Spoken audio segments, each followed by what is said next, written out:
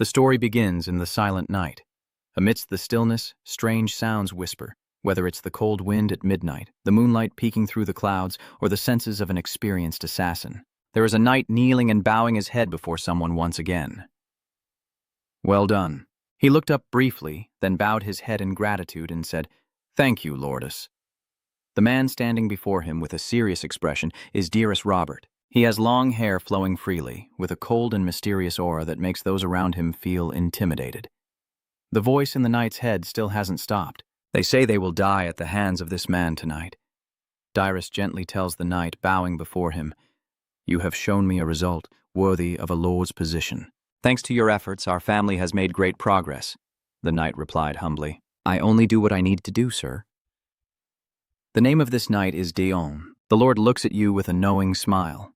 I'm truly very curious about that. Dion. His eyes were fixed intently on the shadow cast on the ground, asking in confusion, "Do you believe that a shadow needs freedom?" But on the intelligent quickly understood Drus's meaning, answering calmly while still bowing his head. "Our team only needs to follow the commands of our master. We do not possess thoughts, emotions, or hearts." Dearest nodded in satisfaction. "Good, so you also understand." Dearest glances at On and whispers, "But if you already know that, the calm attitude from earlier suddenly disappears." Dyrus's face darkens. His eyes flash brightly and the surrounding space becomes gloomier. "He started the interrogation of Gia Anon, so why did you dare to act on your own?" He looked at Gia Anon with a crazed expression, "And how could you have escaped the mind control?" Gia Anon also felt terrified, thinking to himself, how? How did he find out about that? What are the two of them talking about? What is the full story behind it? What is brainwashing? Of course. Gion suddenly recalls the painful memories vividly, how the Robert family expertly assembled assassination teams and that Deuce carried out these acts by kidnapping or selling children. Not only that, he also committed even more terrible acts and turned them into assassins who would sacrifice their lives to carry out the dirty work for the Robert family. In other words, they raised loyal dogs for the clan. Gia Anon is also a helpless child who fell into his hands. I was also brainwashed, but thanks to a chance encounter during one of my missions, I was able to break free from the chains that held me. Gia Anon was surprised that Dearest had discovered this. He briefly wondered, but how could he know that I was no longer brainwashed? He asked directly, "No more guessing. How do you know that, my lord?" Dearest explained in a deep voice. Two fingers idly traced the air. Among all the assassins, including you, there are two chains tightening around your necks. The first thing is mind control, and somehow you managed to escape from it. Then he snapped his fingers, his tone decisive. And suddenly, the second attack comes directly at Gia Anon, shouting, "This will make your blood spurt out immediately." Gia. Anon widens his eyes in surprise, unable to react. After a few seconds, he screams in pain. Ha. Gia Anon clenched his hand over his chest.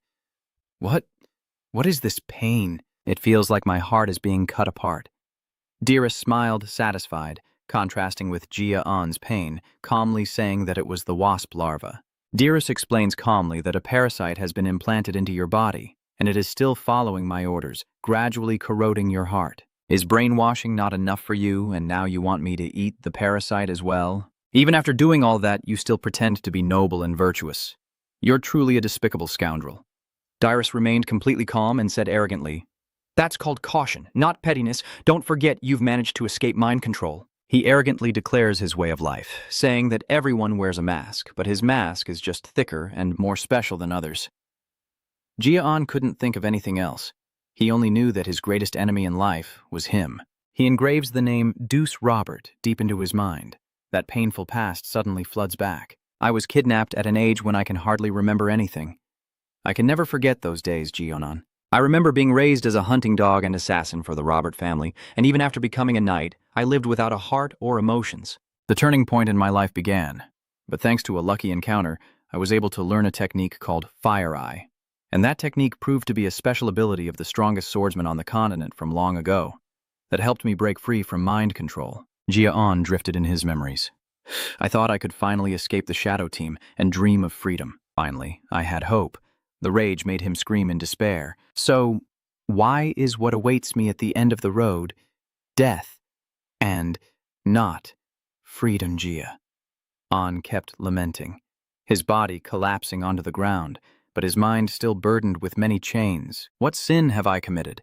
Why do I have to die so meaninglessly? The more Gia Anon thought about it, the angrier he became, with resentment growing inside him.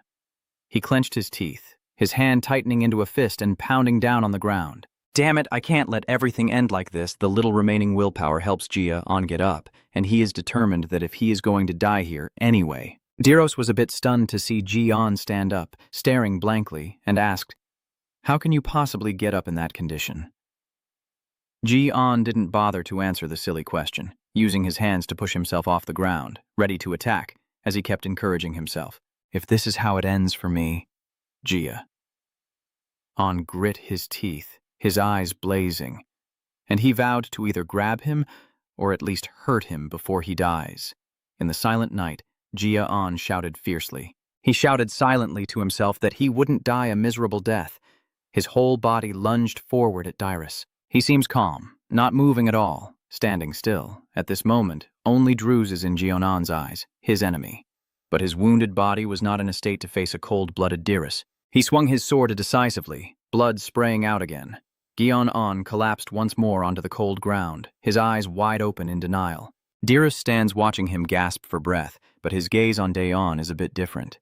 He's surprised even though he managed to block that attack. Diros turned his back and walked away, but he couldn't stop thinking about Gon. Even though he was just trash, he not only escaped mind control but also endured the pain from rage and attacks on himself. How long has it been, I wonder? He looks at his blood-stained hand. How many years has it been since the last time I was wounded? It's hard to believe I was bitten by a hunting dog I trained myself. Diros glanced back briefly, thinking to himself. But now I don't need to worry about him anymore because he's dead. Then he ordered his subordinates to deal with him. Gia Anon's eyes remained fixed on Diros's back. Diros is considered one of the strongest warriors across the entire continent. Gia Anon comforted himself, accepting that losing was inevitable since he must be strong and I am weak. How could I possibly fight back? But Gia Anon's eyes still stare fiercely ahead, yet I refuse to accept it. The ghost of the past floods back, and I regret living this life for no reason. The ghost is also Diros. He prevents me from leaving peacefully. I regret being toyed with by Diros my whole life. The greatest regret binds Gia Anon, he exclaimed, feeling deeply sorry for not being able to complete the fire ring, as his prayer begins to echo. Whether you're a god or even a demon, anyone is allowed. So please, Gia Anon desperately pleads, please do something and give me a chance to take revenge. Diros, the badge on Gia Anon's chest suddenly lit up, and a strange phenomenon occurred. You have been chosen by Wrath. Wrath will enter your body. The body is dead. It's my fault. After the blood-soaked night and that feeling of revenge, the sun rises again. Warm sunlight fills the space, accompanied by gentle sounds. Sunshine, that gentle voice belongs to this beautiful girl. Sunshine, look at your mother's sunlight. The baby lying in the firewood lifts its tiny hand and babbles. Abba, her mother giggles happily. Very good. So what is this now? The baby is surprisingly clever, responding immediately. Ah. The mother hugs the baby tightly, her face glowing with happiness and her eyes full of joy. Oh my, the adorable sunshine of my child looks so cute, but it seems this baby is not just an ordinary baby. It looks at its mother, pondering like an adult. I still haven't gotten used to this. The woman holding me is Sylvia, who gently lifts her child. The boy silently thought he still couldn't believe it. She still smiled brightly and said, "Let's go, Mom."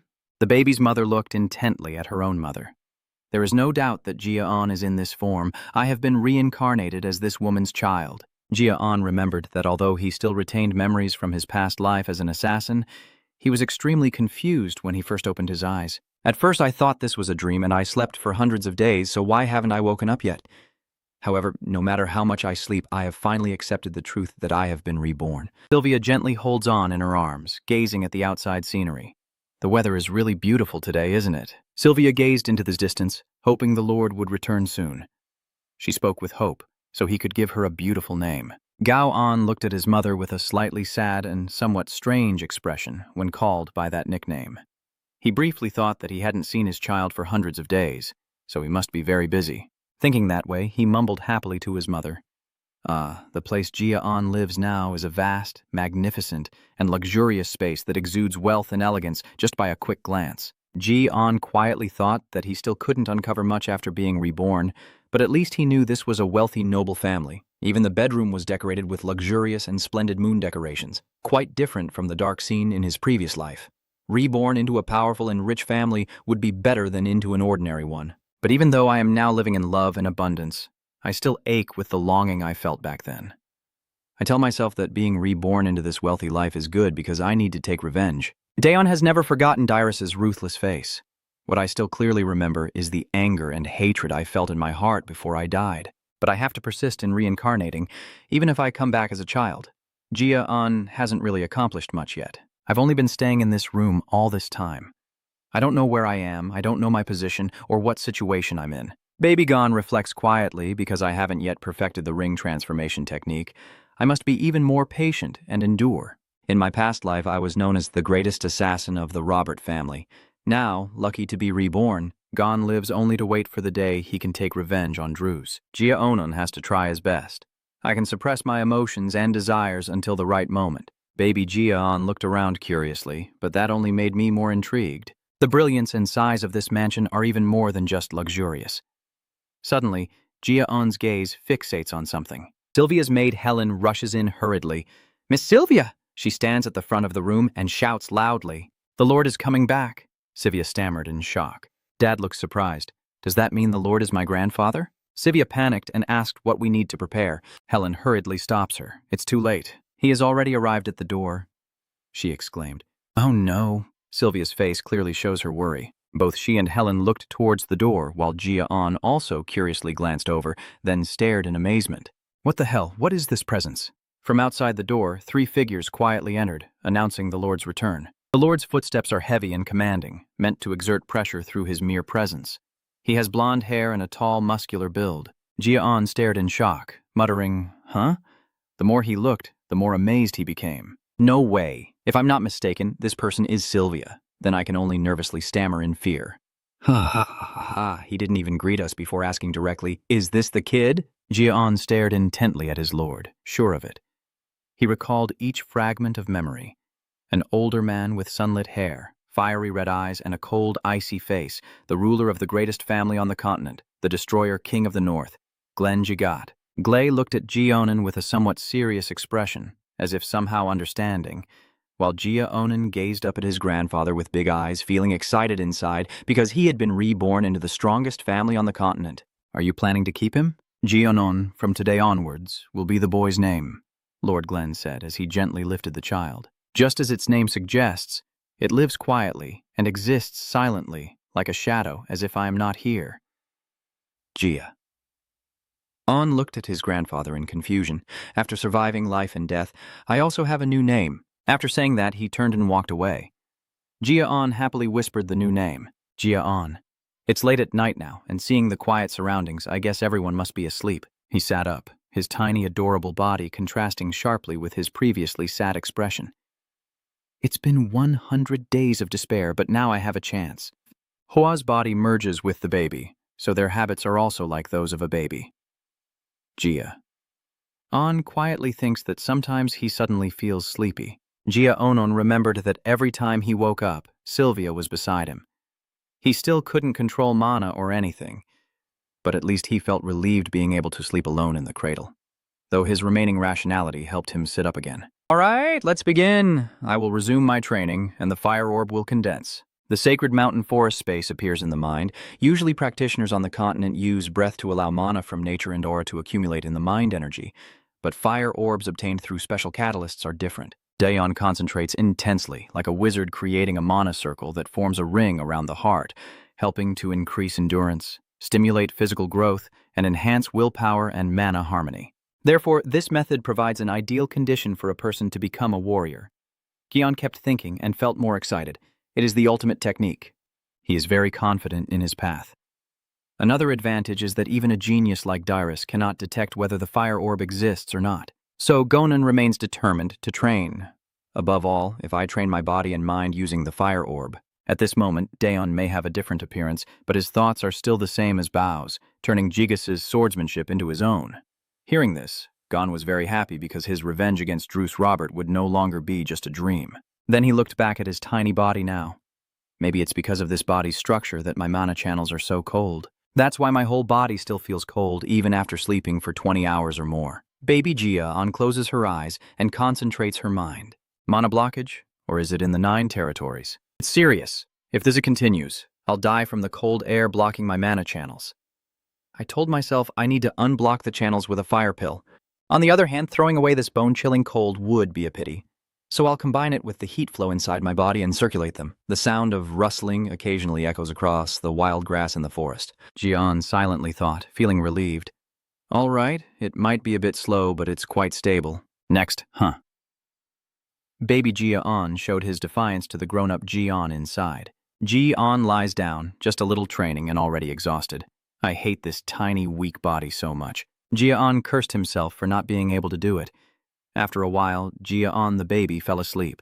Lord Glenn silently looked at his sleeping grandchild in the pot, gently cast a spell on him, then left. The morning has returned, and baby Anon is crawling on the ground with a look like he's protesting something. A boo, boo. Sivia stands beside, encouraging. Our cute little Aaron, keep crawling more. Guilt weighs heavily. G. Anon secretly curses. Playing with this mother is exhausting.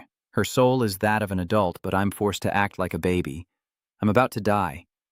Sivia finally lifts Gia Anon up, affectionately praising, "There's nothing wrong with Gia Anon, right? So adorable, so cute. I just want to hold you all day long."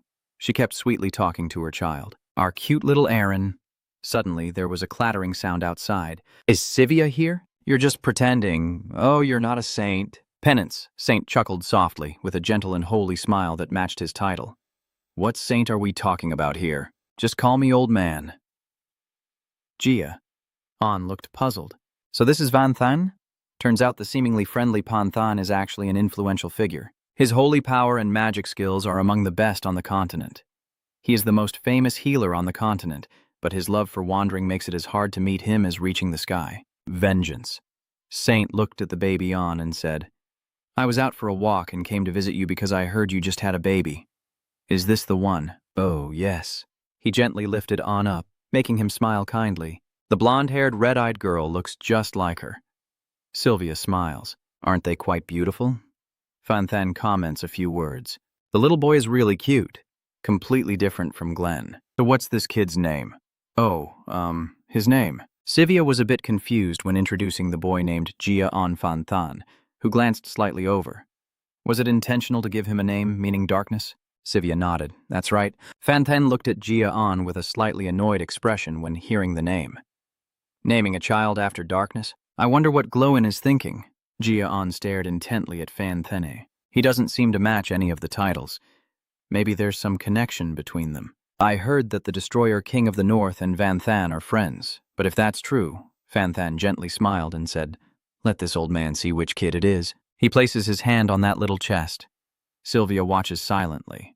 Van Than nodded and said, the boy's condition is not good. Sylvia anxiously asked, is there something wrong with him? This child is cursed with ice inside him. He handed the report to Sylvia and briefly explained the situation. The boy's mana flow is blocked by shards of ice, and regardless of whether he becomes a swordsman in the future, his condition is dire. He said something that made Sylvia's heart sink. If not treated, the boy will die. With this condition, he won't live long. Sylvia was panicked, but he was lying. However, the holy saint remained extremely serious. I will give you some medicine to keep you going. Saint Lord, please forgive me. Helen bowed her head and announced that the master had summoned him. I will lead the way. After we're done here, we will leave. The boss said he had to bring you immediately. Van Than exhaled angrily. That guy still calls at the wrong time. So he left. I understand. Now I will go.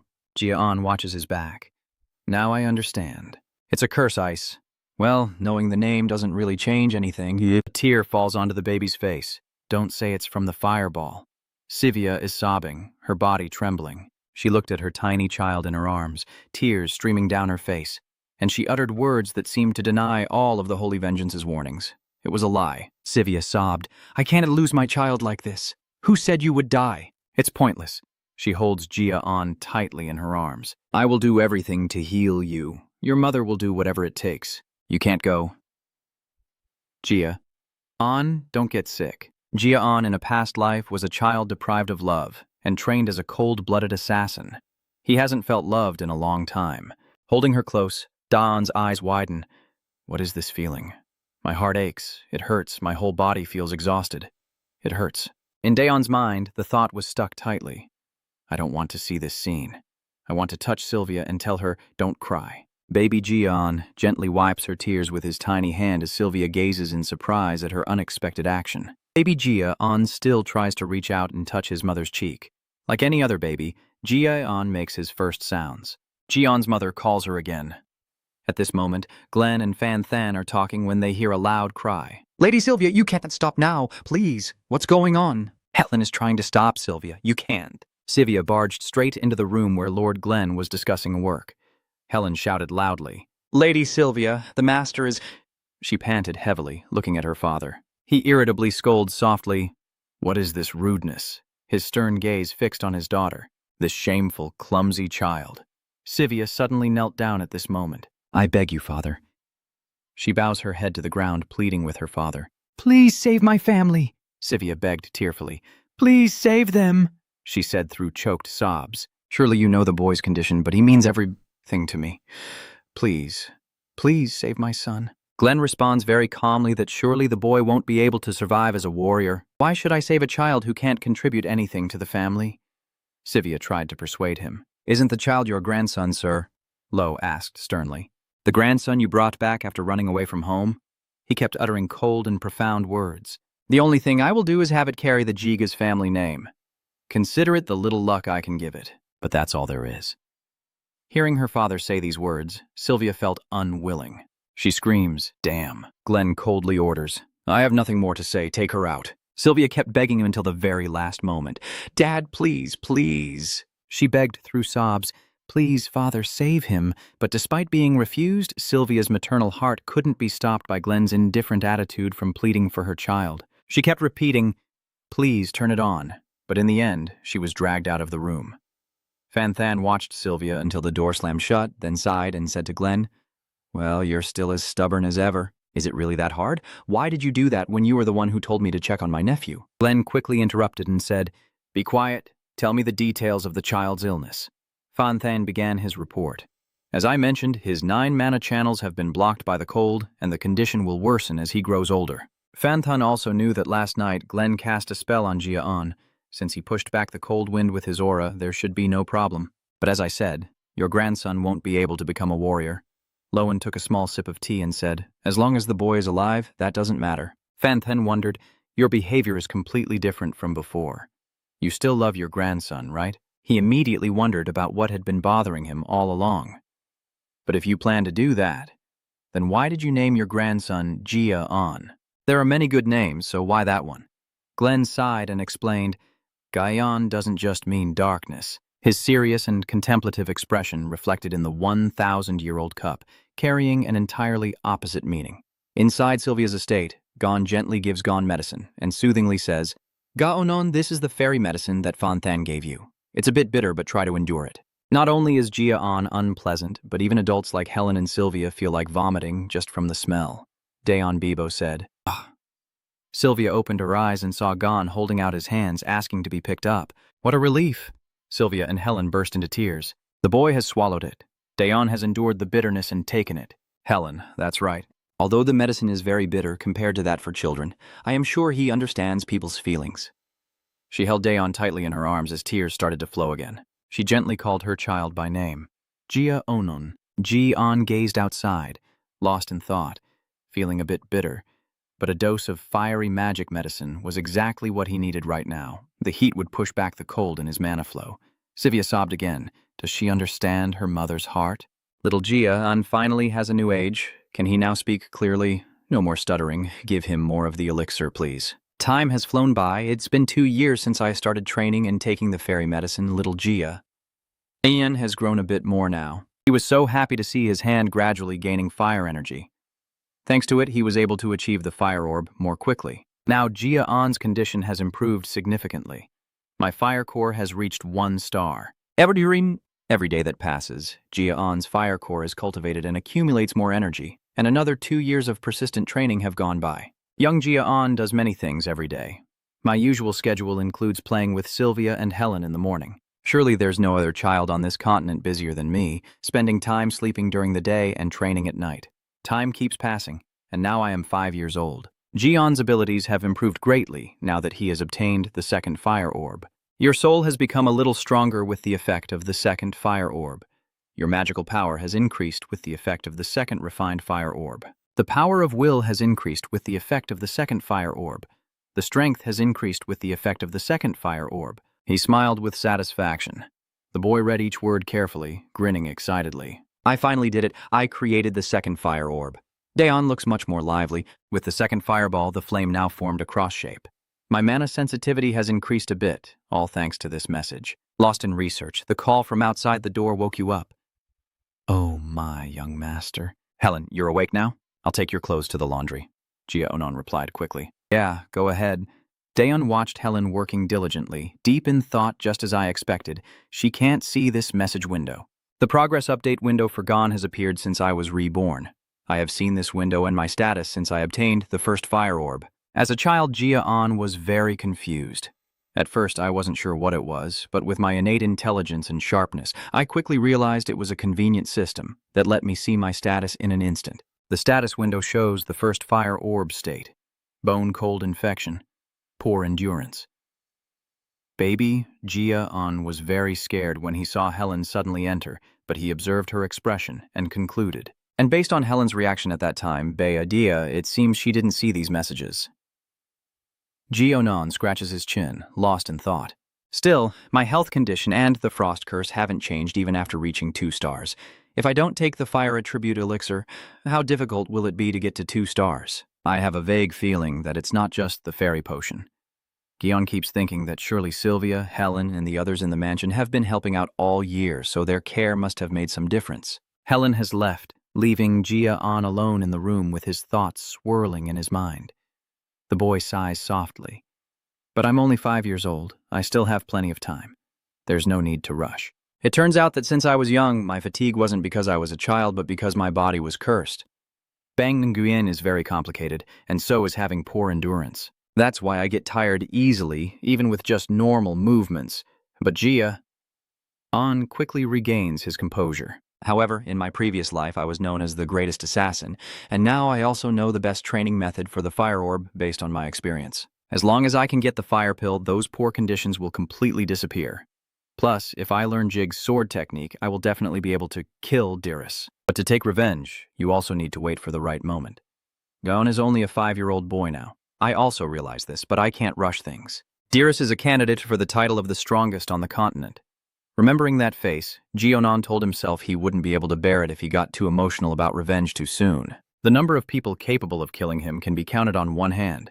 Even if I slow down, I have to gradually increase my strength. Until the opportunity arises, I will end it once and for all. So, Gia Anon can only motivate himself. I will train a little more. Just at this moment, Sylvia walks in. You're awake. Little Gia Anon looks at his mother with an innocent expression, while Sylvia holds the outfit ready in her hand. She said, "Do you remember when I told us we had to go somewhere together? Get dressed and be ready to go to the main hall. Is today the day?" Gia Anon drifted into his thoughts again. The 6 kings and 5 demons maintained the balance of power on the continent, and Gia Anon was lucky to be part of it. Because of the Jig family, my family was reborn as one of the 6 kings. Young Gia Anon sits with his mother in the carriage, gazing at the scenery outside. The 6 kings bestow blessings, while the 5 demons threaten the peace, and other forces also hold judgment ceremonies to decide who is good or evil. And today is the Jigot ceremony. Inside a room, the party is filled with people, mostly nobles and high society attending. They've been chatting excitedly for a long time, haven't they? Is this the first time we've met again since last year's judgment ceremony? It's because I've been busy with overseas missions. So haha, are any direct descendants participating this year? Whispers and murmurs keep spreading. I hear it's Karun's 4th son. Ha ha, I also heard it's Sylvia. As soon as Sylvia and Gia Anon entered, they heard some unkind words. What? Sylvia, that failure, really? As she entered, the room fell silent and all eyes focused on the 2 of them. Everyone looked at Sylvia and little Gia Anon with a hint of prejudice and distance. Sylvia clenched her fists as she walked with Gia Anon through the gossip. So, that's Sylvia's son, huh?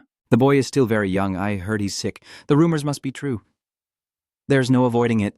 It inherited the blood of a failure, after all.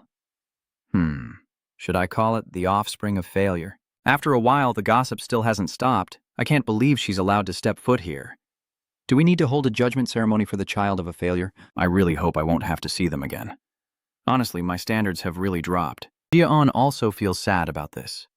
Having been reborn into the family, he can't help but feel uncomfortable when faced with gossip and criticism. Are there things I don't know about the direct relatives criticizing me so much? I don't care about being insulted, but the two of them just walk silently amid the jeers. She really has no shame.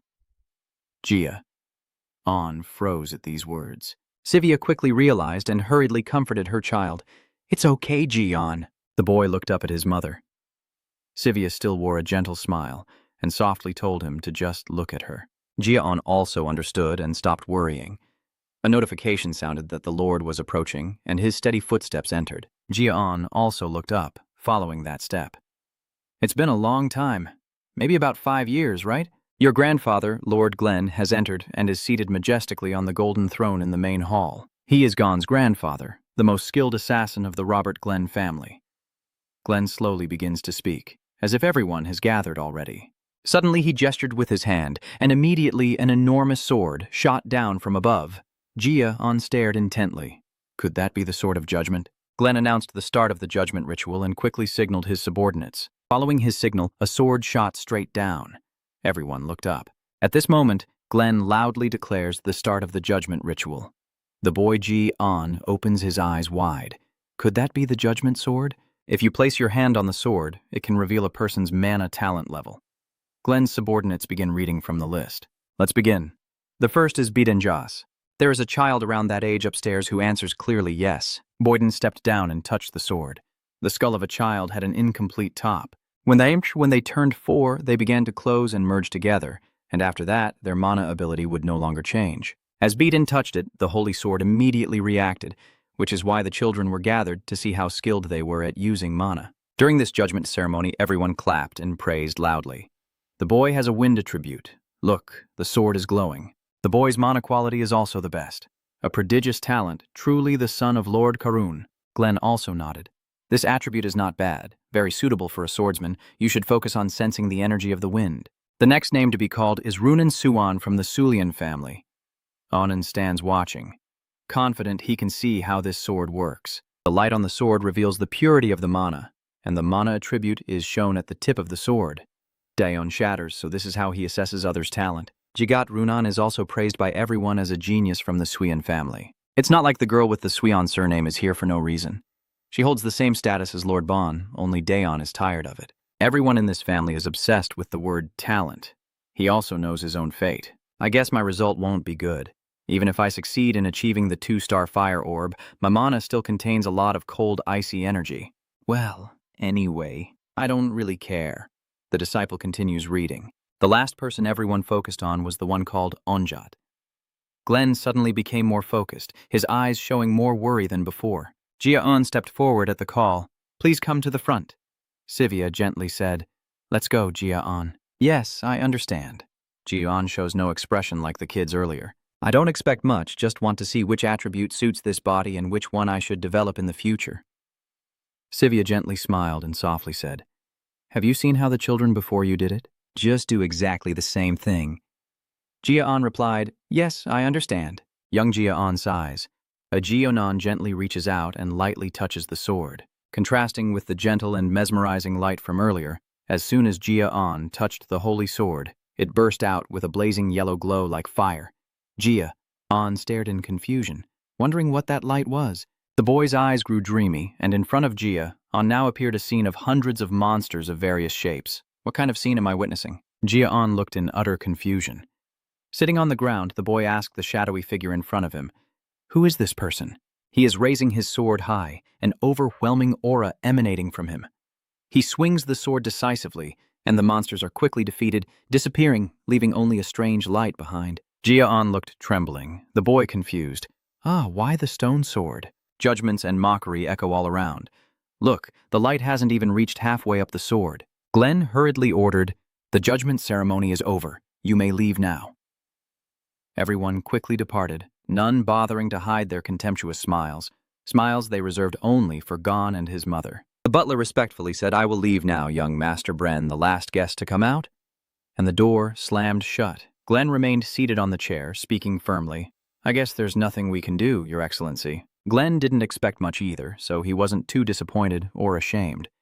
I think the boy is only capable of this much. After all, I don't have any expectations for this child. Suddenly Glenn noticed something. The stone sword was still shining, and the light was growing brighter. Glenn looked in amazement as the sword was emitting. He gave you the 5 words of gold light of the sun. The aura that the first chieftain of Jigat possessed was a terrifying power, strong enough to harmonize both demonic fire and gold fire. He recalled the lines he had read, golden mana and Kim Hoa. This dazzling gold mana has only appeared once in the entire history of the Jigat clan. The light before his eyes reminded him of something. It was dazzlingly beautiful with a shimmering golden glow. That is Kim Hoa. The more Glenn thought about it, the more amazed he was. This nephew, Gia Anon. The next morning, Gon received new information. The status window for Gia Anon Gigas, no title yet. Frozen Curse of the 9 Ancient Bones, low stamina, reduced physical energy, decreased affinity for fire attribute mana level 2 stars, water resistance 2 stars. All right. Gia Anon smiled contentedly, seeming to be on the verge of reaching the 3rd fire completion. 7 years had passed since the first judgment ceremony. Time passed coldly. Gon had grown much taller. His expression, though still innocent, was much more mature than before. Now Min is 12 years old, and Gia Anon drifts again in his thoughts. 7 years since the judgment ritual, and with regular training, my 2 fire orbs are about to become demon orbs, Gia. Anon sat on the lush green grass, pondering for a long time. If I could cure the ice curse, my growth rate would be much faster. My water resistance has increased to 2 stars, and the frost spreading across my body is gone, so my limbs are no longer stiff. Of course, moving my body is still difficult, but it's much better than before, so. Gia Anon told himself he should start exercising. While sitting quietly, suddenly he heard someone call him. Gia Anon is his mother. Sivya, she told me I have to get ready. What are you doing here? Let's go or we'll be late. Gia Anon replied with a serious expression. Yes, it's time for me to take part in the 2nd judgment ritual again. I guess I'll have to see those confusing things once more. After a few hours, the ceremony also concluded. Everyone quickly bid farewell. Finally, Sir Legray, you've worked hard, so the judgment ritual ends here. Gia Anon sat quietly lost in thought, perhaps because only those from the family line were here, so things went faster than he expected. In the end, his name was finally called. Gia Onagat Glenn sternly asks his grandson if he has also received the order to participate in the basic training as a member of the family. So why haven't you responded in a month? Gia.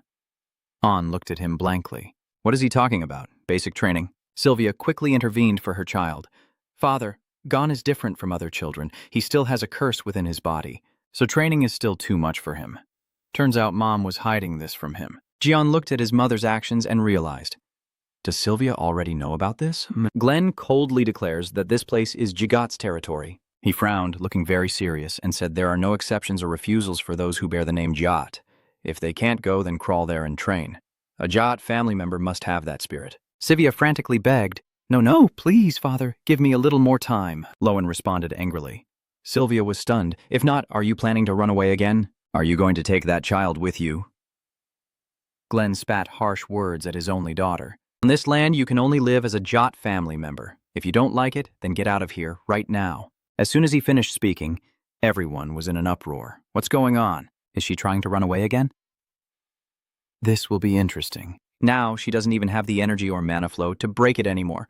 I can't believe someone like her is a direct descendant. Gia Anon realizes as he sees his mother enduring silently. Now I understand.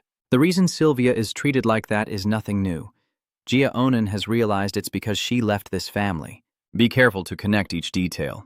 Sylvia has no aura despite being trained in martial arts, which means her spiritual energy and mana channels have been completely destroyed. Then my mother left home, met my father, and married him. Fate was not kind to Sylvia, but after she became pregnant with me, my father died and she had no choice but to return home. Sylvia felt helpless, knowing she couldn't persuade her strict father, so she turned to leave Gia. Anon looked at his mother, because she had abandoned her position in the direct lineage, and now, having returned, she had to accept even worse treatment than a member of the extended family. However, that is the perspective of others and their own situation. Gia Anon's imposing figure, exuding an intimidating aura as she passes by, slightly startles Sylvia. But when she looked back, she saw no assassin at all, only her son, Gia Anon, full of arrogant confidence. Walking proudly forward, Gia silently thought that as Sylvia's son, he couldn't bear to see his mother being treated like that. When Sylvia saw Gia Anon moving ahead, she shouted, "Gia Anon, what are you doing? Come back here, young master. Mother will handle this, so please." Gia Anon reassures his mother with a very determined look. "It's okay, mother." He stepped forward and clearly said to Glenn, "According to your orders, I will participate in the training starting next month as you commanded." At this moment, Daniel sitting alongside Glenn spoke up, saying, "But I don't even know that there's a training program. And he's worried about it no matter what it's called, but basic training isn't something a sick person can endure. You should withdraw immediately." Gia Anon calmly responded to the advice and judgmental looks, saying loudly, "I already carry the Jiga's name, so I will have to pay the price for it. I will participate in the training." Glenn angrily frowns and scolds, "Do you dare to tarnish the Jot name? Do you understand how serious it is to mention the name Jiga?" The pressure emanating from Glenn makes Dion a little afraid. He looks at his grandfather with a pale face. Suddenly, a few drops of blood trickle down. A look of horror flashes in Dion's eyes, his eyes wide with shock, as if his flesh is being torn apart. His hand trembles as he clenches it tightly to stay calm. Even just a glance can affect him that deeply. It felt like my heart was being squeezed tight, affecting me even more than Robert did. In Dion's mind, the question arose, is this the warrior, the destroyer, king of the North? Sylvia hurriedly ran over and embraced Gia Anon. "Sir, Gon is still young, so he doesn't really understand what he's saying." Daniel also spoke up. "Sir, the boy is still just a child who doesn't know anything. Please lift the pressure you're putting on the boy," Glenn said loudly, his words carrying a heavy weight that immediately instilled fear in anyone who heard them. "I'm talking to you." Dan stammers, "I'm sorry." Sylvia continues to beg desperately. Her arms are tightly around Gia Anon. A Cha's health prevents Gia Anon from training. "Please, father, please take back the pressure." Gia Anon has been in shock all this time. The assassin whispers to himself that killers are those who must live in the shadows. Being an assassin means every moment is closer to death than to life. They will never reveal themselves. Gia Aon's past urges the 12-year-old Gia Anon to move forward. But now I am no longer the assassin I used to be.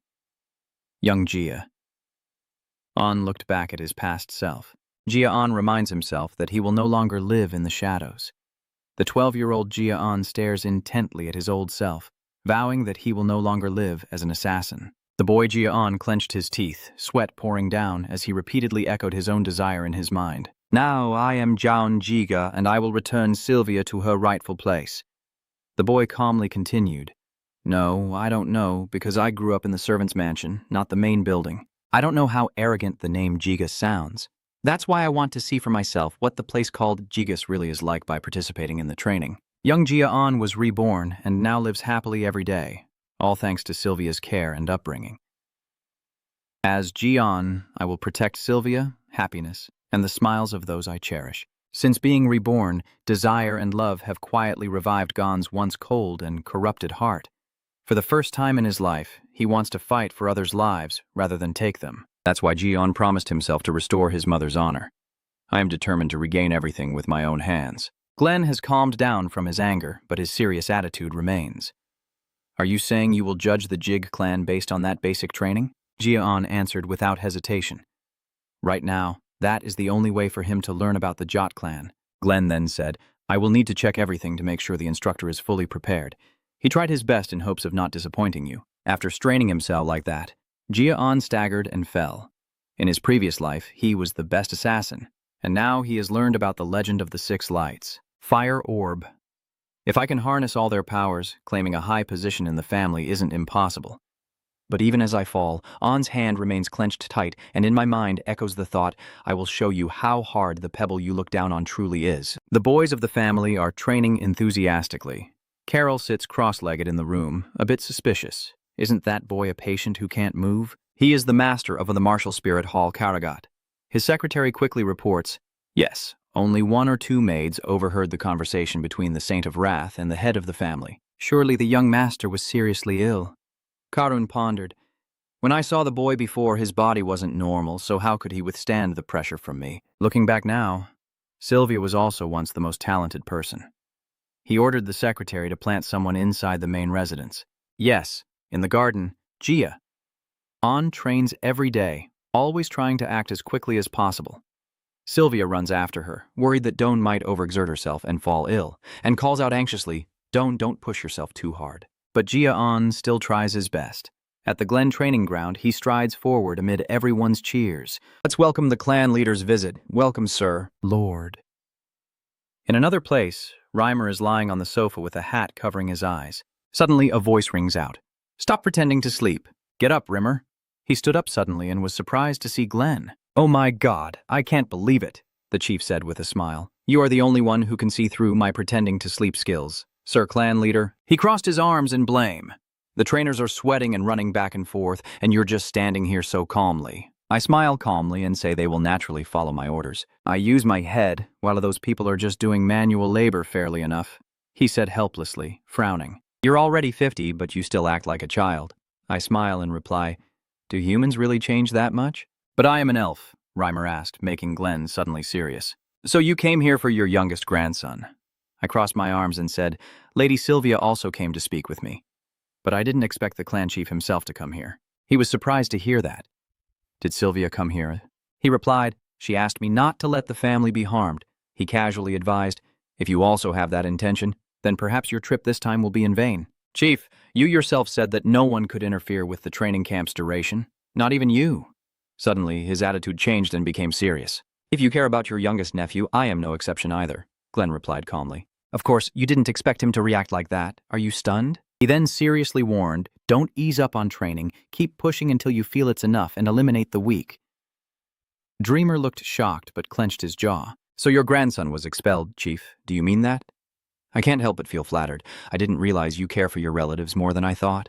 Is it because you can't take good care of Lady Sylvia that you pour your affection into that little one? He said, a bit annoyed. If you weren't my comrade in the army, I would have cut your head off. He advised him, don't hold back with the boy, and remember to clearly distinguish between the talented and the ordinary, only keep those who meet the standards for training. Reimer turned back with a smile on his face. So, respectfulness is no match for obedience. Glen, having achieved his wish, turned and walked away. Sure, do whatever you want, I'm leaving now. He crossed his arms and looked out the window, muttering, Gia Anon. I'm very curious about what you are. The system then appeared, having received the third fire orb. The 3-star fire orb has enhanced your body and soul, increasing your strength, agility, and endurance thanks to its effects. Affinity for mana, willpower, and energy have increased thanks to the 3-star fire orb. Water resistance reaches 3 stars. One of the 9 strands of the cursed bone ice has disappeared. Gia Anon sits on the bed controlling the system, silently thinking that 3 stars are entirely a different level, and his awareness of his body has increased, with a clearer mind than before. He remembered Sylvia worrying about him. Why does he have to push himself so hard on the very first day? He painfully said, it just happened suddenly. Thanks to Sylvia's intervention, my limb muscles have started to develop without much difficulty. He touches the muscles on his arm. Moreover, this magic station window also accelerates my growth even more. Life is like a chessboard, but this is just the beginning. The Glen family training is known to be extremely tough. 3 stars are just the foundation for starting as an apprentice in the family, and only with a solid base can you build a tall house and survive the days ahead. His hope is to be at the top of the army. By showing outstanding achievements, he will make those who mocked him shut their mouths. And the top priority is Robert, so after everything, Saint Heavensword, dear Russ Robert. With a determined look, I think I won't stop until I slit his throat. Suddenly, I was startled by a call. Dion is here. Turns out it's Sylvia. Why aren't you asleep yet? I'm confused, Mom, he wondered, and asked why his mother was still here at this hour. She sat on the bed and said, tomorrow, you'll go to the training school to start basic training, right? I have something I want to talk to you about. Are you sure you have to go? Then she confided that she still wanted to stop me, that I always held back no matter how much it hurt. And I didn't know what I would do if I got injured all over during training. Sylvia gently placed her hand on Gia Anon's shoulder, reluctant. I don't mean to stop you, but just for a year, can we postpone it for a year? But his answer was already predetermined, making her heart beat a little slower. You can't back down. He remembered the looks others gave him and said, whenever I see distant relatives meeting someone and their expressions seem like they're looking at someone weak, I feel angry when they look down on my mother, so I can't back down. His determination is so strong that as long as you train well, they will no longer look down on us. These words completely moved Sylvia. She smiled, bowed her head, her cheeks slightly pink. Clenching her nails into her palms, she said, You are very smart, Gian. You must have figured it out. Why I have to live alone and why the world curses me. Then she recounts her love story. I met your father during a mission and fell in love with him. but because of his knightly status, we found it very difficult to be together. And then she made a painful decision for love, so I destroyed my Moss circuit and spiritual energy, then left the clan. Sivia decides to reveal a long-held secret. Actually, I have another sister. The girl is 2 years younger than me. Her name is Gia. Peaceful life didn't last long. While we were living peacefully, the army from E found us and attacked. She and her husband had to pick up their swords and fight. Father and son are not that strong, and I am still pregnant with the baby. Sivia's eyes are filled with fear. So we couldn't do anything. A miracle happened, but it was too late. Fortunately, my father and brother always silently protected me, but they were far away. By the time they arrived, it was already too late. She is in pain as she faces the truth. Her tears keep falling uncontrollably. At that time, your father and sister had already lost their lives. Sivia only managed a faint smile whenever she talked about it. I have nowhere left to go, no other options. I had to return to my family clan, so I am considered the sinner of this family. Her face is filled with nothing but pain. I don't know what to say to your grandfather. After hearing all that, Gia Anon thought to himself how selfish Sylvia is. He acknowledges and judges that she abandoned the responsibilities of the family to pursue her own happiness, returning only to cause trouble and seek refuge. I understand why she was treated so harshly. But Sylvia cares for me, and she is also the one who gave me this new life. The first time I met someone who truly loved me that much, why does everyone think she's selfish when, at least to me, she's the only mother I've had in both lives? He asked, "Do you regret, mother? Do you want to go back too before you left home?" She smiled and replied, "No, I have no regrets. I remember the happy times with the one I love. I have lived as if I do not exist in this house. Only when I leave here do I feel alive. That's enough." The smile on her lips gradually brightened and a look of happiness appeared. At that moment, I truly felt happy. And now I am happy because I have a child in my life. Sivia lowered her eyes and continued, "I'm very sorry, G. I am not a good mother." "It's okay, everything's fine, you're okay. Don't worry." He looked at her and thought, even if others criticize your mother as selfish, you are an irreplaceable and precious mother to me. He looked at Sylvia's tearful face, moved by her emotion. The revenge will succeed once he helps her regain her rightful place as heir of the Richard family. A tear of happiness rolled down Sylvia's cheek as she couldn't hold back her tears. Gia Anon was confused. "Mother, why are you crying?" It was already late at night when Gia Anon stepped out of the room, sighing exhaustedly as his mother finally calmed down. He sat on the bed and started to talk to himself. "I should check the progress of the fire ring and then go to sleep. The training session will start soon." He sat cross-legged and pressed his hands together. A stream of blue energy is emitted now. He quietly thinks it's fine, as the rotation speed of fire ring has increased after reaching 3 stars. If 3 stars already make it this fast, how much faster will it be in the intermediate stage? Suddenly, the small flame flared up fiercely, startling him slightly. A voice suddenly echoed, "It's finally here." The flames grinned mischievously. "Your rage has touched me, Spirit Flower Emperor, in the name of the second demon disciple of the demon realm. Rage, I will avenge you, Gia." Anon doesn't understand what is happening. What is this? The system suddenly appears. The mysterious power has been activated. The rage power has been established and rage has awakened. It stares intently at your body and soul. It wonders why there is a child here. Why are you so confused? What are you? It's just as confused as you are. I'm the one who should be asking that. Who are you? My anger is not something a mere brat like you can unleash. Its eyes are wide and cloudy. Then he corrected himself. No, it is you deep inside, hiding a very profound resentment. The Spirit Emperor crawled onto him. "Fine, then offer your soul to me, and I will help you avenge the grudge you've long desired." Gia Anon wonders if Robert appeared out of his anger towards Drews before dying, but now it's too late. He looked at it and said directly, "No, I don't need your help. I will take revenge myself." Is that hard to understand? It wraps around him as he ponders that he will never have a second chance and cannot let others take revenge for him. Then it says, "I will be the one to take Drew's head." It spoke, "Looks like you've got something mixed up, kid." It grinned and clarified, "I'm not here to negotiate with you." It ignited a large flame and said, "A Tinhua Emperor has made his decision. Gia." Anon looked confused, with a hint of worry on his face. He pats his shoulder gently, thinking to himself, "What is this? Why does this flame feel so cold? Could it be that the flames are raging fiercely and saying in a terrifying way, 'You only need to sacrifice your body to me'?" Then it rushed wildly toward him. He was stunned and completely stiff, unable to react. The essence, Emperor's aura, continued to grow stronger, completely overwhelming Ra-On. At this moment, the glass of water on the bedside table gently cracked. He hugged his chest and his heavy body pondered.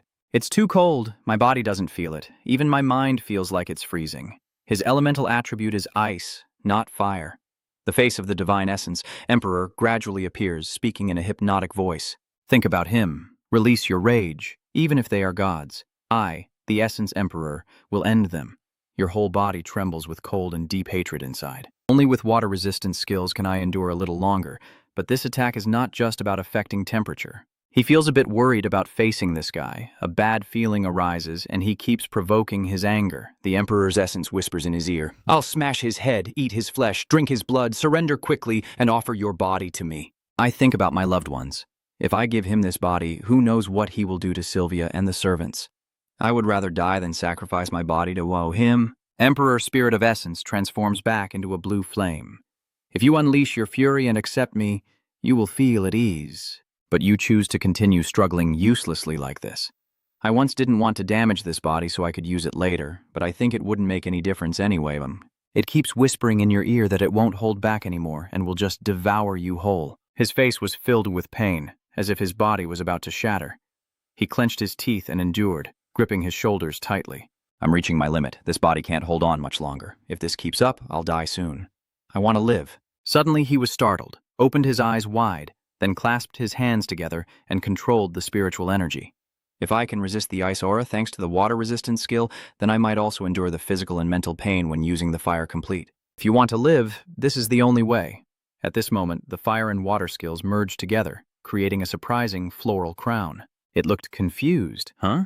Are you angry and unable to believe the truth? I have just awakened. How could that happen? A puny human dares to challenge me. A determined look fills my face. I will take revenge myself. I refuse to let a wandering soul take over my body. Hearing this, the Spirit King was so angry he pinched his cheeks and shouted, A restless spirit. How dare you call the demon lord of the demon world a restless spirit? And he calmly replied, Do you still dare to call yourself the demon lord when you haven't defeated me? He keeps provoking it. Or is the demon lord truly dead? You should go away. It scowled. How dare you mock me? He sweat nervously, thinking that just now he said he only just woke up.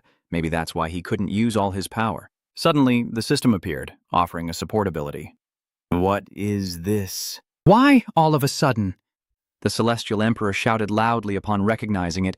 It's my power, the status window. How do you have it? I'm a bit surprised that my stats are now clearly displayed. Gia Anon asked curiously, What is the status window with the message? Does it have anything to do with you? The Emperor of Essence, though angry, still replied, Of course it does. That system was created by itself. But do you know why you can use it? The more it talks, the more confusing it becomes. What is the system for? It seems like it's just playing with him, and with a dejected look it replies, I have no reason to tell you. I still asked, Is this also to promote growth? Tenhua Emperor was surprised that he saw through it and stammered, How do you know? He looked calm on the surface, secretly thinking that he couldn't even control his emotions. No wonder he's so furious. He feels the flow of energy in his body connecting to the system.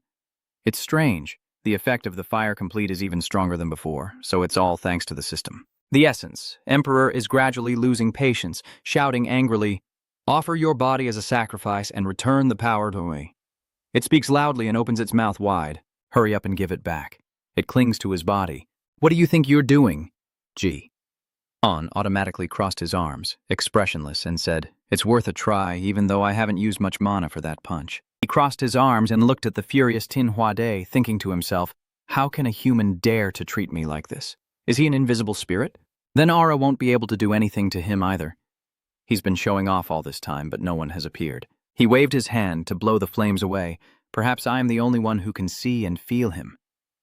Suddenly, he shouted and caught it off guard, a blue flame swirling around his wrist and instantly forming a ring with snowflake patterns. Gia Anon looked at it with curiosity and said, This is the Emperor's essence, speaking from the ring. My seal has just been broken, but my power will return. When the time is right, you won't be able to stop me anymore. I will haunt you until you have no more anger or regret left. He frowned, feeling annoyed. He's really a nuisance. I truly want to kill him.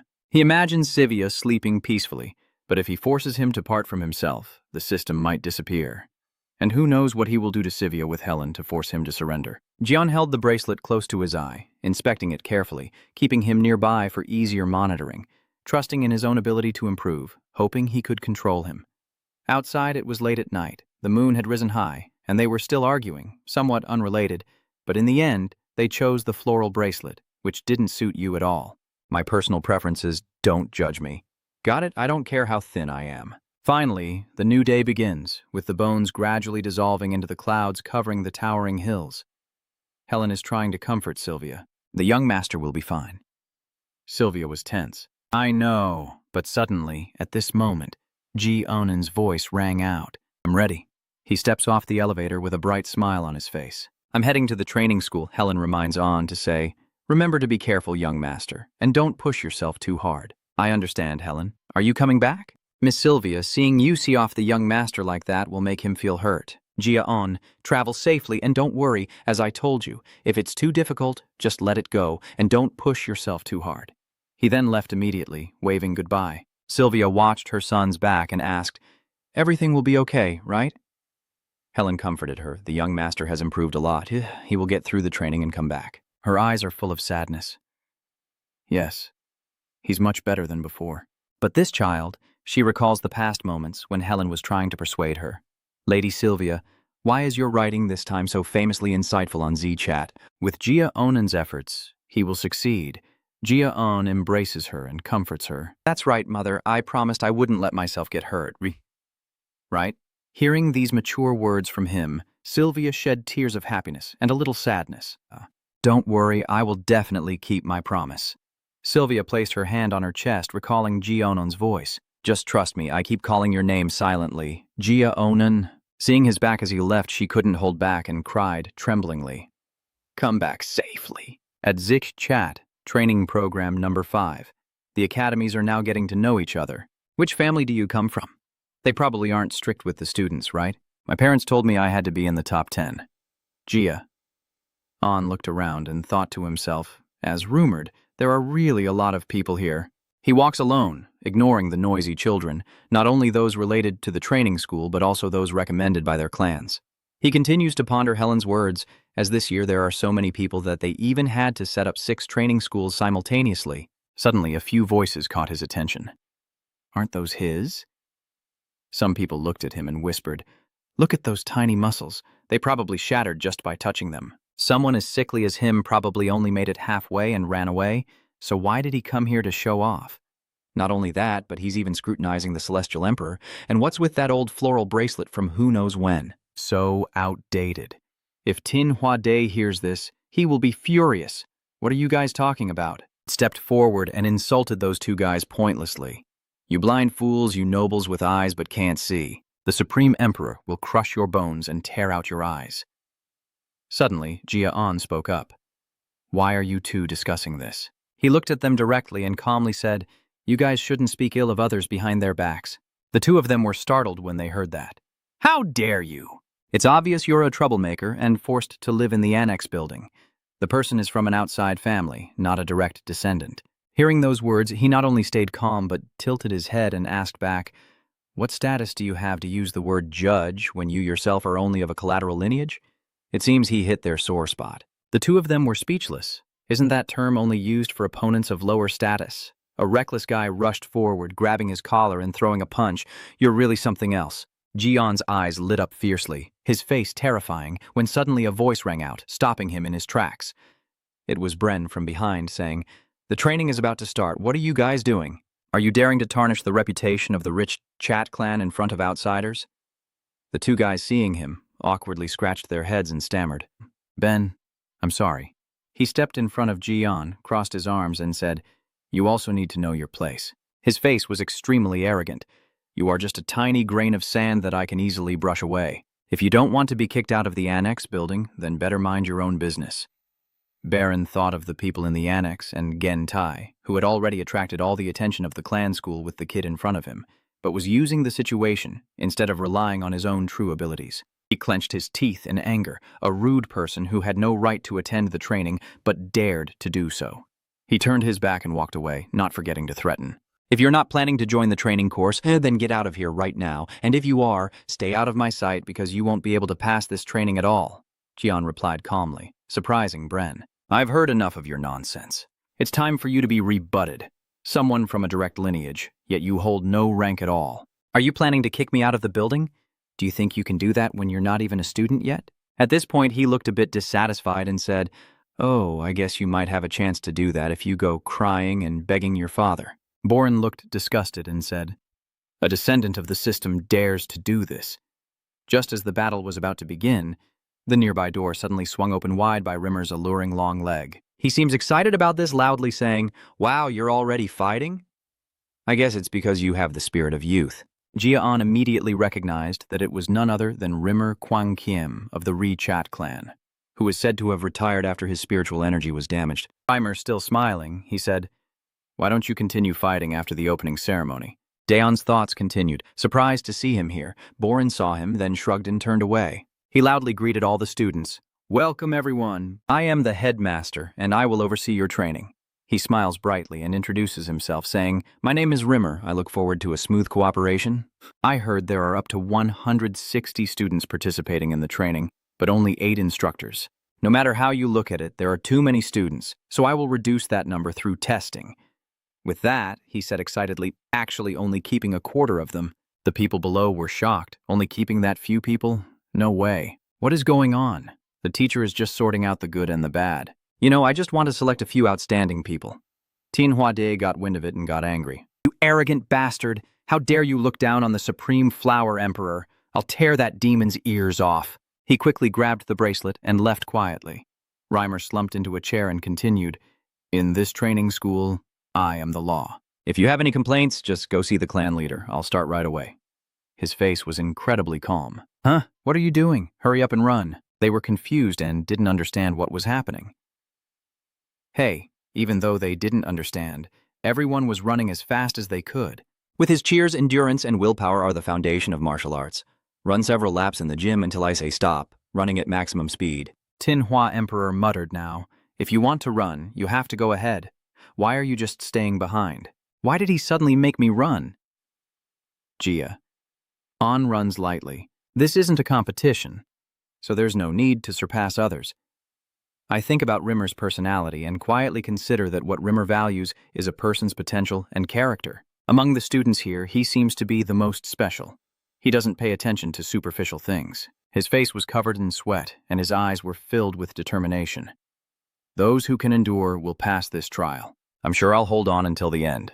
When I finally saw Bren and Runen, the others started paying attention to them. Young Master Bren and young Lady Runen are truly unmatched. They are discussing the 2 children, all doing very well, but those 2 still stand out the most. This isn't even their top speed yet. At that pace, they could run for hours, their faces flushed with exhaustion. At just 12 years old, have they already reached that level? Thinking about the future of these children, I can't help but feel cautious. And in the end, one of them finally took notice of Gia Anon. Is that little kid the boy from the rumor? Gia. On looks a bit unwell. He hugged his chest tiredly, which was no surprise. The boy couldn't keep up and kept falling behind. That child is sick. Running at that speed is already impressive. They kept talking without noticing that Ro was standing behind. The boy looks tired already, probably going to fail soon. Reimer smirked, a hint of amusement in his eyes, thinking to himself, This is interesting. Have I ever met a child like him before? I immediately thought of Glenn, thinking that only those whose potential we cannot see are the strongest because we can never truly understand their depth. Then I imagine how Baron and Runen will look when they grow up. I can see the traits and colors of those children, and know what kind of people they will become in the future. Reimer hesitated as he looked at Daeon's back. But why does On matter to him? Gon looked like a transparent object. I couldn't see any color. His face was full of delight, meaning the boy's potential was beyond my understanding, and I couldn't hold back my laughter. It's pretty amusing. The students keep teasing On because he can't seem to get ahead. See? It keeps acting arrogant and then ends up at the bottom. He should be grateful to be at the bottom. He's about to fail anyway. Seeing its clueless expression, I bet it won't last more than 10 minutes, and even you will be surprised. No way. I wonder if this specialized training is really that simple. It's just training. Why do they only make us run? He remembered the scene like a nightmare from his past life. In his previous life, They released monsters that had been starved for days. I have to run for my life to survive. I can't just run like this. Thinking of that, his face brightened with happiness. Is it too simple? All the students are trying to speed up to reach the finish line. Gia Anon passes by at a steady pace, neither fast nor slow. He looks a bit panicked, wondering silently if that kid is okay. How can it still keep running? I thought Gia Anon would be exhausted and gasping for breath by now. Its stamina should have been exhausted a long time ago. This goes beyond what people usually call perseverance or stubbornness. This kid should have no stamina left to drag himself forward. And suddenly I remembered the warriors I trained, whose incredible willpower could only exist in those who had trained tirelessly and faced death countless times. How can this kid have such a strong willpower? His face is full of interest as he says, "Gao Nich chat, it's really interesting." Boren was exhausted now and realized Joan was right behind him. He felt a bit angry and confused, wondering how he could still keep running. I was sure that he had no way to train his muscles. He remembered what the doctor said. According to the holy saint, Sylvia's son is most likely going to die, so forget about becoming a warrior. And he was even worse the last time I saw him. That was when BR secretly overheard Glenn's conversation. But how? He gritted his teeth in anger. They're all just so damn annoying. All right, I'll show them now. He activates his skill, unleashing a lightning-like beam that controls his aura. That we have a huge difference in skills, to the point where you want to give up everything and surrender. Boren sped up and left the others behind. Runan continues to run calmly, while An is slightly surprised with wide eyes, secretly thinking that for that noble guy, he's just a kid. Then he looked back at Runan. Psychologically, Runa is more mature than him. He keeps running with effort.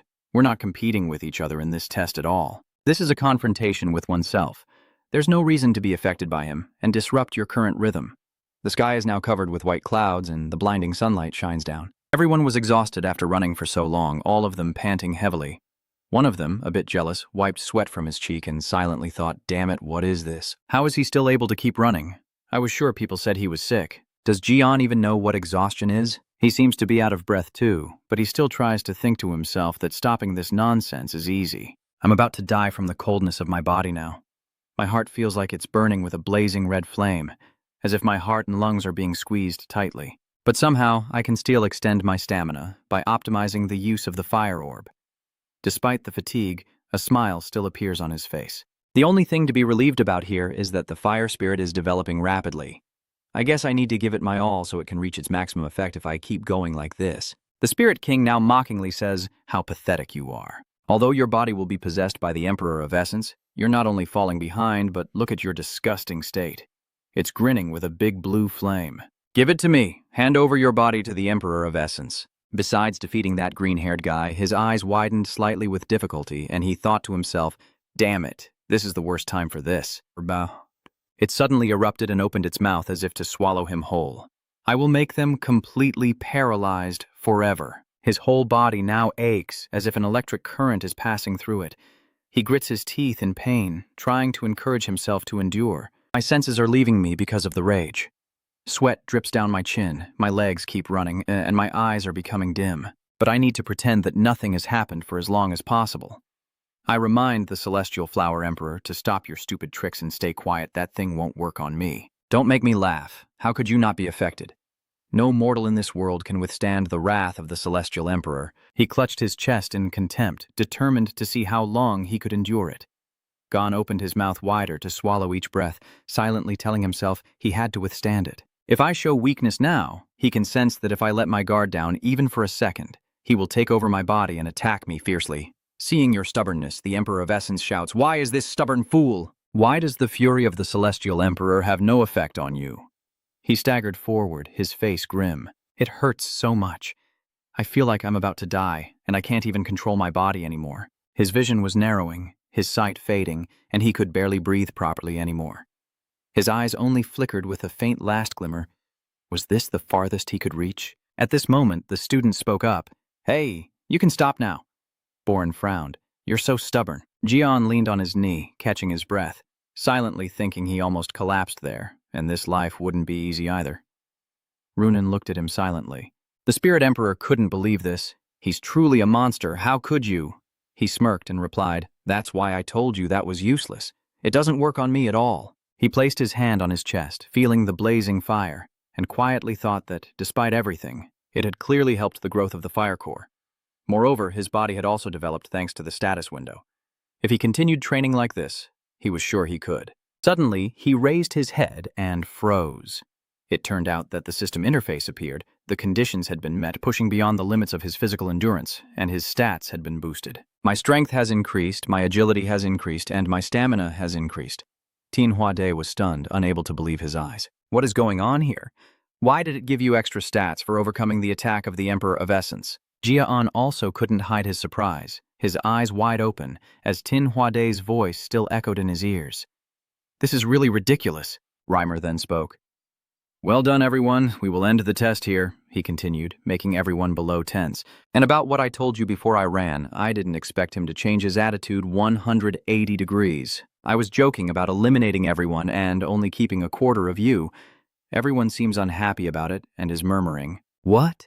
You only ran your hardest because of that. He calmly replied, I would never eliminate that many students on the first day. They would never let me keep teaching if I did that. Moreover, I never said I would eliminate you after this test. Suddenly, his eyes turned sharp and cold. But if you keep practicing like today, most of you will be eliminated. They all flinched at that. Reimer said as he walked away, clearly stating that I told you to run at full speed. However, none of the 160 of you ran at full speed all the way to the end except for one person. At this point, Bren suddenly felt a twinge, and some of you even resorted to using aura. Actually, what you do doesn't matter, because it's you who are taking the test, not me. However, you definitely won't fail the test as long as you follow my instructions carefully, so don't worry about that. Well, it's not easy to do either. Reimer, with his hand on his hip, continued, You will become temporary recruits from this moment on. I will remove the word temporary if you can pass the test within the next 6 months. He smiled brightly and added, And by the way, I am also planning to select a top rookie, but I won't rank you. The sky is clear now, and I still have much to say. Well, you will have the chance to experience the finest luxury accommodations prepared by the family. Oh. There's also an indoor training ground on the left side, so you can go check it out. For now, everything ends here. The forest is vast with many ancient trees. Reimer walks with his hands in his pockets and then speaks. I have a guest waiting at my dreamstone, my lord. That person is none other than Glenn. How did everything turn out? You shouldn't be the one asking me that, should you? You've already seen everything since you came all the way here. He talks about Ben and Runen. You also know how good I am at judging others. As expected, Boren and Runen have extraordinary talent, and the other children also have the potential to become the pillars of the family in the future. He crossed his arms and said vaguely. However, he then straightforwardly said, I didn't see anything from Rayon at all. He continued, I don't understand how that kid could keep running at the end. He should have run out of stamina long ago. This is the first time I've seen something like this since I last saw you, my lord. Reimer leaned against the rock and laughed, saying that a day had been truly boring since my new energy was depleted. But I have a feeling this will be interesting, Glenn Buddha said as he put on his key cloak. You're the one demanding to become a trainer for those new recruits. He just walked away, his voice still echoing. Your job is not to find joy, but to raise the children into warriors of the rich Chat clan. He replied, Of course. My lord. Then he shared his thoughts, and moreover, I feel like I could entrust my future to one of those rookies. Green knew what Reimer was implying. He obviously doesn't believe that. It's just a coincidence. That kid is unlikely to become a warrior. He didn't reply and just let him leave. A faint smile curled at the corner of his mouth. You know that's not the truth. Jian sighed tiredly and said, The basic training is over. Let's go back to the training school. Tin Huadi muttered, Why is that little brat so mean about all that stuff? The other students looked at him with hatred, which was really unreasonable. They are in the wolf cooking room together. Unless he's up to something, there's no way he could have lasted this long. You're right, I've definitely heard about his illness before. Gren crossed his arms and confidently said, It must be because of the elixir. Then he fabricated a story. I heard that the Saint of Wrath once gave it to him. Huh? Did he really do that? The two of them were so shocked they believed it instantly. So he managed to escape using the power of the elixir. So you're still pretending to be very talented for lasting until the end. The shameless bastard. Gren tilted his head and muttered, Should I teach that arrogant bastard a lesson? And then he did it. Gia Anon was thrown against a tree, painfully. He asked confusedly, Why did you suddenly do that? He laughed and replied, Oh, you don't know? The two accomplices pointed at his face and shouted, You got abandoned by the legitimate lineage but still dare to boast, when all you did was rely on some lucky fairy potion you managed to get. Without that holy fairy medicine, there's no way you'd be running like this today. He remained silent, used to those insults. How dare you play those tricks on us? People from the collateral line have no special powers. He silently thought, kids will always be kids. This ridiculous reason, they're just warming up their bones. Don't worry, we're only bringing you out here to talk. That's right, we're just here to have a little chat with you. Gren is the first name. He cracked his knuckles and said, don't worry, this kind of thing happens all the time.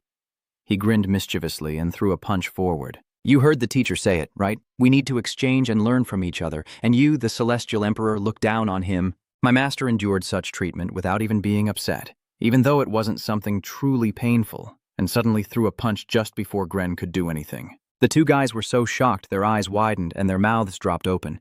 Every moment seemed to slow down as he gradually leaned back. Even the Celestial Emperor was surprised by this. They run over to Kryn, worried. Are they talking? Yeah, you're right. Gia Anon's face now looks terrifying. His hand appears with prominent veins, so talk with your fists. Seeing this, the other guy rushes forward slowly, but of course he easily dodges it like eating cake. Then he delivered a painful kick to his stomach, as if sending him to meet his father. The other guy, confused about what his teammate was doing, asked, "What are you doing?" He blamed him for losing, but before he could finish his sentence, Dion delivered a painful punch to his face. And, not stopping there, he kicked Kran so hard that his eyes widened in shock. The Supreme Flower Emperor couldn't believe his eyes, his face lighting up. You just punched him. This scene really only happens once in 1,000 years. Gia Anon keeps punching another guy, and in the end all you hear is the sound of flesh hitting flesh. I don't know how much time has passed, but a bruised face guy crawled up, and they were all lying on the ground, begging. Stop. I can't breathe anymore. We're sorry. Please stop. He doesn't care about the noise and stomps on his hand. A cry of pain escapes. He leaned down with a smirk and said, "Before everything ends, I have a question for you." Gren looked pale.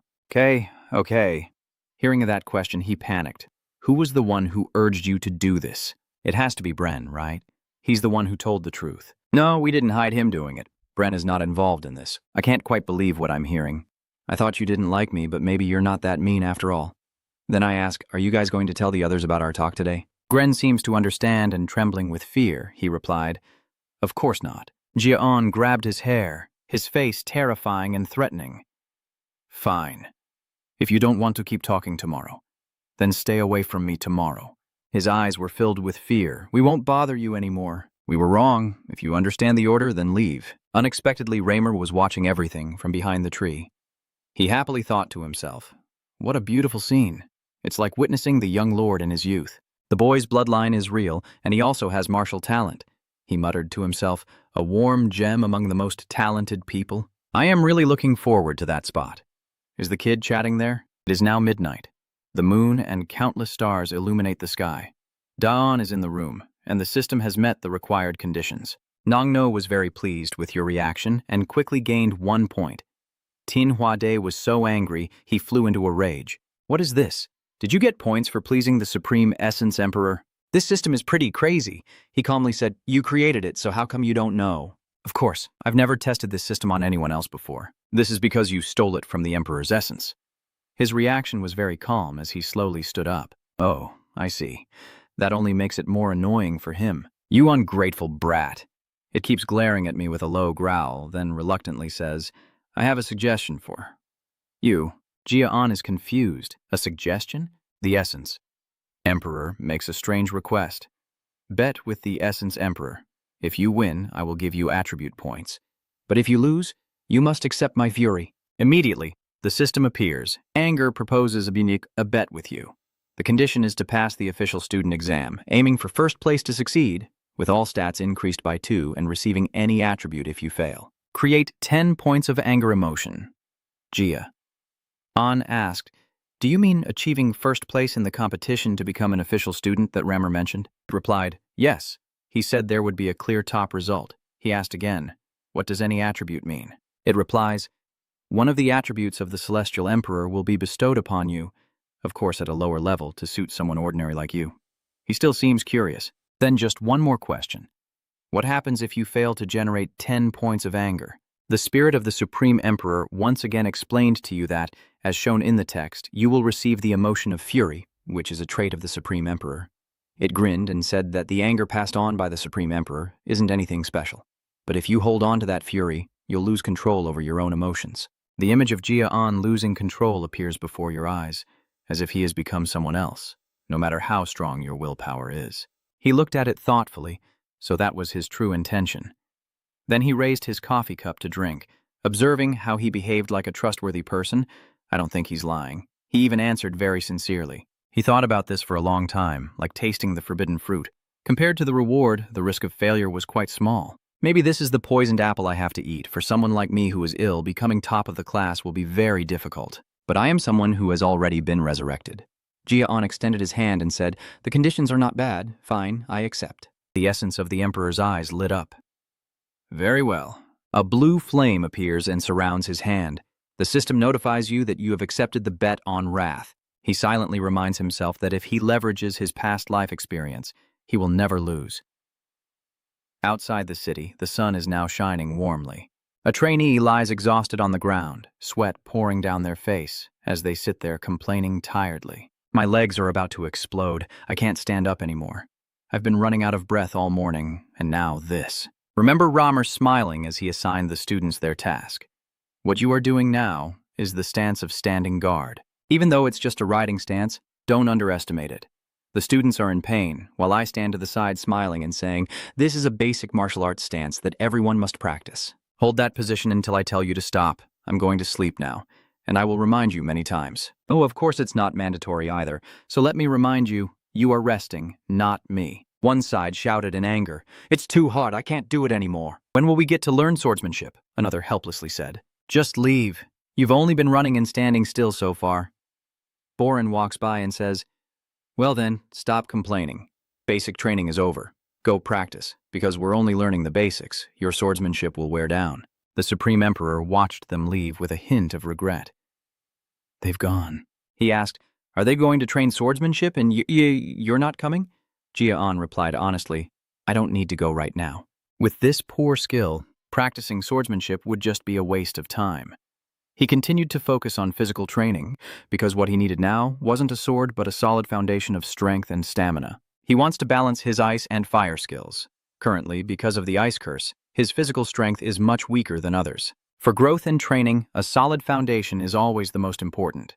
Sweat continuously drips down his chin. He is focused on pranking, so now I have to concentrate on strengthening my body more than anything else. Finally, he stands up, and at this moment, there is a shadowy figure standing outside. It turns out that was Runan. She silently thought that his name was Jason Zik Chat. She looked at him and assessed, he's really improving quickly. His weight has become heavier than yesterday. I'm sure I heard that he was sick. She stood there lost in thought. But day after day, he was able to lift heavier weights. It's clear that only through diligent training could he lift heavier. Gia Anon is already lifting weights in his mind, but increasing it every day like that is just unreasonable. How can he add 10 kilograms of weight in a week? She wondered, maybe it's because he's different. Why would a patient be so persistent? Finally, he decided to go inside, muttering his name to himself. Gia Anon was surprised. She walks up to An, convinced that this guy has something. He looks up in confusion. "Runan Suan," I ask, "why are you here?" You two just keep staring at each other face to face for a long time. Gia. An wonders silently, what is happening with this child's development? Runan said nothing, just staring intently at her as he slowly approached, making him feel suspicious. They sat silently beside each other, feeling a bit awkward. Gia Anon didn't have time to understand what was happening before Runan leaned back and started lifting weights. He also stopped paying attention and got up to walk somewhere else. Who would have thought that Runan would follow behind him and mimic whatever Gon was doing? While working out, he kept glancing over at you, and as he trained, Runan kept marveling. Sure enough, it's the same scent as before. After the refreshing aroma from An's skin earlier, my body feels lighter after smelling that scent. Thanks to it, I can lift heavier weights than last time. Just as I was thinking, Gia Anon's call pulled me back to reality. No. Hearing that, Gia Anon didn't ask any more questions and just went back to training, but his face was still full of confusion. Seeing him leave, Runan thought to himself, "Ja'an Zagat, I will need to follow you a little longer." So after that, Runan kept close behind like a tail next to Gia Anon. Whatever he practices, she practices too. Not long after, a group of students suddenly entered, led by Beaton, who saw Runen trailing behind On, and a student following Beaton angrily said, "Van Nan is following that guy again, and what's so interesting about him hanging out with someone who was kicked out of the main bloodline?" At this point, Beaton also spoke up, holding a wooden stick in his hand. Useless, just repeating simple health exercises that are pointless. Basically, Gia Anon lacks strength, so he needs those simple drills, but no matter how hard he tries, he doesn't stand a chance against us. I don't know what the test is about, but at least it's good preparation for that day. If it's just to develop my own martial arts, continuing sword training should be fine. Then he told the other students and turned to leave. "Let's go. Don't worry about that useless guy. The results will speak for themselves on the test day." Lord Gia Anon. "Hello, I'm Dorian. May I train with you guys?" He was excited and wanted to ask Gia Anon for guidance on the proper training stance. Gia Anon glanced and replied, "Well, I don't really care about that." "Thank you. Well, even if it's not much." After finishing speaking, Dorian put his hand in his pocket to find something. He took out a cookie and offered it to Gia Anon, saying, "Take this and eat it. It's really good." "I'm fine, so take it back." Gia Anon was about to refuse when his eyes caught something, and he glanced at Runen. In front of him was her eager face, hoping to get the cookie. It seems she really wants this cookie, with that sparkling face.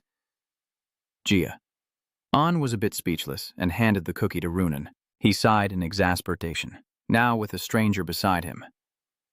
So, after that, Dorian began training under the guidance and help of both Joan and Runen. Time kept passing by, and the three of Gia Anon's group continued to train diligently. It has been 6 months since they started practicing. While training, Gia Anon thought about dedicating each day to pushing life to the edge between living and dying. The obstacles from those blocking his path during his early training days were no longer visible, only breath reaching the depths of his windpipe, focusing solely on the two people in front of him. And then finally the time passed and the exam morning arrived. Outside the arena, many people had come to cheer on the students. Suddenly a voice echoed, "Thank you all for coming. As the guardians of the contestants this time, please follow the marked instructions and move in order. This way, Tin Hua De." It reminds Gia Anon. Gia Anon J is watching. I wonder if anyone still remembers the bet with the Celestial Emperor. He smiled slyly. "In the end, you still can't surpass those two. So get ready to accept Tin Hua De's wrath." Gia Anon waved his hand to deny it. "Well, all the tests are different, so nothing can be predicted in advance." You suddenly turn around and speak to Dorian, speechless. "More importantly, Dorian, what are you doing down there?" "No, I was just a little too nervous because today is the exam day." "Ha ha, as long as I breathe out, even the weakest among us can do it." Runen stands beside Dion and calls out to Gon, then hands him a cookie. "Eat this cookie." Gon raised his hand to stop. "No, I don't. Oh." After finishing, he looked up and saw Beaton glaring at him with a murderous look. Gia Anon, helpless in front of those around him, wondered why there were people like them so close to him. "Right now in the stands," Sylvia happily said. "Helen, look over there. Our Gon is standing confidently." Helen nodded happily in agreement. Of course, he has endured 6 months of intense training.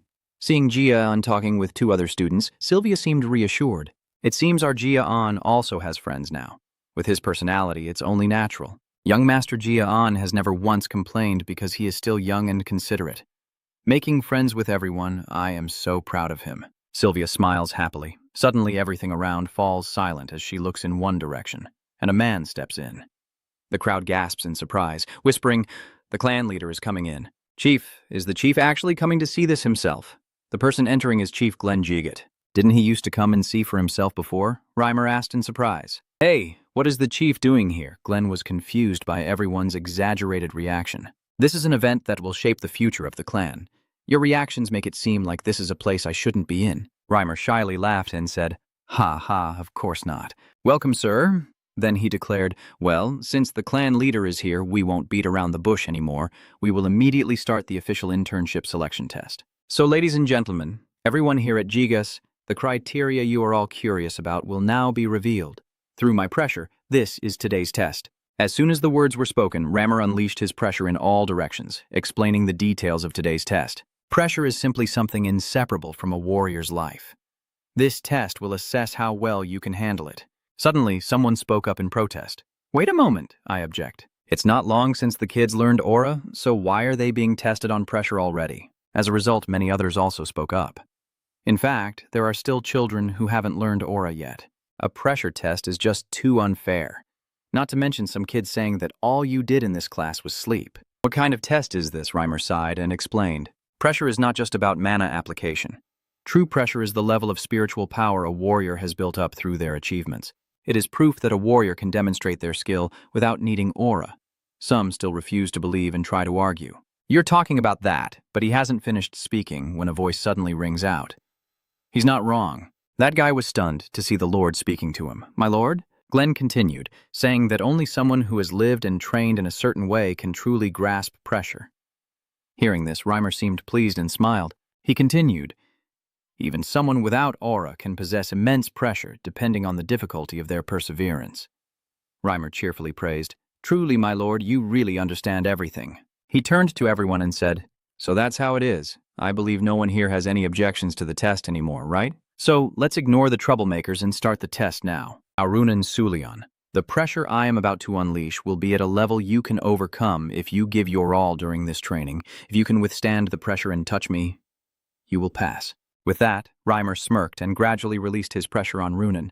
The test begins now. Immediately, a powerful force surged toward Runan, causing her to cry out. Reimer continued to explain the test. You will fail immediately if you use aura to resist this pressure. I want you to pass this test with the willpower you have built up through training so far. Runan grit her teeth and pushed herself forward with all her might. Then she caught Rimmer's arm. I can see the sweet fruit of your hard work. I want you to keep moving forward with that determination. Now it's Dorian's turn. Dorian was startled when called up, trembling and opening his mouth wide. Wow, what kind of ranking is this? Reimer nonchalantly said, I'll rank however I want, so get up and come out. Dorian had no choice but to step forward slowly. You saw what Runan did before you, right? I want you to use the willpower you've built up during training to overcome the wall of pressure I create. Dorian worries. You think I can do it?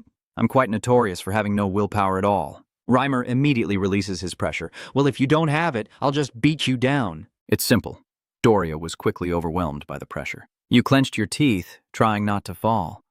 Outside, Gia Anon was a bit surprised, analyzing that the level of pressure the teacher releases is adjusted depending on the target. So he's really been observing each of them in detail, adjusting the pressure based on their levels and how much they've trained. Rimmer. Meanwhile, Dorian has overcome the pressure and touched Rimmer. He smiled and said, see? All you had to do was come here while You passed, Dorian, but you still lack confidence in your own skills. I advise you to hold your head high and face it from now on. Seeing Dorian vomit out of fear, RER immediately called the next person. Well, I think you've heard enough. All right. Next person. Time keeps passing quickly and the last few people are about to come. Next. Eden confidently replied, yes. Seeing that he was ready, Dreamer said, let's start right now. As before, he also released pressure onto Ben. Feeling the relentless pressure pushing me back, Beaton clenched his teeth and thought, is he trying to make me reach him while enduring this? It's completely different from what I saw outside. How could Runan possibly overcome this? His whole body is trembling under the pressure, unable to move forward. I can't move forward even a single step anymore. At this moment, Burden's whole body collapsed. Seeing that, Rammer also spoke up, surely you have a talent that surpasses everyone else. Only a handful of the 160 students here can stand up to you.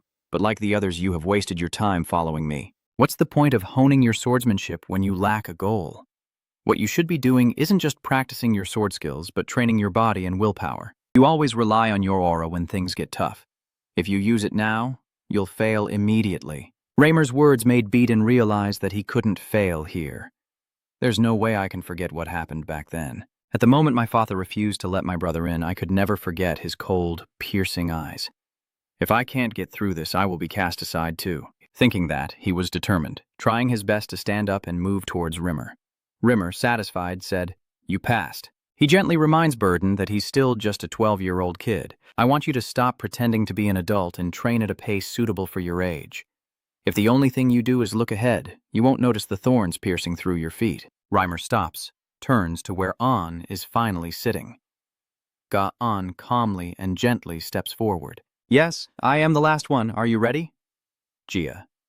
Anon confidently replied, of course. As usual, Reimer said, then let's begin. And with that, the pressures also spread out.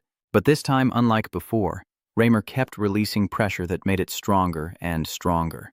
Seeing Gia Anon struggling under such immense pressure, Sivia shouted in worry, Dion!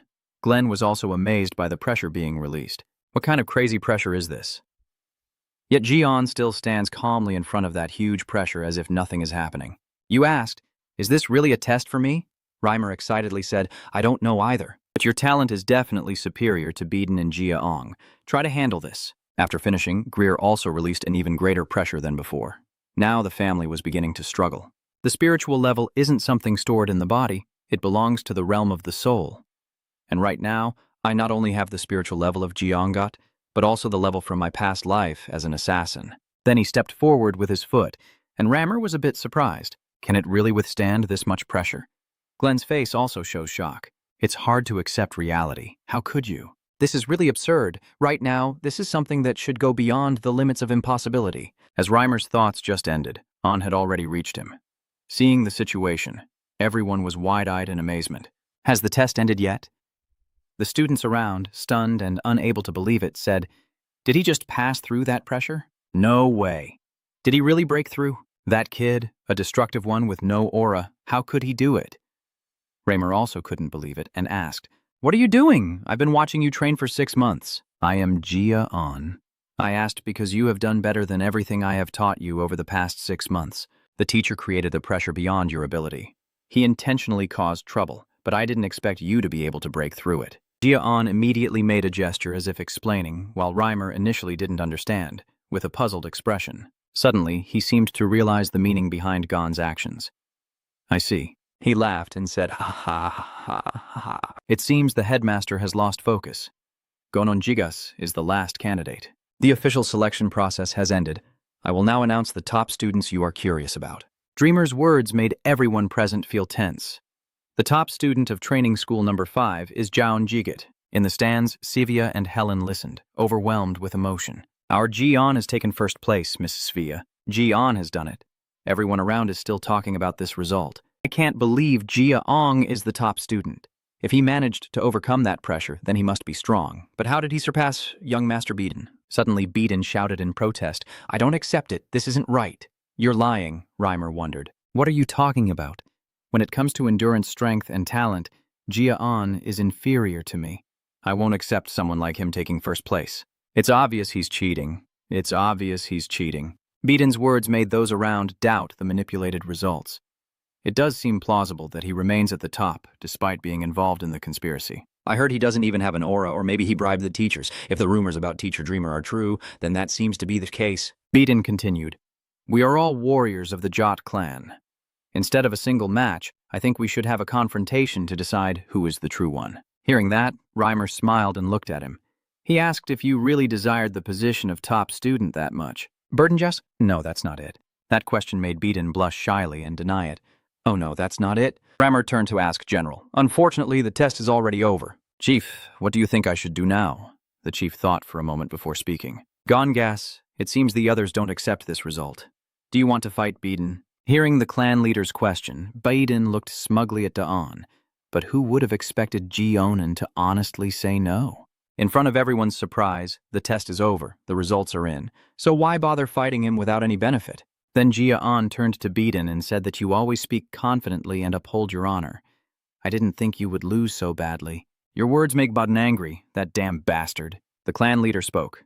Then let's do that. Fight for the top student position. If you win, I will give you a bronze card. Jion was surprised by that condition, and thought to himself that the Jaz clan would award gold, silver, or bronze cards based on each person's achievements, with each card corresponding to a different reward, even if it was just a bronze card, but since it was directly given by the clan leader, he was sure he would get something decent. It seemed he wasn't very pleased that he was ranked first either. "I understand. Then let's begin. This time it will decide the most talented student. This is a one-round, one-on-one duel. Anyone using aura or weapons will be disqualified. Only body techniques are allowed." After hearing the rules, On and Beaton stepped in to prepare for battle. "All right, let's begin." As Reimer's words finished, Beaton charged directly at On with lightning speed, but he quickly dodged. Then Beaton launched a series of rapid attacks. Jion is also continuously dodging those attacks. This is the hidden tiger fist that my father personally taught me, and since there are no rules prohibiting the use of martial arts, this is not against the rules. Seeing Jion being overwhelmed by Beaton, the students kept praising him. As expected of the Beaton heir, that kid over there can't even move. While fighting Beaten, I thought to myself, a weaker person from a subordinate lineage. Do you dare to target my top student position? At this moment, Burden suddenly remembered the past. Forget it. Beaten Jig clan doesn't need weaklings. Don't disappoint me. Burden Jat father is watching. I have to prove myself. I can't lose to someone like you here. Despite Beaten's continuous attacks, Gia Anon easily dodges them all. I can see everything from his fists to his rhythm. Every strike is crystal clear before my eyes. At this moment, Beaten shouted at Gon, "Are you giving up yet?" "Gaon Jigit, I will finish you with this move." Why should I give up? Then he clenched his fists and threw a punch at Beaten, but Gon was stronger. Beaten took the punch directly to the stomach and was knocked back. He shouted in panic, "What is this, man?" Seeing this, everyone around was stunned. No way. That's the Kuet Ho Quien? How is that possible? Boding, after taking a punch, collapsed onto the arena floor, panting heavily, and asked in disbelief, "Gia Anon, how do you know the Void Lake Fist?" Gia Anon calmly replied, "You showed me, I just copied your martial art." Are they saying he just used the Quiet Ho Quien? This is really impossible. How could he possibly use the Quiet Ho Quien? Could it be that it was secretly passed down to him? If not, then how? This is truly impossible. Watching Beaten fall to Gon, Raymer was just as surprised. This kid really has talent. He was able to neutralize the whirl of the Hollow Tiger Fist by creating a technique with an opposing vortex. Just knowing the opponent's martial arts direction is enough to be called a genius, but he can turn that into his own skill.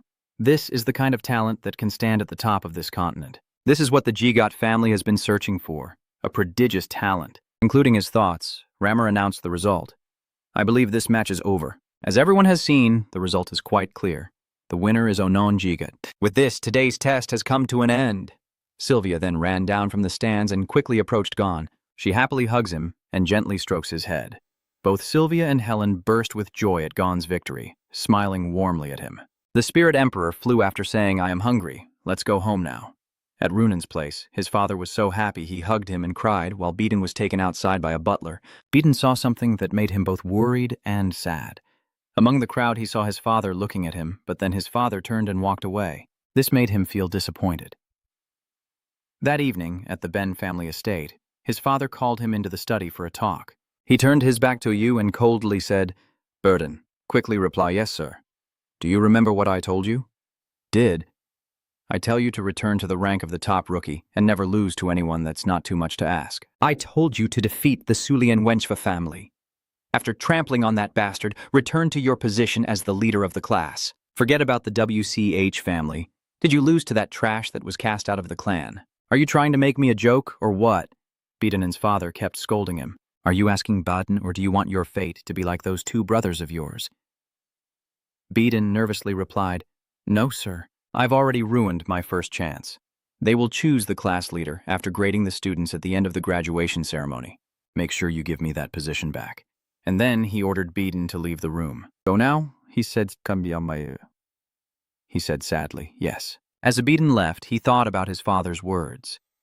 If you still want to live under the Jig family, don't fail this final opportunity. He angrily slammed into the wall. Damn it all. It's all because of that cursed bastard. I can't believe all this is happening because of that damn bastard. How did everything turn out like this? I will train harder so I never lose again. Suddenly, Beaten stopped. The training room was in front of him, so why did he come here? Did I come to this place unconsciously while lost in thought? You pushed the door open, looked around the gym, and saw no one here. Is it because the test just ended? Beaten was about to train, but suddenly noticed the locker. You notice the drawer labeled with Onon's name, and out of curiosity, you go and open that cabinet. If I just take a quick look, it should be fine. Right? That's right. I'm not stealing anything, I'm just looking. What's in front of Beaten that leaves him a bit stunned? What is this? What's up with these shoes? Just a rough count shows there are over 1,000 pairs here. Did he really walk through all of this in just 6 months? I've only had to change my shoes twice.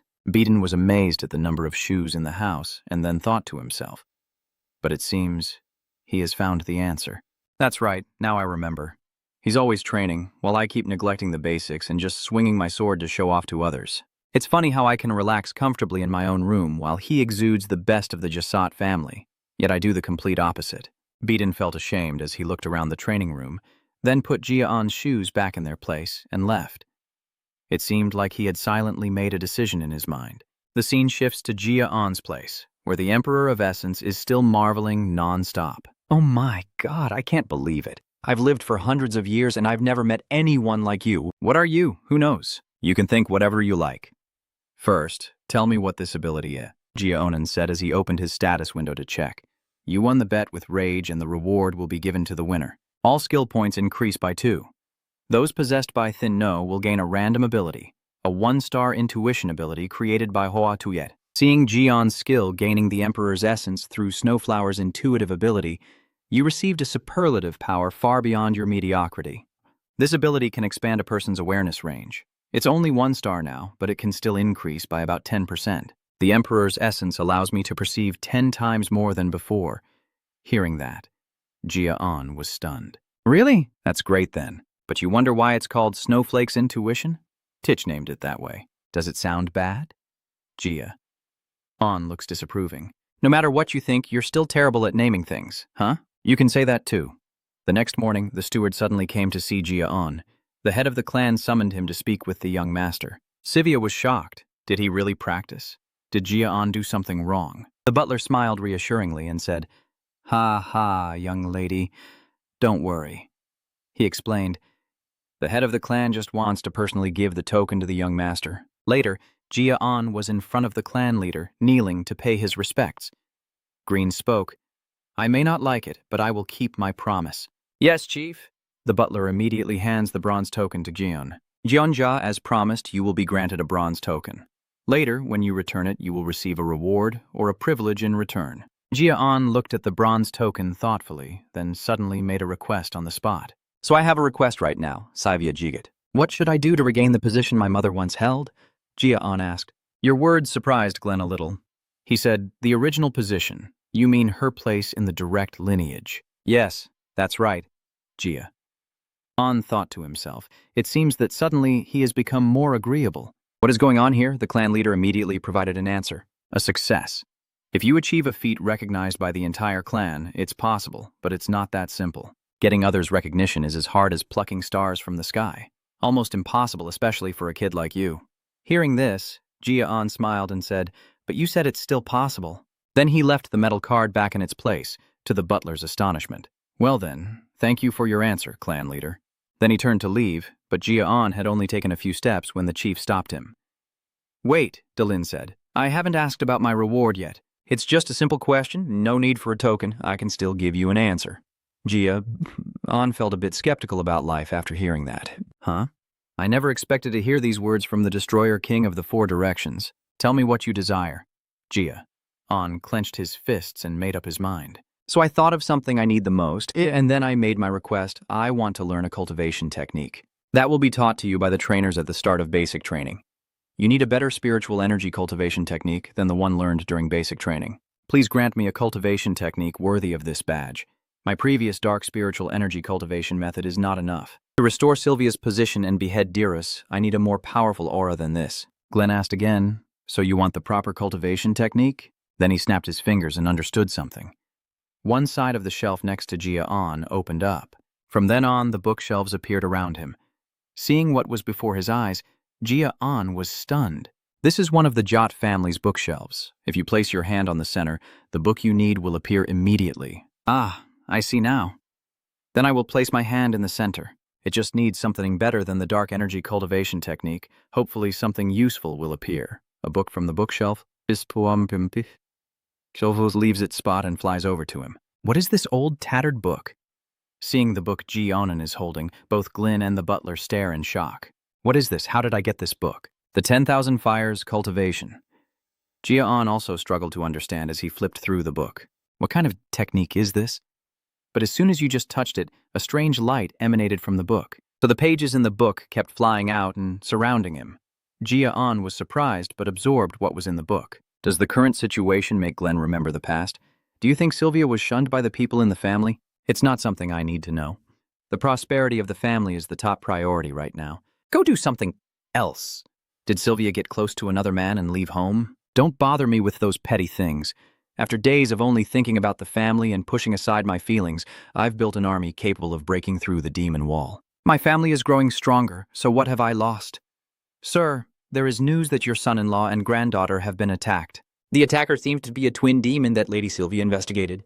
Lady Sylvia appears to be unharmed, but the other two died on the spot. Report, because this attack was too sudden, it was impossible. The clan head is truly pitiful, I finally feel again. But nothing can go back to the way it was. So Gia Anon, even if I am hated by Khan and Sylvia, this time I have to protect you. Back to reality. Gia Anon is now constantly surprised, thinking about what just happened. What is this? My body and mind are being pulled along by them. Suddenly, the voice of the clan leader interrupted his thoughts. Gia Anon Jat. What did you just do? Gia Anon said, just as confused. I don't know anymore. I only remember the cultivation manual disappearing from my hand. What is the name of the book? It is Manhwa tu Luyin. Manhwa tu Luyin, you must face the eternal flames. You have memorized the entire Manhwa tu Luyin. Glenn Jaggett suddenly stood up and asked in surprise. You say you remember the content? The family responds with a confident reply. Yes, sir. Hearing that, he nodded slightly and said, I understand. All right then. The commanding tone of his voice continues to resonate. You have received your reward for the bronze token. Now go home. This made Gia Anon a bit confused, but he still calmly replied yes. Then he took the bronze badge and left under the watchful eyes of Glenn Jig and the steward Len. The two watched Gia Anon until his figure disappeared completely behind the door. Immediately after, Len spoke out his guess. Could it be that the cultivation technique young Master Gia Anon received was met with a confirming response from the other person? That's right. Glenn Jigas closed his eyes and gently leaned back against the chair behind him. He continued in a deep voice. It is the cultivation technique of the first clan leader, and as he spoke, he couldn't hide his astonishment. In the history of the Higat clan, no one could extract or read that cultivation technique. I never expected the boy to learn the 10,000 fire cultivation technique. Hearing that, the steward worriedly said, If this gets out, young Master Gia Anon and Miss Sylvia could be in danger. Glenn naturally considered this possibility, smiled confidently, and assured him, No one knows about the 10,000 fire cultivation technique. When Gia Anon stepped out of the door, suddenly a book inside the study room had disappeared. This made Len suspicious, and he exclaimed, What do we do now that the book is gone? Lowen calmly explained, It's okay, it has already been passed on to someone else. Standing before hundreds of cultivation manuals, he said quietly, After all, no one can learn the 10,000 fire cultivation technique. If I don't pass it to the boy, it will just fade away. A glimmer of hope appeared on his face. I have a feeling. The image of Gia Anon training appears, accompanied by Glenn's commanding voice echoing softly. The future will bring a new breeze. Gia Anon sits on the bed in a training posture, his mind constantly pondering. This whole thing just feels too strange. Why did he give me this? Not to mention the silver token. Even the gold card isn't enough to exchange for this cultivation technique. He closed his eyes and began to enter a state of training again. This thing is no less than the fire completion. I have to learn it properly first. In the spiritual space, Gia Anon slowly steps closer to the flame. He reached out his hand to touch it, but just as he was about to succeed, the flame suddenly vanished quickly. This made Gia Anon frown in disappointment, feeling discouraged that he had failed again. Gia Anon looked dejectedly at his hand, trying many times but finding it hard to gather spiritual energy. He didn't expect to master this high-level cultivation technique in just one attempt. But suddenly, the Emperor of Essence spoke in a tone that sounded quite sarcastic. It seems you're having a hard time, huh? He continued. You should use all your strength and be careful. If someone disturbs your cultivation, it could cause big trouble. Just touching the technique and ending up crippled would be very sad. Hearing that, Gia Anon couldn't help but furrow his brow and glance at this annoying guy. What is he planning? Anger is justified. Gia Anon couldn't help but imagine the scene of himself being countered with his power, constantly thinking about the myriad of fire cultivation techniques, absorbing natural energy and accumulating spiritual energy within his mind. If I get interrupted at a critical moment, the mana flow or the mind field could be severed and I would become disabled, which is even more dangerous for me because my demonic path contains ice energy. After thinking, he responded to the Spirit King, Yeah, if you already know, then don't interfere. But he just sneered with a mocking smile. I wonder what will happen next. Wait, don't say anything. As Gia Anon suspected, the Spirit Flower Emperor sneered with a dangerous tone and said, Just once. Let me interrupt you once while you're training. Gia Anon was speechless in the face of his demonic aura. Even if you have a crippled body, it wouldn't be any happier, right? But he only nodded tremblingly and replied, It's okay. He continued, You're a human, so you just can't surpass me. But even if your limbs are torn apart or your energy core explodes, I, the Celestial Emperor, can restore everything.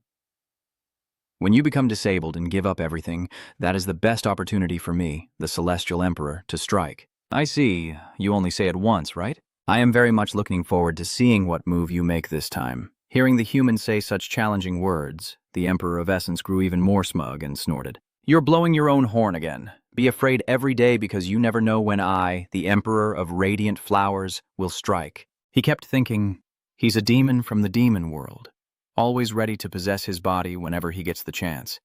And he is the embodiment of rage. He sighed tiredly, thinking that his silence meant he had given up, but now he has to be on guard against him again. All right, let's leave it for now. I need to handle something more urgent first. Tinhua Emperor asked, So you're finally going to deal with her? Gia Anon replied, Yeah, it can't be a coincidence. She comes here every night. Both of them moved toward the window and looked down. I have to deal with her now.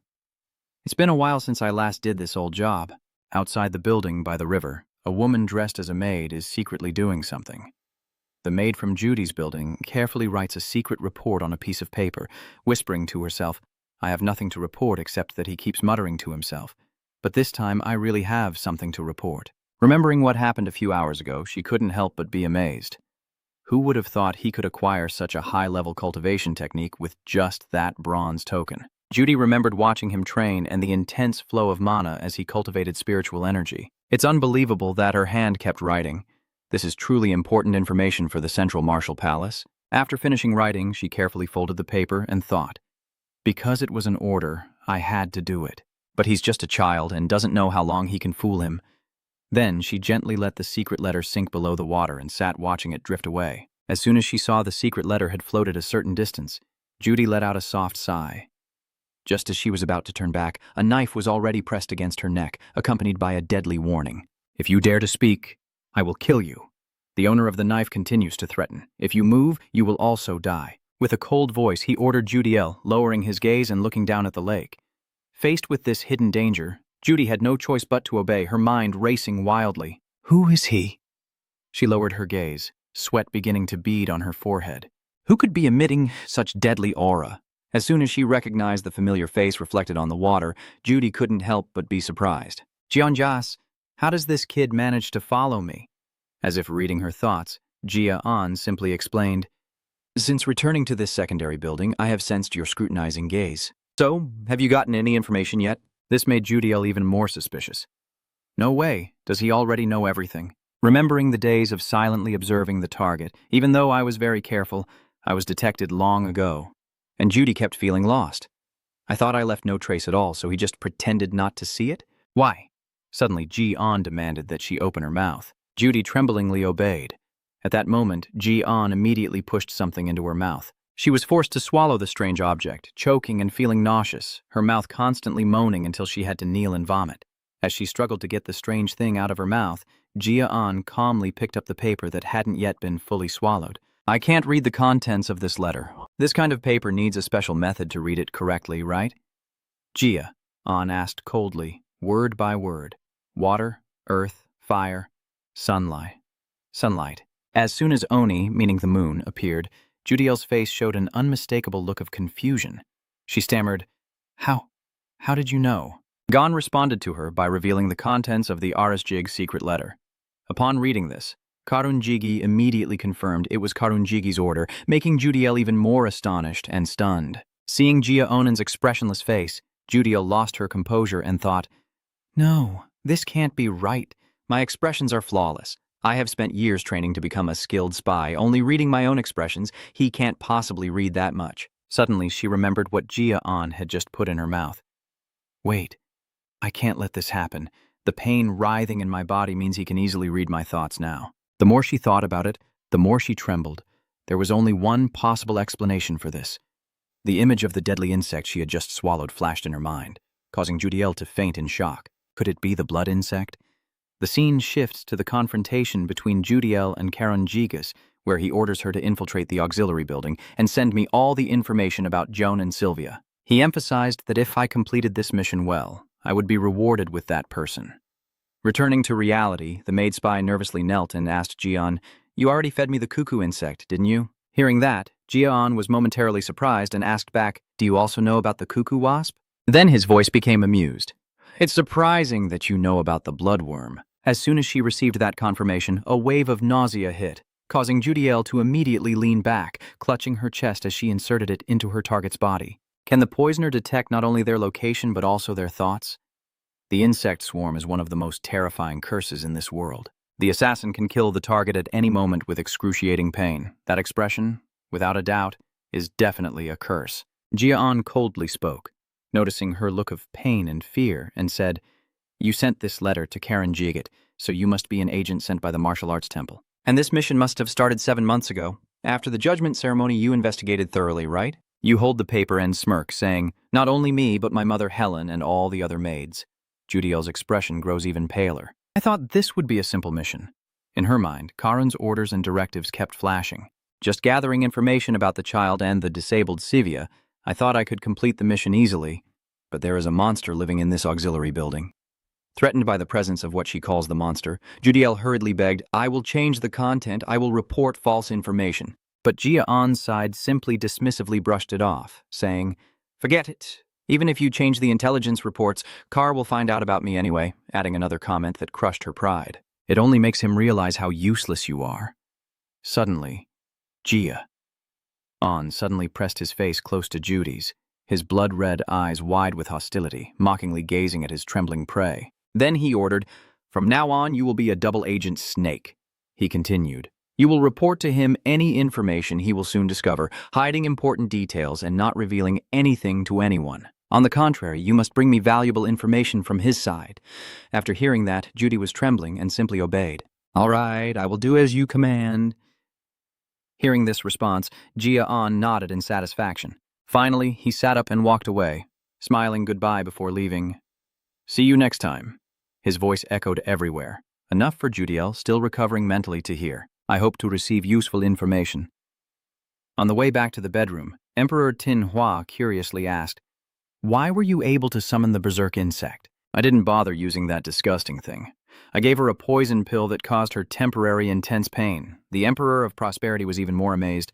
"Wait, so you could read her thoughts just now?" Song Gia Anon calmly explained to him, "You can rely on other factors to probe others, things they can't see, but I can." The Emperor of Bloom was stunned by Gia Anon's answer. He muttered, "This is the real demon." A few days later, while Gia Anon was still immersed in training, the day to return to the training camp arrived. Throughout that time, despite his relentless efforts, Gia Anon still couldn't create an aura until the day of departure. At the training school, the lively chatter never stopped, and the atmosphere was especially bustling. Gia Anon quietly observes that 42 people have passed. Only a quarter of the original number remain.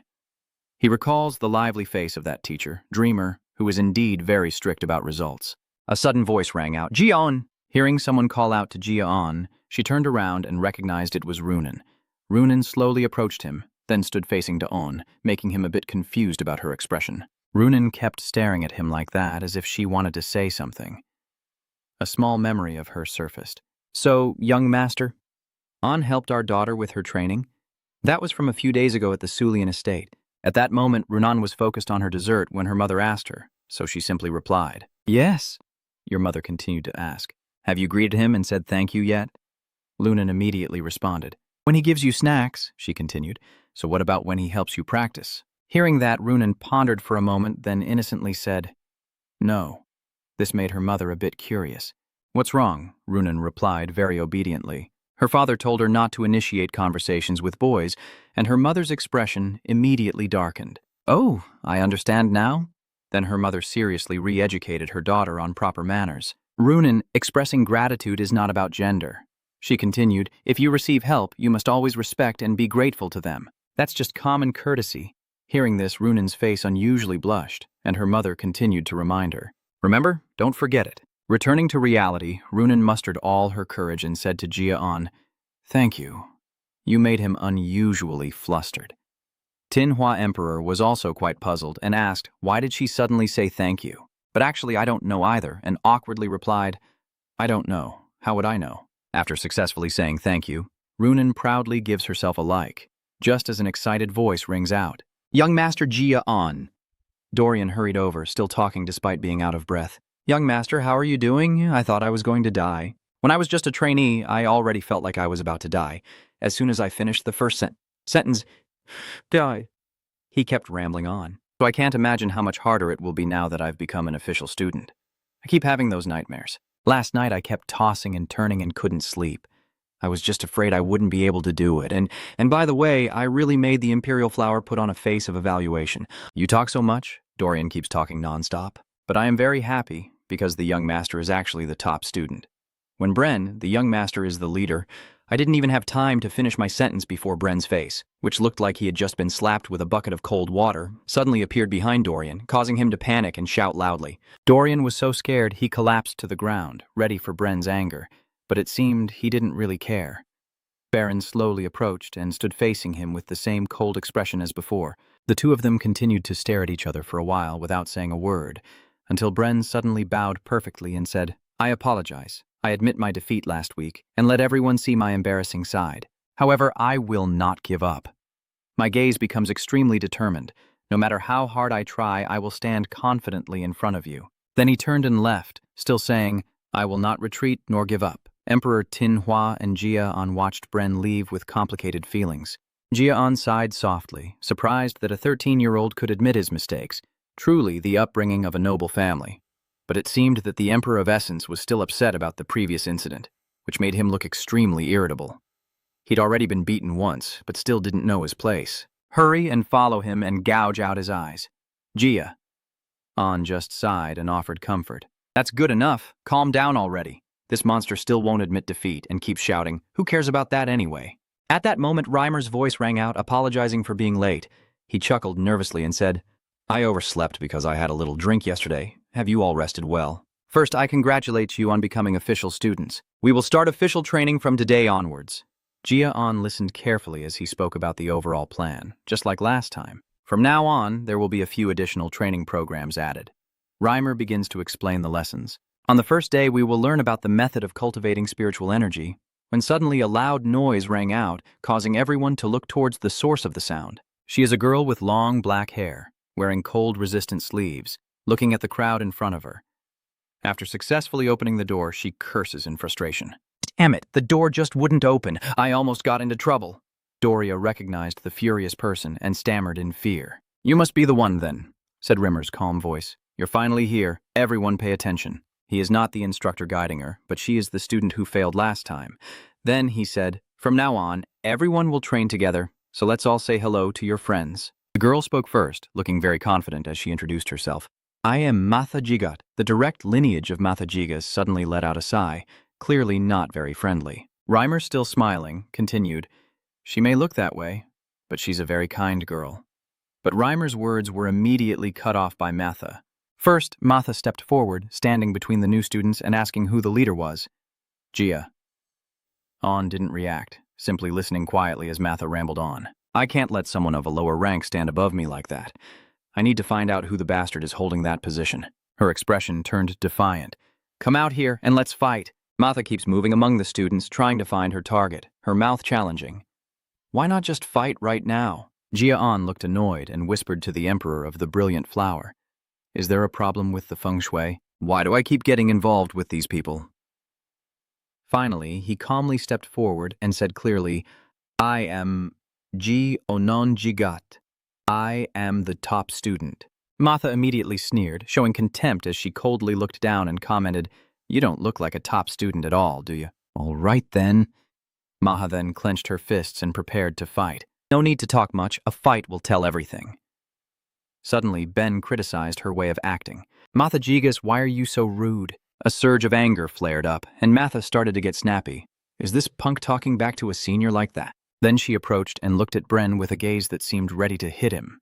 But he was unfazed and simply narrowed his eyes, meeting her gaze. Matha warns him that if he keeps spouting such nonsense, he will die immediately. "You'd better choose your words carefully next time," Bren's sharp reply to her. "So Jigas is recognized as the top student in front of the Lord and the trainers. Are you implying you doubt their decision?" Hearing that, her expression suddenly turned mocking. "I thought you would make a fuss over that. Is that not the case?" she continued. "That's why I did it?" Boren replied seriously, still unmoved. "I don't want to see my embarrassing self again." Hearing this conversation, Gia Anon was very surprised. Bren has really changed. Suddenly, Junon appeared out of nowhere to shield Gia Anon, surprising both him and the Tinhua Emperor. Runan spread his arms in a protective gesture towards Gon and shouted to keep them away. "Step back!" Seeing Gia Anon being protected by these two, Matha chuckled mockingly and said with disdain, "Well, isn't that something? Indeed, a beautiful friendship. Is it like a torn leaf wrapping a tattered one?" Then she turned and walked away. If I keep doing this, I suppose I would be the one at fault. All right, I'll be the villain then. Suddenly, a mysterious smile appeared on Matha's face. "But you know I really do."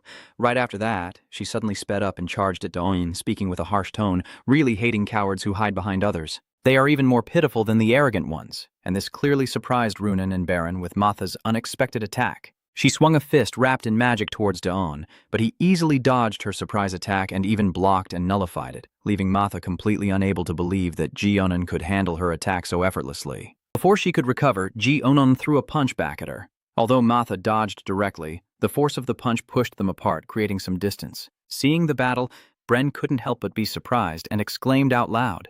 Meanwhile, Teacher Dreamer seemed to be enjoying himself as he smiled and watched the two of them. Matha was clearly stunned by this punch, as if she had lost all faith and let out a sigh. Her anger and desire to win are starting to make her lose her mind. Matha trembles as she laughs loudly. How ridiculous! She's starting to lose control. Each kick she delivered sank deep into the ground, her threatening tone echoing. Matha raised one hand, ready to strike again, her mouth still taunting. "Don't think walking away will solve everything." Suddenly, Raimo from behind grabs Matha's hand. A calm voice says, "That's enough." She suddenly glanced at the teacher. "When did he get here?" Raymer looks down at this strict student from above and begins to take on the demeanor of a teacher. "Matha, it seems you look down on me too much. Even if you think the teacher is lenient, don't act as if he's invisible." Despite Matha's efforts to break free from the hold, Raymer continued to teach steadily. Boren and Runen probably have already learned spiritual energy, but Dion hasn't. Don't you think winning with that advantage isn't worth a little happiness? Finally, he let go and said with a smile, "I'll let you fight Dion freely after he learns spiritual energy." As for Matt, he angrily pushed Reimer's hand away and said resentfully, "I was about to stop too." Reimer was already used to Matha's blunt attitude. He smiled and then pointed in one direction, saying, "Return to your position?" "Gia Anon." Gia Anon nodded immediately. "Yes." Immediately after, the Emperor of the Spirit Realm shouted, "What are you doing? How dare you let that brat attack me? You should tear her apart and imprison her in ice for 1,000 years. Gia Anon calmly replied, "I already fought back, but it only made this monster angrier. How can that be enough? You have to make her head come off her body." But he firmly said, "No, not yet." Tinhua Emperor looked disappointedly at Gia Anon's scheming expression. It's better to fight to take something from her. Lure her with this top student title. Gia Anon followed RER inside and said to the person standing close to him, "Just keep driving. Next time I'll show you a real show." Inside the building, all 42 students were training intensely. After a while, Raymer nodded in satisfaction and reminded everyone, "All right, everyone take a 10-minute break." Boren quickly drinks a lot of water to recharge. After replenishing his energy, he silently thinks, just as he expected, "It's not easy at all. Since I have already learned the 2-star advanced mastery, it's not too difficult for me. But reaching 3 stars requires Yun Nan to combine many different advanced techniques." Then Bren turned his gaze towards Gon. "But what about Gia Anon?" "He?" At this moment, Gia Anon is still persistently training. Bren silently assessed, even though he had only been at it for a month. Bren also thought that it would take him a month to learn the broken fist technique. He only learned swordsmanship at the same time as me. Watching Jayen's precise movements, I can't help but marvel. It seems I'm not the only one feeling the pressure from his progress, his gaze fixed on the person frantically training beside him. "Are you also being chased by him?" Matha Jigat was hit right in the heart. She gasped for breath, stopped her movements, and started cursing. "Damn it." Matha kept panting and thinking with an unimpressed look.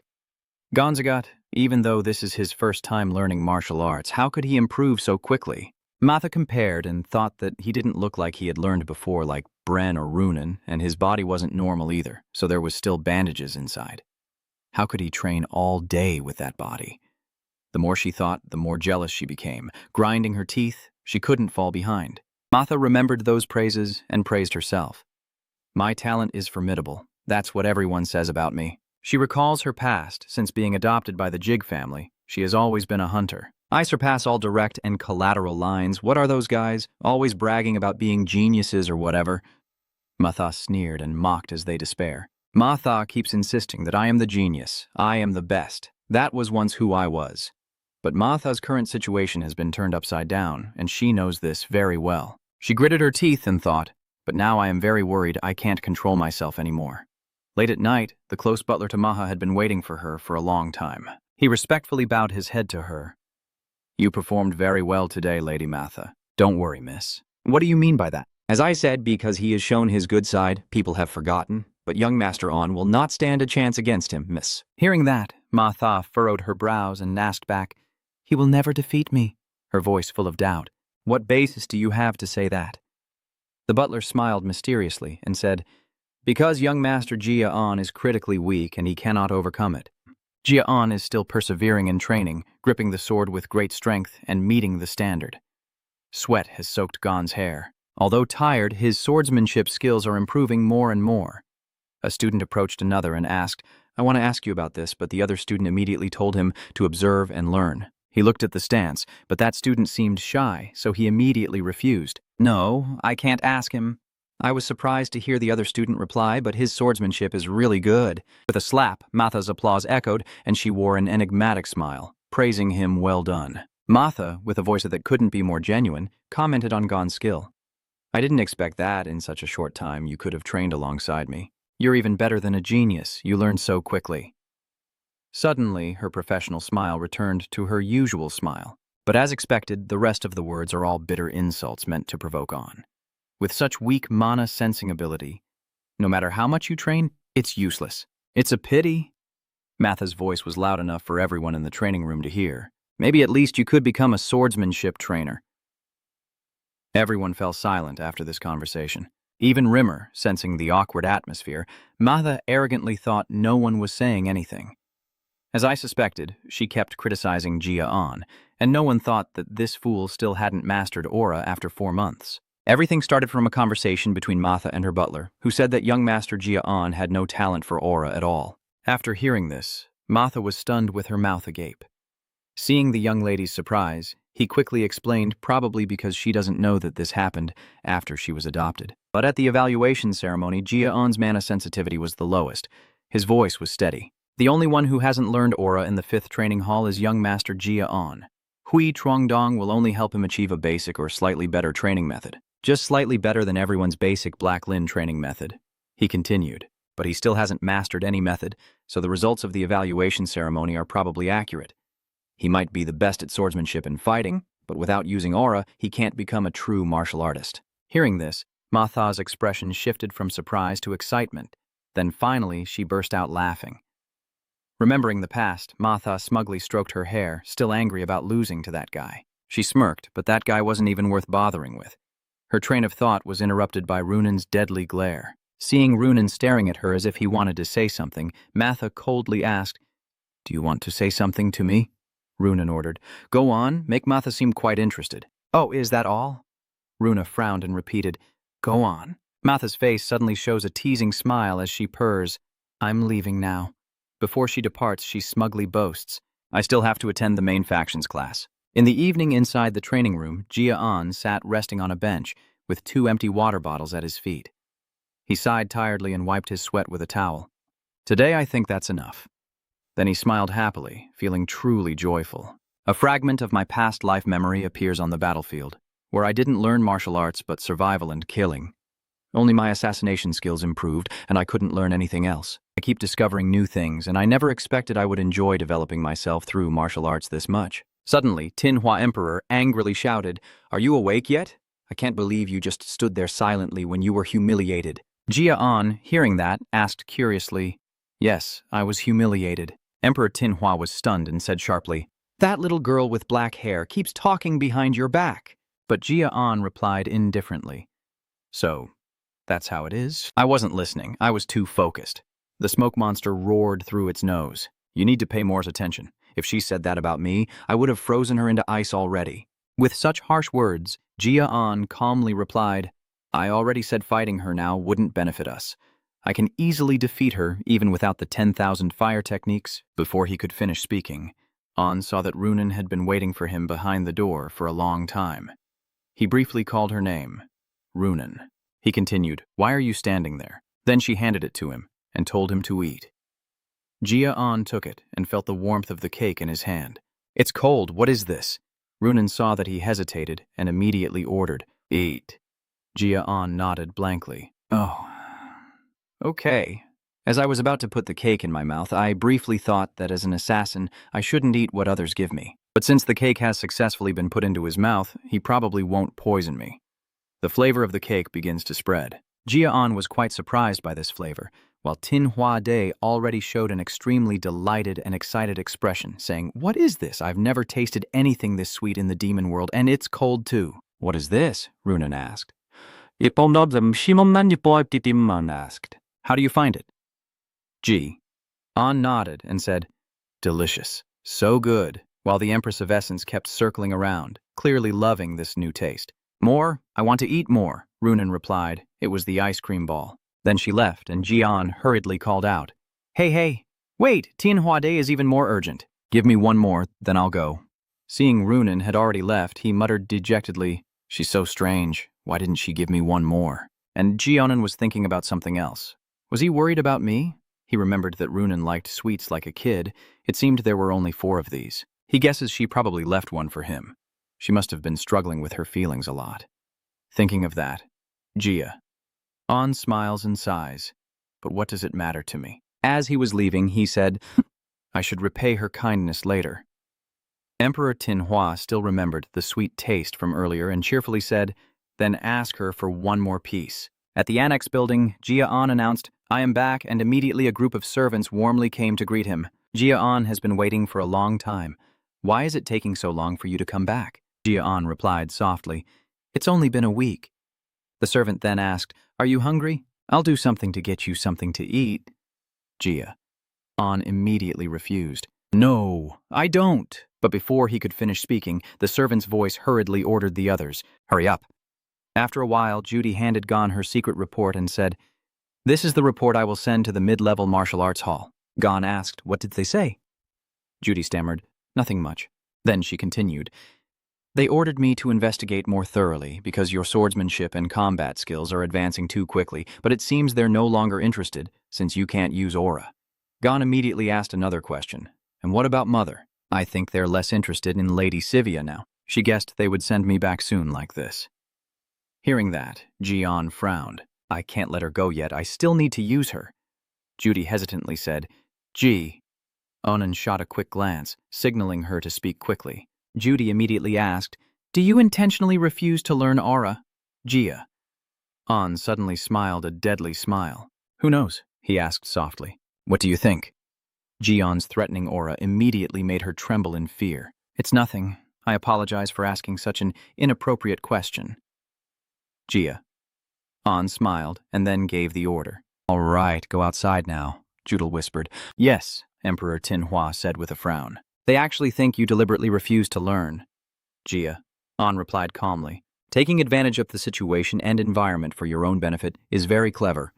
Emperor Tin Hua asked him curiously, "Why is it so hard for you to practice aura? I've never been like that before." Gia Anon smiled and replied, "I don't know, so let's go train." It made him so stunned he said it again. He kept reminding him, "This guy should go to sleep." Gia Anon just told him, "You have to keep training." The scene appears after he opens the door, catching Gia Anon a bit off guard.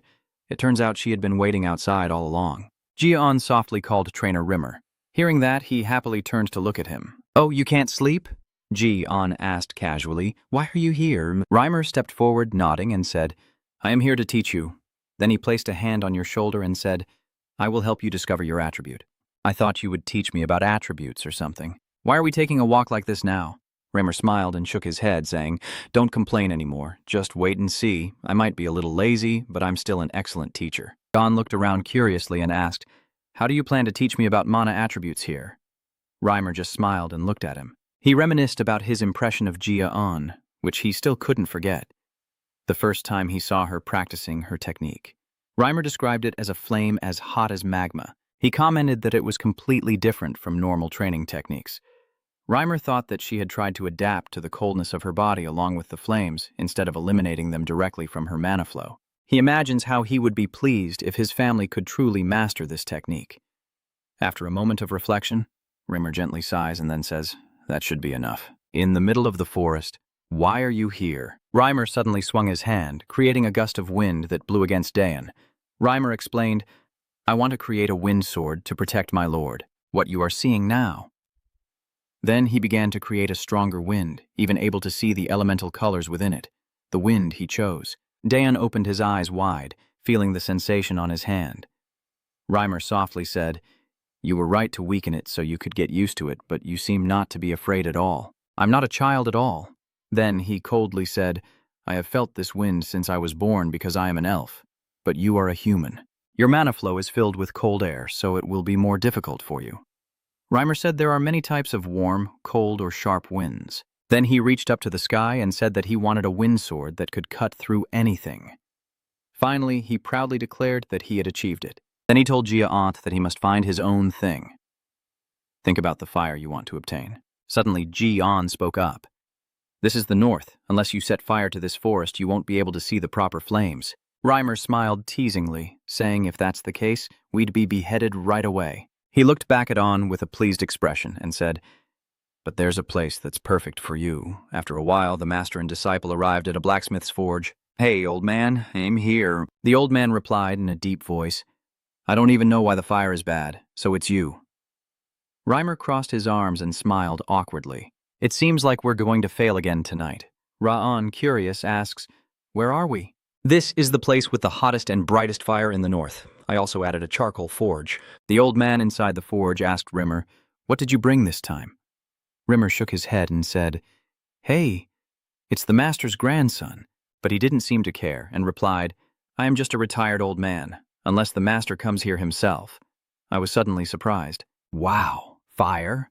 He looked at the raging flames before him and marveled, is this really fire? He remembers that in his previous life he saw countless flames, fires he created himself, high-level fire magic cast by mages, and so on.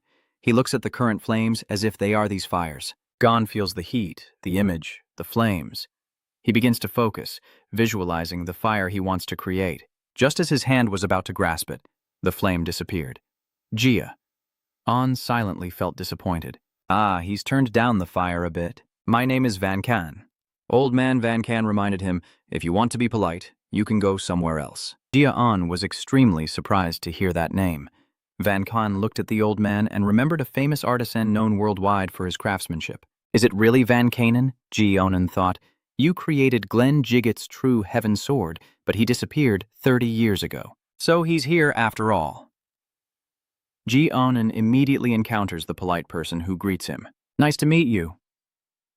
I am Gia Anon Jiggat. Van Can softly asked, Did you tell him about me? Reimer immediately shook his head, denying it. Then Reimer turned to explain to Gia Anon that the old man was an artisan from Jiggat who had retired. Yes, he is a retired artisan, but he has been watching the fire here for 10 years. Reimer continued, he keeps an eye on this fire all year round so that the children don't see the proper fire elsewhere. Then Reimer asked, Can you help me with something? Van Can hesitated for a moment before replying, Why don't you go to those blacksmiths? The Dreamer Master then said, There are too many eyes and ears there. I don't want others to see this training before he's skilled enough. Hearing that, Van Can asked curiously, What do you mean? Rimmer replied, Because Gon is Sylvia's son. This time, Van Can turned to look at Gia Anon. Gia Anon quickly seized the opportunity and sincerely said, I won't bother you, please let me feel this flame. Van Can stared at him for a moment, then replied, I am making charcoal. While Gia Anon was confused, Van Can continued, Gold coal produces a much stronger fire than white or black coal. I've been doing this here for 10 years. Then he said, If you don't bother me, do whatever you want. Upon receiving Van Can's permission, Anon happily stepped out, excitedly expressing his gratitude to him. Then Reimer and Van Can went outside the forge, leaving On's body inside alone. Reimer stood beside him, praising, You're truly kind. I didn't expect you to accept so easily. Then Reimer friendly placed his hand on his shoulder and said, If you treat him well, I'll bring you some good wine. But Van Can's answer surprised Dreamer very much. Not because of him. Van Can explained that the flames in the furnace flared up fiercely when that child entered, so intensely that they broke the coal underneath, and he concluded that the child had the ability to control fire. He muttered, If it is him. Van Can smiled, thinking it could make my dream come true. Gia Anon has been visiting the forge for 7 months, contemplating the image of the flame he wants to possess. Gia Anon sits quietly, murmuring to himself. I understand fire now. The image of a fireball bursting up. Gia Anon slowly approached and touched it, his mind constantly thinking. People say that fire is the most terrifying and powerful element, but if you can control it, that's a different story. A fire that has been tamed stronger than any element, and the ultimate cultivation technique has been awakened. He suddenly remembered Rimmer's teachings. Imagine the image of the fire you want to have. So Gia Anon muttered again, image, the image of the fire I need. He remembers Kin's enemy, wanting to slit their throats to help Sylvia gain the main lineage title. The path to his goal is now shrouded in darkness, with nothing visible. The torch lighting the way, the fire defeating the monsters, a persistent flame, emitting a beautiful light ahead. Dion gradually immerses himself in it. That is the fire he desires.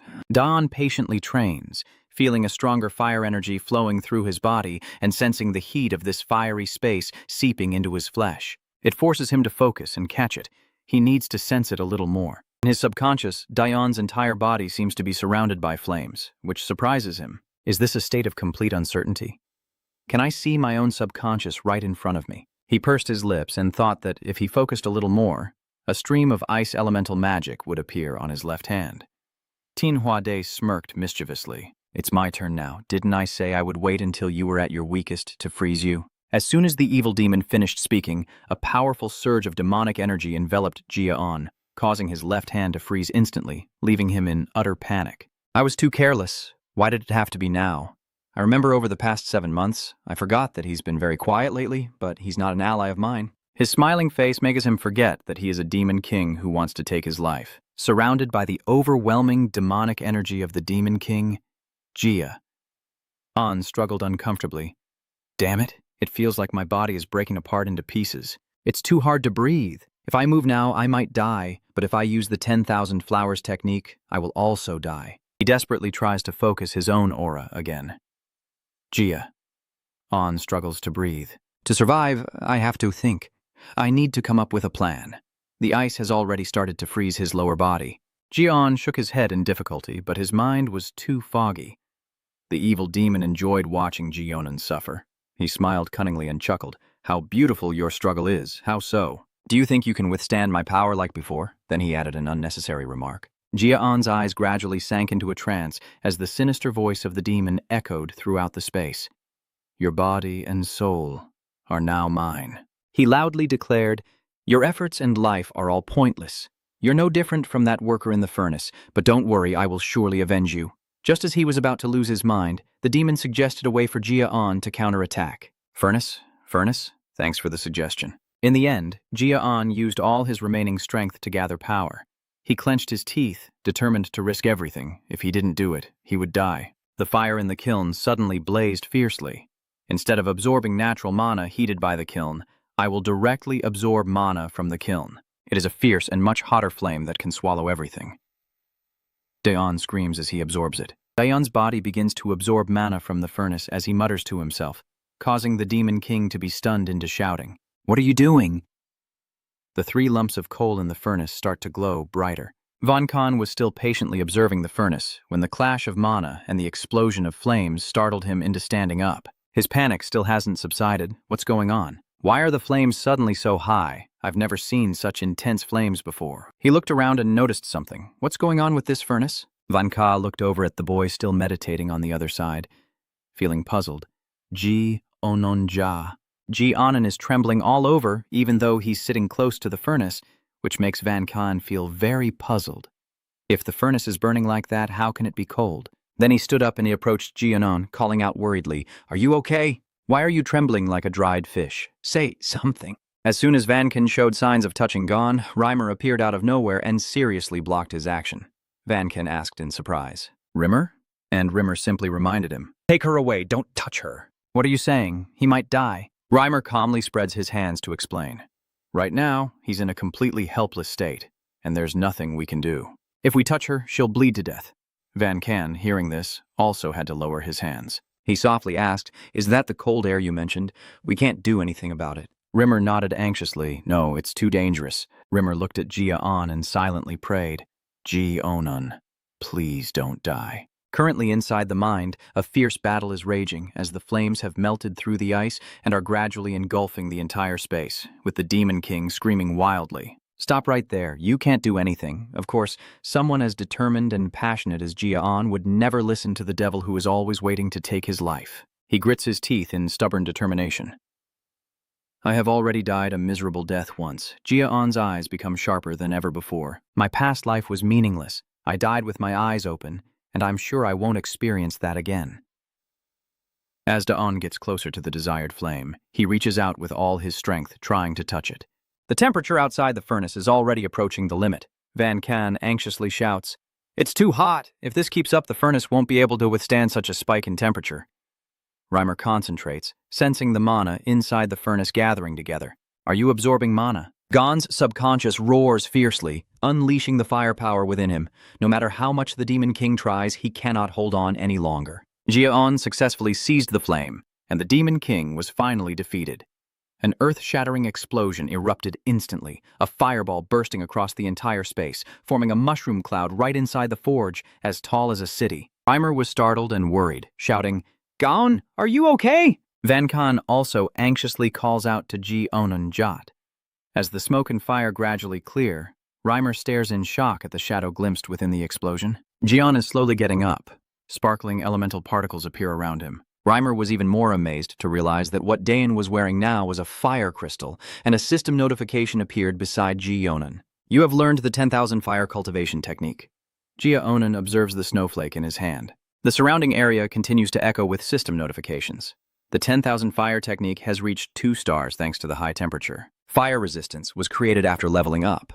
The icy cold aura melted away the weak durability attribute, and the cold air gathered into an icy aura. Finally, the system confirmed that the cold ice aura has reached 2 stars thanks to the intense cold. After hearing this, Gia Anon happily patted his chest, thinking everything was progressing better than he expected, and he could develop immediately. As he was quietly marveling at how much he had achieved unexpectedly, another notification appeared, and Gia Anon carefully read the new information. After reading it, he couldn't help but be amazed. Is this a dream? Does it really give me everything? In just a moment, I've gained everything I spent years trying to achieve. The Demon Lord still can't believe he was defeated in the recent battle. He grits his teeth and curses. Damn it. He angrily flailed around, moving and venting his frustration. What are you? Your spirit is always so weak. How can you endure this? Gia Anon replied, as if adding fuel to the fire. I told you not to misunderstand that, but still, this time I really almost died. I need to be more careful from now on, especially after this incident. Seeing the vengeful expression of the Demon King, Gia Anon is even more convinced that even if Giat is a bit stronger, he is still an enemy, and I can't let him see my weaknesses or secrets. Suddenly, Van Can's hoarse voice interrupted his thoughts. Are you okay? Gia Anon calmly replied, I'm fine. Van Can then asked, So you have the aura now? Gia Anon smiled and replied, Yes, thanks to you. Then he apologized, saying, I'm sorry, it was my fault the furnace broke. But Van Can just sighed and said, It's okay, as long as you're fine. He continued, I can build another furnace. At that moment, a strange light emitted from the remaining kiln caught his attention. Gia Anon asked curiously, What's going on? Van Can hurriedly ran over there, muttering eagerly. He didn't finish his sentence. Instead, he used the sledgehammer and started pulling out what was inside the kiln. 3 pieces of yellow coal appeared on the tray, all emitting a gentle glow. Van Can looked at them as if he couldn't believe his eyes, stammering, Golden King coal? Memories from the past flooded back, and the gossip of those around him appeared. Surely he had gone back to the kiln again. He said he wanted to create gold-colored coal? It's been many years, the golden coal is only in legends. I thought he retired. Maybe he's just bored now. Van Can looked at the coal pieces and muttered, It seems you're not the only lucky one. He handed Gia Anon a piece. This is gold-colored coal. Van Can begins to explain, It burns hotter than white coal and lasts longer than black coal. Thanks to you, I have finally created what I have been trying to make for decades. Thank you? Van Can suddenly said thank you, making Gia Anon hurriedly refuse. I didn't do anything. Van Can paused for a moment after hearing that. Then he continued, Every time you train here, the fire burns stronger, and your breathing makes the flames flare up even more.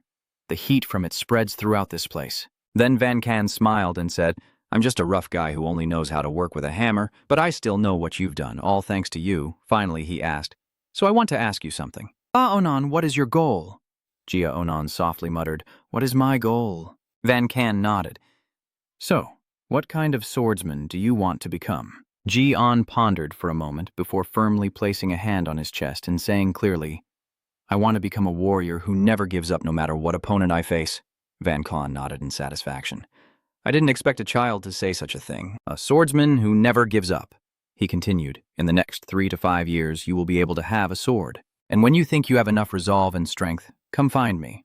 I will save them for that day. Van Can pointed at those glowing gold coals and said that. Ji-on asked in surprise, Are you saying you'll train me in swordsmanship? I heard you've retired. Van Can calmly replied, People often retire and then come back. Before On left, Van Can reminded him to try to live until then. Gon R.E.R. watched their farewell from above. He smiled and said, If you're still wondering what happened, it turns out the boy finally has aura. So maybe people really do worry about him. Am I right? You and Ram are observing together is Lord Glen Jig. Reimer grinned and said, You come here every day worried about him. Now you must be feeling very relieved, Glen replied with a denial. I didn't come here out of worry. Reimer smiled and praised Gon. Maybe it's because of the temperature from the kiln that the amount and purity of aura are extremely high. The boy has already stabilized his aura. You are truly talented, Glen suddenly said seriously. This won't do. That made Dreamer wonder and turned to look at him. The owner calmly explained his words. He turned his flaw into an advantage. In the 5th training hall, Runan still holds the cold cake box in his hand, his eyes expectantly looking at the door, deep in thought. Gia Anon, when will you come back? She recalls the not-so-good things other students said about On. Did you hear anything about On? He still hasn't created an aura yet. It's been 7 months. Maybe he's not as talented as people say. Lord Bren or Miss Matha should take his place. But they probably aren't that good either. Runan's hand holding the box of cakes clenched even tighter. I want to help him. My mother told me to repay those who helped me. As she was lost in thought, the door suddenly swung open. Runan watches Gon's figure appear with a joyful expression, each of his steps steady and confident. I told you not to try so hard. Her reply was a warning, telling him not to get overconfident one day. Gia. On decided to ignore him and keep walking. He nodded, yeah, keep going, but then suddenly stopped. Runan. Then she opened the box, and inside there were 4 colorful, eye-catching cakes. Runan handed them to Gon and said, Keep going. Suddenly she hesitated a bit because she sensed a strange power. Gia On, seeing her sincere feelings, did not refuse. He picks up a blue cake and says, Thank you. Oh, and thank you for the ice cream last time. And Runan felt this power even more clearly. She blinked, silently thinking this cold aura. Feeling the wave of power emanating from Onun's body, she found it much stronger and more comfortable now. Gia Anon politely said to Run, Thanks, take a bite. The sweet and refreshing flavor immediately floods the mouth, and the gluttonous Demon King also enjoys it, constantly praising. It's so delicious, he forgot about the argument just now. My whole body is flying around. It's been a while since I last ate, but it still tastes as good as ever. Just eat the remaining 2. Gia. On had to remind him. You probably know this is his food. Don't be so greedy. Get yourself together and then help her close the box of cakes. And don't forget to thank her once more. It's very tasty, thank you. Runan asked in surprise. Aren't you going to eat anymore? Gon calmly replied. I only need 1, thank you. Runan asked Han again. Do you feel better yet? Gon looked a bit confused, then unconsciously sighed and said, Yes, I feel better now. Hearing that, Junon smiled contentedly. All right. Finally, she happily took the box of cakes and left. Gia On saw her happy mood and smiled along. He muttered softly, She really is a strange girl. After a while, during training, Reimer stepped onto the platform and announced clearly, If you only practice like this all day, it gets boring. So this month, I've prepared something even more special. Remember, you've been training your foundation and practicing for 7 months already. It's time for you to start activating your energy mind. This announcement from the teacher made the students curious. A young student whispered to the person next to them, Why did he suddenly do that? I don't know either. I just shook my head and said I wondered too. A series of conversations erupted. What is he planning to do? Instead, Rimmer offers a mysterious smile and then announces that the students will compete against each other within a month. Clearly, this made Matha extremely excited. He continued, The results of those matches will affect your graduation rankings. Rimmer continued to advise the students, saying, I suggest you prepare carefully for the upcoming victory. Suddenly, a hand was raised, followed by Matha's rough voice. Wait a moment. she said with a hint of meaning. What about those who are falling behind and still haven't created an aura? Her words immediately dampened the atmosphere, and all eyes seemed to turn toward On. After Reimer's response, the negative atmosphere was broken. Luckily, the teacher heard that those students had also managed to create their auras. After hearing that, Matha exclaimed in surprise. When? He smiled and replied, Maybe it was yesterday or today, not sure. Matha glanced at Gia Anon and then smirked provocatively. I finally got my chance. I thought I'd die of boredom. It's been so long. Then she slowly stepped closer to Gia Anon, her tone becoming increasingly provocative. Do you remember what I said? I don't take orders from someone weaker than me. I've endured you long enough. I'm sure you've had a hard time too. You're overestimating yourself. Then she confidently declared, I will seize this opportunity and deal with you right now. Suddenly, a hand stopped Matha's action, and Boren spoke up once again. Matha Jigat stepped back and continued, Do you have any honor as a swordsman if you haven't even had aura for a full day? Of course, Matha didn't really care about being called out. She shook her head and patted Bren on the shoulder, saying, Our young master, Bren, you grew up with such honor, so honor must be very important to you. Hiwiu. Honor is something reserved for those who are worthy of it. Boren reminded him sharply. Matha, but she was cut off. Those fools learned aura in just a month, but our top students take up to 6 months. Seeing that the other students didn't say anything, she pressed on, her words becoming even more sharp and bitter. Even with advanced techniques, it usually takes about 7 months, which means this idiot is very useless. Since they both took the evaluation together, they probably know, right? Matha sneered. A swordsman who hasn't learned aura can't become famous. No matter how skilled your swordsmanship is, without using aura, it's useless. Then she turned to Rimmer and asked, Don't you think this duel was also meant to change the top student? Of course, Rimmer just shrugged and replied, I don't know if the teacher doesn't know. Matha ignored it and directly called out Gongon Jig's name. She warns him that he's been the leader for too long, and it's time for him to step back. Seeing Gia. On remains silent. Maha challenges him by placing her hands on her hips. So as I said, let's compete to choose the leader. In the end, Gia Anon finally spoke. He replied very firmly, No. He calmly said, If you don't have money, how can you gamble? If you want to bet on my position at the top, you also have to offer something of equal value. Matha sneered and said, Does your brother still not understand his position? Are you stupid? No one here is on your side. After Gia On's words, she was left speechless. Are you scared? Gia On remained completely calm, even smiling as he said that. Matha, stunned, asked back, What did you just say? Someone as competitive as her obviously couldn't stand being humiliated like that. She burst into a fierce laugh, continuously spouting words that sounded ridiculous. That's funny. Then she returned to her usual teasing attitude, hands on her hips, sighing. Ha ha, fine, I'll let you go this time. Do you want me to give you something too? She said as she handed over an item. This is the disaster pill. The divine medicine I gave myself will strengthen my body and aura. She shook the item in front of Gia On and said, If you win, I will give you this. What do you think? Not bad, right? Gia On smiles mysteriously. He whispers, Do you remember when I said we should wait until we defeated Matha? I have something I want to take from her. However, the Demon King didn't hear clearly and asked again, What did you say? Gia On just smiled and said, This is our chance. 1 month later, in Matha's room, she stared at the marked battle date on the calendar and muttered, It's been a month. She confidently stretched her joints, her face full of determination, finally having her chance to fight back. Recalling her first battle against Gia On, she couldn't help but feel resentful.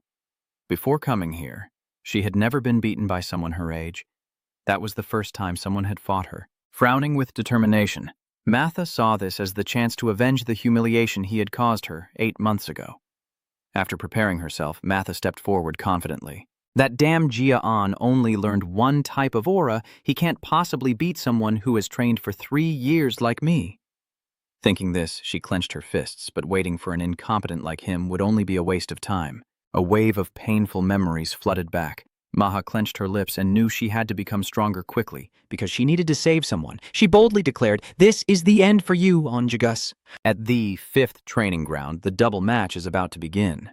Raymer, acting like an excellent teacher, loudly calls out, Everyone pay attention! After all the students have gathered, Greamer begins to give some advice. Watching the matches is as effective as participating in practice fights. You should watch the matches of the other students carefully and think ahead about your moves. He gently encourages, Don't worry, just do your best. Then he began announcing the matchups. The first match was between Bren Jig and Dorian. Immediately, Bren shouted, "Yes!" For Dorian, it didn't seem very feasible. The boy tremblingly raised his hand and said, "Sir?" Reimer nodded and asked, "What's wrong?" Dorian stammered, "I give up." Your answer left both of them stunned. Reimer blinked and said, "I haven't even started yet." So Dorian explained, "I don't feel well. I caught a cold yesterday, so I still have chills and body aches, and I couldn't sleep last night." "It's true, it really is."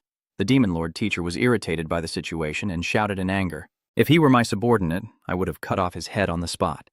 As for the others, I already guessed Dorian would act like that, so I merely said indifferently, I saw through what he would do. Reimer helplessly encourages him. "Dorian, you should try to fight Bren. You will definitely learn something, even if you lose." Hearing his teacher say that, Dorian could only reluctantly follow. "Yes, I understand." A few minutes later, Dorian was quickly defeated by Bren. Little Dorian, with a blank stare, muttered, "I give up." Reimer frowned and told young Master Bren, "Ben, you still haven't mastered your emotions.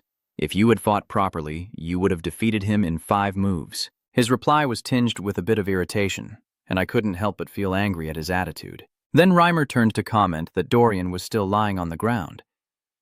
"Dorian, why do you keep running away?" The teacher said you couldn't do it, and if you fought back, you would have lasted longer. Hearing that, Dorian hesitantly replied, "I'm sorry, but it's too scary." Reimer sighs. "All right, next. The list of contestants will be announced immediately." Runen fights Gren. Reimer loudly calls for the start. Immediately, Gren launched his first attack towards Runen. The blade quickly closed in near Runen's face. Immediately after, she swung her sword up, and Gren's attack was quickly countered by Runen. His sword immediately flew out of his hand.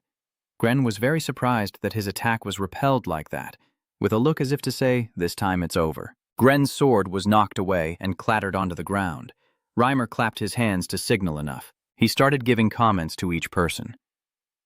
"Gren, you're too nervous. You need to relax when holding the sword." And Runen, that counterattack was impressive, but Aura still couldn't hold out until the end of the match. Reimer once again read out the list of participating students. Next comes the descent, with the students attentively watching the final match because they are the last ones. So they are very eager to fight. The final match is a battle between Matha and Gon. Matha swung an attack, clearly looking very excited. Gia Anon immediately blocked it, with a very serious expression. The battle was extremely fierce. Maha kept attacking relentlessly towards Gia Anon.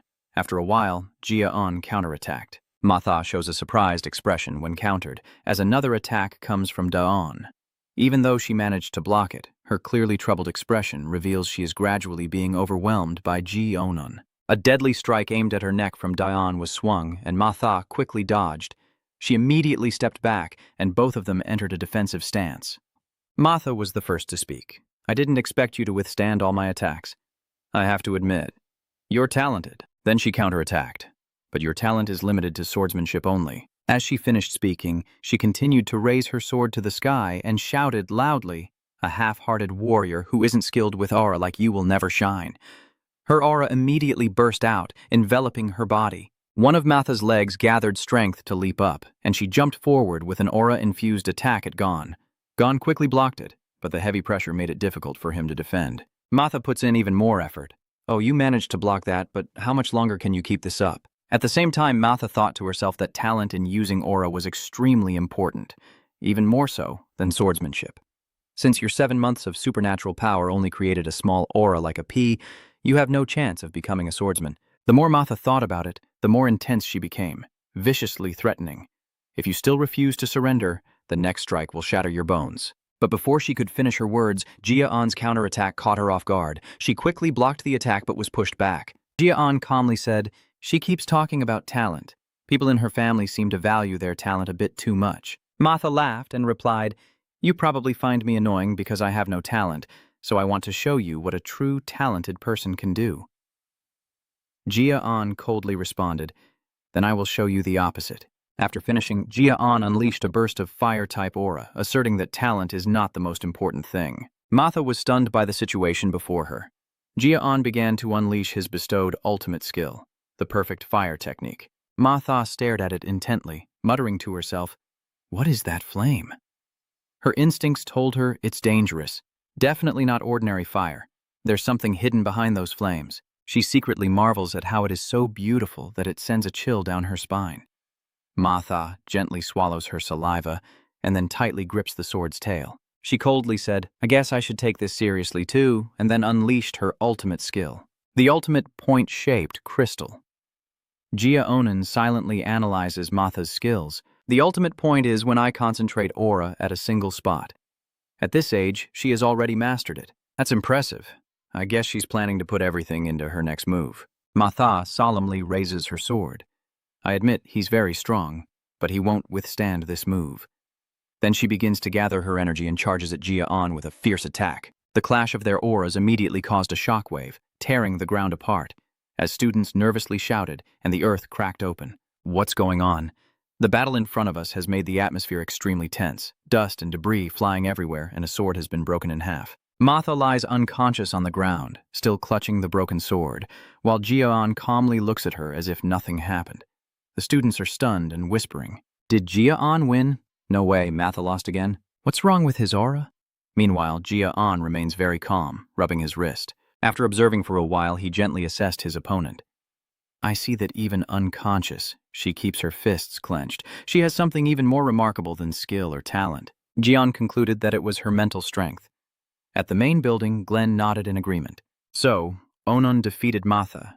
Reimer replied, "Yes, she completely beat Matha, even though Matha had been training with aura for 4 years. It's truly unbelievable." Glenn calmly remarked, "The fire I saw that day was truly beautiful, like a flower made of flames, with power far beyond its size.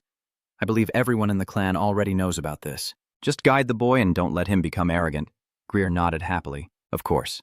Then Glenn asked, "How is Matha doing?" Greer honestly replied that she seemed a bit shocked, but the wound was easy to heal. Matha was sitting pensively on her bed. The biggest issue is the psychological shock. He sincerely hopes she can overcome it.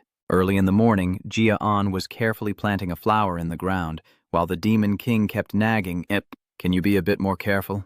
"Be more careful or I'll freeze you." Hearing such constant chatter from a machine, Gia Anon looked annoyed and warned, "You can't do anything, so stop talking empty threats." The Demon King grew more annoyed and shouted, "It's because of your elemental resistance ability." Gia Anon replied indifferently, "Lucky you know that." Then he began to drift into thought. That evening, after defeating Matha, the magic pill he received had increased Gon's power stats.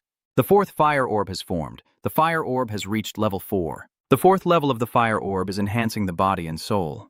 Agility and endurance have increased, fatigue has disappeared, and mana sensitivity has vanished. More precisely, everything he had achieved so far is only now coming into play thanks to Matha's potion. He thought of many things being enhanced, but the most prominent are the level 4 water resistance and the level 4 hydrokinesis. Thanks to that, Rad's attacks no longer pose much of a threat to me. Since today is my last day off, Gia Anon wants to go to the garden for a bit, to tend to the garden and plant some flowers. The Demon King clearly keeps nagging, constantly telling Anon to dig deeper, saying, "Idiot, you have to go further down, not like that. What are you doing?" Making Anon uncomfortable and close to losing his temper, with a look of frustration on his face. Why do I have to listen to this guy's nagging just because I'm gardening? He's reminding me again, use your hands so you don't break anything. His deep understanding of gardening makes Gia Anon wonder how he knows so much about plants, without Gia. On asking, Ra quickly explains, his voice full of pride, "When I was in the demon world, I always filled my garden with ice flowers. The demons admired my garden very much. While trying to figure out how to deal with this troublesome demon, Gia Anon suddenly recognized a familiar figure appearing at the gate, looking bored in casual clothes. Matha's presence here was completely unexpected. Gia Anon coldly asked, "You probably didn't come here to cause trouble, right? What are you here for?" But it seems Maha isn't ready to answer right away. Does Gia Anon keep wondering what she's thinking? I thought she was mature, but now she's so childish. Then he shook his head, saying it's not important right now. Immediately after, Maha spoke up, her tone still blunt as ever. "I want to fight you again." Gon hesitated. Hearing that, Gon sighed in despair and said, "You're pathetic. You still haven't admitted defeat." Matha immediately retorted, "I didn't say I haven't lost. I just don't understand why, so I came here to find out." Gia Oni nonchalantly asked, "What do I get out of it?" Matha exclaimed, "Gia Oni, when you challenge the winner, at least bring a gift, right?" That made her stunned and dismiss it. Nonsense. Why should there be a fee to fight? But for me, I just have to watch Matha grit my teeth and stand by, not wanting to fight at all. What should I do now? Her eyes lingered on the beautiful flowers, a wicked idea forming. Should I step on these flowers? I say. You must really like flowers, that's a surprise. But Gia Anon's answer didn't exactly make her stop. Gia Anon explained, I don't like flowers. I also don't understand why people like flowers. I only garden for my mother. Hearing this, Ma Tha snorted in annoyance and decided to stop the silly game in her head. Then she turned around and walked away. Brother Pia, I'm leaving Gia Anon, it's me. Mom cheerfully said, I was still wondering where you were. Is that your friend? Is your new friend practicing with you? The grandmother asked Matha. Hearing that, she turned to look at her, wondering if that was Sivya Jigas. The woman left her family to follow a man and came back to save her child, the one who bravely acted for her child. Sivya watched Matha and spoke softly. Dark eyes and hair, you must be Matha. Nice to meet you. Gia Anon quickly said, noticing the negative vibe. She's not your friend. Let me handle this. But she just told him simply that your mother only wanted to talk to your friend. Then she approached and took her hand. I heard you fought with Anon. Are you hurt? Matha stood still and replied, I'm fine. Really? I was so worried. The lady gently caressed Matha's cheek, making her blush suddenly. I heard Daniel brought a talented child here. You're still beautiful. You're really lucky, talented, and beautiful. So she cheerfully asked, why did you come here? Matha half-heartedly replied, I just want to talk to Gia Anon for a bit, then I'll be leaving, but Sylvia, perhaps because she rarely has guests, warmly invited her to stay. You should stay and eat with us. Matha was stunned and asked again. Huh? What do you mean? Sylvia continued. You can't let Miss Gia Anon go home hungry. Seeing a beautiful woman hold her hand like that made Matha feel awkward and stammer. That matter will be discussed later. A while later, in the dining room, Gia Anon and Matha sat facing each other, enjoying the dishes prepared by Sylvia. Gia Anon was stunned and thought, what is this? Why is my mother so gentle? Over there, Sylvia keeps chatting with this special guest because she loves meat soup and always cooks this dish. The lady asked, you're a year older than Anon, right? Matha obediently nodded. Yes, I am 15. Do you have any difficulties with your training? Matha replied softly, not quite. Sylvia continued. We have a good chef, but the meat here isn't as good as at the main house, so it's probably a bit tougher than what you're used to eating. Suddenly, she placed a hand on Maha's shoulder and smiled, reminding her to chew carefully so she wouldn't get a stomachache. A picture of another woman appears, also saying, chew carefully, don't get a stomachache. Little Mathak obediently nods. Yes, mother. The memory ends, and Mathak eats sadly. After finishing the meal, Maha politely said, it's very delicious, thank you. Sylvia bid farewell. Take care of Gia Anon. What's going on here? I'm sure she's here to fight. What did she eat that made her like this? R didn't understand, so he just replied vaguely. Maybe that's for the best. On the way back, Matha kept thinking, surely Anon must think she's crazy. Matha also remembered Sylvia, but that look was too much like her mother's. I couldn't refuse her. Sylvia's image appears, and Matha silently observes her face, hair, and voice, all very different. But at that moment, he felt a sensation like being with his mother. Remembering the dark past, Matha clenched his teeth. After my mother was kidnapped by the blood evil cult and I was adopted by Daniel, I decided I would never lose until I found her, and I have kept that promise until now. But that day I lost and, worried, thought about a problem. Jig adopted me for my talent, but if I lose like this, I might be dismissed. I worry that my father is gentle, but what if that's just a facade? So I have no hope of finding my mother anymore. She trembled, thinking she shouldn't have lost. The butler's voice echoes. Lady Matha, you're back, and later than I expected. Are you waiting for me? He asked. I am waiting to deliver the letter that Lord Daniel wrote for you. Dad wrote me a letter? He nodded immediately. Yes, it was written after the match. Matha, congratulations on your first defeat. A loss, but it doesn't make you a loser. But don't be too upset. Just think about why you lost. That will help you improve. I also want to come personally to comfort you, but my mission is taking longer than I expected. Father apologizes for not being by your side right now. At the end of the letter, he also wrote, I am still searching for your mother. I haven't given up yet, so you shouldn't either. Matha clenched the letter and ordered the butler, telling her father, I will remember this, and I am very grateful to you. He nodded respectfully. Yes, miss. Closing the door, Matha fell into her thoughts. I lost badly. Touching the tip of the knife wasn't because I was careless or anything. I just lost. Then she lifted her hair and prepared to cut. It seemed she had made up her mind. Now she had to accept defeat and move forward. I can't let my father be humiliated. Long strands of Matha's hair fall, accompanied by thoughts from the depths of my heart. If I pretend that it never happened, I won't learn anything, and I'll be too ashamed to face my father. After cutting off her long hair, Maha put down the knife and clenched the handle tightly. Let's start again. I will do my best to move forward. I will leave behind this foolish and miserable past. Looking at herself with fiery determination in the mirror, Maha vows to become stronger. The sudden strange change in Matha shocked some students. What's going on? What's wrong, Lady Matha? Matha, shivering, stands in front of Gia Anon and calls out to Gia Anon Jagat. She continued, I won't make excuses for what I've done, but I will keep my promise. Hearing this, Gia Anon asked with curiosity, a promise?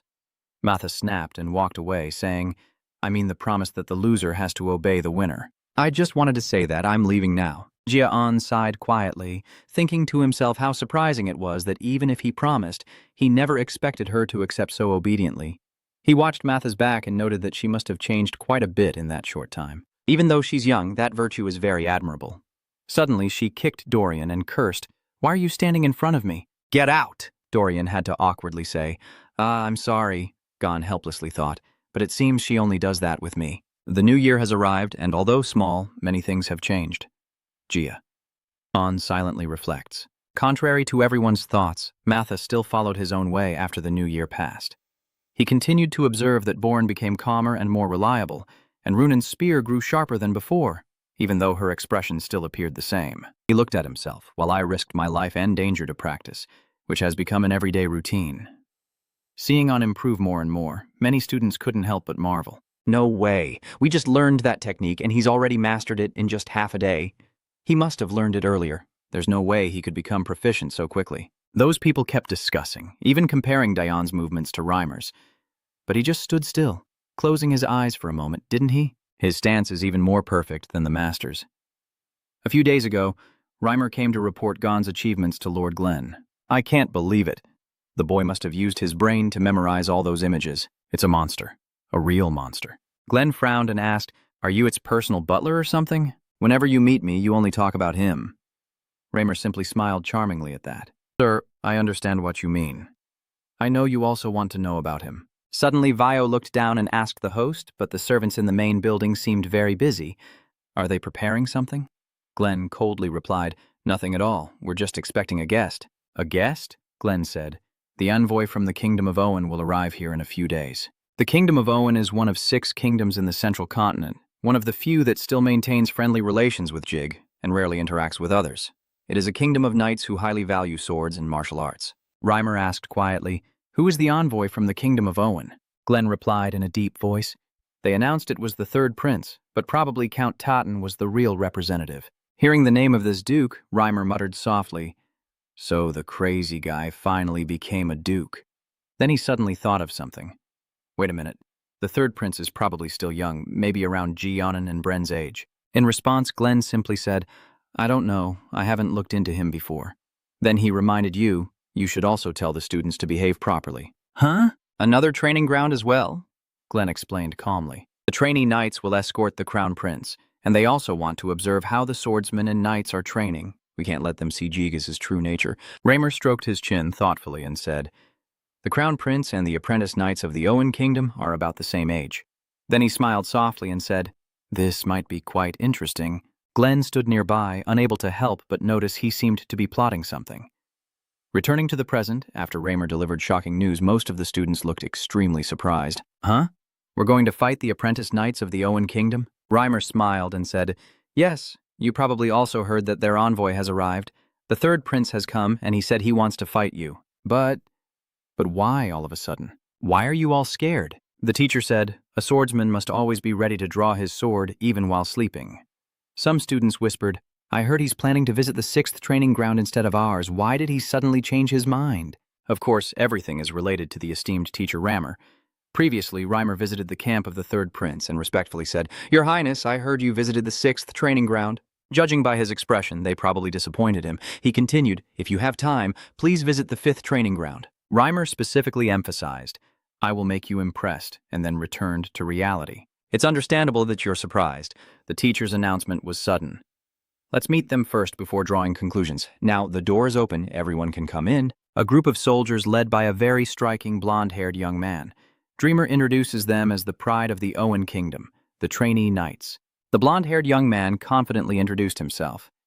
I am Gia Anon, focused on observation. So, he is the third prince of the Owen kingdom. He is very outstanding despite his young age. He said that, just looking at him, you could tell he had the strongest presence among them. Reimer suddenly asked Gon, what about you? Are you excited to fight them?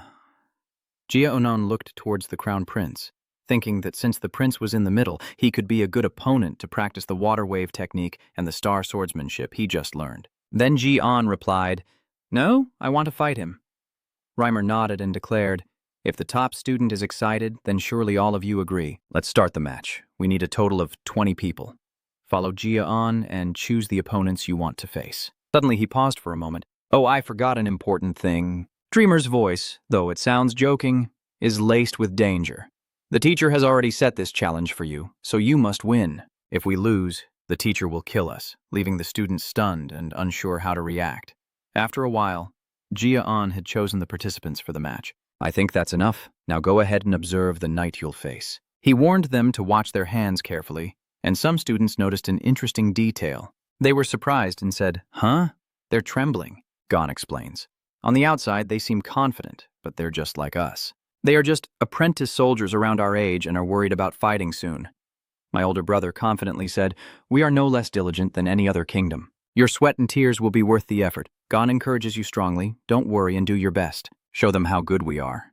Gia An encouraged everyone participating in the competition to shout loudly and clearly. Then he said, I will decide the order.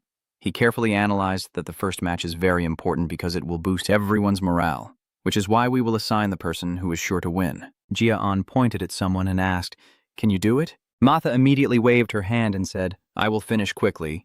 Reimer's voice echoed, When you're ready, step into the middle. The students were stunned when they saw Matha's opponent. Wait, is he really the same age as us? The students shouted, Why is he so muscular? He looks like a real knight. On the other side, they introduced themselves first. I am a warrior from the Owen Taz kingdom. Her body is in excellent condition despite being young. I think we will have a great match. The voices of the students overlap, with a huge size difference. Even Lady Matha would have a hard time. But clearly Matha's condition is extremely good, as if this size difference doesn't affect her at all. Is this a good match? She confidently flicked her hair and said, I will win. Don't talk nonsense. Go ahead. The third prince was immediately drawn to the first battle. He observed her dominating her opponent, the swordsman. From the second training ground is truly very strong. He assesses that they live up to the name Jigat, and are definitely skilled enough to match the knights of this kingdom, but he is quite disappointed with the next destination. He remarked that, however, the sixth training ground was truly disappointing. Despite being well-trained, they couldn't even compare to the Robert family apprentices. They are returning to the present, where the family is extremely amazed by this match.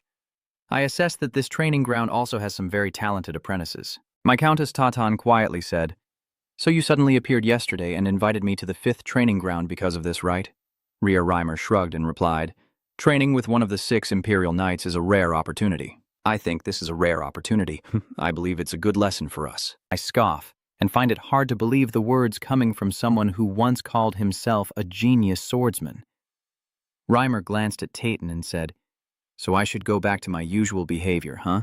Want to place a bet with me? Titan muttered, shaking his head, still addicted to betting. What are you trying to wager? Dreamer replied, There will be 20 practice matches and a prize for the winner. Wouldn't it be more fun to bet on something instead of just watching? Tayton asked, Do you think your kids can beat them when they've all been trained properly at Owen? Reimer shrugged and replied, Looks like you really trust your apprentices, but I also have my own confidence. On the battlefield, Matha is fiercely overwhelming her opponent. An attack from her immediately broke her opponent's sword in half, leaving him stunned and exclaiming how strong she was. Matt is still full of energy. She delivered a tail sword punch to Taz's stomach. Taz cried out in pain and then collapsed, clutching his belly. Reimer's voice rings out, Do you prefer to die as a loser? Gia An stiffly thought to himself, I take back what I said. I thought her swordsmanship had become more gentle after fighting me. He comments that both her speed and strength have actually increased. Matha smiled confidently and said, You only rely on strength, yet you didn't even dare to use your full power in your first attack. That idiot. Gia An muttered, This match is really interesting. Ra sighed and frowned in boredom. Interesting. Do you find it exciting to watch 2 ants fight? I'm so bored I could die. Gia An shot him a disapproving look. The dog criticizes the cat for having too much fur. Rat snorted and then started bragging about the time I was still in the demon world. He rambled that even younger demons fighting would be more interesting. Not wanting him to keep rambling, I quickly slammed my hand down to trap him in a separate space, muttering, "This is no fun. Be quiet." Reimer's voice echoes again. Next, the 18th battle. Runan versus Idelia. After hearing that, Gon gently signaled, "It's your turn now." The two opponents, one with white hair and the other with red hair, stepped onto the field together. Idelia spoke first. "I really don't like that absent-minded look of yours." She then began to emit fire-type aura. Runan frowned and said, "I don't like fire." As she finished speaking, Vunan unleashed her ice aura, and ice and fire clashed in battle. When the two auras touched, they caused a vaporization, creating a fog that gave Runan a significant advantage. Idelia, alert, tightly gripping her sword as she surveys her surroundings, when suddenly Runan's figure appears behind her. Idelia immediately sensed it. She swung her sword and shouted over there, but Runan's image suddenly disappeared. Idelia frowned. The illusion is... At the moment she let her guard down, Runan successfully pressed his sword against her opponent's neck. Reimer spoke. Match 18, Runan wins. Idelia, about to leave as she watches Runan, quickly calls out, "I lost, but that last match was really good." But Runan paid no attention to her and just ran over to ask Gia Anon, "Did you watch the last match?" "Of course," Gon observed very carefully, and he commented, "Your footwork has improved a lot, well done." Runan happily sits down on the ground and says, "Thank you." Reimer cheerfully encourages him. Whether they win or lose, they are still beautiful matches. The atmosphere is getting hotter. Now let's continue with match 19. Boren and Seren, please step forward. The two opponents meet, with Owen introducing himself first. "I am Seren, an apprentice knight." In response, Bren also graciously introduced himself. "I am Bren Jigat, an intern." Under the stands, Gon quietly assesses that Serun is quite strong. Aside from the Crown Prince, he's the second strongest among the others. Reimer loudly signals start, and immediately Bren assumes his fighting stance. They both charged at each other without backing down, blocking each other's decisive strikes. Realizing their opponent was on par, Bren considered that since their techniques were quite similar, lowering his guard even for a second would be enough to be exposed, and surely he is thinking the same thing. Then both of them once again charged at each other with all their might. They fought so fiercely that both swords were broken. The spectators outside the match are discussing, both fighters' swordsmanship has already shattered. So he smiled and announced the final result. The outcome of match 19 was fire. "Good job, Bren." That apprentice knight is the strongest person on their side, but it seems Bren isn't very happy with this result. "What does that matter? If I have to fight for Jig's honor, I will win at any cost." Gia Anon gently pats his shoulder. "Don't worry." Gion's eyes sharpened. "I will win this final match and bring glory to the Jigat family." The third prince looked at his opponent with a hint of disappointment, thinking, "Do I really have to fight him?" He quietly assessed Gia Anon's martial strength as too ordinary and asked in a measured voice, "Are you a direct descendant of Jigas?" It was completely different from what he expected. Gia Anon naturally replied, "No." Gia frowned and thought, "I didn't expect to have to fight for nothing like this." He looked at Matha, Runan, and Bren, hoping to fight one of them, and then asked, "Reimer, I have a proposal?" Reimer nodded and asked, "What is your proposal?" He pointed to Matha and Runan and said, "I don't think those two are tired yet. Can I fight them after I beat him?" Reimer smiled and replied, "Yes, I can, but you have to win." Gia smirked and waved his hand, telling them to start. The fight would end quickly. He prepared to draw his sword and confidently thought, "I won't use aura to save energy." "What is that monster over there, Rimmer?" "I almost didn't notice it because it was so faint." Reimer smiled and said, "You're not completely blind either, right? If you knew, why didn't you warn the Crown Prince?" The third prince seems to underestimate On, and he continues, "He will soon become the future of the kingdom, but he has never known defeat. Teaching him a little about losing here might be a good idea." Tayton immediately frowned and said, "But the Crown Prince is very strong. Even a genius swordsman wouldn't win easily." Reimer simply crossed his arms and calmly replied, "It's indeed not easy." Then Reimer proposed a new bet. "What do you say we wager?" "Again? You really like betting?" Reimer smiled and suggested a simple game, a round of drinks. "So what are we betting on?" Reimer held up 5 fingers and said confidently, "Gia Anon will defeat the prince in 5 moves. Below the stands, Gon has already begun to unleash his aura and is in an attacking stance." Gia clearly didn't expect things to unfold like this. Tayton was just as surprised. Gia Anon quickly defeated him. The prince spat out a mouthful of blood and collapsed. Dion sheathes his sword and says, "It's probably over now." Reimer laughs heartily. "Oh my god, it's not even 5 in the afternoon yet." Gear was gradually regaining his strength, still feeling dizzy. I misjudged him. I thought there was some reason he was ranked last. Seeing Gia Anon standing there calmly watching, I concluded that he must be too strong. I couldn't accept it, and asked, "So is that a cadet?" His swordsmanship and technique are already perfect. Reimer, hearing his old friend's words, became even more boastful, so I said Gia Anon would win. Reimer started to mention the bet. "I will book a stay at a luxurious place." Gia gathers all his strength to sit up and urgently calls out, "Stop! I haven't lost yet!" Reimer's voice echoes. "Your Highness, the match is over," but Gia immediately interrupted. "I still haven't shown you my true skills. What if I had fought with all my strength from the beginning?" Before I could finish speaking, Matha suddenly jumped in from somewhere. "What's that barking, I wonder?" She added, "Why can't a prince accept that he lost?" "It's annoying. Matha is teasing him just like someone I know." Gia widened his eyes and looked at Matha, who once again cut him off and bluntly said, "Hey, Prince, I'm trying to be nice to you." Then she glared and threatened to get out of here immediately. "You lost." She clearly can't take it anymore. She shouted at her to shut up. "You are speaking to the Prince of the Realm, after all." But Matha only smirked provocatively. "He is royalty, but I am from the main line, so why should I be submissive?" R.E.R., noticing the tense atmosphere, clapped to calm everyone down. "Let's hear what Gia Anon has to say." He asked Gia Anon if she could choose what she wanted. Gia Anon replied, "The bet has already been placed, the match is over, so there's no reason to continue." But the third crown prince refused to accept defeat. He shouted, "I accept my loss." He sincerely said, "I misjudged you. I underestimated you from the very beginning of the match. I was very ashamed of this." Then he knelt and begged, "Please fight me one more time. If I leave like this, I will regret it for the rest of my life." Gia earnestly bowed. "Please." Gia Anon looked at Gia with an unbelievable expression, silently thinking, I never expected him to apologize and lower his sword. I thought he was just a proud prince. In the end, Gia Anon had to accept. "All right, but just this once. Gia can't miss this opportunity."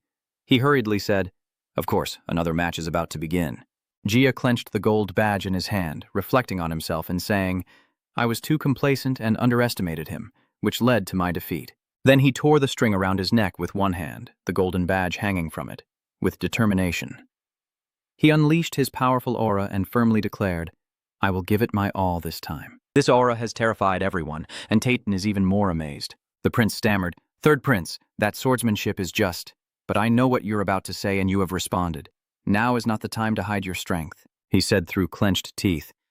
"I will fight him with all my might." When did Ra appear? He chuckled and assessed, "This guy is really stupid. He doesn't even know you're still hiding your strength." Gia Anon just looked at him and confidently said, "I can win this time too." Ra happily said, "He has much more aura than you, and he's even stronger than you." So Gia Anon suggested, "Do you want to go all out?" Ra immediately agreed. Of course, a system notification appears. Rage wants to bet on the condition of the Crown Prince's victory. If you win, all stats increase by 4. If you lose, your anger increases by 10. Gia declares war, so let's get started. He quickly used his foot to gain momentum, then forcefully launched an attack. Gia Anon swiftly blocked the strike. The clash of auras created an extremely powerful shockwave. The two continued to clash fiercely, with auras constantly emanating. Gia frowned, thinking I've given it my all. But he hasn't been pushed back at all. Seeing Gia Anon's extremely serious expression, I couldn't help but admire. Is Gia Anon Giga Genius? Well, he's definitely a monster. Finally, he took a deep breath, as if he had made up his mind. All right. He's determined to fight with all his might against Gia Anon. A continuous flow of magic is cast over Gia, with his aura once again reaching extraordinary levels. Gia Anon stands from afar, recognizing that this is the Paris swordsmanship passed down only to the royal heirs of Owen. Seeing his magic gathering for this sword technique, he is determined to unleash everything in his next strike. Gia Anon also begins to unleash his skill. He releases a large amount of aura and prepares to face the battle. All right, let's go. All my strength is here. Take this attack. Gon's Jasgon cautiously observes Gear's ultimate move. So that was Swordsman Perez, a sword technique passed down only to the heirs of the Owen kingdom, who must have planned to pour all his strength into the next attack. He firmly grasped his sword and told himself that he had memorized all the sword techniques used by the third prince. Then he also begins to unleash his ultimate technique, the 10,000 Fires first skill. Gia slightly frowns at Gon's technique. Enon's ultimate move is ready, he shouts, "Golden fire breaks the heaven." Gia tries to remind himself not to waver, gritting his teeth and thinking, "No, I can't let myself." Then he begins to attack, his sword filled with demonic power slashing toward Gia Anon, while shouting loudly, "I still have this skill." Gon quickly uses his aura sword to block this attack. Two different types of aura clash, creating a stunning contrast. Dion and Gia continuously unleash a series of powerful and weaker moves, all aiming to defeat their opponent. One strike. Two strikes, and soon Gia pushed Dion back. Gia clenched his lips in joy, thinking he had pushed back his opponent's sword technique and was gaining the upper hand. But he didn't have long to celebrate, as Gia Anon unleashed a move that broke his sword in two. The third prince was stunned to see his sword now only half intact, gritting his teeth in anger. His sword's glow exposed his vulnerability, and Gia Anon quickly launched a finishing move. He chuckled softly. "So you're also trying to divert my attack this time?" Gia quickly collapsed. Reimer's voice rang out once more. "The winner is Onja's," while the prince bowed sadly, remaining in his defeated stance. He raises his shining sword and thinks to himself that he must be faster and stronger than him. Gia gently smiles and says, "Did he use his footsword to counter my shining sword?" Then he gathered his spirits and approached Gia Anon, saying, "The world really is vast," letting go of his sense of defeat and happily accepting it by extending his hand toward Gia Anon. "Thank you. I've learned a lot from this fight, and I admit I lost." Gia Anon also smiled and shook hands again. "I have also learned a lot." So the two shook hands. Gia spoke first. "Sorry for underestimating you earlier. Just pretend I wasn't here watching." Gia. Anon politely replied, "No problem." Then the prince asked, "Can I ask your age?" Gia. Anon honestly replied, "I am 14 this year." After hearing that, he shook his head in disappointment. "I lost to a younger swordsman in both skill and character." Then he handed Gia Anon something and told him to take it, making Gia Anon unable to hide his curiosity. "What is this?" Gia Anon took the golden badge that he had been wearing around his neck and did not feel curious anymore. He calmly explained that it was proof of the Crown Prince Owen. Gia Owen was willing to accept any request from you in the future. This surprised Gia Anon greatly. "Why would you give me something so precious?" Gia happily said, "I have lost, but you truly have enlightened me. I feel like I have learned many things. I think I was lucky to lose to someone like you." He turned and walked away, his face full of hope. "Surely one day we will meet again. I hope that day you will still be stronger than me." The Crown Prince said, "I think trying to catch up with you in strength is also quite interesting."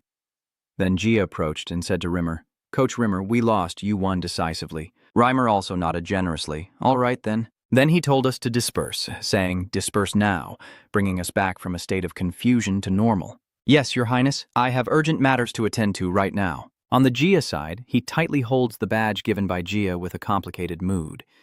In the previous life, completing a mission without any reward was very normal. Getting a reward like this again now really surprises me. I smile and think, it's such a strange feeling. He walks forward, followed by the students from the 5th training ground, each step full of excitement, as this life surprises me in ways I never expected. At the main building, Glenn Jiggis listens to the prince's thoughts and calmly concludes that this was the lesson he learned from the recent battle. Gia nodded and said, "Yes, I used to think I was the best, but he helped me see things differently and learn a lot. He's like a seasoned swordsman with a lot of experience." I touched my chest with one hand and said with great admiration, "I have fought many battles in the 6 kingdoms, but this is the first time I've seen a trainee as strong as Gon. He is younger than a god, yet the god can learn so much from him." Glenn pondered and replied, "I understand."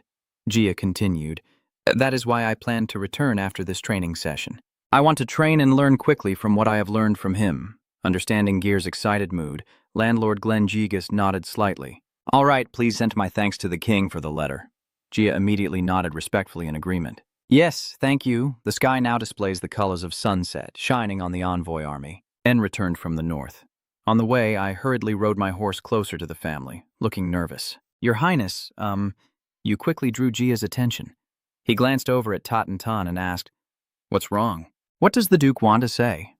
With the permission of the 3rd Crown Prince Gia, Tan speaks what he thinks.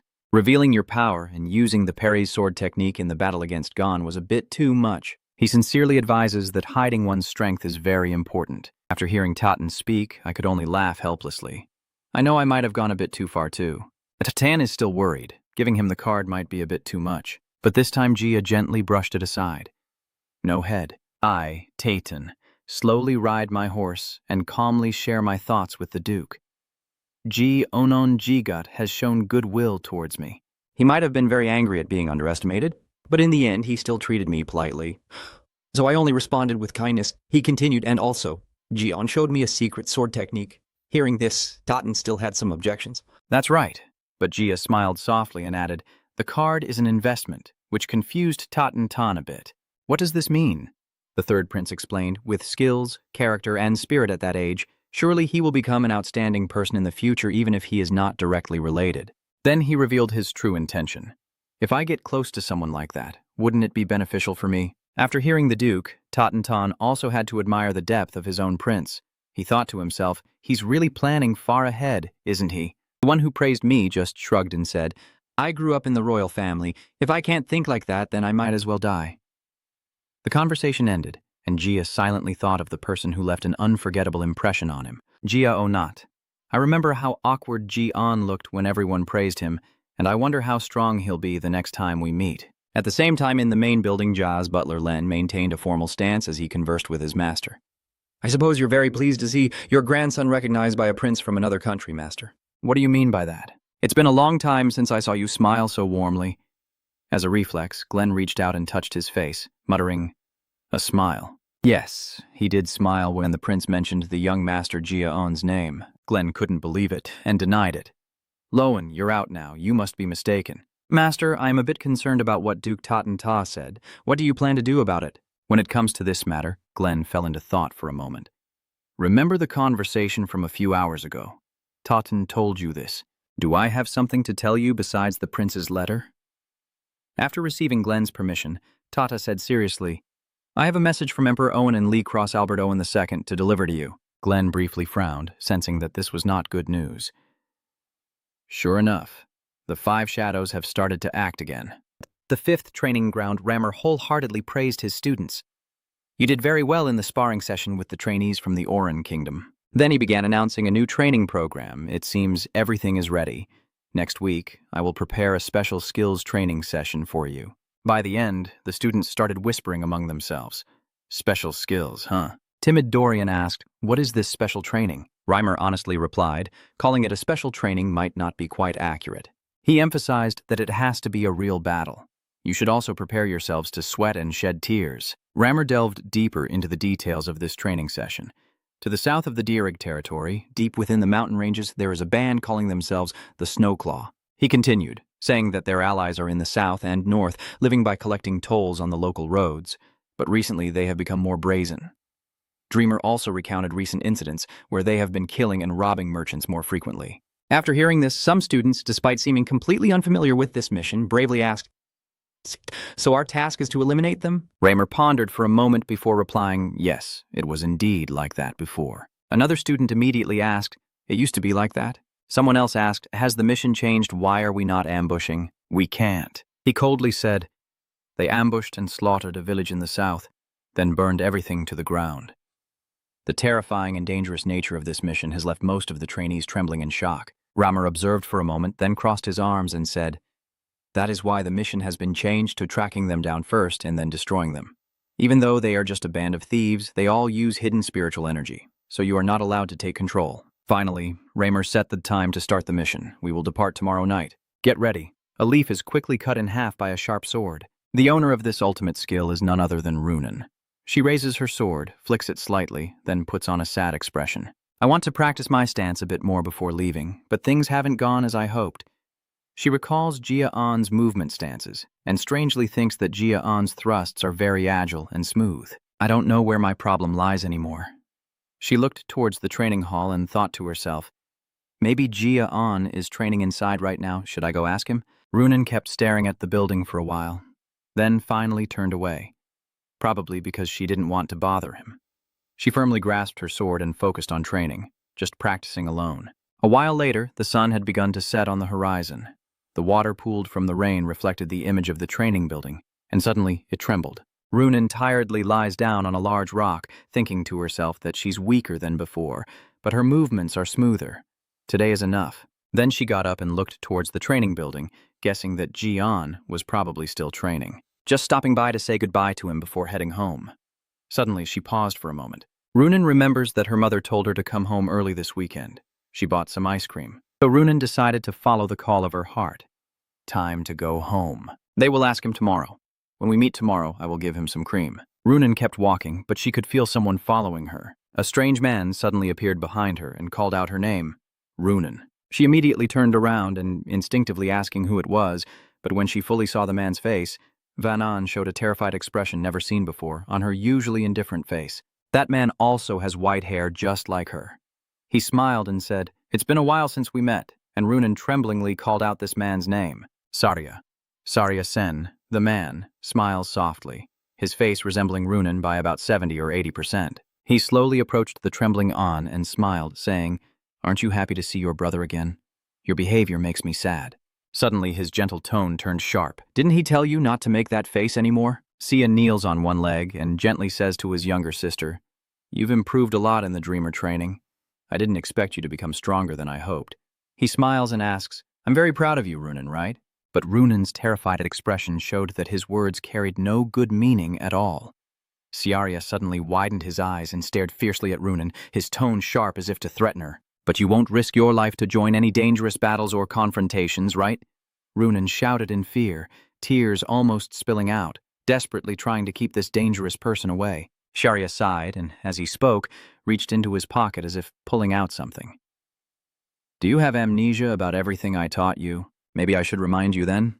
He calmly recalls Runan's painful memories. "The squirrel you used to raise was named Ruby, right?" And as he expected, Runan screamed in fear, "Hey, hey!" A small squirrel appears in Saria's hand. It is curled up in his hand and still breathing steadily. Saria holds it out to Runan and then gives a friendly-looking smile. But his words shatter at that fake mask. "Do you remember now? The way Ruby died because you didn't listen to me?" Runan shouted in horror. She wants to stop her crazy brother. "Brother, wait a moment." But just as Runan ran over, the hand that was holding the tiny creature cruelly squeezed it to death, turning it into a bloody mass of flesh. Runan was completely stunned, her eyes turned vacant and lifeless. Dark memories flood back, with deaths and haunting images constantly surrounding her, while Saria's disgusted face makes her so terrified she has no strength left to struggle. Runan screams in pain, clutching her head tightly. The haunting nightmare that has been tormenting her is now deeply ingrained in the mind of a 14-year-old girl. Saria slowly whispers into Runan's ear, noticing that her sister seems to be listening more obediently now. Every word is etched into her young mind. "Runan, remember, you belong to me." He continued speaking, his words like a demon hypnotizing people, until the day of judgment comes. Sia warned, "Don't do anything dangerous. All you need to do is survive until I tell you to do the opposite." Suddenly, a surprise attack came straight at Sia, causing a massive collision that brought down a sturdy wall. But Sia managed to dodge just in time, her face extremely cold as she observed her attacker. Runan was still trembling with fear, seemingly unaware that she had just faced an attack right in front of her, clutching her head in misery. Gia Anon appears, standing guard in front of Runan Tay with his sword, looking extremely alert, softly calling out to the person opposite him before coldly asking, his eyes full of murderous intent, "Who are you?" No one can beat the number one in a second round. He didn't answer, but instead mockingly reminded him with a teasing attitude. "Shouldn't you introduce yourself first before asking someone else's name? If you suddenly barged in like that, we can't talk like this. If you meet someone like Dion, there's no point arguing. I'll shut you down. You're the one blocking the alleyway here. How can you say this is our problem?" Hearing you say that, Cian looks like he wants to spray glue. Clearly unhappy. "Are you a thief?" "It's not a thief, but I still have to pretend to be innocent to save my reputation." He revealed his relationship with Junan to dispel the suspicion. "I see now why you think that, but I am not a thief. Actually, I am her older brother." Gia Anon was a bit skeptical and glanced at Runan, wanting to hear her confirm, but all he saw was her frightened appearance. She couldn't speak, trembling all over, and her expression looked very unstable. You singing? I knew you would be suspicious." Giving him a piercing look, Runan seemed quite scared. "Are you really his brother?" Syrian had no choice but to raise his hands in surrender. Oh, I guess I was joking a bit too much. It's been a while since I saw her again. He immediately got scolded by Dion for being brainless, unable to understand if he has a mental problem or not. Do you think squeezing a squirrel to death in front of her is a joke? Syrian continued to chuckle and scratch his head, pretending to be innocent. Ha ha, so you saw it after all. That's not a real squirrel, it's just a toy. Seeing that I wouldn't believe him, he held out his hand for Dion to check. See, there's nothing wrong with my hand. This guy has to win the argument or he won't stop. Sen would never admit to threatening his sister. I didn't actually kill the squirrel. Don't overthink it. Dion didn't hear a single word because he had witnessed everything. He burned all the blood and flesh of that squirrel with his aura. He's very clever to come up with a reasonable excuse. The swords in On's hands remain ready for battle. I just came to bring you some snacks. I will have to undertake a task that will take quite some time in the near future, so I came here to see her. Saran stared at her intently, speaking with a hint of meaning. Runan, it seems you have a really good friend. Just keep being good friends. After rambling for a while, he finally left. I really couldn't bring myself to say goodbye. Sorry for the joke. Remember to stay healthy. See you again. Until now. Gia Anon finally realized who he was. I know that man. He originally looked quite handsome, but had a cruel heart. He knew everything about Syrian inside out. He is a genius swordsman of the Sulian family, and one of the 12 monsters expected to become the next generation of sword saints of the 6 dynasties, with the distinctive Syrian-Sulian sword pattern symbolizing his power. That's why I saw through Syrian's true nature long ago, just to see if he could act convincingly. Before Reincarnation, I only heard of his name. This is the first time I've seen him in person. He is a madman pretending to be a noble hero. Today's encounter with Cyan made On realize. He also emitted a disgusting stench like when I faced Dearest. Only then did I see her finally calm down again, and Gia Anon reached out his hand to help her stand up. Runan couldn't understand why she felt that he was only gentle with her. From his eyes to his actions. Let's go. I will see you home. They reached the carriage. Gia Anon and she stood there looking at each other, probably unsure of what to say. As she was about to get in the carriage, Runan paused for a moment. Thank you for seeing me off. I know you were very scared, so I gently comforted you. Yeah, go to bed early tonight and see you at home tomorrow. I still worry about Runan's condition. The car has driven away, but his eyes never left it. Runan helplessly lowered her head, blaming herself for not being stronger. Even after returning home, she couldn't escape the haunting memories and stayed in a dark room. The box Syrian brought was opened by her, but Runan didn't care much and left it on the table. She is still lost in the past, burying her face in her arm for fear of crying. He has come again, just like before. He hasn't changed at all. Remembering the past, she once had her hand scratched by Ruby. Even though she tried to explain to her brother, Runan held her toy close to her chest. Cyan, Ruby is just a bit sensitive because she's pregnant.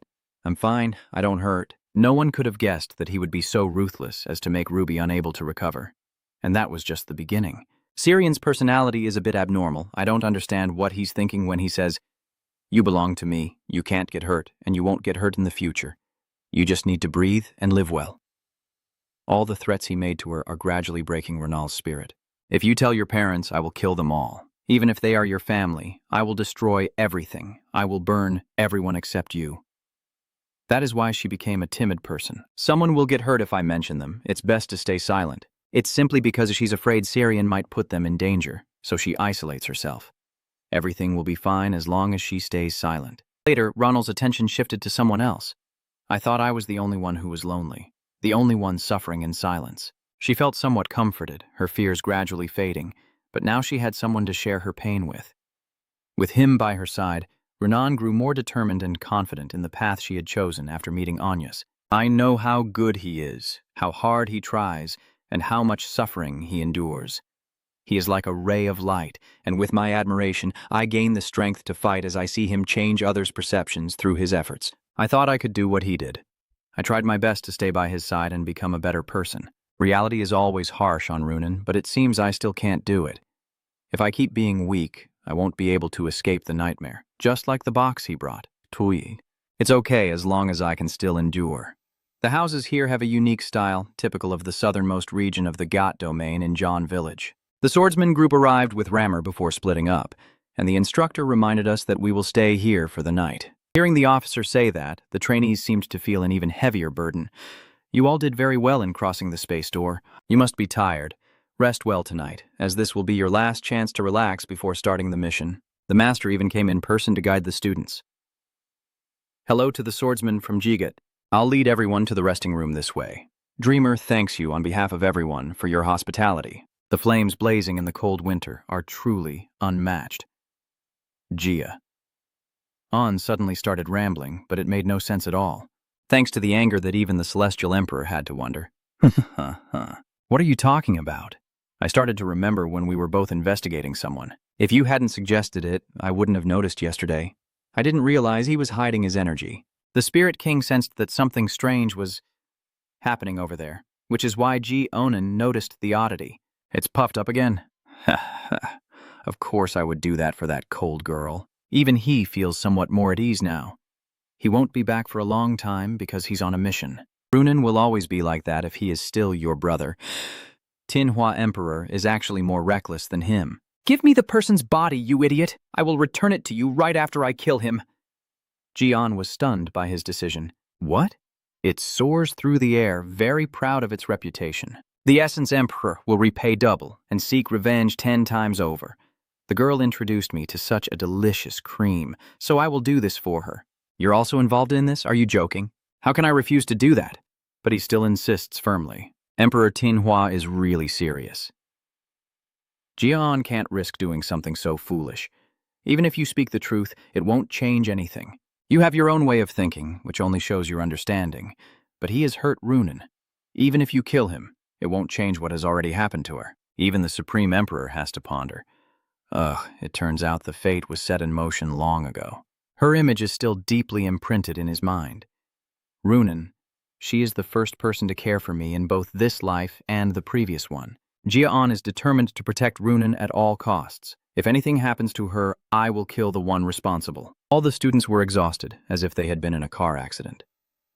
2 days after leaving the Jayat territory, we arrived at the village destroyed by Snow Lake. Suddenly, someone shouted upon seeing the charred legs. What is this? The swordsman couldn't understand that it was actually a person burned black. Why would they do that? The visiting students to this village were stunned, as there were not just one but many others in similar conditions. That's so cruel. Boren was so shocked by the blackened corpse that he froze for 5 seconds. Huh? They're all humans. Gia Anon was furious at their actions, so cruel. They cut off their heads before burning them. He noticed a female student who was not afraid and even appeared calm. Matha was untroubled by the sight of the corpse, probably having seen much of it before or having killed people herself. When he turned around by chance, he realized something was wrong. Wait a moment. While Gia Anon was unsure where she was running, in front of her was a charred corpse. Where is Runen?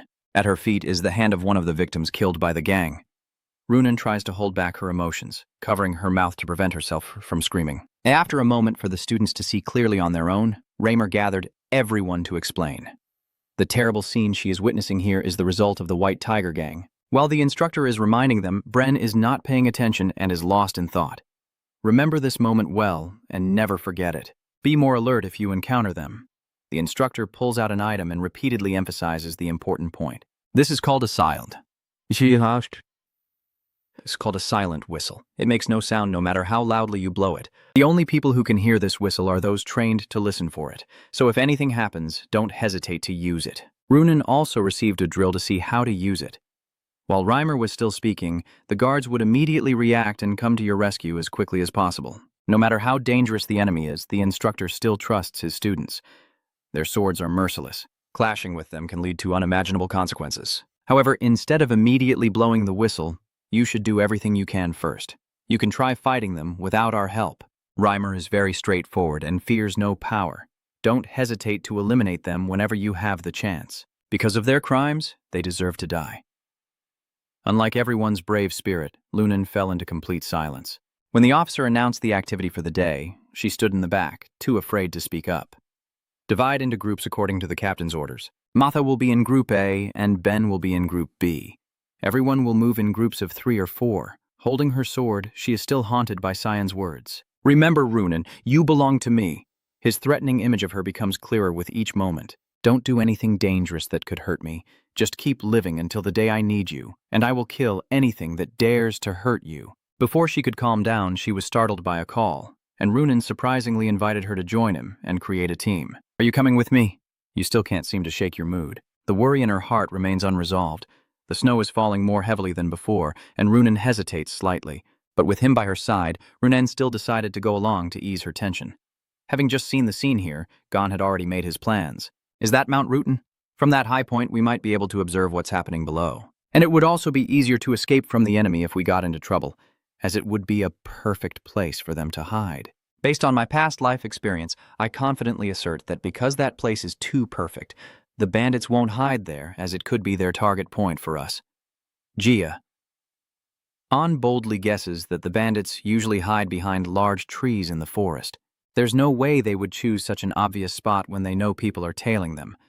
They must have thought we would guess they were hiding there. Therefore, they found another safe hiding spot because the most dangerous place is actually the safest. He looked ahead and saw only snow, which meant hiding in that hill area was their only option. It may seem like that place is fully observable from the outside due to its openness, but there might be another hiding spot inside. Not leaving her alone, he still turned back to call Runen. Let's go now. With Dion in the group, it's very relaxed. Using half of my previous life skills is enough. We should go check out that hill area first. Leave the forest to the other teams. Runen trusts you completely. Fine, whatever, that's okay. Watching her walk away. Gia Anon could feel the deep sadness in Run's heart. The Spirit Flower Emperor appeared Just in time, your concern for her is quite obvious. Aren't you going to say anything to her?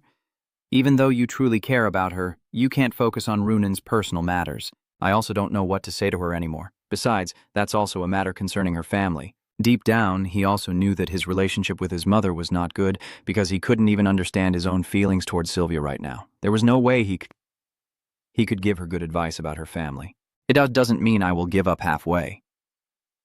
Gia Anon believes that if I try a little every day, I will definitely succeed. But I also know what Siren did to Vunon in the past.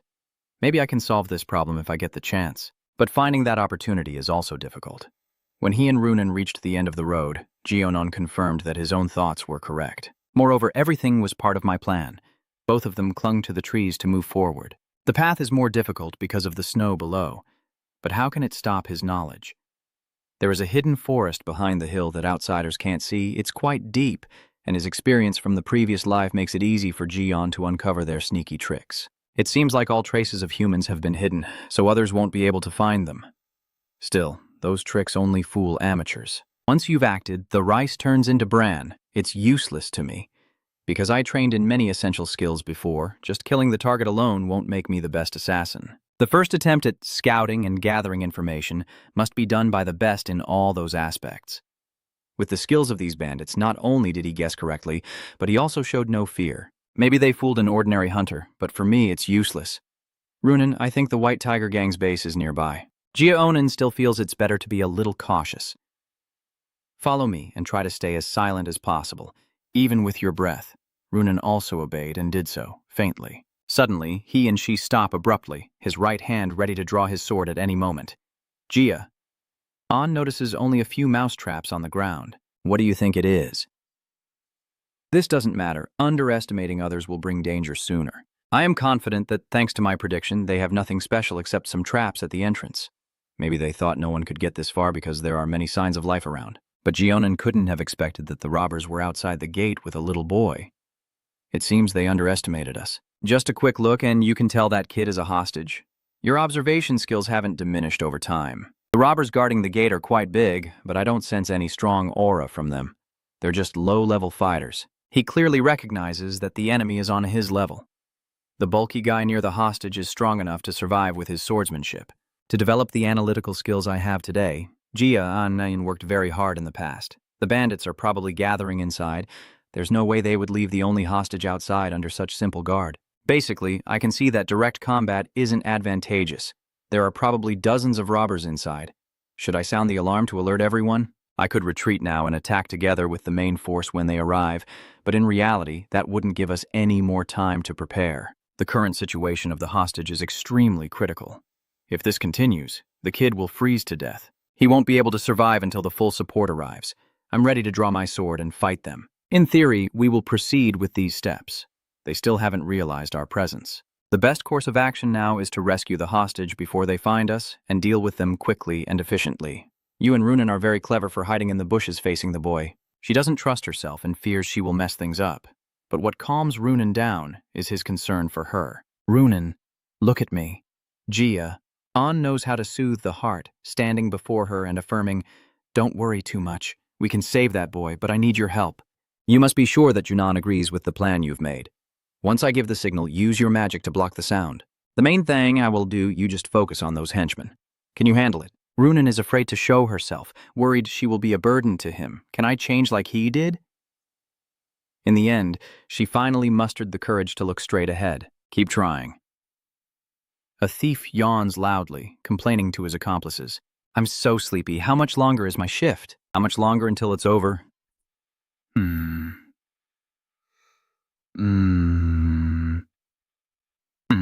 Russell. Her sudden appearance froze them in place.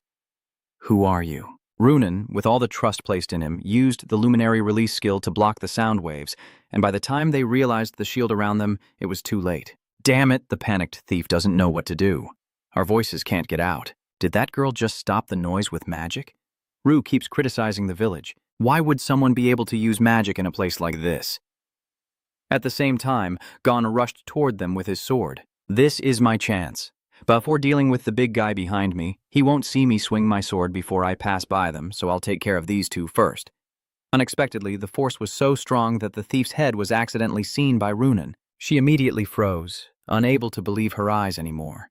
The image of Ruby lying motionless on the ground appeared once again in Runen's mind. She recalls the terrifying scene when the squirrels at her feet could no longer move. Runen's scream caused the shield to disappear. Just when it matters most, we run into trouble again. Dion's face paled. Damn it, the magic barrier that blocks sound has broken. Now he realizes his actions unintentionally affected her, causing his psychological trauma to resurface because of that situation. Runen crouched down on the ground, exhausted. Gia Anon suddenly felt worried. If this continues, the thieves will realize we've been discovered. As soon as a thief intended to harm Runen, Gia Anon quickly rushed over. Hurting him might be forgivable, but daring to touch a single hair of her means choosing death. Runen was still in a state of fear, not noticing the danger she was in.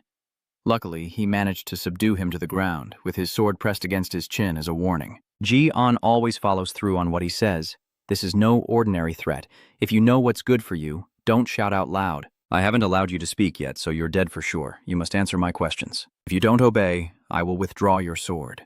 The 3-part helpless, 7-part, like the father thief, must comply with his wishes. Even if Gia Anon is rude to others, she remains an exception. He always pays attention to Runen. If he didn't care, how would he know that she was scared through her breath without a word of blame? Gia Anon even smiled, secretly acknowledging Runen's contribution. Thanks to her, I was able to act. Even though she was scared, she did very well. Your conversation with the thief was brief and to the point. The information about them is essential. You belong to the White Tiger gang, right? Yes, that's correct. How many of you are in the gang? Where are they sleeping? There are a total of 39 people. They are in the forest. How many hostages are among them? 1 person. Gia Anon's anxiety grew even more. Sure enough, there was still 1 more hostage. Just then, the boy was rescued and stammered out his words. Oh, Swordsman, the hostage inside is my sister. Please, save my sister. Runa quickly reassured the boy. Don't worry, once you calm down, we will save her. Don't worry, he said it sincerely, but she didn't believe it. Human strength is limited. Runen, I didn't say that, but you are so sure. After all, the kid will do that which makes Gia Anon unable to refuse. Runen, tell me why you're not confident. I only do what I am capable of. It's not that I'm afraid of the robbers. But it would be better to call for help so the hostage can be safer, including 36 robbers and a loan shark, so it could be very dangerous. This is the first time she has suggested an idea. Gia Anon also agrees with this decision, as they cannot take reckless risks in such a dangerous situation. Then let's blow the whistle to signal. Yes, I think that would be better than that. Runen blows as hard as she can into the flute, worried it might not produce sound. Gia Anon sees her holding the flute tightly with both hands and feels more confident, yet he still cannot hear any sound from the flute. That's probably also why RER gave this flute. The one who needs to hear it can't be seen anywhere. The thieves are more alert than dogs already. Their shouts startle Dion and Runen. That is a silent flute. Everyone is rushing in. They are hunting us down. I can't understand how the flute works, but do I really doubt life itself? How does he have such a keen sense? Even standing right beside him, I couldn't hear it. Runan didn't want the boy to see this scene, so I had no choice but to use a thief as a hostage. The gang leader hasn't yet realized Gia Anon's true strength and dismisses him arrogantly. "You're a bastard, aren't you afraid to come here? You're pretty daring, huh?" He's the one who discovered the sound of the flute. "Who are you trying to call with that flute of yours?" But what he cares about here isn't why he could hear it. "I don't need to tell you who we're calling. Just exchange the hostages." His words surprised the leader, who wanted to exchange the hostage. "Yeah, Gia Anon is just applying the same method they used. If you hand over that child to me, I will return this guy to you. You've been overestimating him." The leader wouldn't easily let the girl go. "That bastard's death or not doesn't matter to me. He's not worth me letting this kid go." The situation has turned around, and the leader has successfully threatened him again. "If you don't want to see this kid's head fall, put down your sword now." The girl saw the sword and was terrified. Tears streaming down her face. Sob, sob. To temporarily ensure the girl's safety, and it seems An has accepted taking one more step towards peace and harmony. All right. He is truly a considerate young man, not wanting her to see the bloody scene, which would only worsen her psychological trauma. "Runan, fall back and wait for my signal." Unexpectedly, An ruthlessly sent the thief to meet the King of Hell, causing the others to panic as blood splattered everywhere. The other robbers were terrified by his power. "You bastard! What did you just do?" He only sees An controlling the sword, using his power to launch it forward. The three robbers are caught off guard and spray glue when they realize they are under attack. In a flash, the robber wielding a sword threatening the girl was taken down. Gia. An signaled her to carry out her mission. Lunan creates the fog to block their view, and she quickly cooperates smoothly according to his instructions. The scene in front of the thieves looks like they are about to face a snowstorm. The troublemaker and the other robbers are furious because they have to close their eyes. "Damn it, the fog is blocking our view." Seizing the rare opportunity, Gia Anon quickly picked up the girl and left. By the time the robbers realized it, they had already inhaled a lot of dust and lost his trail. "Damn it, it's running away with the kid. That son of a bitch, don't let them get away. If you see them, kill them immediately." The pine tree is covered with snow and the weather is getting colder. While the two children, wrapped in woolen coats, lay on the snow, Gia Anon still didn't forget to explain to her. "I think the kids got too cold and fainted, so it's hard for them to run. I can't forgive those bandits. If we ignore them, who knows what more evil they will bring to the village. Although they are many, I have to eliminate them here and now. You think she shouldn't go because it would be dangerous?" "Runan, stay here and watch the kids." But she only looked at his wound. "Gia Anon, your hand is bleeding, so you don't have to worry her for another second." Gia Anon reassures Runan. "It's okay, I'll be back as soon as I deal with the robbers." But he didn't know that she was also worried about him. Runan grabbed her shirt, and her eyes at this moment reflected his image. "Ga, Anon, don't go. You're injured. Fighting alone is too dangerous." Runan really doesn't want Gia Anon to fight the robbers alone. "The officers will be here soon. Wait for everyone to come and help you out." Her worry makes him too afraid to leave. Runan sat down and looked at the little girl, understanding that she must have been through so much fear to be like that. He spoke to her very gently. "Hi." He always keeps his volume just right, unlike when he talks to others. Indeed, every battle is terrifying. For experienced swordsmen or students like us, it feels the same. Gently changing the subject, Gia Anon's eyes sparkle. "But do you know what the scariest thing is?" Runan was stunned to hear him mention something he had never intended to change, which was to sit still and do nothing. Gia Anon couldn't contain his anger when he saw the village now. The bandits had committed heinous acts that were unforgivable. There are those who sacrificed themselves to protect the village, and others who fought to defend their loved ones. We cannot turn a blind eye to their sacrifice. He looked her straight in the eyes and reaffirmed once more, "We are swordsmen." Words like these fuel an unbreakable spirit. Dion, like a psychologist, must carry out her mission until the very end. We must follow in the footsteps of those who came before and protect those who remain. Anon's act of standing up showed his determination and reinforced Runan's belief in the power of courage. I don't know how her brother treated her, but the more she fears someone, the more their figure will appear, and the fear will deepen into her mind. If she keeps running from her fear, it will torment her for the rest of her life.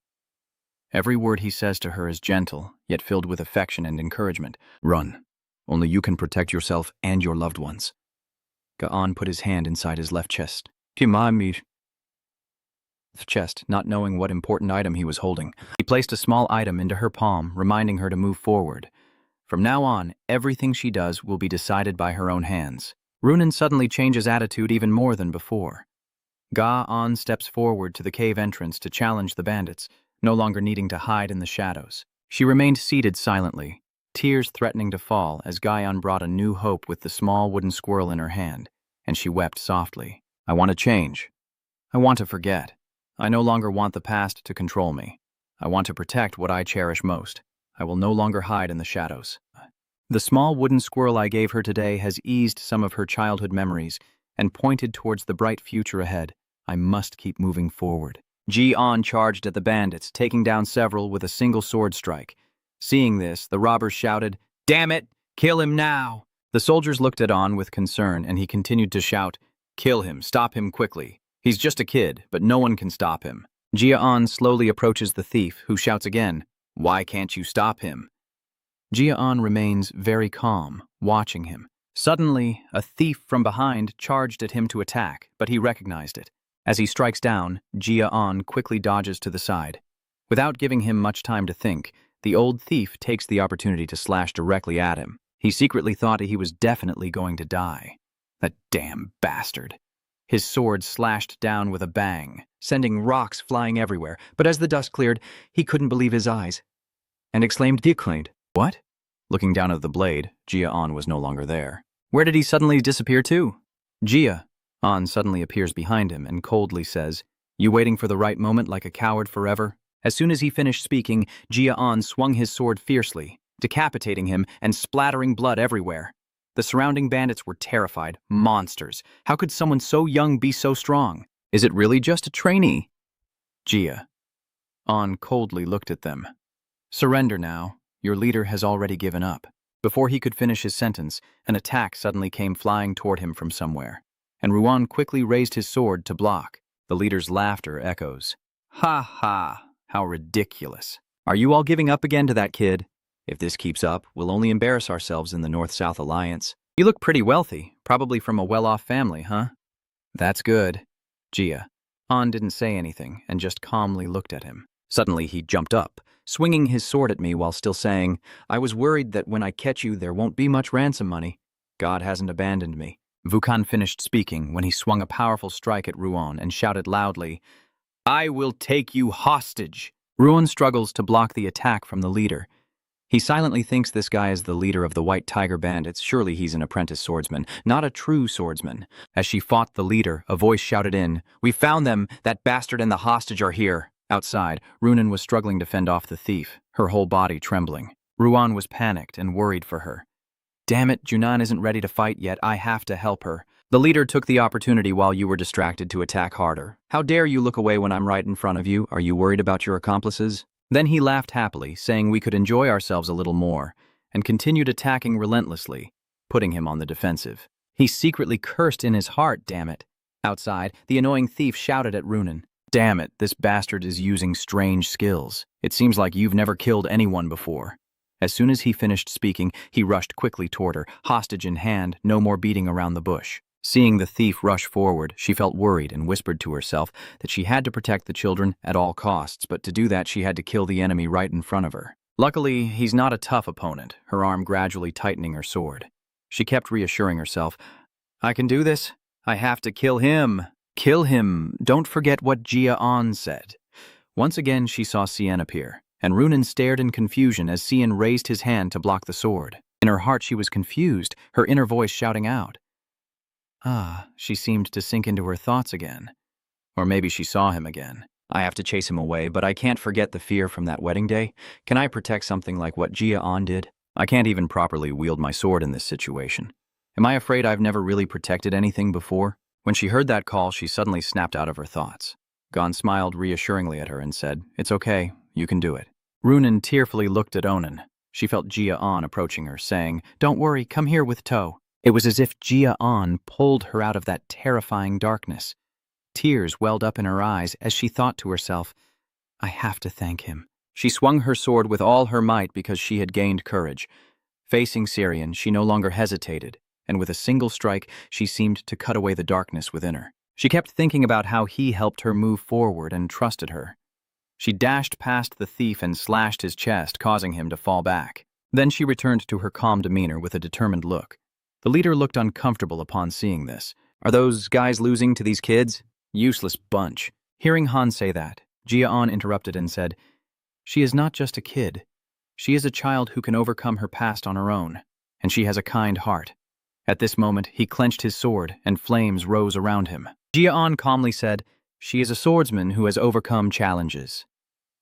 When his concern for Runen was gone, he gathered energy and a fiery flower appeared, the most destructive fire blossom. As soon as he finished speaking, Gia Anon quickly slashed at the leader, knocking him out on the spot.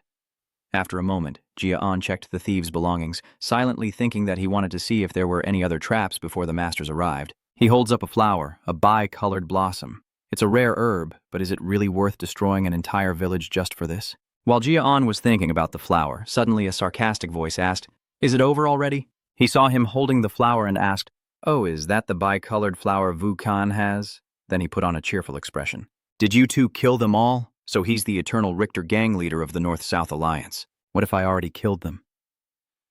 Ritter still kept smiling. "You're really brave and good at reading the situation too. You're so confident, you must be skilled." Gia Anon didn't hear him and asked, "Are you part of the North-South Alliance?" Hearing that, Ritter was a little surprised. Then he introduced himself, saying, "Yes, my name is R." Gia Anon thought to himself, "So he's R. I've heard that name before. A genius swordsman who joined the North-South Alliance with just a sword and became the leader of a large gang within 10 years. The White Tiger Gang is nothing compared to him. He's a truly powerful swordsman." Without giving him much time to think, Richter spoke up. "So you're a kid from a famous family, directly descended from the Zikhat clan, right? Your swordsmanship isn't impressive, so you're probably still an apprentice." What should I do now?" At this point, his voice drops into a threatening tone. "Should I kill you all?" After that, the atmosphere between the two became tense, and no one spoke further. Gia Anon looked at Richter and thought to himself that his murderous intent was too obvious, so he proactively grabbed his sword. As someone who had lived an entire previous life as an assassin, this was not a problem at all. Suddenly, Richter burst out laughing. "Do you think you can withstand this pressure? You're not an ordinary child, are you?" Gon remained very calm, with no change in his expression. He gets into a ready stance, contemplating in his mind. Surely, if he attacks from behind, he can kill him. If I attack head-on now, I can't win against him, but for some reason, I don't want to retreat. Gia Anon slowly draws his sword. "You didn't choose to attack from behind, but challenged Duong Huang. Draw your sword and fight me." Richter was also surprised by your decision. "If I do that, you'll die." Gia Anon still calmly said, "Weakness falling to strength is just a normal thing. Richter is a bit of a gentleman."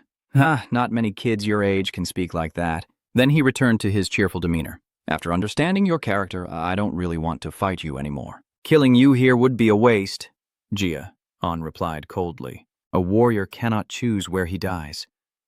Hearing that, R sighed. "You're really crazy. Are you sure you're not a child? Do you have a collection of wise sayings and life philosophies or what?" Then he turned away and looked elsewhere. "There's one more reason I don't want to kill you. Ak Fong has been watching us for a while now." Hearing that, Gia Anon looked a bit confused. After saying that, Richter immediately jumped onto the nearby cliff and said to him, "If you are part of the North-South Alliance, you'll be very happy." He looked down from above and asked for your name. "What is your name?" Gia Anon slowly replied, "My name is Gia Anon." Gonzi's whole body now seemed to be glowing. Richter smiled and said, "Ja Onich Hat, I understand now." Then he jumped away with one last word. "I hope that one day I will hear your name from across the Tarukan Mountain and the Vo River."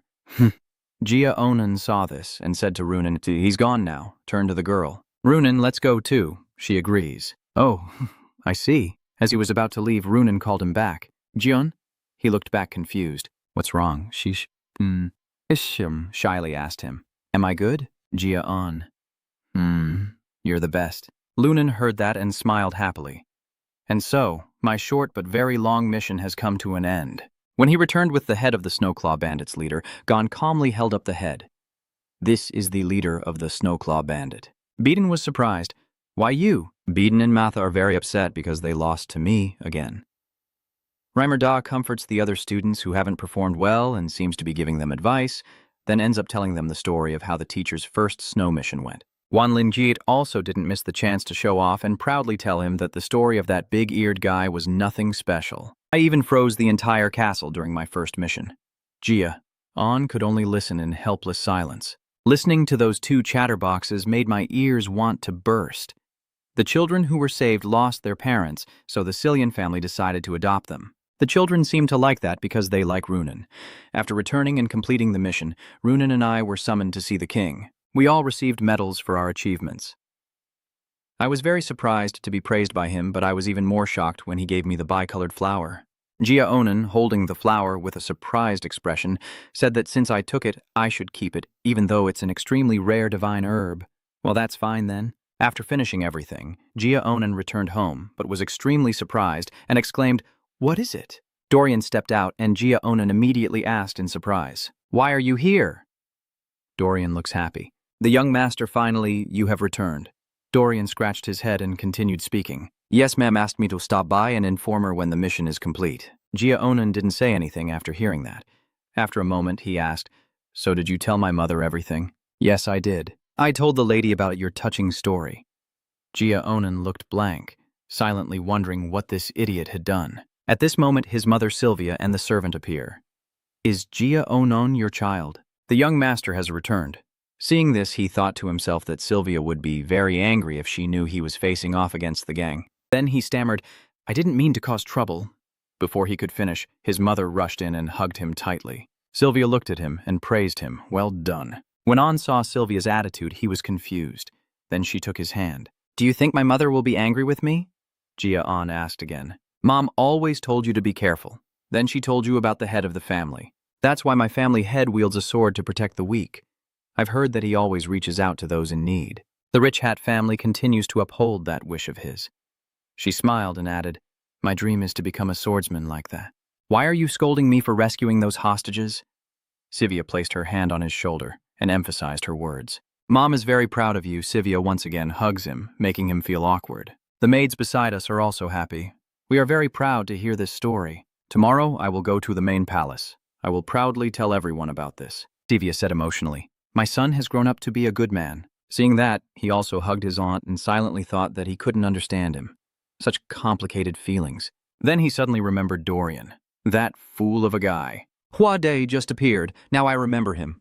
That coward ran away a long time ago. Gia Anon heard that and said nothing, glancing back in surprise. Then he shrugged and let it go. "Well, tonight's not bad either. Move to Run's place." She reached out to the wooden squirrel and smiled happily while lying down. Runan remembers when Ra-On encouraged her, telling her she didn't need to hide in the shadows anymore. Thinking of that moment, she whispered to herself, "Next time I will definitely tell him I appreciate him no matter what happens." Elsewhere, Reimer is also lying relaxed on a hammock. He recalls the moment Anon faced Arthur without fear of death. "Draw your sword and fight me." Reimer became interested and suddenly smiled. Thawai was lying down and sighed. "It's been a long time since I saw the figure of the Lord in someone else. It seems like this is the seed for the next king. Now, everything is just beginning." The scene shifts to Robert's family mansion, where someone is sitting in the room, hunched over and doing something. It turns out Robert is sitting and writing a book, but suddenly he feels something because his hands are bleeding and the blood soaks into the pages. He looked at his hand and thought the wound still hadn't healed. Robert sat pondering the scene from that year with a sense of admiration. It's been 17 years already. I've also tried many different high-quality divine medicines. I even invited talented and renowned scholars, but after all this time, I still can't heal the wound. He looked at the wound and remembered the figure of the person who caused it. A wound that could neither be healed nor worsen, as if he had just been hurt yesterday. Perhaps it was a reminder not to forget that day. Robert wondered if a dead soul was trying to make me forget him. He smiled and continued, "I hate looking back at the past." Then he ignored his wound and supported himself with his hand, smugly saying, "Only a short time left before my lifelong wish comes true." Moving to Dion, he was checking his status board. Unfortunate luck has weakened. The 10,000 fire cultivation has reached 3 stars. The unlucky spiritual energy has reached 3 stars. The master of perception has reached 3 stars, and fire resistance has reached 3 stars. You have achieved your goal of becoming a swordsmanship expert, and your spiritual energy control speed has increased, with all stats rising rapidly. My swordsmanship proficiency has increased, and my fist technique proficiency has also risen. Gia Anon was delighted when reading those stats, finally reaching the expert level. He smiled to himself, thinking that even at the initial level, It took a lot of effort for me to reach it. Now, the Spirit Flower Emperor appears. How ridiculous. No matter how great a swordsmanship master is, to me, they are just a tiny insect. So, just a little progress and you're already feeling proud? Gia Anon replied, not every 15-year-old can reach a level like mine. No matter how much of the continent you search, you won't find anyone your age who can match me. The Flower Emperor immediately retorted, Age? Only fools worry about age on the battlefield. Age doesn't matter at all. If you're weak, you're just weak. Gia Anon nodded in agreement and said yes. No one is obligated to give way just because you're younger. When they go to the battlefield, I completely agree. Emperor Hoa continued, You fool, if you keep going like this, you won't even be able to touch a single finger of mine. No, not even a fingernail. Gia Anon smiled in agreement. Well, that's right. The Flower Emperor looked puzzled and asked, Why are you still smiling then? Gia Anon still calmly replied, Because I find joy in it. My previous life never reached this level. You also admit that I have become more mature. Hua Emperor heard that and said nothing, only looked at him for a moment before shouting, Do you think I would praise humans? Are you really someone like you? Gia Anon sneered. So why are you angry now? Gia Anon said as he walked, I hear your voice trembling, so I'm sure I'm not wrong. I have been by your side long enough to know what you're thinking. Hoade appears uncomfortable. A human who dares to see through me? How despicable. It's over, he shouted. Gia Anon ignored it. Your rage won't do anything to me. If you don't regain your strength soon, I will eat you. The Flower Emperor immediately switches to his old storytelling mode, listening to your words and dismissing them as nonsense. It really takes me back to the old days. Seeing him like that made Gia Anon lose patience immediately. Emperor Hoa keeps rambling about his past, recalling the day in hell when those demons challenged me. Gia Anon immediately sneaked away. I'm going to stretch my muscles. Hua saw that and called him back. Where are you going? Listen to me. During the training session, Dreamer clapped his hands and said, Everyone stop now. He told everyone, Today's practice is over. You've worked hard. Seeing the early end, Bren immediately said, Teacher Dreamer, you were 20 minutes late today, so we should make up those 20 minutes. Reimer saw this and quickly ran away. We can make up for it tomorrow. Today is enough. Bren beside himself with frustration. This irresponsible spirit. Everyone saw Reimer leave, so they also stopped. Oni, then it's over. Anyone who needs to clean up stays behind. Dorian slowly approaches and opens the tool cabinet door. He widens the door to take out the tools inside. When he closed the door, Matha had been standing behind it for a while. She grabbed Dorian's shoulders, making him scream in fear. She angrily said, Is cleaning with me so terrifying? Dorian stammered, No, it's my honor. Matha angrily said, I'm already busy enough with training alone. Then she turned and shouted at those around her, What are you all looking at? I have to clean up. Everyone, get out now. Gia Anon saw that and sweat ran down her face, secretly thinking she could only stay calm when she's with me. Reimer suddenly appeared from behind with a smile and said, The girl hasn't changed at all. I bet she's only calm when she's with you. Gia Anon saw the teacher and turned back to call out, Rimmer, I thought you ran away. Oh, I just forgot a few things, so I came back. Hearing that, everyone wondered what exactly the teacher had forgotten. Then Reimer stood up on the podium and called everyone over, saying, Everyone pay attention. I still have something important to announce. Someone annoyed said, What time is it now? Reimer chuckled nervously and then continued, It's about everyone's second mission. Everyone listened carefully to hear what Reimer would say next. Reimer awkwardly scratched his head and said, Ha ha ha, sorry about that. Seeing this, everyone looked stunned. Did he forget something so important? Gia Anon nearby falls into thought upon hearing the mission. It's been almost half a year since the first one. The time until the second mission is longer than I expected. Do I have less experience handling the Zycat clan's affairs than in my previous life? Reimer then remembered and began explaining that the ORC suddenly appeared and invaded the southern part of the Zycat territory. Their mission this time is to eliminate the ORC threatening the village and to protect the villagers and the village itself. In other words, your mission is to protect the village and hunt monsters. Hearing this, everyone below was excited to go hunting for Orcas. Everyone was saying, Yes, this is the kind of mission I've wanted to do all along. Now I can finally try my hand at magic. While everyone was excited, Reimer stepped in. I guess everyone's excited about the new mission, right? You guys are the newcomers. Reimer just reminded you of the last point. This time, there won't be any teachers accompanying you. You will have to go to the village on your own and must work together to complete the mission. So what happens if we get into a situation where we can't escape on our own? It depends on you guys. If the mission is impossible, you need to know when to give up. So, A leader must be able to assess the situation accurately. The important thing is that the leader must be able to judge which situations are the worst and the best for the matter at hand.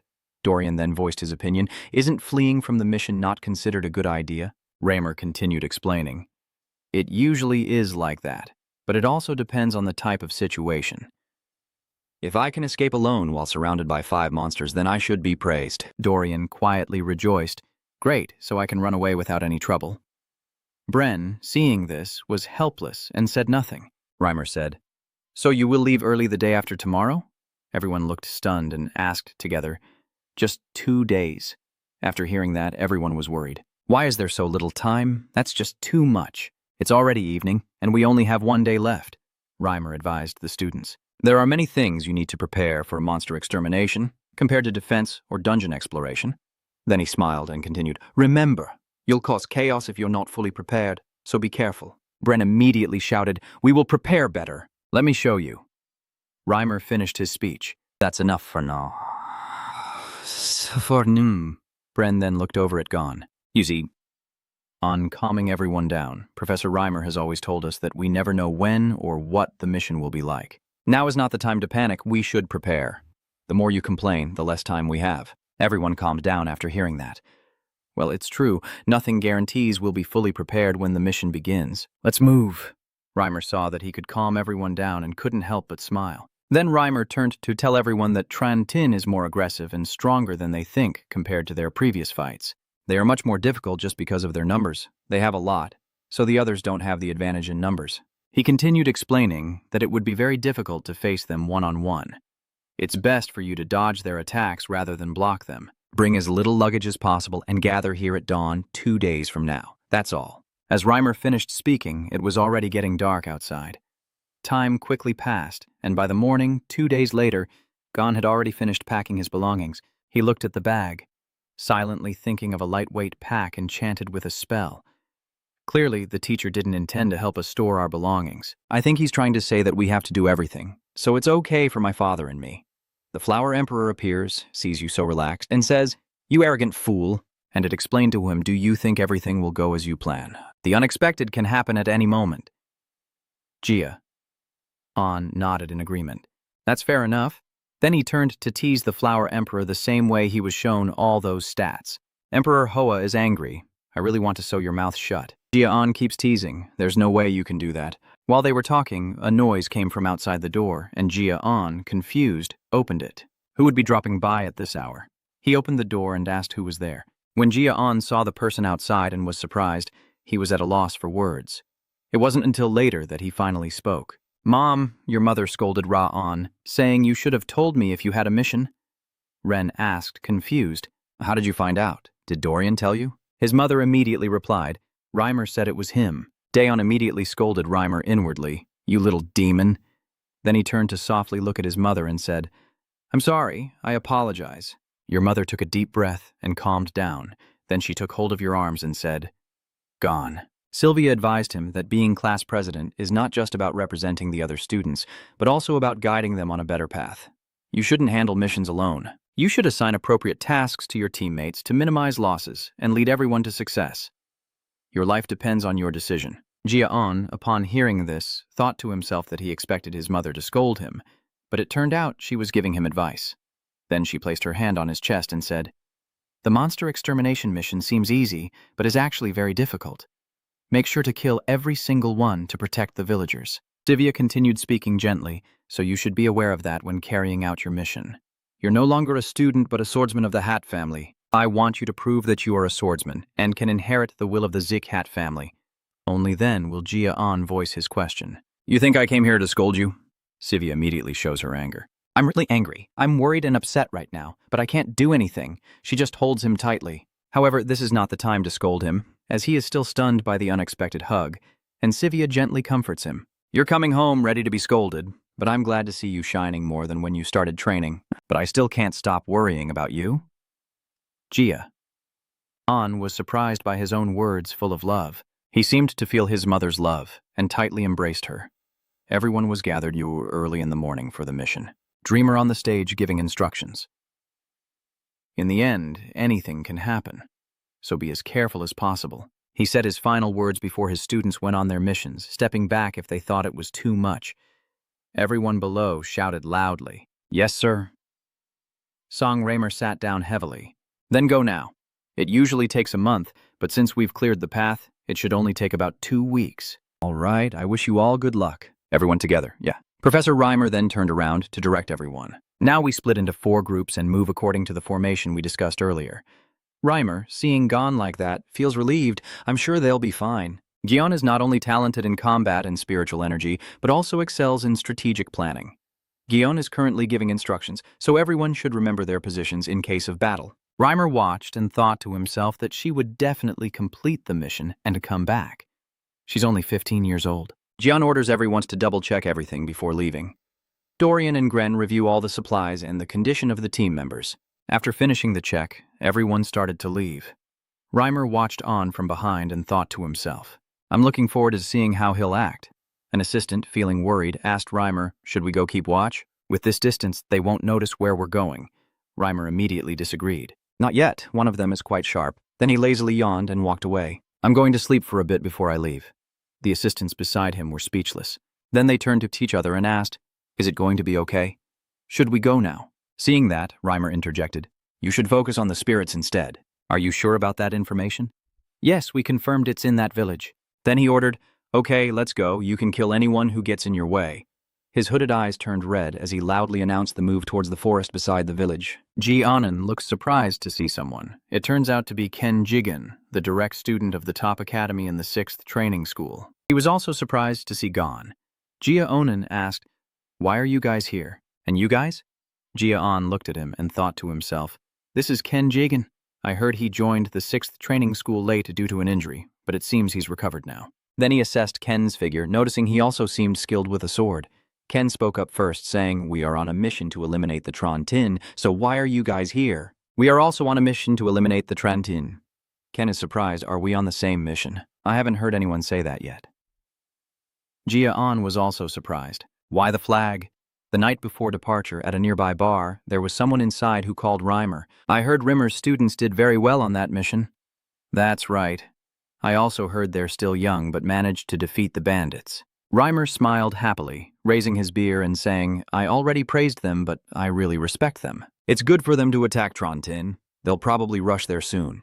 Then I'll also get praised by the master." But just as I was about to speak, someone interrupted him, saying that the 6th training school would take on this mission. He approached Reimer, who was talking about the attack mission, and emphasized that camaraderie is more important than individual strength, so the 6th training school, which recently completed the Hell Week training without issues, would be better suited for this mission. Master of Training School. 6. Mathun Reimer quickly retorted, "Are you feeling guilty because my little ones are getting attention? Why not let both teams go together?" Mathun was confused. "Do you want to send both training squads on the same mission?" "Since we have to clear out all the mortal spirits anyway, might as well send both teams to compete and do it faster. What do you think?" Mathun immediately agreed. "In that case, I will ask for the landlord's permission." Reimer happily thought to himself, looking forward to the results. Returning to the forest near the village, Bren said, "It must be some mistake. Everyone can head back first." Then he concluded, "We can handle it without making the channel uncomfortable." And he immediately retorted, "I won't let your words go unchallenged." Benzig, after just a year in the training program, already acts so arrogantly. This mission requires teamwork. And clearly our Team 6 is more suitable than Team 5. Team 5 has less experience, so their formation will definitely face difficulties. Boren quickly responded confidently. Ken sings, "I know your skill level, but don't underestimate Team 5. Gion beside him is lost in thought. Reimer already knew, so why didn't he warn us? Then he closed his eyes and thought carefully about the reason. Reimer believes that experience is the most important, so this mission will be highly practical.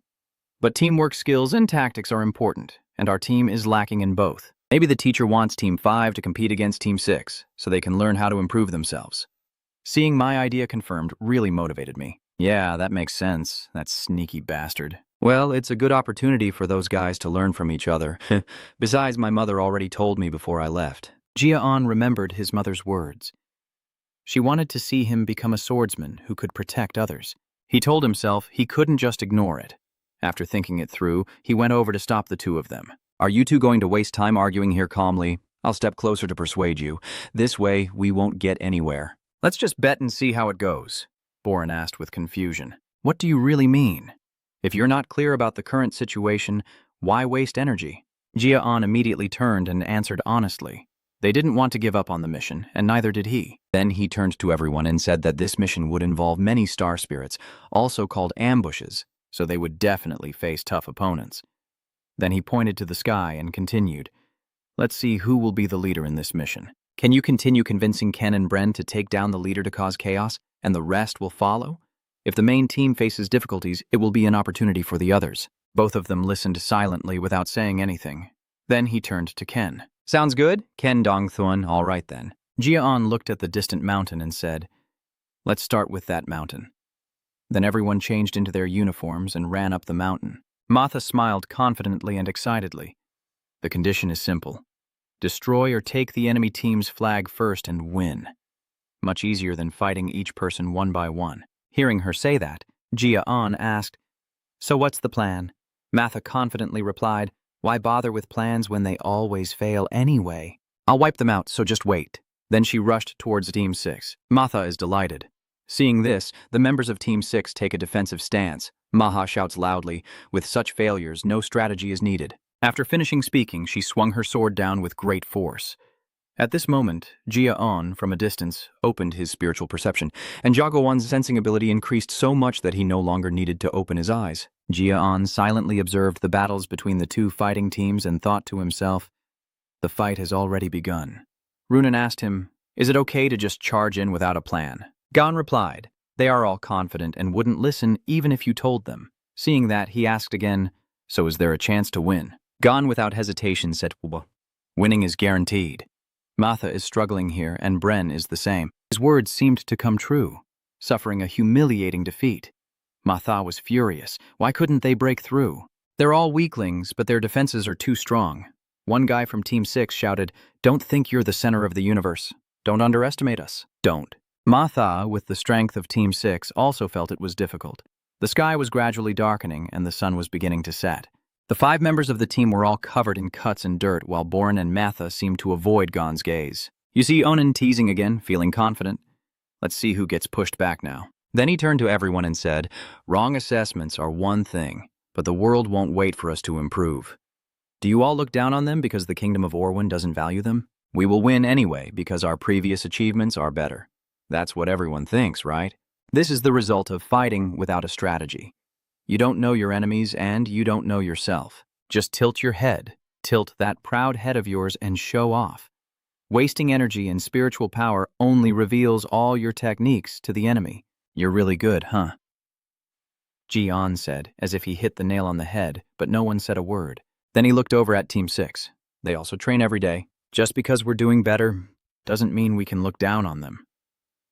Runan looked at him sadly. So we lost? Dion, feeling insecure, said there's still a chance. Making Bren stammer in surprise, he asked, really? Matha looks more lively. Defeating those bastards means I can do whatever I want. Gia Anon, I calmly said. At least you still have the spirit to try. All right, then. Then he confidently declared that he would pave the way for our team to win. The trainee knights sat around chatting idly. The 5th training hall was too easy. Watching them struggle was quite satisfying. Don't lower your guard. The 5th hall could bring down the alliance of the North and South. That's the Snow Wolf Claw, one of the knights said. I'm sure they won't give up. Suddenly, he stood up, hand already on his sword hilt, ready to fight. Just as expected, we will end this. The enemy suddenly appeared out of nowhere, insulting us. What fools they are. It turns out Maha heard all their nasty words. She warned them in a stern voice, if you insult us again, you'll regret it. As soon as she finished speaking, Maha immediately charged forward. The leader of the slanderers loudly ordered an attack forward. The 4th formation, focus your auras ahead. Maha calmly steps forward and, with lightning-fast speed, drives her staff into her opponent's stomach. He couldn't keep up, so he could only grit his teeth and curse under his breath. What the hell is this? Is she attacking from the side? At this moment, the wind blows through the leaves. They cheered loudly as if encouraging a demon. Boren also joined in, raising his wooden sword high, just like he had prepared earlier. A knight with long brown hair tied in a ponytail shouted, countering as we had prepared. But Bren quickly dashed past at lightning speed, leaving no chance for the opponent to touch him. Baron's face was cold, but he cursed like a fool. Then he swiftly glided past his opponents like the wind. Ben's speed surprises everyone as his opponents fall one after another. Only the long-haired brunette, slightly more skilled, remains standing, but even he can't hide his astonishment. What's going on? He's changing his movements so quickly. Their eyes are fixed on Ben, and only one thought runs through their minds. They have changed their fighting style. The ones who looked down on him earlier now only have expressions of shock and fear. What on earth happened to make them change their fighting style? Meanwhile, Matha is also fighting 3 opponents, but her aura surpasses theirs by far. Matha fights and laughs excitedly. He is right. At that time, Jiao told them, including Matha. He said, "Why do you think we will lose when we are stronger individually?" Boren said vaguely. "Information and moon tactics?" Dion immediately responds. Exactly. He started discussing strategies with his team. The 6th training hall already knows our personality and skills. They are preparing a strategy around that. Everyone was attentively listening to On speak, but they hadn't prepared anything because they thought they would win anyway. In the end, they suffered a humiliating defeat, and we could have won. Dorian, upon hearing this, trembled and broke out in sweat. "So we're going to lose?" Matha, furious, grabbed Dorian by the collar and yelled, "Shut up!" So he nervously said, "I'm sorry." Gia On crossed his arms, still very calm, and said, "Well, even if we don't consider it a total defeat, we have lost a lot of stamina and aura. It's true that we are at a disadvantage." Jian said something that made all the team members look at him intently, but it was more than just information and tactics. Boren hesitated before asking his friend, "Gaon, do you have any ideas?" Gian sequentially points out the advantages of the opponent.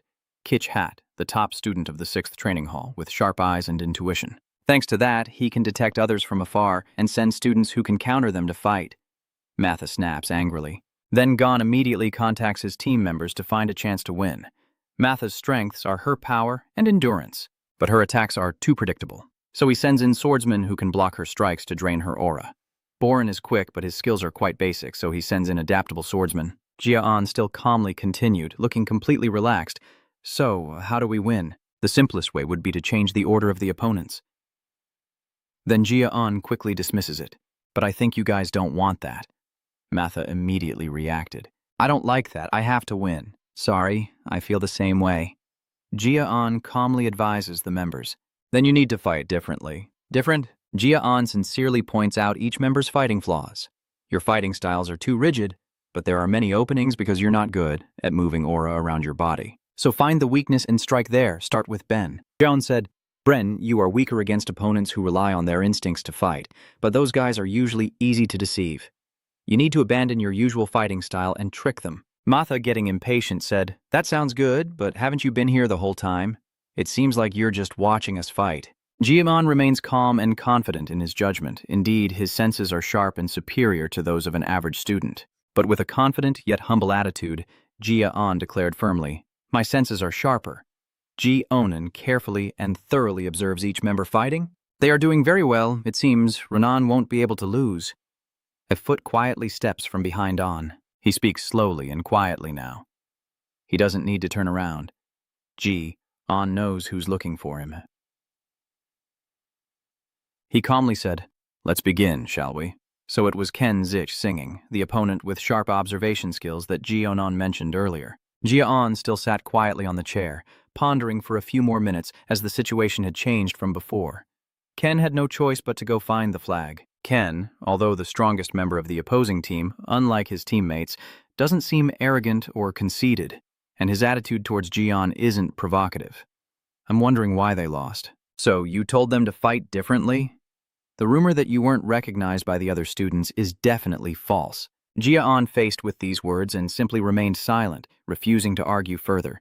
Ken coldly declared his attitude with great confidence. "But this battle will end here." Ken clenches his grip on the sword. "Dion, I heard your aura is fire attribute. And he too, the light emanating from Ken, is exactly the same as Gion's. In that case, both of them are considered evenly matched, competing fairly." Gian was a bit surprised. "Kian also has a fire aura," Kian said, with a serious expression that didn't change at all. "Too bad for you, I have the highest level of fire attribute aura. I also possess more aura than most official swordsmen. In theory, you can't beat me." Jaeon began to speak. "Why do you all talk so much before fighting? The fire god also begins to awaken within Gia Anon, his eyes no longer relaxed, staring intently at his opponent. Both hold their wooden swords tightly and prepare to strike. Everyone longs for victory. Gia Anon declares, "I will show you that my fire can overpower you." Before the opponent could react, Gia Anon moved at an incredible speed, and in an instant, he was gone. Ken was momentarily confused, looking a bit stunned. Too fast. And those flames. But Ken quickly regained his composure and moved. I heard that he not only defeated Matt, but also Prince Owen. His aura isn't as strong as mine, but I'm sure he's very powerful. Gia Anon also appeared right in front of Ken at this moment, and of course, the two quickly clashed. Ken regains his confidence, contemplating. However, amidst the raging fire of battle, he encourages himself to be still stronger. They both rush into battle, their wooden swords clashing with dull, thudding sounds. The more they fight, Gia Anon seems to gain the upper hand. The sword grazes Ken's cheek, and he looks on in stunned disbelief. Ken couldn't believe this. What is going on? It's ridiculous. He refuses to accept this situation. My fire is weaker? Ken shouted inwardly. I can't believe it. But just a few minutes later, Ken couldn't withstand Dion's attacks anymore. He shouted out of rage and pain. The two flames merge into an explosion in the forest. Ken has lost. He lies on the ground beneath Gon's sword. Gia Anon sneers. Is your fire stronger? But he was very serious, affirming whether he truly acknowledged or just pitied his opponent. Yes, that's right. Dorian stared in confusion, while Matha and Baron simply looked ahead silently. It was Dorian who spoke, with a stunned and surprised expression. What is Ken Zich H doing here? Ken is standing pensively, leaning against the pole, his clothes and face covered in mud after the recent battle. He thought to himself, the best way to turn the tide of the battle is to defeat the enemy's leader. Do you know what will happen next? Boren softly spoke. That's not all. Boren remembered earlier when he was fighting, he was right. They were easily deceived. Even I would have failed at the 6th training hall if it weren't for you. Matha is straightforward and expressed it immediately. Although he didn't want to accept it, he was right. If your judgment is wrong, maybe even I will turn my back on you. But in the end, we still won. So they saw through it and sincerely said, we understand your talent and effort now. We will listen to you without complaints anymore. Gia Anon smiled faintly, looking much happier. It seems they've grown a lot after this, which is really good. He secretly feels proud. This is the 5th training hall I know of. Gia Anon stands among the apprentice knights and confidently says, you all did well. I think you also understand. Everyone listened to Gia Anon's words, no longer looking down on or mocking him. The consequence of resting on your laurels and acting without thinking is that if this were a real battle, everyone would die. Gia Anon reminds everyone not to forget what they learned today. Ken still stands quietly leaning against the tree, watching Gia Anon's back. He whispers the name in his mind as Gia Anon continues singing. Gia Anon doesn't pay attention to Ken watching him. He instructs the knights that the sun is setting, and today we will camp here. Divide into small groups, gather firewood, and take turns on watch. Ken finally admits that he's better than he thought he was. He's good at fighting and also knows how to lead. A look of admiration clearly appeared on Ken's face. He now has a better impression of Dion. I thought the 5th training hall was full of arrogant guys, but it turns out I was the most arrogant of all. With a friendly and open attitude, Ken stepped closer to Anon, reached out his hand, and told him, I've learned a lot from you. Ganeshat Ken sincerely expressed his praise for Gon. He taught me never to let my guard down and to always have a backup plan in case the original plan fails. Kay also admitted his previous mistake. I thought I would definitely win because I believed I understood you all well. He openly admits that mistake. But I not only lost a team match, but also lost an individual match against you. Ken spoke with a very friendly attitude. What I thought was confidence turned out to be arrogance. Now I realize how insignificant I am. In the sunset light, Ken warmly says, Thank you. Gia Anon heard these words and immediately smiled, a happy and relieved smile. He was more sincere than many of his direct descendants. The two shake hands. Gia Anon modestly says, It's nothing like I said. We will give our all for you. 2 weeks later, now in winter with heavy snow covering the forest, the trainee knights stop and stand on a mountain ridge. We've arrived. Gia Anon carefully reviews the mission details once more. A small, unremarkable village where people live and farm to get by. This mission isn't anything special. It's just to deal with the occasional monsters that appear and cause trouble. But a sudden sense of unease rose in Gia Anon's heart, and he couldn't shake the chilling feeling down his spine. I keep wondering why I feel like someone is watching me like this. Gia An looked around with a focused expression, but no judges were following him. Moreover, his aura also carried murderous intent, so I had to find a way to deal with him temporarily. It's best to locate his position first. Dion spoke to Bren. Bren, I need to ask you for a favor. What is it? Dion suddenly declined the leadership role for Bren. It seems that the murderous aura really troubled him. He told Bren that he would lead everyone in this mission.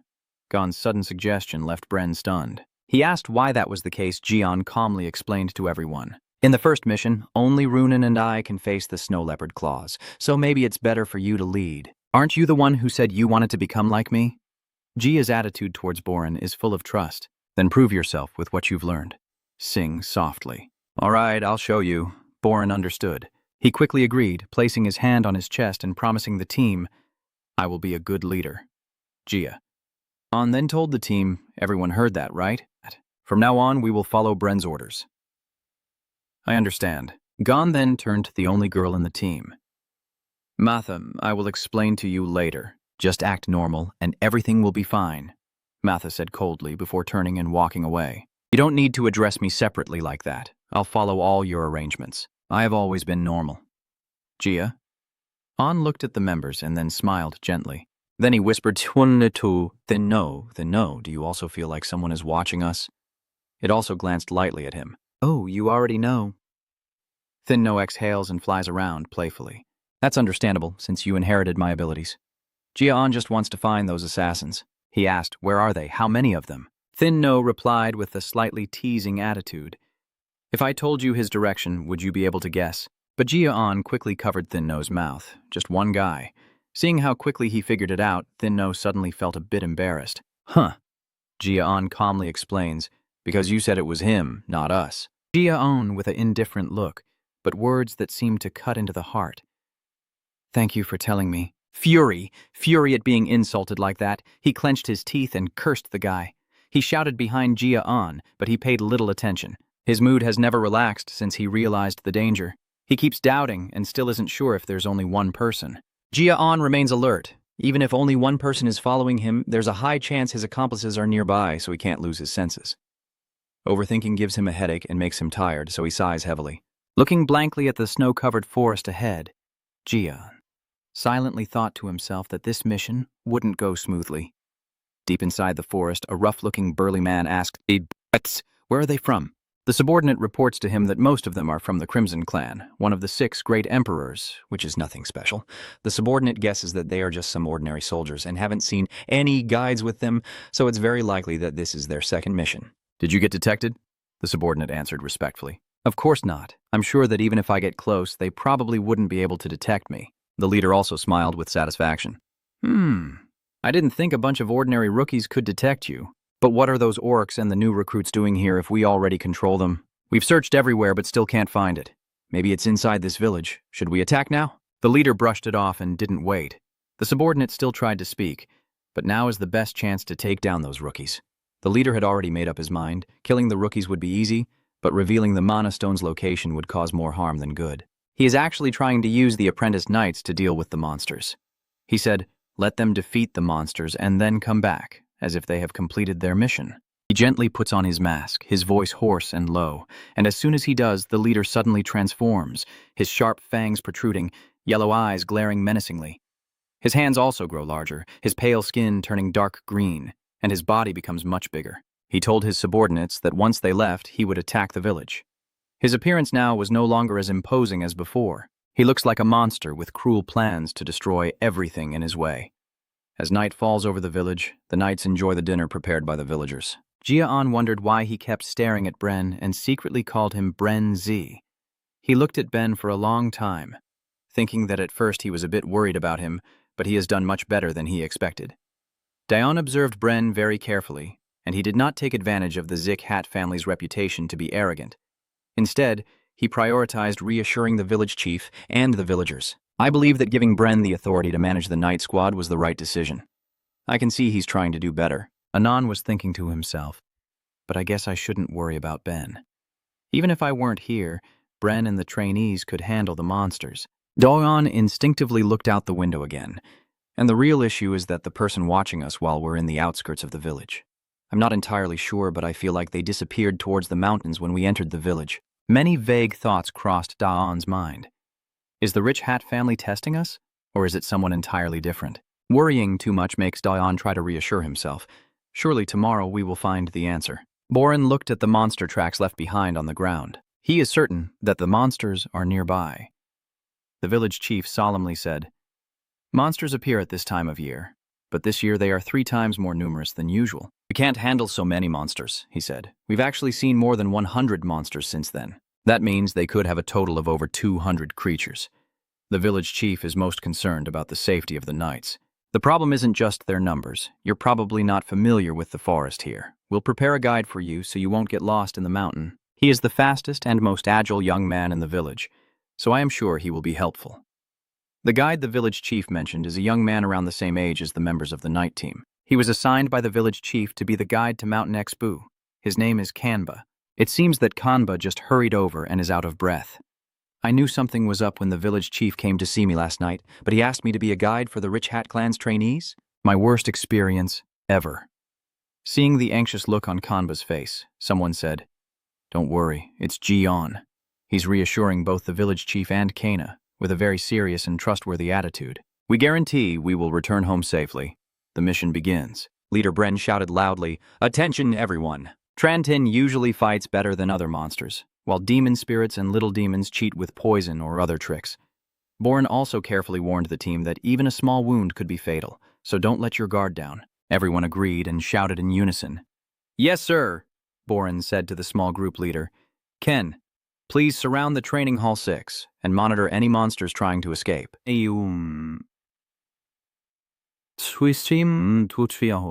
nodded and said, "All right, leave it to us." Boren also led a small team to go along. He encouraged the team, "So let's start the ambush on the monsters threatening this land." Boren confidently declared to the knights, "Let the monsters see the might of the Rich Hat family." Then the knights charged forward with unstoppable momentum. "Let's go!" Thin No, watching their fight from a corner, was furious and muttered curses. Those fools did something really stupid. They've been preparing an ambush all along, then suddenly started shouting and revealing their position. So what's the point of a trap anymore? Gia Anon then explained to Thin No. They only screamed to try not to feel nervous anymore. Such a mistake can be understood because this is their first infiltration mission. Thin No fell silent, observing Gia Anon's attitude. This guy was also on his first infiltration mission, but instead of being restless, he was observing the big picture. Thin No suddenly thought that he seemed like a seasoned veteran. The knights fought fiercely. No monster escaped their blades. Matha excitedly shouted in thrill, "I will eliminate all of them." Ben reminds us to deal with the goblins and small demons first before attacking Trantin. A knight warns the team they're breaking through our formation. The 2 Trantin are heading in the other direction. Kanba had no martial skills at all, only knowing how to stand hidden from afar. Seeing Trantin rush forward and the distance closing in, he could only tremble in fear. "The Trantin group is coming here." "Yeah, Kan looks like he's about to cry." "Wow, I really shouldn't have come here." He delivers a decisive strike to the Trantin, and Gia Anon quickly escapes. He strikes each one decisively, only once. No one can match the speed of Gia Anon's sword. After finishing, Gia Anon quickly sheaths his sword, still looking completely calm. The remaining Trantin are staggering and about to fall. Kanba drops to the ground in panic. When did they die? Gia Anon asks, "Did you get hurt anywhere?" Can be. You startled and replied, "Oh no, I'm fine, I'm glad." Gia Anon begins to converse with Kanba. He asked him, "Do you know if there are any urban legends about this mountain?" Kanba stammered, "Urban legends?" Gia Anon nodded.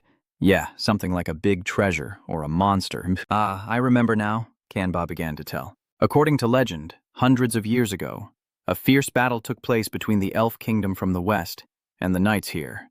Gia Anon listened intently, his eyes suddenly widening in shock when he heard people say that snow had buried the king of the elves' ring somewhere here. Gia Anon silently realized that the eyes he felt looking at him now and before were those of the E. E is one of the 5 demons. They are notoriously insane. These E are extremely vicious.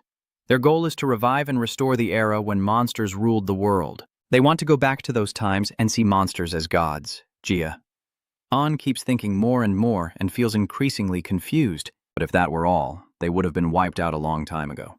They possess the ability to control and tame monsters. Although they are humans, they can also use the abilities of monsters. Their power rivals that of the Shichhat-E clan, causing humans to fear so much. The strange power they possess is a secret even the most renowned clans on the continent do not know about. Thinking of this, Gon's face becomes serious, but he knows that secret. The reason I know this secret is because of the villain who ruined my life, Dyrus Robert. In my past life as an assassin under the Robert family, Gon encountered him. He told us that we met during a mission and ordered us to carry it out. He slaughtered the entire assassin team, leaving only himself alive in that hellish scene. Gia Anon was very confused at that time. I didn't realize it then, but it was definitely strange. From the beginning, Dyrus knew that Eden used mana stones as one of the 6 emperors. How could he possibly know about that? Why didn't he reveal it to the whole world? Anger saw Gia Anon standing there stunned and asked, "What are you thinking about?" Anger also started to suspect something. "I can feel a deep, dark rage inside you." Gia. Anon suddenly felt a sharp pain in his chest, thinking about Dyrus stirring his emotions. He tries to regain his composure, breathe evenly, stay calm. Now, E is the priority. Dion reorganizes his thoughts, believing that E's goal is to find the Demon King's Monostone. It has been hundreds of years since the Demon King was defeated here, thinking that Gia Anon concluded that a very powerful mana stone must be buried somewhere. He stands alone, looking around aimlessly, so their plan must be to make us believe we've completed the mission so they can find the mana stone after we leave. Boren is also fighting fiercely right now. He shouted, "If that's the case, I will end this with a final attack on the leader." As he attacked, snow suddenly was thrown aside, blocking Bren's path. It wasn't until Tuyet gradually disappeared that Bren lowered his hand. Turns out, Matha had claimed this star spirit. She smiled brightly and said, "It's mine." Boren sighed and scolded, "That's so dishonorable." Then he ordered the knights again. "The leader is dead. Now we just need to deal with the rest." Gia Anon still has some questions. "Hey, Kenba, regarding that Demon King story, has anyone found any treasure or jewelry in the mountain since then?" "Actually, when I was young," he continued, "the village chief went up the mountain and returned with a red piece of jewelry he found at the summit." "So where is that piece of jewelry now?" Kenba, as he tells more, Gia Anon becomes more distracted. "Most people noticed, but the village chief buried it under his house. Actually, no one knows why, but it made the village warmer." Don hesitated as he clenched his fists. A wave of unease surged once again. "The situation is worse than I thought. Is there a problem? If E cannot find the monostone in the mountain, Gia Anon considers the possibility that those guys will massacre the village, and he feels panicked. They might burn down this village." The swordsman, after dealing with the remaining ORCs, immediately returned a report. "They say we haven't seen any more orcs around either." Another swordsman quickly added, "We're done with the patrol here." Chief Langyong stepped forward, took Bren's hand, and sincerely said, "Thank you all for what you've done for us." He smiled kindly and praised you. "You truly are as skilled as the Zikhat family said. I sincerely thank you." Bren smiled and replied, "Of course, I am glad I could help you." Gia Anon looked at the departing swordsman with a thoughtful expression, suddenly startled when someone spoke up. "Is everything going according to your plan?" Matha sat on a high branch eating an apple. Gia Anon looked up at her, not able to see her expression clearly from afar. She calmly continued, "I don't really know what you want anymore." Matha chews her apple restlessly, and Gia Anon suddenly calls out to her, "I'm not sure either, but I'll tell you when the time comes." Before he finishes, Matha suddenly jumps down to the ground. She calmly told him, "Don't worry. No matter what happens, I will follow your orders until the mission is over." Gon hears her words and straightens up. After a moment, Runen approaches and asks Gia Anon, "What are you doing here?" Gia Anon clenched his fist, his long hair covering his eyes, making it impossible to tell what he was thinking. Runen asked with concern, "Are you worried about something?" "It seems you're not very happy, huh?" Gia Anon looked at her and replied, "I'm fine. There's no problem. The village chief said he's throwing a feast, so let's go quickly." After saying that, he gazed into the distant horizon, thinking that E wouldn't come near until we leave. The next day, in the outskirts of Exbu village, the sky was clear. White clouds drifted lazily, and a gentle breeze blew. Rarely such beautiful weather. He looked at Ken and the other swordsmen walking behind him, feeling even more pleased. "We have defeated all the monsters on Mount Shu and will finish with very little damage. Although it was our first mission, we managed to complete it brilliantly." He glanced towards Gia Anon, feeling his presence. He silently thought that might be why Gia Anon no longer demanded to lead. Gia Anon is still alert and looking around, while Bren is completely unaware. He is so absorbed in his own thoughts that his leadership style has not made any mistakes. I don't know why he entrusted the leadership to me anymore. Boren put his hand on his chest, feeling happy and proud of himself, but I hope he will realize that my leadership skills can match his. Thinking that, he happily ordered the team to move quickly and get out of here. They traveled a long distance until the sky gradually darkened. Dion, walking at the end, suddenly stopped and didn't move forward anymore. He ordered everyone to stop. Everyone turned to look at him, starting to murmur and discuss. What's going on? Someone couldn't help but ask, can't we keep going? Another person added, it's still too early to run away. Gia Anon looked serious, staring directly at everyone, and said, this is just the beginning of the real mission. Channel didn't understand and asked again, what do you mean? Gia Anon. As I said, the mission is not over yet. Bren faces Anon. He asked a bit excitedly, what do you mean by that? Boren changed his tone. We have defeated all the orcs and even cleaned up the place. So what do you mean by that? Gon's long hair covering his eyes. No one can tell what he's thinking. He calmly says, our mission is to defeat the monsters and protect the village. Boren still didn't understand and asked again, so what's the problem? Someone just followed us, Boren Kwong, and he was a bit skeptical. What? Gon recounted what he had sensed earlier. When they left the village, a mysterious person had been watching them. They were following us about an hour ago and then disappeared. You could say it was a guide, but I could sense hostility. They were too hostile to be considered guides. Gia Anon seriously continued. I sensed those watchful eyes even before we set foot in the village, and I could feel them disappear when we were far enough from the village. Bren hesitated and asked, are you serious? Wait, so it was even before we arrived? Matha hesitated, then seemed to understand. So the reason you entrusted Bren with command is that Gia Anon calmly admitted it. Yes, I concealed my presence to better sense the enemy. Seeing Matha and Ken's surprised expressions, Boren couldn't help but think that he probably also sensed this during the betting, but his tactical instincts and senses were much better than those of the other instructors, and he couldn't even tell that someone was watching us. So that's why you entrusted me with command, is it? Gia Anon replied calmly, yes. I believe that if you become the leader, you'll be able to take good care of the rookies. Remembering what happened after we arrived at the village, Gia Anon rarely praised and said, you did very well. I am sure the enemy thought you were the leader of the rookies because of that, and they didn't pay attention to me. Gia Anon patted Bren on the shoulder and said, you are a true comrade. I will recommend you as the second top rookie when we return. Boren bowed his head, feeling a bit embarrassed and thinking, damn, I thought I was on equal footing with Gia Anon, but he's actually just gathering more information about the enemy while no one pays attention to me. They didn't even know about that, and were happy thinking they were on equal footing with him. Remembering the monsters they faced, Gia Anon from the very beginning, the monsters are creatures that cannot communicate with other beings. But this time, the Orblin are working together. That means the enemy has used some kind of magic to control the monsters. In the peaceful-looking Tuong Nhu village, there is always a pair of eyes watching closely. Our first mission is to protect the village. Our mission is not over yet because there is still a potential threat to the village. With that, Gia Anon turns around and gives the order. We will return to XBU village, but we need to be very discreet so the enemy doesn't realize we're coming back.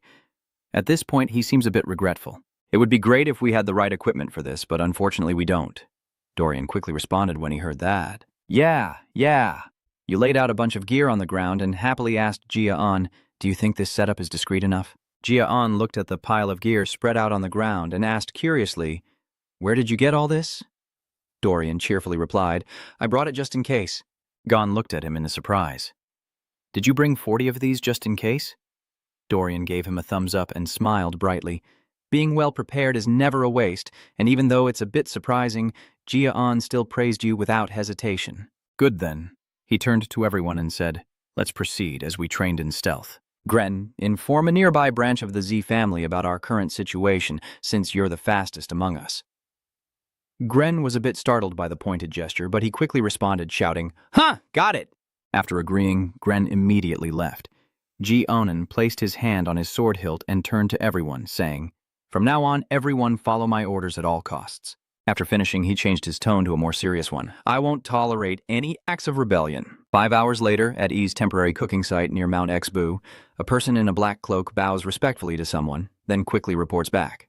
They have finally all left. We checked the remaining side to be sure, but there was no problem. The person replied, so then we'll start the plan. The leader orc's eyes glow with a blue light. It moves and speaks in a human voice, regaining consciousness.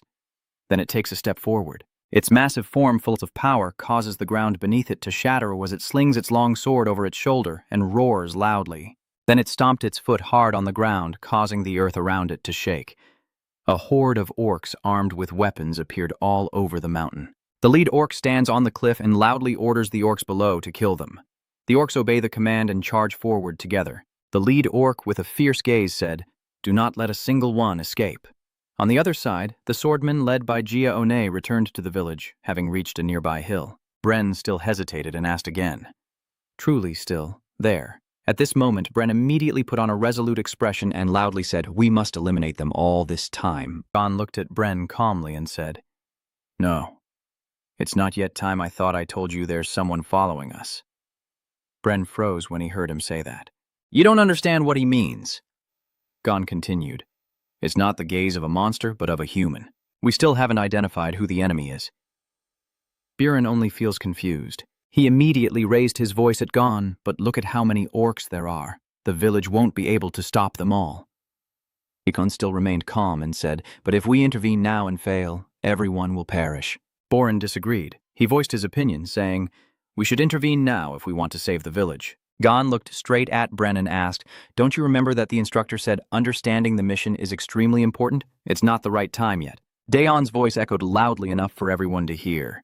"And we even had to be more careful, because the enemy comes from E." His words stunned everyone. Ken couldn't hold back and asked, "Wait, E what?" Matt also turned around abruptly, stammering as she asked, "Why? Are you one of the 5 demons?" Bren was silent, but it was clear he shared the same thought as everyone else. Gia Anon calmly replied, "If they could be Eden or a level Lord monster, then we need to be careful." Boren broke out in a sweat, hesitated slightly, then spoke. "I understand how strong it is, and you're right." As soon as Bren looked up, he met Dion's gaze and asked, "But if we don't act now, half the village will be killed and we have to wait here while the enemies slaughter the villagers, so should we just stand by?" At this, Bren clenched his teeth, his face darkening, his voice trembling slightly with anger. "I thought you were someone worthy of the name Rich Hat, but this is wrong. We must act now." Bren slapped his chest hard and said firmly, "That is what a true swordsman of the theater should do." After finishing, Bren drew his sword and charged down the cliff alone, heading toward the village with a determined look and shouting, "I don't care if you follow me or not. Anyone among you who believes they are a true theater swordsman, follow me." Dion watched Bren's back and reluctantly said, "That guy, you haven't finished your sentence yet." Runan, standing beside him, nonchalantly replied, "I'm leaving now." After she finished speaking, she jumped straight down the cliff just like Bren. The rookies started to waver, and someone couldn't help but say, "Bren is right. Being a member of the Rich Hat family and fearing one of the 5 demon lords is shameful." And another person agreed. "That's right, we are rookies in the alliance of the 6 emperors. Let's go to the village together and shout out, 'We're coming too. We must protect the village and its people quickly.'" He looks straight ahead and shouts loudly, "6 Training Hall, are you ready? We will help the 5th Hall attack the shadowy demons of Ian." The group of new recruits behind him all shouted in unison, "Yes, sir." A moment later, only a few figures remained on the hill. Gia Anon silently thought that everything was now unfolding just as he had predicted. He glanced at the others and thought that Bren and the new recruits, given their personalities, wouldn't tolerate injustice and would rush to stop Eden and the monsters. Gon remembered what happened earlier, so he sent a message to Runan. "Aura, follow them from behind first." Along with Bren, Runan, and Ken heading there, even Eden wouldn't be able to withstand if something went wrong. He turned back to see Matha leaning casually against a nearby tree behind him, and couldn't help but wonder aloud, "Matha, why aren't you coming?" "I thought you were the first to run away," Matha replied calmly, crossing her arms in front of her chest. "I told you I would follow your orders to the end." Gia Anon gently smiled. "All right, then we'll head to that village just like they did. But hide your presence as much as possible when moving. E's reinforcements are definitely hiding somewhere, not on the front line." Gia Anon looked at the distant mountain where the rock-throwing game was happening, silently feeling a strong aura emanating from the mountain rather than the village. The training grounds 5 and 6 could handle the remaining enemies, but if they faced that guy directly, they would be in danger. Gia Anon's expression grew serious, his deep eyes gazing into the distance, but that only happened if they faced him head-on. Assassinating him was a different matter. In the village, everyone was trying to kill the ORC. Bren's voice echoes everywhere. Don't directly attack the rampaging monsters. Retreat, and then counterattack. 2 rookies are attacking an orc together. If fighting them alone is too difficult, form a team. Remember, if we don't stop them here, the village will be in danger. Boren raised his sword and struck down an orc, gritting his teeth and panting, thinking to himself, these rampaging spirits are much fiercer than those we fought yesterday. But with this much, protecting the village shouldn't be a problem. Boren, sweating profusely, glanced away. The problem is as long as E is still out there, our enemies will never stop here. Thinking of that, he couldn't help but mutter, damn it. In the end, Gia Anon was right. Boren warned everyone to watch out for dangers overhead and in the disguised forest. Everyone was startled by your words, and someone stammered in disbelief, no way. They all realized that the hidden figures in the treetops were the illusionary Green Sash Legion of Ian. Bren looked at them, grinding his teeth and thinking to himself that they must be the ones in disguise with elf masks and hoods. I knew they would come, but I didn't expect them to arrive in such numbers. The rookie soldiers have been surrounded, holding their weapons defensively. Bren quickly assessed the enemy situation, and a quick glance revealed there were over 40 of them. We should play it right if we want to fight against so many enemies. After thinking it through, Boren immediately gave the order. Brother Ken, hold off the Trantin and the others so they can't enter the village. Runan uses cold air to freeze the feet of the Trantin and the illusion of the 6 swords. Your whole body tenses up and you shout, I will charge forward. Runan replies, got it. Immediately after, she swung her sword without hesitation, her whole body seeming to be covered in a layer of cold air. Runan shouted, I will freeze them all. As soon as she finished speaking, she immediately swung her sword, sending countless ice shards flying out. The ice then struck the orcs and turned them into ice statues. The frozen ORC's body is covered with faint ice layers. It growls, not understanding what just happened. Boren seized the opportunity, swung his sword, and used the continuous windsword technique, then lowered one leg to the ground for stability. Immediately after, he stomped hard and charged forward. Boren, moving so fast that the orcs couldn't react, charged into the middle of them. He swung his sword, and with a single strike, he instantly took down one. He repeated that action until there were no more enemies left, then he stopped. After defeating all the orcs, Bren was sweating profusely. A member of the 6-colored Illusion Legion suddenly sits on a nearby branch, then raises a mysterious projectile to his mouth, aiming at Bren below, who is about to attack. Feeling the deadly aura, Bren startles. Immediately, the person blew a hidden weapon from above to attack Ben. Because he was already prepared, Bren quickly dodged the attack, but he still couldn't help but gasp in amazement. Yeah. After reacting, Bren immediately shouted loudly to raise everyone's alertness. The venom is falling from the sky. Use your aura to block it, or use your movement techniques to dodge it. Everyone hurriedly looks up at the sky, and they quickly follow Bren's instructions. Suddenly, there was a loud noise nearby, and a large bag released an unusual black gas, causing everyone to quickly cover their noses. Lord Ben, they threw down a bag of toxic gas. Baron also realized it and thought to himself, damn it, this poison is stronger than the monster's poison. He immediately shouted to warn everyone, and they covered their mouths. After a moment, the recruits inhaled the toxic gas and collapsed to the ground, unable to resist. Huh? One of them spoke up, their voice trembling slightly. Forget about aura. I can't even lift my sword anymore. Boren gritted his teeth, his hand holding the sword beginning to tremble. And in that moment, not only the other members but also himself inhaled the toxic gas, his body refusing to move as he wished. Seeing Runan's face pale in front of him, Boren silently thought that Runan's skin was also losing its color.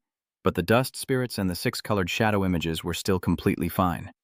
Boren clenched his teeth, sweat pouring down, and he reluctantly thought that if things continued like this, Boren would feel a bit hopeless, and they would be wiped out. At this moment, suddenly someone launched an attack, a sword slashing in front of Ben, causing dust and smoke to billow up. Baron stood still in shock and said, "This energy, this destructive power!" he exclaimed in surprise. Mataha appeared just in time. She drew her sword, her eyes cold as she looked at the crimson illusions. Mataha ordered the rookies to follow her. "Let's get rid of these foolish idealists and clean up all of E's trash. Don't let a single one escape." As her words finished, she and everyone else moved forward together, and seeing Mataha leading the charge into battle, everyone was stunned and stammered. Reinforcements have arrived, followed by cheers. Lady Matha and general support have come. One of them couldn't help but rejoice and say, if they had arrived even a moment later, we would have fainted from the poison. Another quickly regained his composure and added, "Get up and fight together." Boren still felt worried inside. He still hadn't seen Onan anywhere, but with Matha and the reinforcements, the situation could turn around. If things keep going like this, we might be able to win. The Luxat Huyanan group was driven back by the ghostly warriors, and as they fled, they couldn't believe they said, What kind of rookie is this that's so strong? Let's run away. If we stay until the end, we'll die. Before the word die was fully spoken, someone suddenly appeared in front of them. Are you planning to run away from the battlefield? The words of the other person made the two of them panic and shoot at each other in a frantic escape. Yeah. Suddenly, a deadly sound echoed from somewhere, and Matha froze in shock. Runan stared wide-eyed, unsure of what had just happened. Boren was a bit frightened, stammering, "It can't be." In front of the three of them is the leading ORC.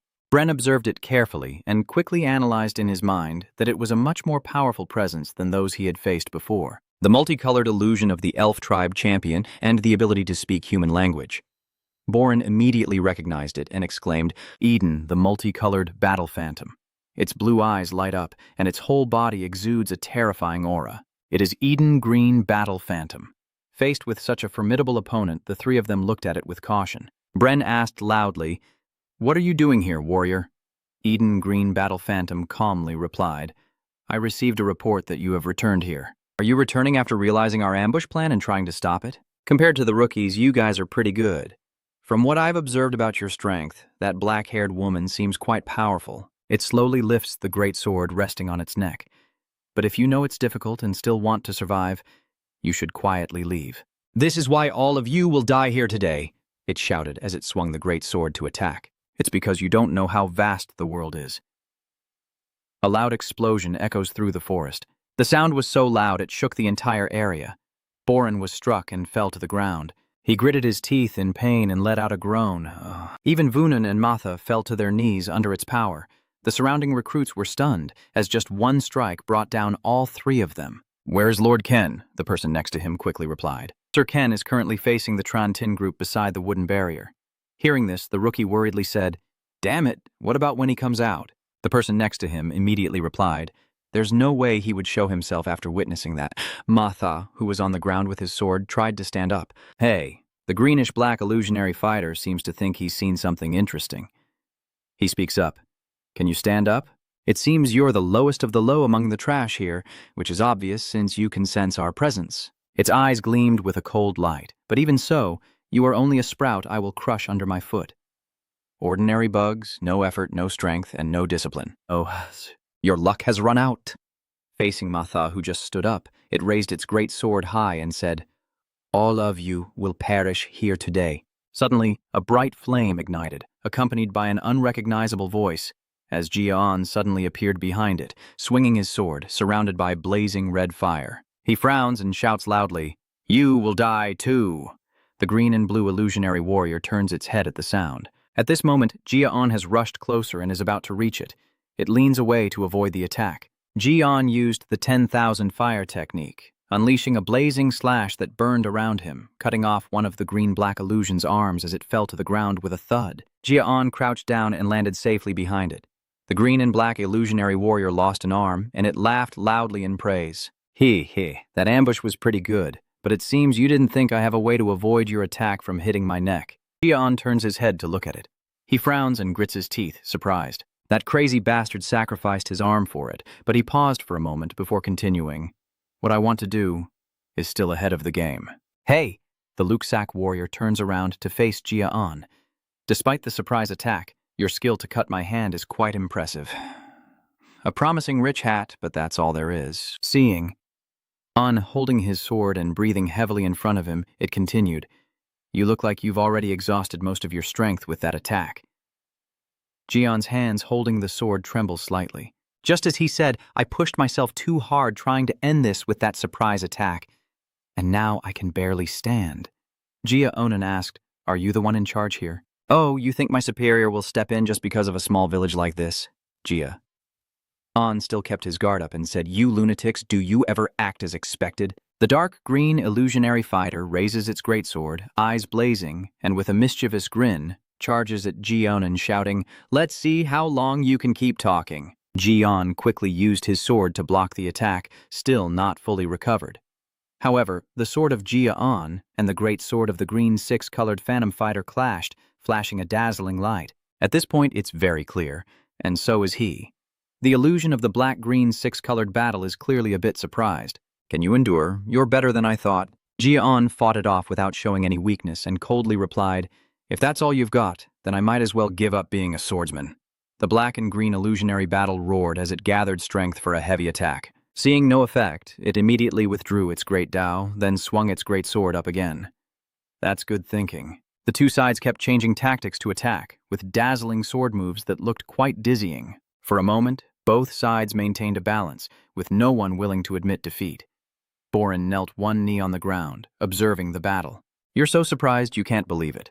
Seeing Gia Anon fight evenly with the illusionary green battle, you can't help but think that the illusionary green fighter even defeated us with a single strike. Yet he's fighting on par with him. Not only that, he also used the same continuous sword technique as me. Then there was another clash of weapons followed by a separation, leaving a flash of sparks between Gia Anon and the illusionary six-colored warrior. Boren was amazed, thinking he had caught up with him, but he was no longer even at the novice level.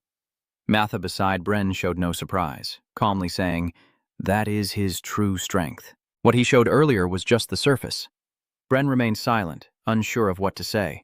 Watching the fierce battle before her, Matha felt a bit of sadness, but she knew it wasn't enough. It looked even, but Gia Anon had no time to recover his strength and the spiritual energy he had expended on that surprise attack. Matha was worried and doubted whether he could defeat the six-colored illusionary combatant with the little energy left.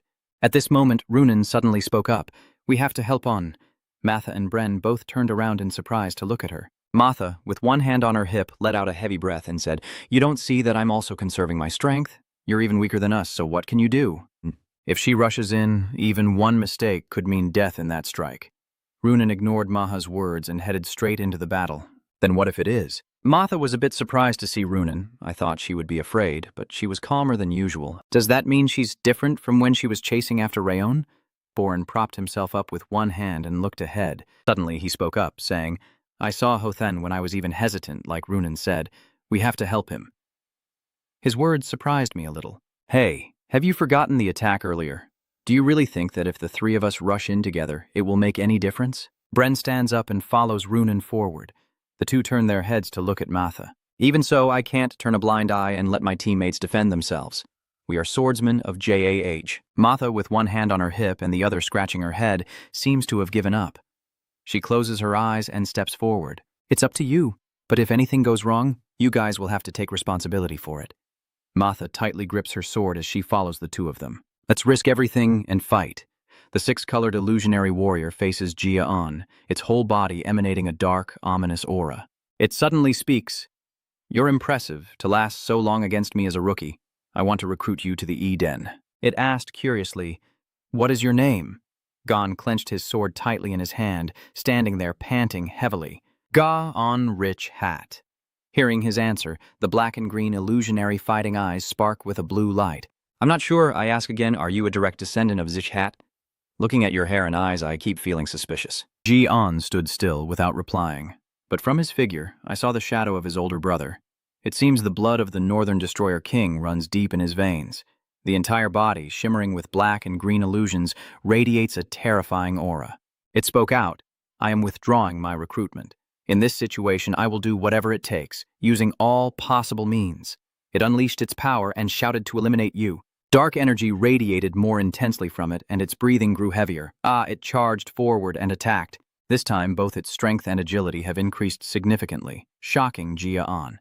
Seeing its greatsword getting closer and closer, geez. Yes. Anon widened his eyes and couldn't help but think, this crazy guy, the greatsword is aiming to take his head. Gia Anon quickly leaned back to dodge. He's faster now. Gia Anon gradually falls into a disadvantage, feeling a bit overwhelmed and wondering if he's using his own life force to push his strength further. I barely managed to hold on with the fire orb, but I haven't fully recovered yet. Just then, Matha suddenly leapt into the air and charged down from behind to attack the green-black illusionary beast. Gia Anon couldn't help but be surprised when he saw her, and her name, Matha, immediately came to his mind. Matha clenched her sword with both hands, her face determined as she launched her attack. A sword strikes down, precisely hitting the middle of the back of the dark green illusionary fighter. The dark green illusionary fighter is wounded by her. and it angrily almost turns its head to look back immediately. You dare to attack with a tiny weapon like that, let it react first. Its arm holding the great sword suddenly turned cold with a layer of bone, and it looked down in surprise. Runan appeared to block Dion. It turns out it was because she had just taken action. Gia Anon slightly flinched when he saw her back. Runan pointed her sword at the six-colored illusionary battle. She uses ice spiritual energy. Cold bones begin to appear around her. She aims directly at Eden, the green illusionary fighter, and uses her winter breath to attack. A sword strike is unleashed. We managed to hold the green-colored illusion creature for now. For a moment, Runan shouted loudly. Bren quickly uses the Lian Lu sword technique, the spirit light chain thunder, to attack it. Countless sword strikes cut across its body. The green and purple illusionary combatant suddenly catches Ben. It clenched its fists so tightly that your internal organs felt like they were being crushed.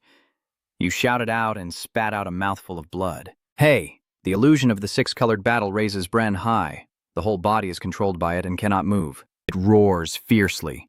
Do you think those tricks can take me down? It seems you have underestimated me. Its voice echoes everywhere. If you're not at least at the level of that yellow-haired brat, you'll never be able to touch me. Bren is badly injured, but still tries to stay alert. Dong said I was a bit trembling. I have to admit you're right. With the attack we just used, it's hard to bring you down. But Boren struggled to say the remaining words. At least it bought some time. The six-colored illusionary battle spirit didn't understand and asked back something. Matha uses her skill, causing the surrounding earth and rocks to swirl around her. Her sword is covered with a layer of light brown aura. She uses her celestial spirit energy to manipulate the situation, then swings her sword to see if you can withstand this attack. Matha rushes forward to strike, leaving countless cuts on its body. It roared in fury, spinning around with blazing eyes, shouting at the brat.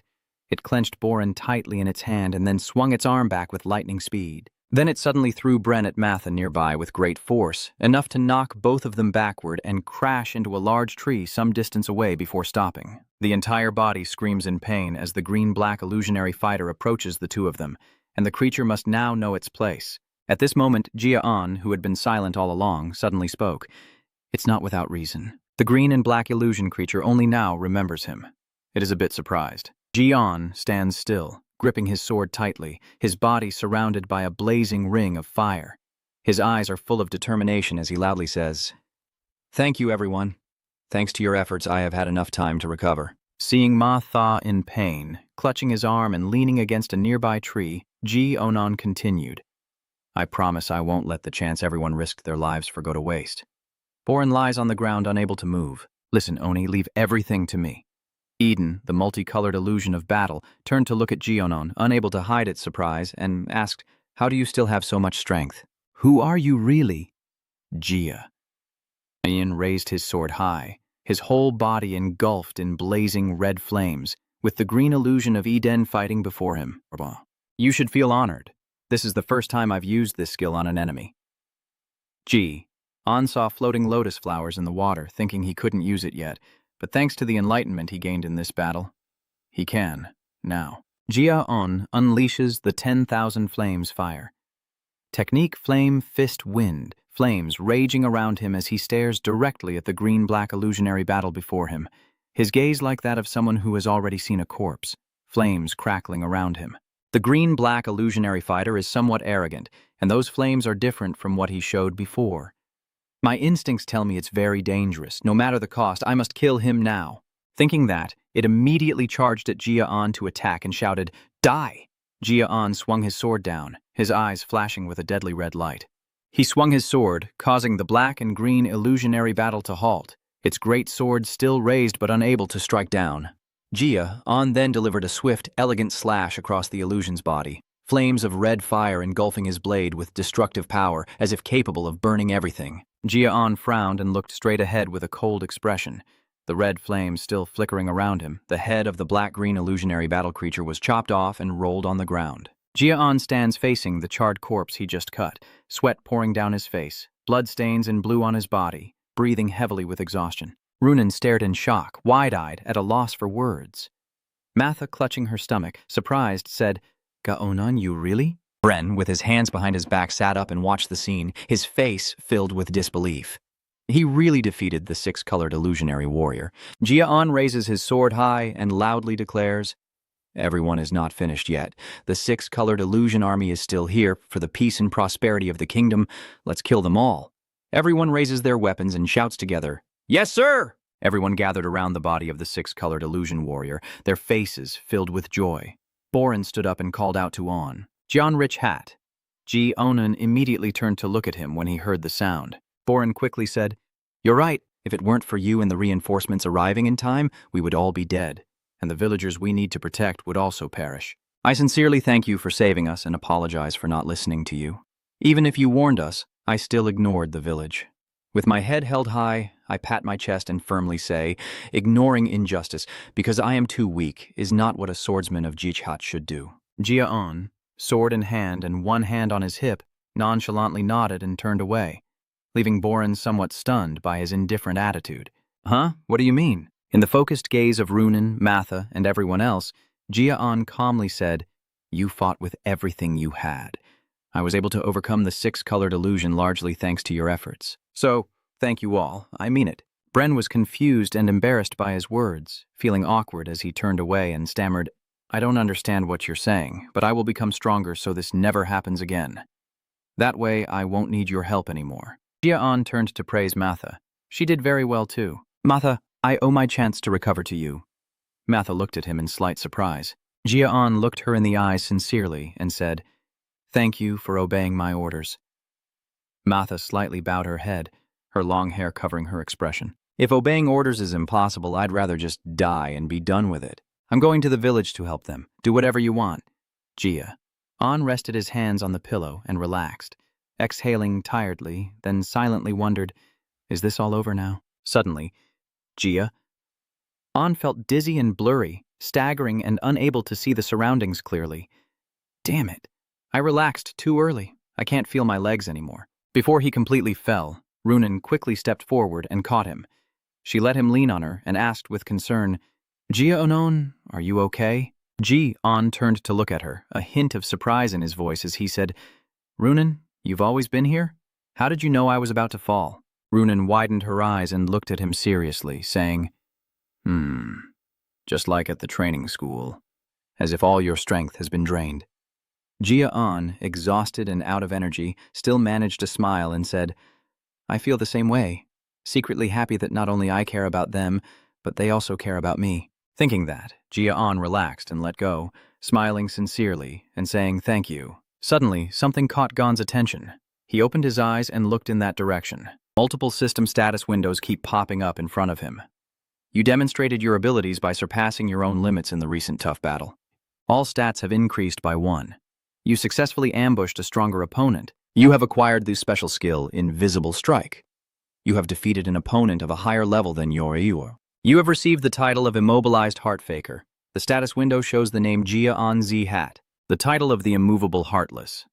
Status: temporarily unlucky. Special skills: Berserk, Fire Ring Master Star, 10,000 Fire Technique, 3 stars, Fire Resistance, 3 stars, Unfortunate Spirit Kai Resistance, 3 stars, Master of Perception, 4 stars, Water Resistance, 1 star, Quick Reflexes, 1 star, Agility 58, Strength 57, Endurance 59, Vitality 42, Sensitivity 64. Gon looked at the updated stats and couldn't help but be amazed, thinking that killing that 6-colored illusionary warrior had paid off well. All his attributes had increased, and he even gained new skills and a title. Gon immediately stood up, deciding to review everything carefully later. "Runan, I feel better now. Go back to the village and help them. I will check around here to see if there's anything dangerous."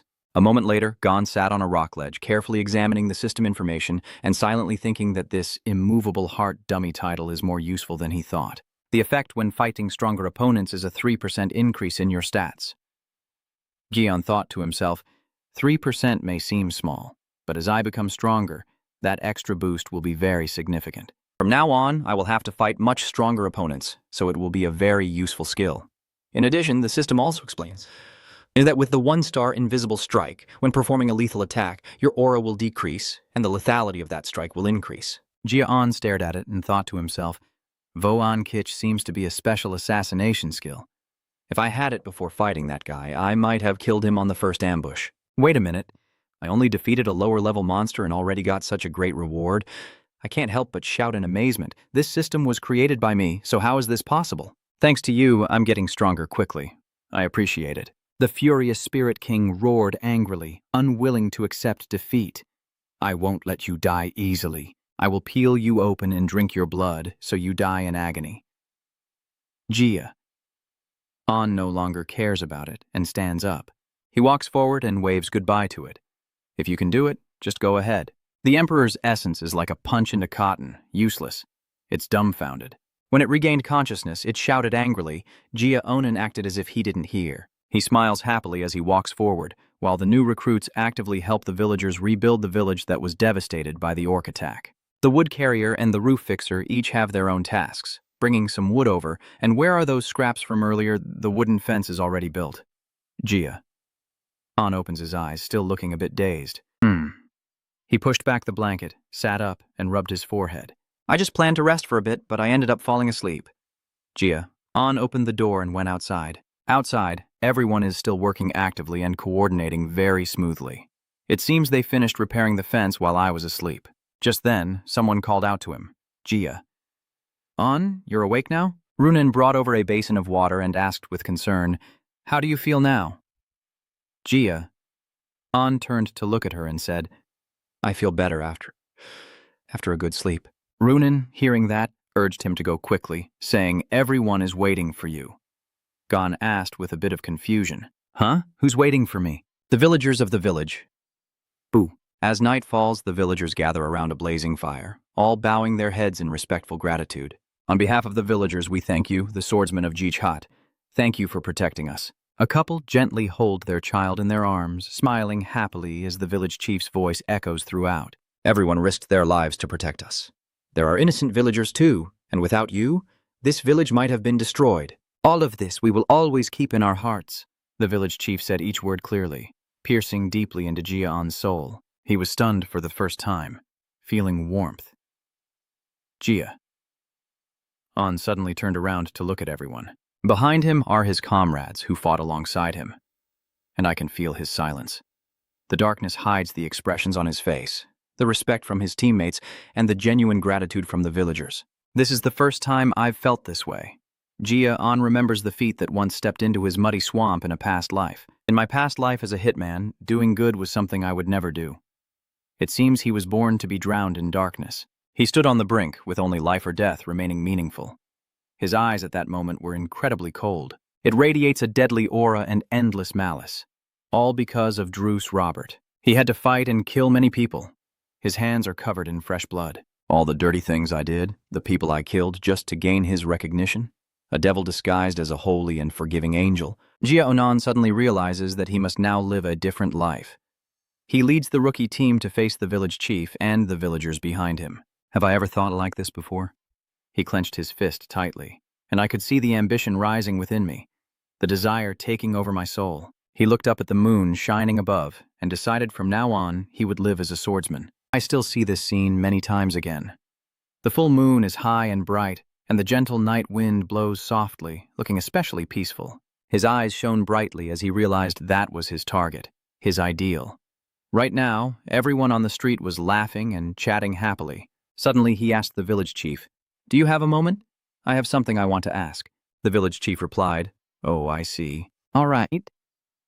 The two of them went to the nearby farm to talk, and he asked, What do you want to ask about? Do you know who was behind the attack on the village this time? The village chief replied, Yes. The blue-haired swordsman told me, I heard it was one of the 5 black demons. He continued, I don't understand why they are targeting this village. It's just a small, unknown village. During the battle, I heard Kanba say that you once brought back a small gem from the EU mountain. The old man said, Yes, I found a gem on the mountain when I was young and brought it back to the village. The old man stammers. He replies, Yes. So you're saying all this chaos is because of that thing? I almost destroyed the village myself, the old man said sadly. So you say that this time we stopped them, but as long as that gem is here, E will keep attacking. The old man worries, how is that possible? After I buried the gem, the fields became more lush and the wind warmer. So we regarded it as a guardian spirit. I never imagined it was a cursed stone attracting the evil light. What should we do now? Should we dig it up and throw it away? You won't agree? I'll take it with me. The old man was surprised and worried. Why would you? E Black sees humanity as a sacrifice for their return. Even if you discard the gem, E will still go find it. I will bring it back to J. The old man told him that if so, E would target J. We can't put you in such danger. I'm fine with that. Then he placed his hand on his chest and said loudly, That is J.H.'s path. The old man looked at him with a satisfied and trusting expression and bowed his head to say, Once again, J has shown us boundless kindness. I wonder again. The old man explained that many decades ago, when I was a little older than you are now, the current head of the Glenn family saved this village. I suddenly remembered. The Lord, the old man replied. Yes, I still remember vividly. He saved the village from a monster horde. Just like you, he smiled kindly at us and treated us with respect. The landlord Jay is a man with blonde hair wearing a red cloak that looks incredibly cool. Especially, he has a very kind face and a very friendly smile. He thought of the current village head and wondered with a friendly smile, unable to imagine his current attitude. Then the village chief turned around and told him, This old man's pointless story has gone on too long. Follow me. I will take you to the location of the gem. Then the two of them went to the field. The old man dug a hole and took it out. It was buried here. I never expected that what we believed was protecting the village was actually cursed. What is the piece of cloth wrapped around the stone? The old man replied to him that it is a piece of cloth passed down through his family for generations. We took it off the stone to hide its intense red glow and buried it underground. The old man unwrapped the cloth to show him a bright red gemstone, radiating immense power. He thought to himself that this was the Goblin King's Manhwa stone.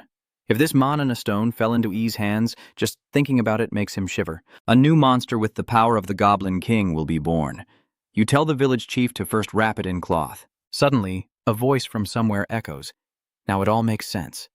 Right beside the two of them is a burly man with a shaved head and numerous scars all over his body. He said, That piece of cloth waits for the spiritual energy of the Manhwa stone, so that's why they couldn't find it, even after scouring the entire mountain. Otherwise, this village would have been reduced to dust long ago. The two suddenly startle and immediately assume a stance, ready to draw their swords to confront him. Who the hell are you? What do you think? He got so close without me noticing at all. He snapped his fingers and laughed loudly. I wonder who I am. Then he pulled out a blue devil-faced hat and said, Think about who I might be. He looked at the hat and thought, That hat looks like a brain. You are a bloodthirsty demon. He suddenly exclaimed, Ho ho, do you recognize this hat? As expected from Jay's student, his senses are incredible. This man is Eden, the bloodthirsty demon. Then he grimaced with excitement, and with that unpredictable power, the swordsman who cut down Okan must be the superior that the green-minded guy mentioned. He said you wouldn't come here, then put on his hat and said, Well, I really assigned that task to the greenhorn. If he doesn't die, I wouldn't have come here. In other words, I am here because of you. He trembled in fear of his killing intent, secretly thinking that the overwhelming aura was paralyzing his entire body. Not only the current one, but even if all the students in the EU village team up, they still can't win. Then Hwang Kim Sao now appears and says, Gia Ongjia, to be honest, you can't defeat him and you currently have two options. You can die either by futilely fighting him or by surrendering to me. The black man then forcefully slammed down, causing an enormous shockwave. You only have those two possible choices now, facing an extremely powerful enemy while the others are surrounding you. What will your decision be? Meanwhile, in the village, the swordsmen are setting up defenses. Right now, Bujin asks Ma Tha what she's doing here, and she replies that she came to see if they are repairing the fence properly. It seems you all have a talent for woodworking, which is actually swordsmanship. This makes Buen very angry. He told her, once you're done checking, shut up and leave. She chuckled and said, Hey, you have to ask politely. You can't order my sister like that. Only one person can give me orders. You know that. At this moment, Junan Nan carried a basket of fruit to the two of them. Seeing her, MH asked, What are you doing here? She replied, I brought some fruit. Tha's eyes said, The villagers have already picked them, so why steal? Before she could finish, Jun Nan cut her off. These are fresher than what I picked myself. Suddenly, the atmosphere became tense. Ma Tha looked annoyed and said, You think too much, everyone would think we're married. Jun Nan ignored her and said, I'm leaving. Suddenly, behind the three of them, there was a massive explosion. Junan Nan turned around in shock, eyes wide. Yes, sir! Her rushing towards the explosion stunned the other two. Then the fruits also fell to the ground near the old man's house and the village chief's place. In this urgent situation, take out your weapons and notify the channel along with the 6 officers. The three of them rushed there quickly. Mathen said, What's going on at the chief's house? Elder Gia, if you're okay, answer me. Suddenly, a powerful explosion occurred in front of them, sending rocks flying everywhere. From within the smoke, he was flung out like a flying penguin. This image left Buon and Matha speechless. Oh, so Mr. Gia is singing. He is now struggling to stand up, with the village chief being pressed down on him. He gasped for breath as if he couldn't go on anymore, threw the village chief towards Bujan and caught him. Bujang realizes those is the village chief, then stands up and shouts loudly, "Everyone get out of here now!" He glares at everyone, guides the village chief to a safe place, and leaves immediately. All three of them angrily asked, "What are you talking about?" But immediately after, all three had to fall to the ground. I can't breathe. It feels like my lungs are being crushed. What is this pressure? The black guy said, "Oh my God, it turns out there are many cute people around here." At this moment, they recognized that figure, stammering as they described it. It's the armor of the Devil's Hole. Is he one of the Black E's leaders?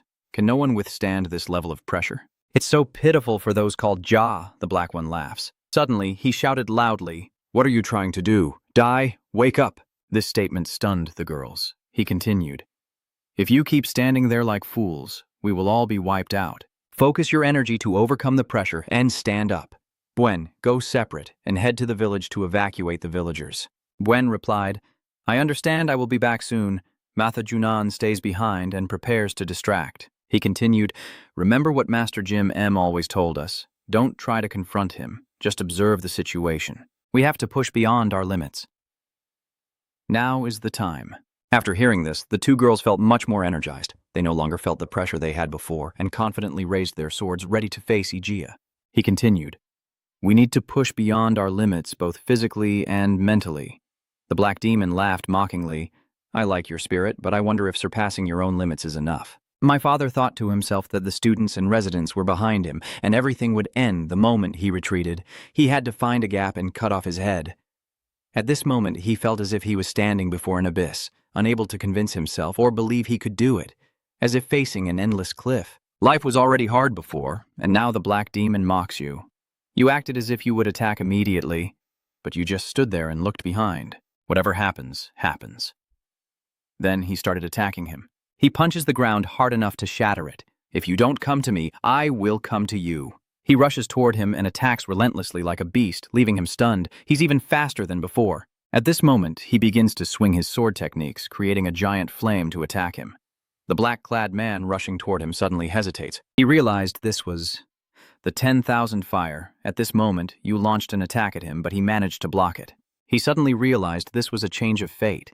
He charged at him, then sneered, "I at least like this outcome." Then he punched away the flame before his amazed eyes. He widened his eyes in shock as he was surpassing the flames of the 10,000 flowers technique. I have to stop it. I just managed to change the trajectory of his punch. If I hadn't read the flow of the strike with the ring of fire, I would have died on the spot. Surely now they are watching the fight. I must let them see his moves as much as possible. Then he raised his sword again, ready to attack. He rushes quickly toward him. Around him, a blazing fire is engulfing everything. That is necessary for us to have a 10% chance, not even a 1% chance of survival. He laughs loudly. "Ha ha, that's right. Now that's the spirit." Then he started attacking, and you jumped high, creating a strong gust of wind. If the fire could be extinguished with a single punch, it wouldn't be interesting at all. He smugly shouted, then jumped down from the sky towards him. His face looked extremely fierce now, charging like an arrow. "Make me even happier." At this moment, he felt extremely terrified of his power. Then he punched fiercely towards him, but luckily he dodged. The shockwave from the punch shattered the ground into many pieces and caused a huge explosion that shook the entire area. He stood up and said, "Your fire surpasses normal spiritual energy. No matter how foolish the green demon is, I still find it strange that he was defeated. However, now that I see your strength, I understand everything. That makes me regret even more. Fire has no effect on me. Do you know why?" He struggled to stand up. "I obviously know. The helmet you're wearing has the properties of an eye, and the king of the forest named Eye can destroy a castle with countless missiles piercing through its body. The blood demon observation can utilize the properties of that brain. The black guy said that in that case, you should be aware of this. No matter how much spiritual energy you try to unleash, it will be meaningless before me. What a pity." He replied to him that if calling my fire meaningless, I can just use something else instead. He was stunned. "What?" Then he raised his sword forward, a blue light instantly enveloping him. He was surprised. "Wait a minute. This coldness, first that incredible fire attribute spiritual energy, was enough to surprise me. And now you're still using water element spiritual energy, huh? Your high-level attributes and control over spiritual energy at such a young age. He wondered, "Who exactly are you? You think you need to know? Anyway, you'll soon die at my hands." He looked at him and sneered, showing how arrogant he was. Then he swung his sword to attack him. He reached out his hand to block, curious to see how long his willpower would last. At this moment, Dion is leading people to the battlefield to support Gia Anon. He suddenly froze at the sight before him. Mr. Gia is dueling with Ian. He is stunned, as the spiritual energy he's using is ice instead of fire as usual. Can he use 2 types of spiritual energy? Moreover, the pressure around him and his spiritual energy sword. When did he become a swordsmanship expert? Warriors on this continent are classified into different types based on their strength. Anyone who uses weapons, including swords, is classified based on their spiritual energy skills. Those who have just learned to use spiritual energy are beginners. Those who are familiar with spiritual energy and can extract it from their bodies to infuse into their weapons are called spiritual energy users. Then there are those who have endlessly trained their spiritual energy and can release it into the surrounding environment. Those who can use energy swords are called spiritual energy experts. Based on this definition, and in light of the ongoing battle right now, that means An has reached the level of a sword energy expert, which should not have been possible. But he is fighting against the blood demon berserker, known as an expert. Only then did Ben realize this truth too late. He anxiously continued to watch the fight as it was clear that both sides were evenly matched and could hold their ground until now, with minimal injuries on both sides and only on the surface. For warriors like Bren, the true devastation has already become almost visible. He continued to assess the fight, but even while battling the blood demon berserker, he still hadn't dealt any significant damage. Maybe he was partly ignoring the power gap to vent his frustration. Suddenly, their eyes met, as if an unspoken bond was tying them together. He absent-mindedly realized a problem he had forgotten. Gia Anon looked directly into my eyes and said that he would create an opening, and we needed to coordinate our attacks because we had spent so much time together at the 5th training ground that we could communicate with just a glance. Not only did he realize this, but his other comrades also received the command through his eyes. Runan and Matha exchanged a knowing look and nodded at each other as if they had caught the signal. They gripped their swords tightly. Yes, we are the Shichhat family. Though united as one, everyone resolutely believes that we must protect this village, and with strong faith in the brave young boy leading the charge. If he can do it, we can too. At that moment, he swung his sword again, striking the monster's vulnerable spot. It whimpered in pain. He uses that brief moment of pain to turn around and shout, "Now is the time to attack." And just like that, the 3 of them immediately united and charged at the struggling monster. Now their only thought was to attack with all their might, and that we will win, and we can win, through combined strength. In that decisive moment, I don't know who set whose trap. The monster just pretended to struggle, but suddenly its eyes burned with fierce determination, aiming straight at us. "I'm waiting for you." The swarm of bugs had no way out, and the monster's only plan was to win through overwhelming strength. He was stunned as they pushed him away, suddenly realizing that his fighting spirit could explode outward like a blast. Finally, in those late moments, furious, I conclude that this bastard is a master of deception, reaching a level of a true expert, laughing at others' pain. The monster was then extremely delighted. "Ha ha, I wondered if I should chase after each of you. You've saved your energy for me, and seeing your hopeful expressions turn into complete despair always makes me very happy. Do you think I will be pushed back by all of you? Today, all of you must die here because you don't know your place." Saying that, the monster swung its iron fist, intending to crush them with a single blow, so that before descending into the yellow spring, they would know what absolute power is. But 30 is not yet the new year, and until the last moment, no one knows who's the chicken, who's the rice, and how many traps are hidden in there. I unleash a fierce gale of spiritual energy, swinging my sword with an unprecedented, murderous intent. You're not the only one waiting for this opportunity. The opportunity is in the moment. If not now, then when else would it be? All the murderous intent I accumulated in my previous life as a killer allowed me to merge with the ultimate fire cultivation technique and focus everything on a single point. And now is the moment to truly focus all your strength on the fight. You wield your sword infused with powerful spiritual energy to execute the ultimate and precise attack of the supreme fire cultivation, hitting the enemy's vital point and making that arrogant, bullying monster taste the bitterness of a cocky loser. The sword pierced the monster's heart, causing a brutal shockwave. The monster stood dazed, watching the aftermath in silence. The fog clears. The sunlight appears. The monster falls, and he gasps for breath, exhausted. The feast is over. Gia. Anon can't help but curse out in joy. The feast is over, quite impressive, but don't celebrate too early when the opponent still hasn't breathed their last. The monster quite admires your strategy. You took advantage of my weakened defense when I channeled spiritual energy into my attacks, didn't you? If I was wrong, I would already be dead. However, he was caught off guard and unprepared for the monster's attack, which slammed into a nearby tree, causing him to cry out in pain. After revenge, the monster sneered at him, right in front of him, breaking the sword that seemed capable of ending the monster's life. If you want to surpass the skill gap between me and you, you're still far away. Gia.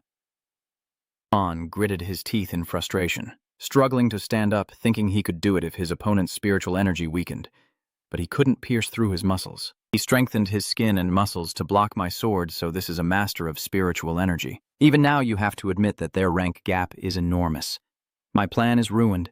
Gia Anon, feeling bored, concluded and then ordered. All the rookies cheered loudly. I order you all as the team leader. Everyone run away from here. The shock is so great that Bren forgets the pain from the monster's blow as he speaks. He hurriedly explained the reason and ordered again. We can't defeat him right now. Run away from here and evacuate the villagers. There's no more time. We must evacuate the recruits and villagers to minimize the damage. Thinking that, he looked at him and said cruelly, Boren, do you think a hero deserves to die a cowardly death here? If you don't think so, then fulfill your duty. Deciding to act, he ordered, everyone retreat and focus on escaping from the Blood Demon rampage. We must save at least one more person from the Blood Demon rampage. All the warriors immediately obeyed the order to run away. Matha looked back and gave a warning. Gia Anon, no matter what, don't die. He smiled faintly and replied, I understand. Let's give them some time to struggle before taking action. Wait until he finishes arranging everything. Then the monster provokes you. Do you think those bugs can escape from me? No, more importantly, do you think you can hold out so others can run away? For this question of his, I didn't answer but called rage. I want to bet. It grinned cunningly. Finally, it's my turn. It asks, even though you've tried to bet, it seems like you're going to die at any moment. What are you planning to bet on? He didn't hesitate and replied immediately, the bet is whether he or I will be the one to die. He sneered. Do you think you can beat him? But the truth is, he's right. You're not proud enough to admit it openly, making it almost impossible, then bargaining and demanding. So, to meet the minimum requirements, restore my spiritual energy and body, and in return, I will accept your wrath. It thought for a moment and then agreed. With this situation, you will die, and I won't be able to take your body. I will restore you then. Let's see how you will endure my wrath firsthand. He painfully braced himself as the storm of fury engulfed him, his body electrified and pierced by countless needles. What are you? You didn't drink the blood of an OG? I don't understand how you recovered so quickly. It's impossible. You have recovered your strength and are only aiming at that guy. I told you before, you don't need to know. From here, I will stay with you until dawn.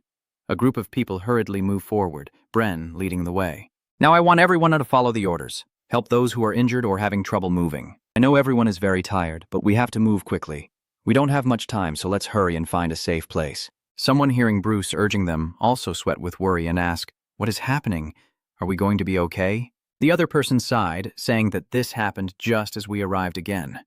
Matha quietly followed behind the two of them, who now stopped and hesitated before speaking. Rayondamaha paused, lowering her face to face with the monster alone for the sake of all of us. The other person asked, curious about Lady Matha. Matha didn't stop and kept telling the story. Even though his arm and ribs were broken, he was still fighting. And right after that, Matha shouted angrily, so what's with your attitude now? You guys can't do anything. She remains unshaken and continues shouting in their faces. Are you planning to die stupidly here? Bren also painfully calls out to Tha. Then he clenched his bulging arm and affirmed that this is not the time to give up. Then he waved his hand loudly, urging everyone to hurry up. Gren has gone to a nearby branch to request help. Reinforcements from the demon race are surely on their way. While he is in charge, we must act quickly before a large shadow behind us keeps shaking the ground. The monster appears behind Bren, causing everyone to panic and worry. Isn't that a monster? Why is it here? Boren sweat with worry, wondering why the king of the forest's demon is coming to us. Suddenly a warning scream sounded. Wait, there's another one here too. The group was surrounded by two giant monster demons. Everyone prepared for battle but worriedly asked, We're surrounded by monsters. How can this happen? Ma Thang recognized the concern and thought it was impossible. She remembers the crowned demon E, thinking those damn black E demons can control monsters. The reason this bloodthirsty madman didn't ignore Rayon and rushed at us is because he released the demon, anticipating that this would happen. The two of us in the group have no fighting spirit left. We're doomed. We'll die without even a chance to fight back. But a voice of regret and encouragement rings out. Don't give up. Bren, stay alone and don't face the two giant demons. Without hesitation, he firmly said, Ranon is still fighting. If we die here in vain, I will never be able to face Aon again. Matha then stepped up to his right and praised him. This time you're right. Runan on the right draws his sword, confirming we need to evacuate everyone and quickly help Rayon. Boren stood between them, his eyes determined, thinking, that's right, we can't die here. The three of them fought fearlessly together against the two giant demons because they shared the same resolve. That is the least we can do for Rayon, fighting alone for us. The powerful mana vortex like a gust of wind. The three of them charge forward together, attacking the two giant monsters with swords and mana power. Suddenly, Bren and Eden on this side seem to have the upper hand and are assessing this wind. Rayon, covered in blood, sits leaning against a stone. Hey, you're really resilient, but you should stop trying so hard. Ron's eyes open. Seeing his broken arm, he thought his left arm was holding him back. If he cut off his left arm, he could fight a little longer. Rayon looked up at his bloodied face and wondered, but why am I doing this? Rayon leans against the unmoving rock, asking himself a series of questions, as every inch of his body screams in pain. Why do I have to endure a pain I never felt even in my past life and fight this monster? He softly thought. If it were my past life, I would have definitely run away. Suddenly, a beautiful woman appeared before him, softly calling Rayon. Sylvia embraced his injured body and comforted him, saying, I want you to become a proud warrior, a legendary swordsman of the old days. In Sylvia's arms, he was stunned and thought to himself, yes. Those words Sylvia said back then, remembering his three comrades, he sank into endless thoughts and the memories with his teammates he had been through are binding him here. Remember the image of Vunan confidently offering him a box of cake, seemingly indifferent to others but kinder than anyone else. Runan and Bren, both determined and persistent. He started off not very smoothly, but now is aiming for a noble goal, and Lady Matha carries the majestic sword on her shoulder. She is rough but with unwavering faith, someone I can trust who would rather go out and fight even with her body wounded and covered in blood. He slowly stood up, still lost in thoughts, unable to speak honestly. Telling them not to move me is a lie. I want to save them. The ones gradually becoming sword masters are singing. The Emperor of Essence, standing behind him, asks, Are you trying to let your comrades escape my control now? Are you still enduring my rage? Rayon fearlessly admits it. So you've finally realized. The Supreme Emperor behind him, hearing the confession, becomes furious and scolds him, truly arrogant. Rayon knows there are limits to how much he can tolerate being looked down on. Do you really believe you can regain control of your body while I kill this person and pursue your comrades? It angrily attacked his back and shouted. So if even standing firm is difficult, what do you plan to do? He cannot avoid the attack and can only endure the pain. His body collapses to the ground as the dark elf continues to scold him. The moment you accepted my fury, you failed. You can endure being taken over, but once you surrender your body to me, you'll never get it back. Seeing Ron trembling and crawling on the ground, E finally spoke. I think the last one has reached their limit. I just had a great idea. Ignoring his struggle to get up, E turned and left, saying, I will leave you for last and go kill your teammate first. Now it sounds much more interesting. It cheerfully shares its idea. Just imagine the look on your face when I tear the head off each of your teammates right in front of you. Rayon tremblingly lifts his head, grinding his teeth and silently saying no. Looking at E's back, he silently thought that the new recruits wouldn't be able to withstand attacks from a blood demon like the Berserk human. While everyone was fleeing, he had to hold him back. Suddenly, he introduced himself, saying his name was Rayon. Zix's singing made E surprised and turn away. Rayon, disregarding everything, stood up and firmly declared, I am a descendant of the Northern Destruction King, Glen Hat, and one day I will become the strongest swordsman on this continent. Until my heart stops beating, you will not be able to leave this place. Mad Demon E, pointing his sword at E, said, For your age, that's quite a spirit. Eden turned to face him, praising and respecting him, and said, Greatness cannot even begin to describe it. Very well, I will show the respect that a warrior like you deserves. It uses mana in its palm and declares, I will remember the name Ronge. Then a fist strikes him, but he only stands there, sword in hand, feeling exhausted. Rayon closes his eyes as if accepting his fate and thinks, dodge this attack now. A gentle green wind suddenly wraps around him, waking him up. Leon's eyes full of hope open as a figure with fiery red hair appears in front of him, blocking the punch with a sword. Rayon gently scolds with a smile. You're late, teacher. The other person, hearing him affectionately scold her, responded immediately. Sorry about that, Reimer replied playfully. I just overslept a bit. Reimer assumed a fighting stance and warned him. And now you can leave this matter to the teacher. Eden looked surprised at the sword in Reimer's hand. Hat's glowing sword, Reimer also greets him. Long time no see. The bald man narrows his eyes at Reimer and asks, What are you doing here? Reimer immediately took a fighting stance, brandishing his sword in front of him to warn, I can't just stand by and watch trash like you crush the young sprouts. He looked at him with disdain. I never thought someone at your level would be assigned to supervise students. Rich Hat has become weak. The two of them rushed in, drawing their swords and using their fists to unleash a powerful force. Hey, you keep punching at Reimer while mocking him, so it took you a lot of effort to land such a punch, and even your balance is completely ruined. He cautiously asked, Is it true that the rumor about your energy core being broken and turning you into a cripple is true? Reimer quickly stepped back, focusing his mana to respond. You're mistaken. You should change your source of information. Whether past or present, you're slow to gather news. How long have I been away from the front line to hear such rumors? You are just bluffing. Your swordsmanship used to be filled with deadly intent, but now your sword is no more than a passing breeze. As he threw his punch downward, Reimer swiftly leapt to the side to dodge, his body moving gracefully through the air. Reimer helplessly scolded this rude guy. Gia Anon sat nearby watching the fierce battle between E and his master, thinking that the person training Reimer was truly graceful in the air, like a leaf floating in the wind. Watching Reimer's movements and techniques, so swift and flawless that E couldn't even hit a strand of hair, he continued to observe, and above all, his attacks were so perfect that they gave him goosebumps. If Reimer had used his full strength, this battle would have been decided already. So why is he prolonging it as if to watch? Suddenly Ren realized a new shocking detail, widening his eyes and thinking, wait, could it be that just like before he was deliberately showing me his swordsmanship? Watching Dreamer soar like the wind, he was amazed and thought, in such situations he still keeps teaching, he's crazy. Suddenly Reimer seriously drew his sword and charged at E, taunting him arrogantly. So even now, with me weakened, you still can't defeat me? If this keeps up, your universe will be taken away from you.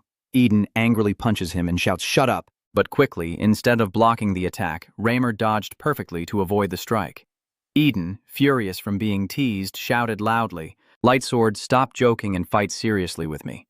Reimer remains calm and cheerful, thinking that handling him lightly is almost reaching the limit. Wow, the teaching material has gone crazy. I think it's time to end everything now.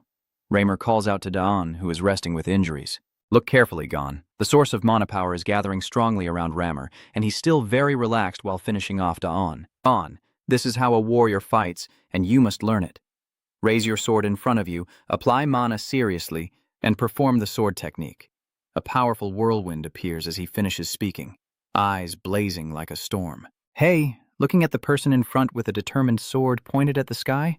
Worried that it's a raging storm centered on him, and his spiritual energy crushes everything within its range to prevent himself from escaping. He couldn't stay still, and lowered his stance to gather strength, thinking the only way was to crush it head-on. He viciously leapt forward, attacking with all his might to overpower Reimer, shouting, I will crush you. Het's shining sword and Reimer's swift feet strike the ground in a powerful attack. In an instant, they face each other, with E relentlessly rushing to kill Reimer. Then they launch their attacks at each other, their power evenly matched. A huge explosion suddenly erupts from the forest, sending dust and debris flying everywhere. At this moment, Eden and Reimer are standing back to back. Eden did not turn around to deny it. You have divided your power from our bodies and spiritual energy and stored all the wind within the calm region of your sword. Of course, a sword domain should be like that. But E, curious, asked, how is it that someone who is not a direct descendant of Zikhat can create a sword domain? Before he died, Reimer didn't hesitate to let him die clearly. Actually, it wasn't a sword domain but something similar that I created by borrowing the power of nature. The goblin is quite close to nature. Eaton, with a heavy look, gazes up at the full moon in the sky and understands the situation. So even when old and weak, the tiger is still a tiger. Now he finally returns to the place with regret. If there's anything I regret, it's not being able to kill that guy. I must definitely kill that bastard. This will seriously affect our plans. Reimer refused to speak, saying, "Come on, how can we entrust our little prince to someone like you?" Seeing On full of wounds, E also had to admit that he truly possessed the qualities to become a king. But do not mistake our vision. We also have a talent that can rival that monster. Today, E could no longer endure. His massive body collapsed, but he still stubbornly left a single sentence. "It is my failure." The shining sword of the singer, Reimer, didn't bother to spare him a glance as he left. Reimer approached O and asked, "Did you observe very closely?" Weifong stood in front of O, and Reimer calmly concluded his lesson. "That is what you must learn as a swordmaster of the singing blade." Reimer's handsome face gently smiled as he explained, "Unlike mages who create a space field with mana, it is a space field born from the development of spirit and the surge of spiritual power. A swordmaster is created from all your experiences, achievements, spiritual energy, and even your online reputation. As a direct descendant, one day you will be able to wield it." Seeing Reimer's injured and bloodied body, he quickly concluded that until that day, he should keep accumulating as much experience as possible. Reimer's confident face blooms like a flower as he asks, "Do you see it too?" At this moment, Gia Anon finally noticed behind him that Ben, Matha, and Sivia were here. Catching their breath and watching everyone, "Why are they here?" The three of them all ran towards him, each scolding him with a different remark. "Dion, you bastard, you're still alive?" In Reimer's presence, the three of them approached Onan to ask about his condition. "Dion is really glad you're okay. Are your wounds all right?" Reimer seems a bit off, stiff and lost in thought. Pretending to be normal is really hard. A large palace gate gradually opens, revealing some conditions that a non-direct descendant of the rich hat lineage must meet to wield a sword. Experience is of course necessary, along with compatibility with the attribute and, above all, stamina. Therefore, they are essentially consuming their own lifespan. Still, Reimer kept smiling, knowing that with his damaged energy core and the use of a longsword, pretending to be fine was already a challenge. But then Reimer reassured himself, "I have no regrets either." Remembering Eden and Gon in front of him, Reimer pondered what Gon showed him when he joined the battlefield late. Seeing On wounded but still refusing to retreat, Reimer was completely immersed in his thoughts, the birth of a new king. Reimer was moved by Gia Anon's unwavering stance and inwardly vowed to serve this child as his new master. Remembering his severely wounded body from the past, he thought that with his damaged core of energy, he no longer felt like he was truly alive. But glancing back, his thoughts changed. "But because these children have brought meaning to my life."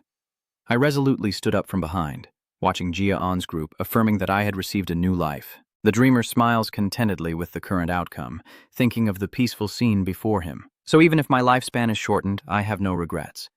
Of course, before I die, I want to see him become the king of Rich Hat. In the martial spirit hall designed with Western architectural features, there is a prominent cross placed high and clearly visible outside the hall. In front of the martial arts hall is a spacious area with many trees, creating a harmonious space.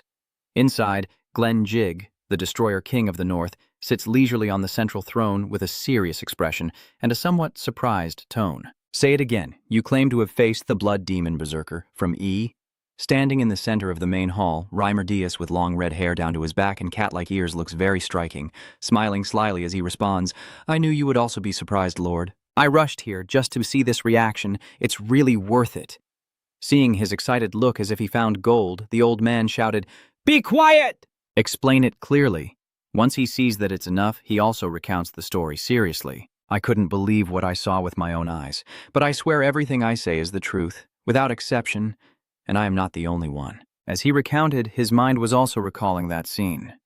Gia Anon, a small figure, standing behind the dangerous blood demon who was a towering muscular giant 5 times his size. He raised his sword, pointing the tip at the blood demon, his whole body brimming with murderous intent, flames of passion burning fiercely, with no trace of fear, making him shiver slightly. Glenn, dressed in a majestic and solemn outfit worthy of a king, stood with his hands clenched into fists, next to the old butler standing seriously with his hands behind his back, ready to obey any command at any moment. He asked out of his curiosity, wondering if the bloodthirsty blood demon's level could even match that of a swordmaster. "If what you say is true, then how many injuries have they suffered?" He hesitated before replying. Most were only lightly injured, but Gia Anon was seriously wounded after fighting the blood demon berserker, yet he still endured and survived until I arrived. The old man looked skeptical, sweat beading on his forehead, and asked, "Do you think I can believe this?" I understand. It sounds unbelievable, but you will have no choice but to believe once you see that Gia Anon has become a master swordsman himself. Sir, he even survived against the blood demon berserker, a force comparable to a master. We saw no sign of regret at all when allowing him to use the Elverin tree resin. He asked further, Elverin tree resin? But that is the sap of the second world tree, a priceless treasure. What he has done deserves it. It seems you have been very generous to it. He sighed in frustration and replied, "What kind of reward is that? I'm just here to help and develop alongside others." After saying that, he crossed his arms and burst into laughter. He frowned, his cold eyes asking, "So?" Then he turned to glance at the old butler and ordered Dion to summon the major lords. "We will hold a family council as soon as the apprentices return." The professional butler promptly received the order, bowing respectfully to the master. Then Glenn turned his gaze to him and said, "It's been hard on you lately." Reimer was still confused at first. Didn't expect to be praised, but accepted it. "When was the last time you praised me?" "It's been almost 20 years. It's 20 years now." He still sat coldly on the chair and continued, "I would praise you more if you hadn't been involved in those stupid things before. So when do you plan for the apprentices to return?" He pondered for a moment and then replied that the apprentices should be arriving soon. Now, in front of the gate to the martial arts hall, Gia Anon leads the group of apprentices who have returned. He looks at this familiar scene, lost in thought, as the mission in Cebu has been successfully completed. Although it took longer than expected due to Eakin's intervention, because the village was unexpectedly damaged after the Blood Demon's rampage attack, we stayed a bit longer to restore the destroyed village. As he reflected, he remembered the scene of the village when he was injured. It had become desolate after the battle. But everyone happily worked to rebuild the village, with apprentices transporting wood for the houses and chatting cheerfully. Moreover, the villagers are quite friendly. The scene shows him sitting on the bed in the chief's house, with Matha sitting beside him. He looks worried. He thinks that because of his serious injury, I stayed at the chief's house and focused on recovery. As soon as I opened my eyes, the spirit king of the Supreme Essence also appeared beside me. I checked the betting reward with Thin No. Of course, Thin No insisted that this bet should be cancelled because Reimer was the one who killed the blood demon berserk. It wasn't me, but the score I received from the bet was pretty decent. But the Supreme Essence Emperor hovered in the air, glaring at the screen in front, grinding his teeth in anger and cursing. Damn it, why does it have to be that? He also looked at the screen in front of him, wide-eyed with a doubtful expression. What's this? Long lines of text appeared on the screen showing the wager's rewards. An anger trait was created as the second reward of the bet. The indomitable will trait has been activated, reducing pain by temporarily boosting mental strength when facing severe physical or mental damage. He falls into deep thought, the indomitable will. I didn't expect it, but I actually received a trait. With this trait, I can resist more effects than before, even after facing the enemy's rage. Seeing his joyful expression, the annoyance clearly written on his face, my mind is a jumble of thoughts. How could the indomitable will fall into the hands of a kid like him? The problem here is that the system has been designed too well.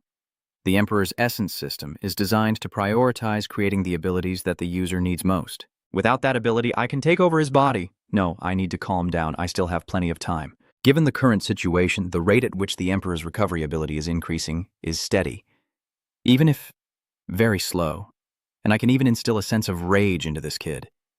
He recalls the moment he was suddenly attacked, his body covered with wounds and blood all over, and his admiration for humanity is growing rapidly.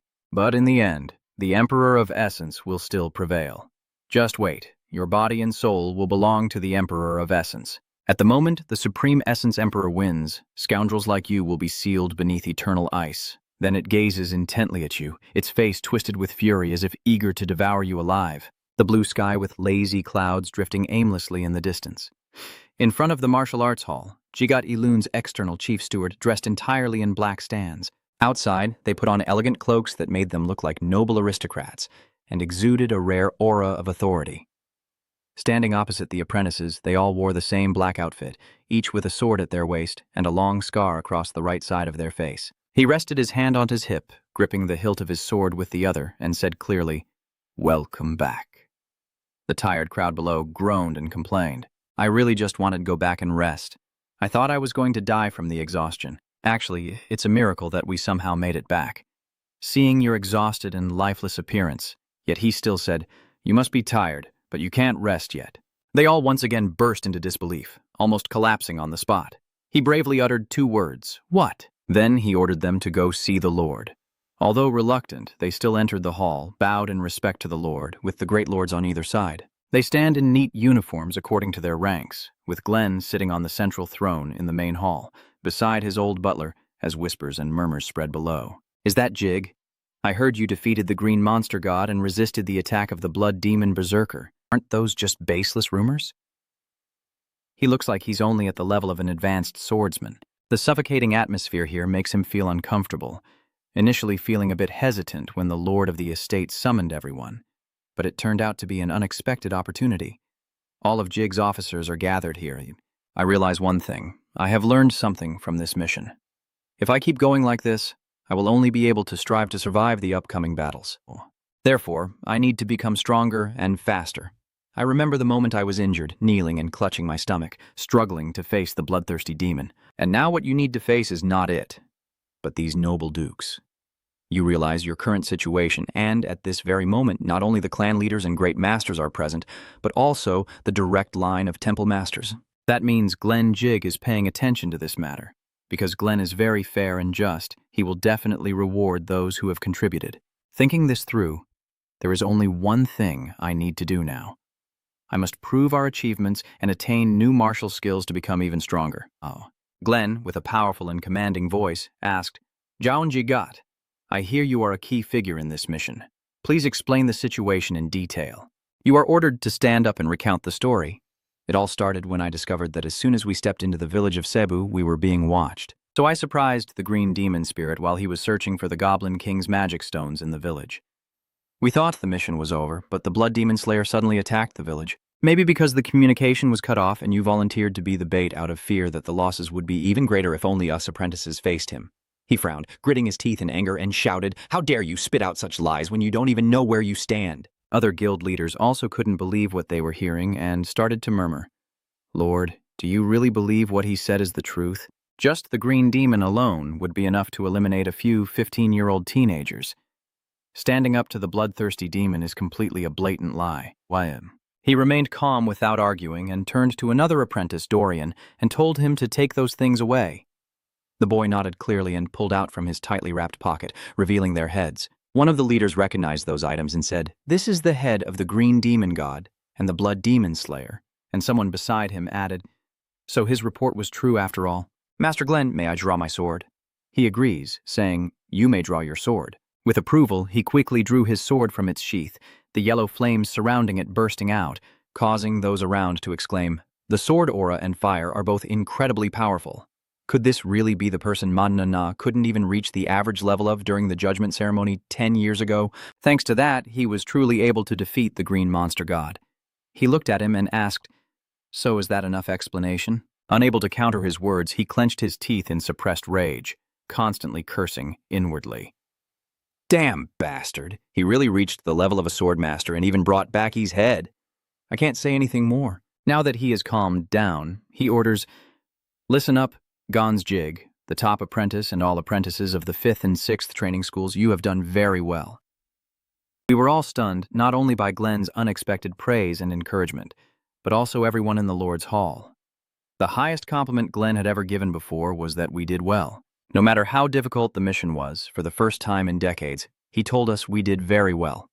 Some apprentices even held back tears at his praise. Then I completed my report, presented the Goblin King's magic stone, and explained E's purpose, which I had uncovered.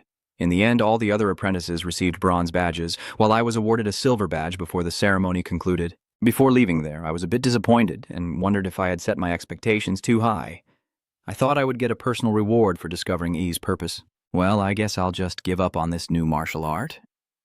As I was stepping down the stairs, suddenly the Imperial Treasure appeared, chasing after me and unwillingly saying, "You didn't get anything after giving him such important information. You're truly hopelessly stupid." He didn't answer and fell into his own thoughts. I had started to trust Glenn a little after obtaining the 10,000 fire technique, but I shouldn't have done that. Suddenly a voice from behind spoke out. You're bothering him a bit, so he stops and turns around, puzzled in his mind. Rowan, why is he suddenly starting a conversation with me? May I visit the annex building at midnight? He politely asked, placing his hand on his chest. Tonight, yes, but what do you need? The master asked me to take you there. Gia Anon, he was probably about to give you a second reward. Seeing my worried mother, I felt warm inside and sincerely reassured her, It's okay. It's almost fully healed now. Hearing that, she felt a bit more at ease and hugged me tightly, constantly apologizing. I'm sorry, Gia Anon, I shouldn't have said that. I shouldn't have forced you to act like an heir. I was worried that because of what I said, you had to face the demons of E on your own. Actually, I feel more grateful to my mother than blame her, he said softly. I actually just wanted to run away from the blood demon berserker at first because I felt I had no chance of winning. You still plan to use the other apprentices as bait. You really are. But then I suddenly heard my mother's voice. She wanted me to at least live as a true swordsman of the Jot family. I also emphasized that it was my mother's words that helped me stay true as a swordsman. She was amazed to hear the sincere words of her son, whom she had always loved and couldn't help but feel proud of him. He still hasn't stopped there, holding her hand and continuing to confess. The reason I stand firm like a proud swordsman is because of those words from my mother. Mom, so I am extremely grateful to you. She couldn't hold back any longer and tears started streaming down her face as she knelt on the ground crying loudly. The maid standing behind also felt moved, her hands covering her face to hide her tears. When did the young master become so mature from his sincere words? He panicked and raised his hands in surrender when he saw the master and servant crying uncontrollably, stammering, "Why are you both crying like that?" Returning to his own room, it was decorated quite simply. Next to the bed, there is a small table with a flower vase and a tea set on it. Have anything special happened while I was out on a mission? She looked a bit frightened as she reported, Votam Dion has asked me to return. It seems they plan to eliminate me. He looked at the girl in front of him, thinking they intended to punish her for not being able to report that she would become a professional swordsman, and also feeling a bit angry about what happened in the hall.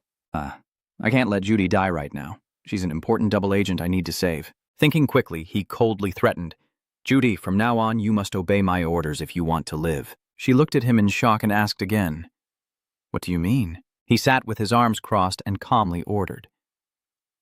Instead of returning, send them a letter saying that you have become Gonet's personal maid. If you tell them that my mother chose you out of concern for my condition, Votam Dion will not suspect at all and will think that stealing information will become easier. If they start to suspect you, give them the information that I have recovered quite well. Only the head and master rhymer know this. That should be enough to fool them into thinking you still have value. After explaining the plan to deceive them, he concluded with a sentence. If you understand, go send the letter to Votam Dion immediately and control your emotions better, or you'll be detected. She couldn't help but admire his quick thinking and adaptability, sweat forming on her forehead as she received the order to leave. After she leaves the room, the Emperor of Prosperity appears and coldly remarks, What use is there in keeping such a useless spy like her? He calmly counters, She is not useless at all. Judy will become the backstabbing trap for Karanat and then fall into her own thoughts. I don't want that either.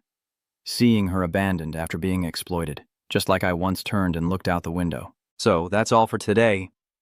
As night falls, he walks down the long, silent corridor and kneels to pay his respects to Glenn. I am here to follow your summons directly. That should be enough formalities. Gonjigit, I will get straight to the point.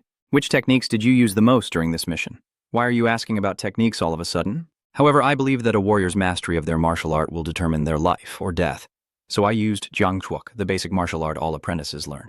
He rested his chin on his hand, analyzing every word you said. Jiangchuok, huh? Even though you've become stronger, it's still a good type of martial art you can use. But its movements are too simple, and limitations will become clear when fighting strong opponents. All right. The reward for discovering its purpose has been decided. I will personally teach you a type of martial art that suits you. He was surprised and couldn't believe those words, wondering if it was true. Glenn personally teaching him? He stepped in front of you and told you to focus and observe. You only have one chance. He silently thought about the martial art of the strongest warrior on the continent. He saw the enormous waves of power emanating from him and realized this was a great opportunity. The martial art Glenn demonstrated was something Zhao had never seen before. It was both fast and slow, heavy yet light, free and unrestrained, as if he could go anywhere on the continent, and even in a brief moment, that martial art was so perfect it was mesmerizing. Even with the fire orb, learning it is impossible. Glenn said this technique is called Supreme Harmony Fist. At the same time, the system screen displayed only to him, showing that Hua Huan had fully observed the Supreme Harmony step.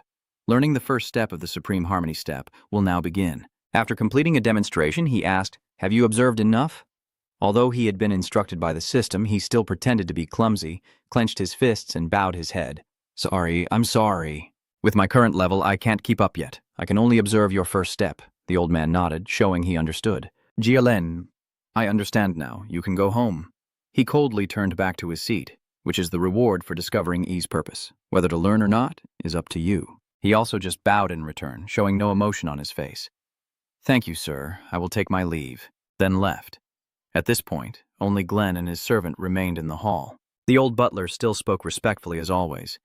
I didn't expect him to teach him the Thuong Hua Kwok, but I worry that even so, Thuong Hua Kwok was still created by him. I wonder if Gia On's martial arts are really that formidable. He couldn't tell what his expression was now, but Rowan, though only for a moment, was still able to keep up with Phi Thin. That first step is the beginning. It contains half of the Supreme Harmony footwork. He recalled the scene, then silently acknowledged that the first step was the foundation of the Supreme Harmony step. He continued in a low voice, still not realizing its importance, but the kid would understand that he needed to combine what he learned in that first step. And then one day, he will surely be able to use the Supreme Harmony step. After leaving the palace, he kept thinking about what he was taught and remained silent for a long time. A few days have passed since Glenn taught me the Supreme Harmony step, and I've been continuously practicing with the system's muscles, but I still haven't fully mastered it. Today is also a beautiful sunny day, and I am in the garden trying to train. The Supreme Emperor's mouth is full of sarcastic chatter.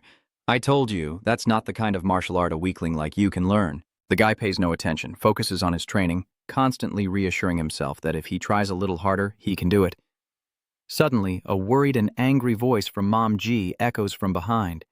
"Un, what are you doing?" I told you to rest, but she jumped over the fence looking like she wanted to eat you alive, making me wonder who would believe that her energy core was actually broken. Your mother is even faster than Raymer. She quickly came in front of you, panting heavily, one hand on her hip, shouting angrily.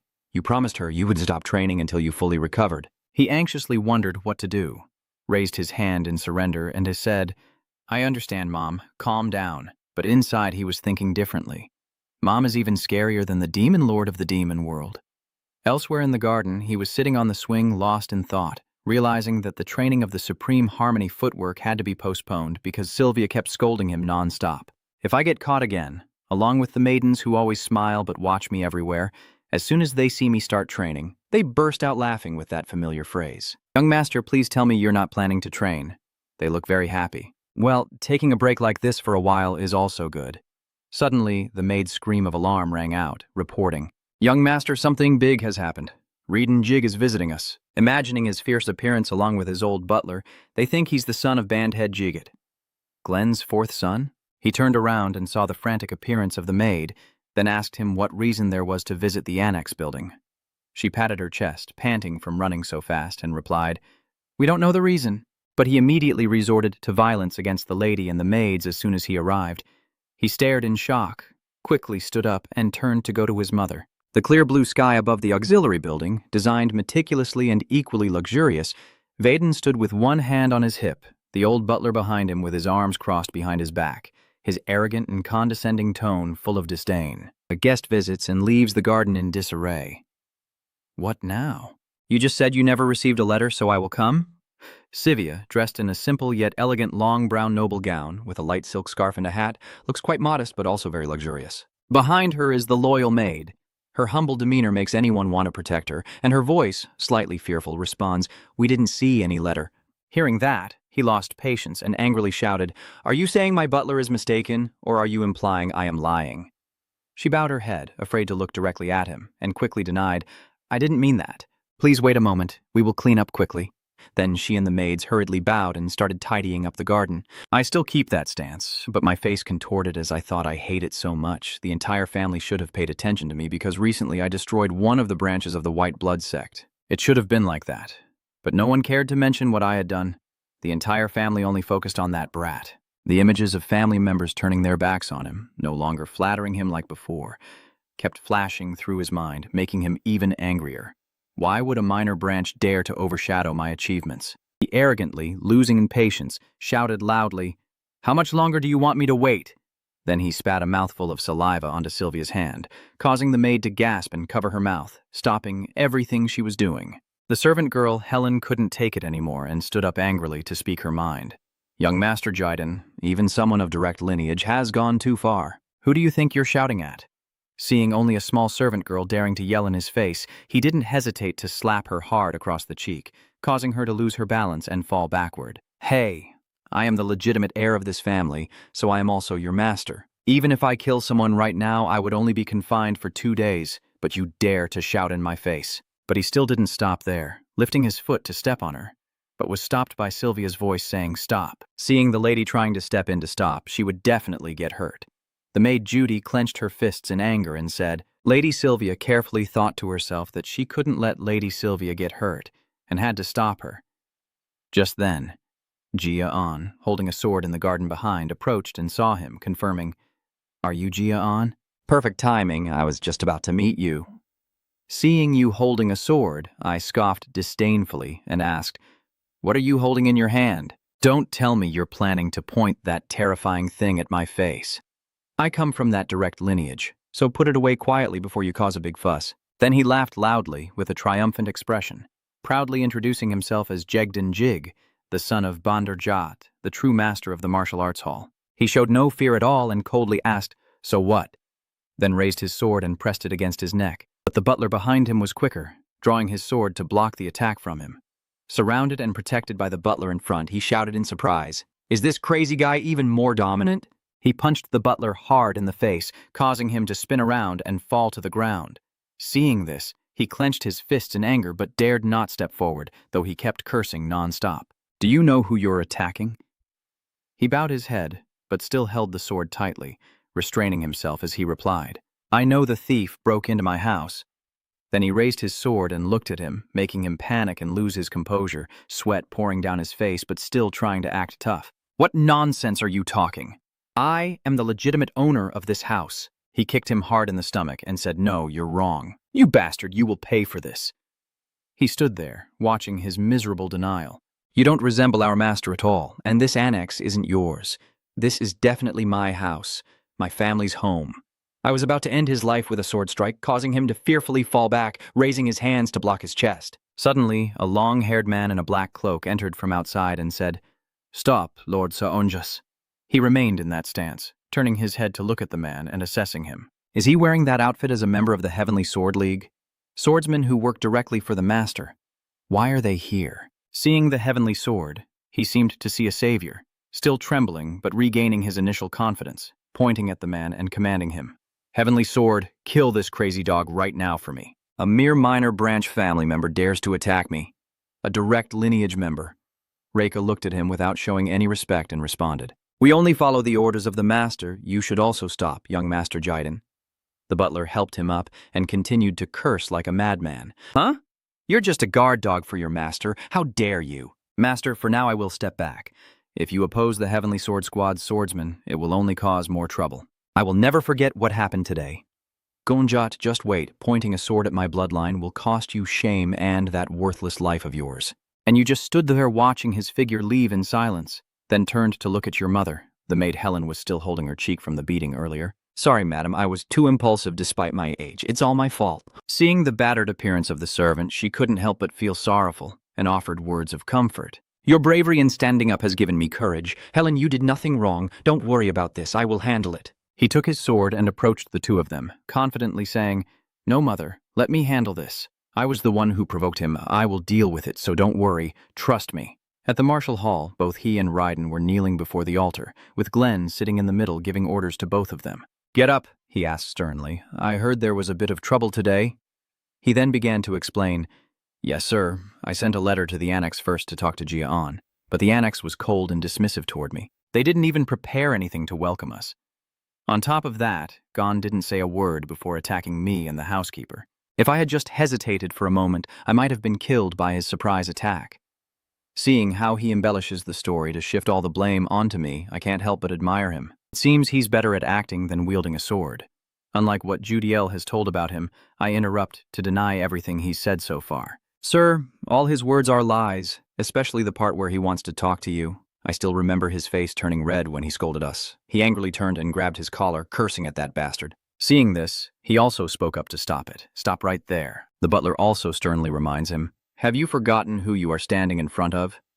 He frowns and snaps his fingers to give an order. "Because their testimonies differ, we will need to call the witnesses who saw the entire incident." Immediately, Raquel stepped in from outside, knelt respectfully, and introduced himself politely, saying, "Greetings, Lord Master, I am Raquel from the Heavenly Sword Corps." He ordered you to recount the entire incident. Raquel said, "Tell me what you saw." He immediately recounted what he had seen. Young Master Jiden insisted he had sent a letter, but the subsidiary building had never received any letter. Lady Sivia was tending the garden with the maids as usual when Lord Jiden suddenly visited the annex. He listened to the boy recount every detail without adding anything, and he thought in surprise, "I never expected him to defend Jiden because he belongs to the main line instead of looking down on the annex." But he told the truth. After receiving the answer, he immediately called out Riddenjig's name, causing him to startle and nervously reply, "Yes." The man looked at him coldly and scolded, "This is different from what you told me. How dare you lie right in front of me?" He hurriedly interrupted and explained, "But sir, the important thing is that a bastard from a collateral line dared to attack someone from the main line. That's the real issue." The man angrily slammed his hand on the armrest, considering, "Both sides seem to be at fault in this matter, so I will punish both of you. Is that acceptable?" "Master, how can a simple punishment be enough?" "If you spare him, I won't let him finish his sentence later. I cut in and say, 'Sir, I will accept any punishment you give, but I have something urgent to do first.'" He asked curiously what needed to be done. He hurriedly replied, "Yes, Vaden insulted my mother and sister right in front of everyone and senselessly beat my servant. He hasn't paid for that yet." The dark-faced man seemed displeased and said, "I have already made it clear, both are at fault. Both of you were already noisy and you still don't know your place, causing both of you to stand unsteady, as if your chests were being squeezed by his pressure." He clutches his chest, clenches his fists, and says reluctantly, "That's the reason." "I have heard you say before that this house is the land of swordsmen. I believe the worth of a swordsman is determined by their sword. Please allow us to fight." He saw this as a good suggestion and immediately agreed, declaring his verdict, "Maybe it will be quite interesting." "All right, I allow you both to fight." The duel will take place at the training ground next week. At his estate, Vaden stood facing the martial arts master, Darder Gigas, and recounted the entire story. "I understand, so in the end there will be a sword duel," he replied. "Yes, father." Then he gritted his teeth and tattled, arrogantly standing in front of his grandfather and boldly challenging him to a duel. "Our condition is that if you win, we will revoke his elixir field. If you lose, you and the steward will personally apologize to the people of the auxiliary district. Furthermore, from now on, the Chanvodine will no longer be allowed near the auxiliary district." He burst out laughing. No matter how talented he is, in the end he's just a child born to Sivia and an unknown person. Show him the reason why you are the direct descendant. "Don't worry, father. I won't have weapons and will be caught off guard then. But he's no match for me because I have already reached the advanced mastery level." He leaned back in his chair, watching his son's confident stance, and smiled as he advised him, "Remember, my son, don't get too excited and accidentally kill him. Killing someone in a duel can cause trouble, so just cut his tendons to disable him and crush his hope completely." He smirked sinisterly and replied, "Yes, I understand, father." At the annex house, Lady Sivia and her maid Helen are standing by the second-floor window, watching on. Passionately trained for the sword duel in the garden behind, the maid Helen nervously asked her employer, "Should we really just stay here and do nothing while the young master is about to duel Jen? Jen is a mid-level expert, but our young master is only at the beginner level. Maybe it's not too late to stop him." She was also thinking at this moment, as Helen said, that this duel was too dangerous. Da wouldn't be in such a situation with Jen if the boy hadn't panicked. Then she thought again of Bander and Jiden. Despite their appearance, Bander trains soft swordsmanship, a flexible sword technique that cleverly targets the opponent's weaknesses. Because Jiden learned from Bander, when he enters the battle, he will become a completely different person. However, she recalls Gon's gaze at that moment when she decided to trust and secretly support her beloved son, and tells Helen, "Just trust the boy." She replied, "Yes, but still worried," asked again, "So do you really intend to let this happen?" "I am also worried and uneasy about the boy, but there must be a reason why Gia Anon confidently asks us to trust him. So now, just trust in On." He's still focused on training and didn't notice it's mealtime when the maid Judy brought the food and announced, "Young master, I've brought lunch." He stopped his training, looked at her, then approached the tray of food. She held the tray and explained, "Yes, I prepared some sandwiches to make it easier for you to eat. You've exercised quite a lot, so eat slowly to avoid stomach discomfort." He also responded, "Got it, thank you." He opened the food cover and was startled to find a notebook inside. "Did you flip through the pages to see what's inside?" I was shocked to find it contained all the information about the soft sword that Jiden was cultivating. Moreover, the information is organized neatly and easy to grasp at a glance. Can she really gather all this data in just one day and compile it into a book? And at that time, she even stepped forward to protect her mother. Now, she actively brings me information about Jen without anyone asking, placing the tray of food beside me before quietly leaving. Watching her back, he softly said, "Thank you, Judio." Time kept passing as both sides spent their days in their own ways. He kept training and gaining experience, while he simply enjoyed life at home. At last, the day of the sword duel arrived, drawing everyone's attention in the mansion. As they faced each other with displeasure, dark thoughts flashing through his mind. I have waited for this day for a long time. Since that day, you cannot imagine how much I have been looking forward to chopping off your head. I will crush your body so you can no longer hold a sword. When the referee announced that both sides were ready, they immediately drew their swords from their scabbards, him smirking triumphantly as he provoked you. I look forward to seeing your face after this duel, and you didn't hold back either. I'm curious to see if you can witness that. The drum sound signaling the start of the match. The referee's voice also rang out, "So let's start the sword duel now." When the signal ended, he immediately charged forward to attack first. As he ran, he shouted loudly, "Your boastful words will no longer work," and pointed his sword at his face. But he suddenly disappeared from the arena, leaving him stunned and thinking, "Huh?" He disappeared.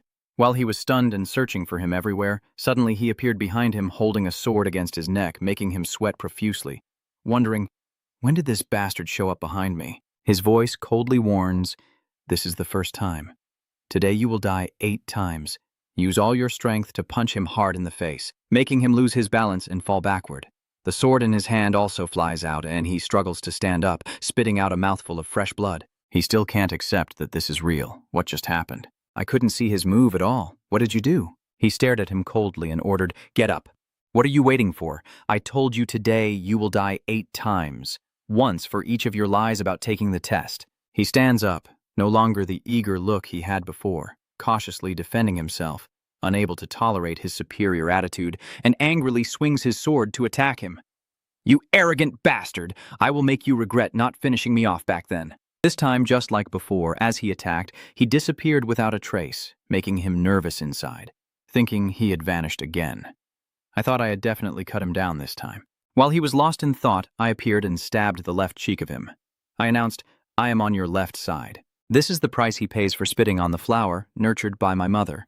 He has to lower his sword to the ground to keep his balance, one hand clutching his bruised left cheek, shouting incoherently before he can regain his senses and throw a punch at the other cheek, splattering saliva everywhere, and he doesn't stop there. He keeps hitting his face several more times. Before punching him, he brought up a crime he had committed against his family.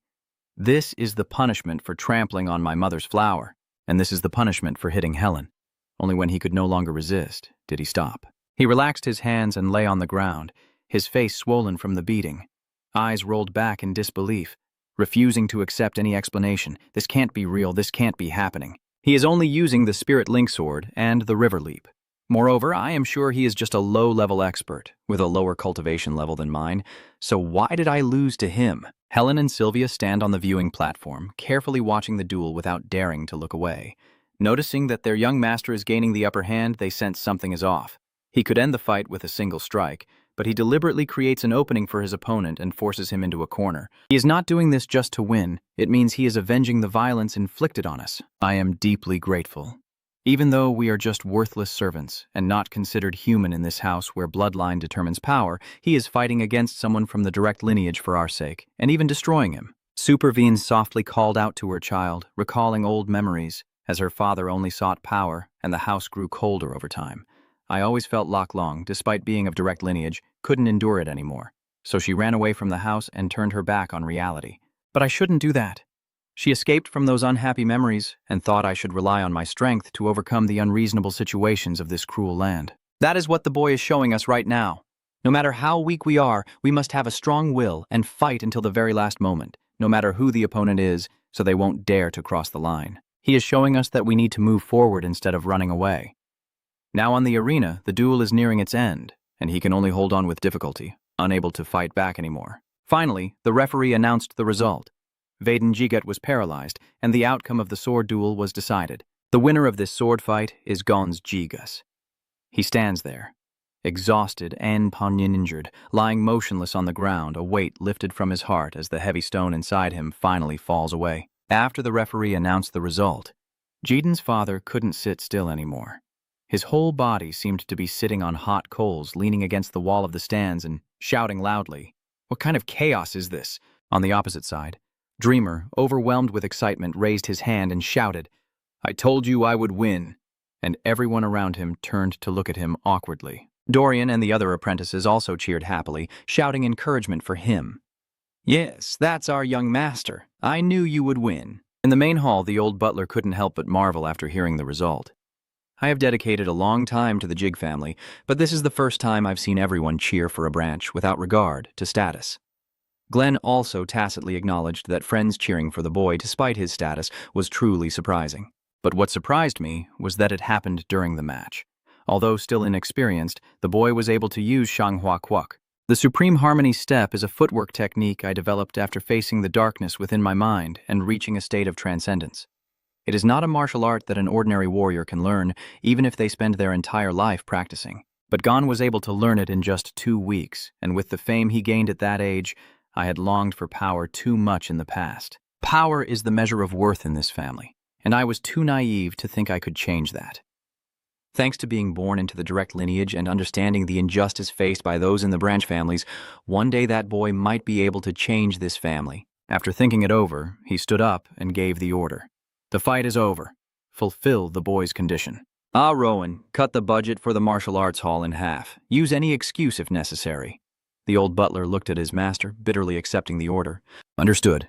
The conditions for the sword fight were met immediately afterward. Under Glenn's guidance, Vidin confessed his guilt in front of everyone, kneeling before his mother and the maids to apologize, and the foot martial hall was forbidden from entering the annex building. Under Glenn's threat, the maids finally could breathe a sigh of relief. Their stiff faces relaxed at last, and tears of happiness welled up. The case finally came to an end and we returned home together. On the way back, Sylvia linked arms with him, teasing him non-stop. "Son, when did you become so strong?" Mom is really surprised, and he was shy and begging, but you'll explain later, so stop clinging to me. At this moment, the girl with a red ponytail and 2 long scars on her right cheek, standing against the wall with the emblem of the Heavenly Sword Sect on her chest, resting her chin on her hand and observing their tender mother and child bond, sighed softly. In moments like this, he looks like an ordinary boy, but his aura is completely different from before. Standing beside him is a girl with long platinum hair, crossing her arms as she responds. With such skills, Raymer definitely told the truth about surviving the blood demon slaughter. The man with long bangs covering half of his eyes, also tied back at the back, continued speaking after the two. "It's no longer just talent," the red-haired girl said. "If he joins my unit, he will be extremely useful." The man chuckled and teased. "I will bring him to the Black Tiger unit as soon as he graduates and trains him." Well, it's true that the trainees at the 5th training school are about to graduate. Once they finish their graduation exams, they will have to choose a path for themselves, like becoming swordsmen. Thinking back, although he was the most outstanding among them, he wasn't the only talented student at training school number 5. Matha, Boran Jig, and Runan Sulian. All 3 have the talent and strength to reach the top anywhere. The upcoming selection will be very interesting. Returning to his room, Judiel wondered to himself. "Young master, did you already plan everything for this when you requested a sword duel?" He sat upright on his bed and replied, "I suppose so. I will win anyway." She let out a relieved sigh. "You are truly formidable, but also incredibly kind, even more than that." I was a bit surprised to be praised like that and asked back, "Really?" Her face lit up with a bright smile as she sincerely spoke. "I truly appreciate you for saving me from Lord Karun back then. Please rest now, I beg you." Then he turned and walked away. He clasped his hands and looked out the window. Judiel's expression just now was genuine. Considering her reaction and how she tried to protect Sylvia, that must have been her true feelings. I guess now I can tell her that the previous obsession with bugs was just a lie. In Glenn's palace, Raymer, wearing a handful of glittering gold rings, proudly boasted in front of him without any regard for their ranks. He saw those items and frowned, asking, "Where did you get all that jewelry from?" He took off the rings on his fingers one by one as he replied, "I betted with that broken fake. I mean the owner of the Chanvodian with G on top of that.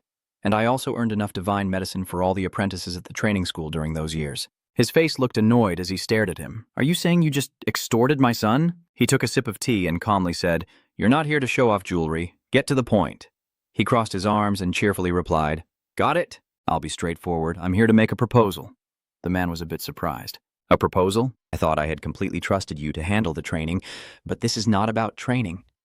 Please allow me to change the apprentice's graduation exam. He stroked his chin, still not fully understanding, and asked again. Be more specific about changing the test. Then he continued. The current test involves gaining the teacher's approval, or sparring among apprentices. However, the children had already fought against Owen Kingdom's apprentice knights, and in their second mission, they crossed the giant mountain in a survival battle. Even as apprentices, they have overcome countless challenges, so the training at the academy needs a new trial. He only said 2 words, meaning he also nodded in agreement. Yes, I am thinking about survival. If they can survive outside, receive help, or gain benefits from the great Jasat, they will reach an even higher level, even if they cannot become swordsmen immediately. What do you think? This suggestion is pretty good, isn't it? He paused to think for a moment and then said, You've changed. He was so confused that he exclaimed in surprise, Tell me more. Your face has always been gloomy since the day your energy core was shattered and you had to withdraw from the front lines. But you're no longer like that. Ever since I met the children at the training school, your face is now full of ambition, just like an apprentice. He quickly raised his hands in denial and said, Wait, that makes me feel so embarrassed. The old butler standing beside also chimed in. I agree. Your dreamer's expression has improved quite a bit now. He rubbed his forehead in frustration. I just realized that I am better at training the children than being a swordsman, and with these very hands, I could train the next king to succeed you soon enough. He wondered. Are you talking about On? He neither agrees nor denies. Anyone might be Ben Matha, or even Runan. He smiled with satisfaction at the answer, then stood up and turned his back to him. Understood. Prepare a report on the children's graduation exams within a week. Consider this conversation as never happened if you can't do it. He just waits for this line of dialogue. Then he smiles sincerely and quickly hands over the prepared report. Why not? I have everything ready. At dojo number 5, Jagat's kids are complaining to each other, saying everyone should gather, but their teacher hasn't arrived. It's always the same. But Teacher Reimer still doesn't arrive on time. Maybe yesterday he was out partying at the casino or a bar and only got home in the morning. As I was speaking, Dreamer Kerfat Foe suddenly appeared, kicking open the dojo door and barging in. Sorry for being a little late. I stopped by the orphanage on my way here. Boren angrily replied, If you're going to lie, at least make it sound a bit more convincing. Old Bao casually lied without actually lying. The teacher is telling the truth. Anyway, I have an important announcement for you today. I've thought about this a lot, but after seeing you all today, I've made my decision. The old man calmly continued, saying, In short, your graduation exam is about to begin, and you can't remain students forever. Oh, the student from the presentation group asked, I heard that the graduation exam usually includes earning recognition from actors or participating in battles. He guessed they would say that, so he happily continued. Usually that's the case, but this time your exam will be a little different. What do you mean? Reimer said in a deep voice. You have gained enough experience. The matches with Owen provided real combat experience. Turian's...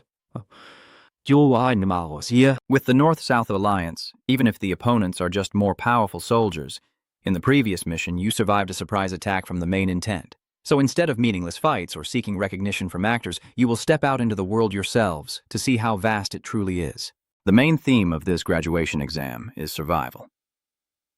Amidst the confusion of your younger brothers, the old man continued, for a month, you will abandon your Jayit student status and survive in different places across the continent with only a sword in hand. Of course, the teacher also prepared a replacement exam for those who are afraid. Runan turned to ask, Gaon, are you joining? I won't hesitate. Of course I'll join. The girl also said, Then I will join too. The other students pondered for a moment, then Bren agreed. The instructor must have his reasons. I'll go too. Matha acted nonchalant. Since I was born, I have been used to survival. Dreamer was the one who suggested it, but he was also a bit surprised by the bravery of these students. Isn't everyone else deciding too easily? Do you all know where I will send you? Especially you, because you are an outstanding student. Yen's decision might cause others to follow without thinking carefully. Gia.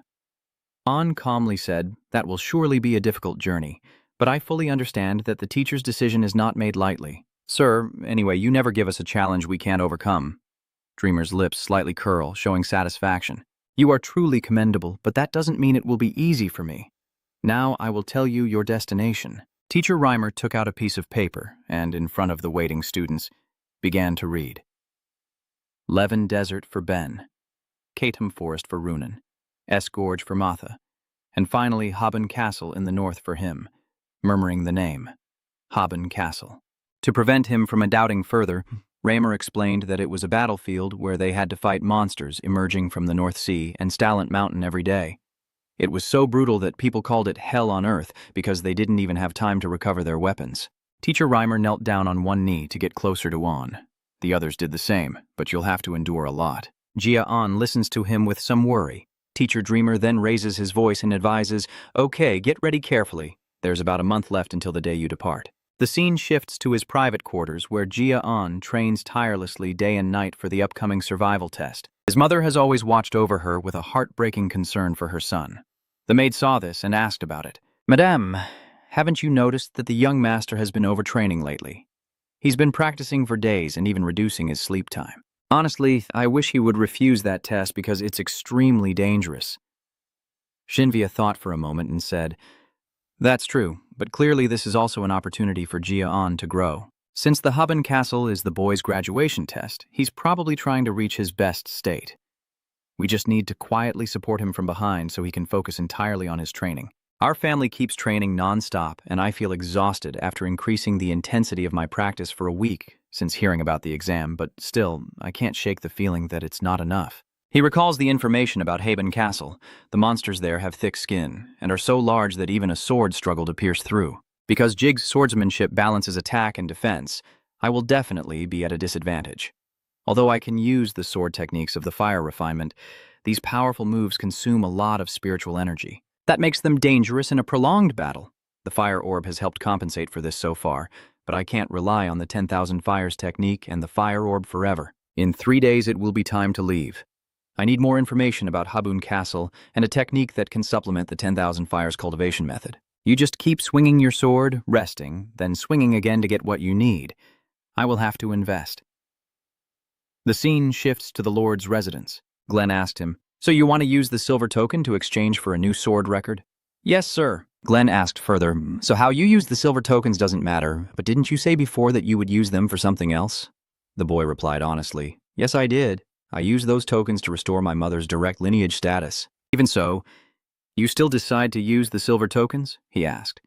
"You have realized something from the mission in CBU Village and the sword fight earlier.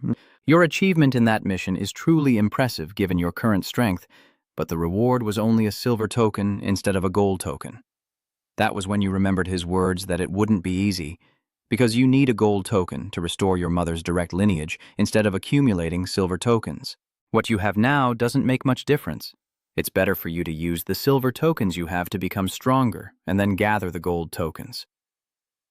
After patiently listening to him, he also agreed. "That's right." Then he lifts a swordsmanship manual and says, "If you're preparing to go to Hubban Castle, this choice is the right one." The sword technique manual floated in front of him. Glenn simply said, "You can choose another book if you don't trust me." Holding a black book in his hand, with a line of text on top, he muttered the frenzied chant. He thought to himself, at least Glenn would reward him fairly. Since he was the one who chose it, its effectiveness is surely guaranteed. Thinking of this, he knelt and bowed, requesting that the secret manual be accepted. "Sir," he looked a bit pleased but only said, "I understand. Try to learn it well. Then I will take my leave." As he was about to go, the old man asked again, "Before that, let me ask you something. Since you came here to learn a new sword technique, surely you also understand what kind of place the Hubban Castle is. Don't you feel afraid knowing that your graduation exam will take place there? Why didn't you refuse it?" He replied, "I realized that after fighting Eden." Glenn is interested. "Have you realized something? The experience of a life and death battle unexpectedly brought you maturity equivalent to a year of training on the battlefield. You realize that to become stronger, you must overcome situations that force you to break your limits. Moreover, Teacher Dreamer will never give us a challenge we can't overcome. I am sure it will be a difficult and painful journey, but I believe it will make me strong enough to be grateful for having gone through it later on." Glenn's serious face shows nothing. "I know, Ganjig, before you leave, let me tell you one last thing. Swordsmanship is not just about one way of use. Broaden your thinking," he said with a hint of meaning. Onan bowed his head in gratitude for the advice. As he left, Teacher Dreamer suddenly spoke from behind. "This is why I can never stop valuing the bond. He has fully understood my intention. As an actor, there is nothing more satisfying than when he comprehends my purpose. He is definitely different from the talkative Bren or the bitter-tongued MTEH. Glenn is also helpless with Raymer, truly a terrible teacher talking behind his back.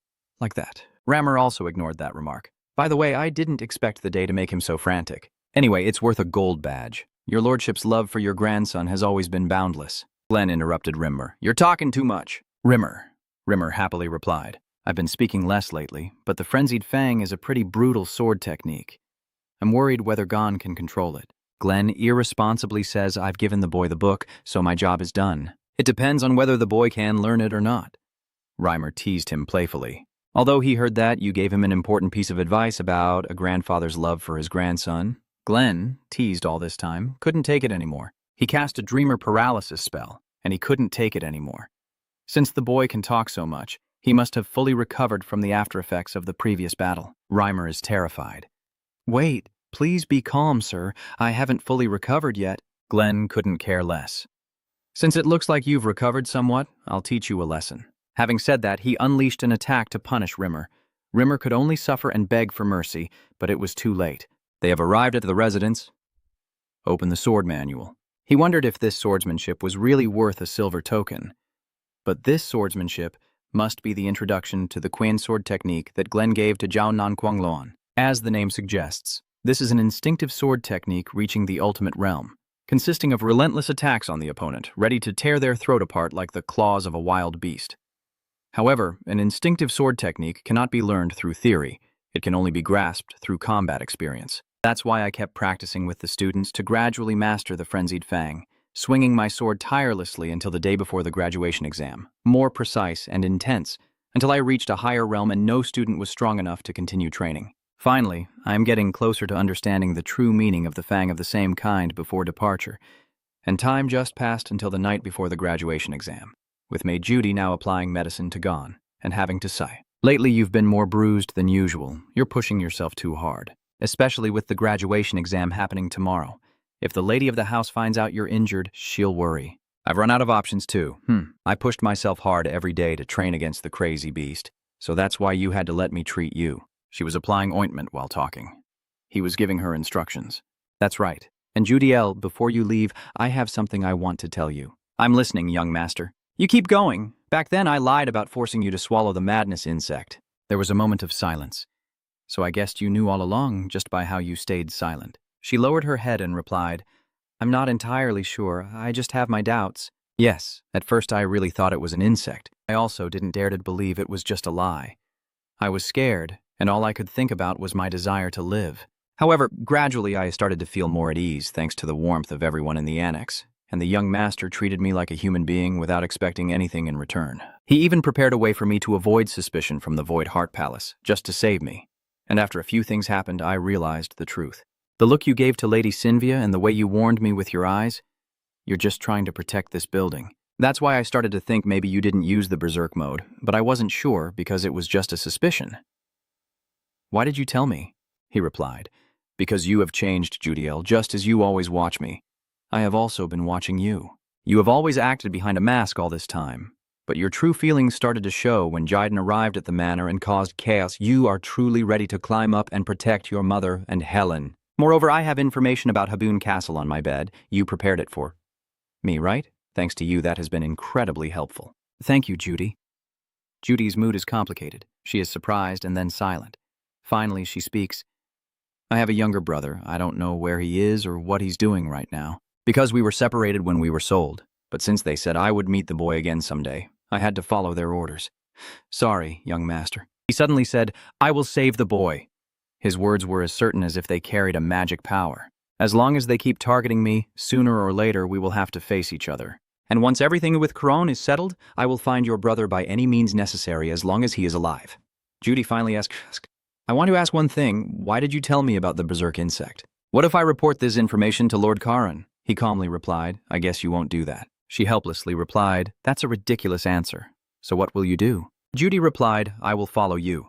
Master, please command me to do anything you need. Ryan then stood up and ordered you to take over the auxiliary building while he was away. Judello, yes, please rest assured and leave it to me. That night passed like that, and then the morning of the graduation exam arrived. Everyone has gathered, and Dreamer gives the students one last piece of advice. It's time for your graduation exam to begin. All you need to do is survive for a year and come back. If you overcome this challenge, you will surely rise to a higher level. So now it's time for the top student to say a few words. Gia Anon quietly sighs, always made to do these things that don't suit him at all. But out of responsibility, He still stands up to speak, saying that the warriors who survive their first battle won't easily fall and that you have all gone through your first fight. even if it was just a coincidence, everyone survived, and the mission was completed in a situation where you had no choice but to die. That's why you won't die. Just as the saying goes, train yourself, and return with enough strength to deserve the 5 training grounds. Everyone immediately cheered in response. Victory and survival. Come on, let's go. Reimer quietly observes on, truly impressed by you. From the very beginning, I knew you were no ordinary person, but what's extraordinary in you isn't just your strength. It's your calm mind beyond your age, an open heart that influences those around you, and a mindset of constant training that surpasses anyone else, never satisfied with your existing talent. Furthermore, in the final practice match with the teacher, you mastered the Frenzy Fang, once again surprising me. Reimer continued to speak to himself, saying, I spent time being your opponent, just because you defeated all the other students. And this is the result. Instead of being grateful you caused your teacher to get hurt, that's truly disrespectful. Stay alive and come back. Gone, I would regret not witnessing the birth of a new king. Teacher Reimer kept watching Gon and said, in a sharp voice, Kids, say goodbye to the Grand Trainer. Everyone cheered loudly, thanking him for everything he has done so far. Reimer also happily responded, Yeah, I'll wait here. So please become stronger and come back. At this moment, the students kept saying goodbye to each other. However, the way they show their feelings is truly special. Bren to Bao, Jaun Jig, this year I will do my best to become stronger, so you must also become stronger. Don't let me down. Matha also said, I'm the same, don't die there because I still owe you. If you dare to die, I will come find you and fight you. Gon thought helplessly, don't they know how to speak sincerely? At this moment, Runen approached and called him, Gon, take this with you. Gon looked over and saw a box of cake she loved very much. This is a cake you definitely want to give me, right? Miss Hoa Fong said. It's okay, I have plenty more, he said sincerely. Thank you for the gift. Runen waved. Well, I'll go as well, wishing you a smooth journey. Dion. After greeting everyone, he said, Well then, we should get going. Dorian muttered with the pale face. Why do I have to go to Haben Castle with him? I casually mentioned that we have one more place to visit, then suddenly say, Oh, there's one more place we need to stop by first. Dorian asks, Where are we going? Camelon Trade City. Prepare some good equipment before entering the battle. Joan and Dorian walk cluelessly into the bustling crowd at the central market. Gia Anon looked around, thinking to himself that the goods were plentiful and the buyers and sellers bustling. But the item he needed was nowhere to be found. It seemed that the real deal could only be found in the black market. Dorian, who has been walking behind all this time, suddenly speaks up. Sir, what you're looking for isn't here, right? You've been searching non-stop all this time. So, are you planning to go downstairs? Gia Anon asked, turning back with a question. So, you know about the Cameloon black market downstairs? Dorian quickly responded. Do you know? Aren't you here for the first time? How do you know about the existence of the black market? Dorian patted his chest confidently, looking at me as if he was not the same. But I grew up in a merchant guild, so I really know about these things. At that moment, Gia Anon suddenly realized, oh, so everything up to now has been explained. He chuckled softly, thinking to himself that he had already guessed part of it. Turns out, he truly came from a merchant family, so there was no need to beat around the bush anymore since he had already mentioned it himself. He spoke up. All right then, let's go to the black market right now. Dorian's question made Gon startle. To get into the black market, you have to go through a secret passage. Young master, do you know the way to the black market? Dion hesitated before replying. That I heard from Teacher Dreamer. Dorian suddenly remembered. Oh right, that makes sense. I heard there's a casino in the black market. If so, then you must know the way. Someone points to a dark room, so let's go inside. Dion and Dorian quietly step in wearing black cloaks. Dion lifts the curtain and gently bows his head to look inside. When he entered the underground black market of Cameloon, Dorian was overwhelmed and exclaimed that the black market was too big. Dorian couldn't believe his eyes. Moreover, this place was even cleaner than the market on the surface. Did you find what you needed? Gia Anon took out a notebook. I have to check the auction catalog to find out. The two of them sit down heavily and start examining the notebook. He turns to the page with a picture of a butterfly and then realizes. Found it. The black butterfly is indeed being auctioned. The auction will take place tonight. The starting bid is 10 gold coins. Dorian looked at the page with curiosity. Are you planning to buy it? This is pretty expensive, Jian thought to himself. That's right. I could buy it by using all the current pawnshop funds, but that would be too risky. I secretly think I should look for a pawnshop or something to gather more money. He spoke up. Follow me. Dorian hesitated. Huh? Where are we going, young master? He continued. To the pawn shop. I need to sell a few things for cash before the auction starts. An hour later, while searching for something, Dorian spoke with confusion. Are you finished selling, young master? But why are you still looking around instead of going straight to the auction house? Gia Anon simply replied coldly, I'm just checking if there's anything useful. Thinking to himself, since there's still time before the auction starts, he decided to take a walk. And now I also have some extra money for the auction, but there's nothing worth buying. Suddenly, something caught Gia On's attention. Usually there are treasures that are underestimated, just waiting for the right buyer to discover them. What a pity. All right, we should go to the auction house. It seems like you're drawn to a shiny item. That's the ring of the first Lord of Jad. I'm sure I saw it in my memory flooding in when I studied Manhwa 2 key. I never expected to find it here. Boss, how much is this? The owner cheerfully replied, You have a keen eye. This ring can enhance strength and clear the mind. Just give me 5 gold coins, and before the other boss can finish speaking, Dorian shouted. 5 gold coins, huh? Who do you think you are to cheat us like this? It's obvious he bought it with silver coins. He slammed his hand on the table when I said that and then started analyzing a guy. You say this ring boosts strength and clears the mind, but if its actual mental enhancement was worth 5 gold coins, it would be sold in a proper shop. Not in this shabby stall. So does its power-enhancing effects surpass others? Surely not comparable. Compared to OGE gloves or OGRE rings, this ring isn't even properly crafted. Just some simple patterns with a smooth surface. And it's neither beautiful nor cool, plus covered in scratches, making it hard to tell if it's gold or brass. Honestly, no one would pick it up if you threw it in that trash bin. Yet he demanded 5 gold coins, so I offered a different price. You straightforwardly offered 1 gold coin, and the owner could do nothing but helplessly agree. You can take it. Dorian turned to wink at him and praised him. Well done, Dorian. The Emperor of Essence says this ring seems to hide a secret. And didn't he just seem to become a different person earlier? Dion forced a smile. Dorian is very good at negotiating, but it seems he still lacks an eye for quality. While he was still thinking, after all this is a big harvest, someone suddenly appeared, making him startle. Wait a minute, you already paid for that ring? A young lady with a noble lady demeanor and a cat mask walks over, accompanied by a bodyguard. Hearing that, Gia Anon replied, Yes, I already paid. She just stood silently, looking on with a serious expression. Later, she spoke up and said, Sell it to me. No matter how high the price, I will pay you 10 times the amount you spent. Looking at your appearance, you must be an adventurer in urgent need of money. That should be enough. Dorian was stunned. 10 times as much. The boss stood up suddenly. I bought it for 50 gold coins. Is it really that valuable? Dorian is urging to sell it. The young master wants to buy that cheap item at 10 times the price.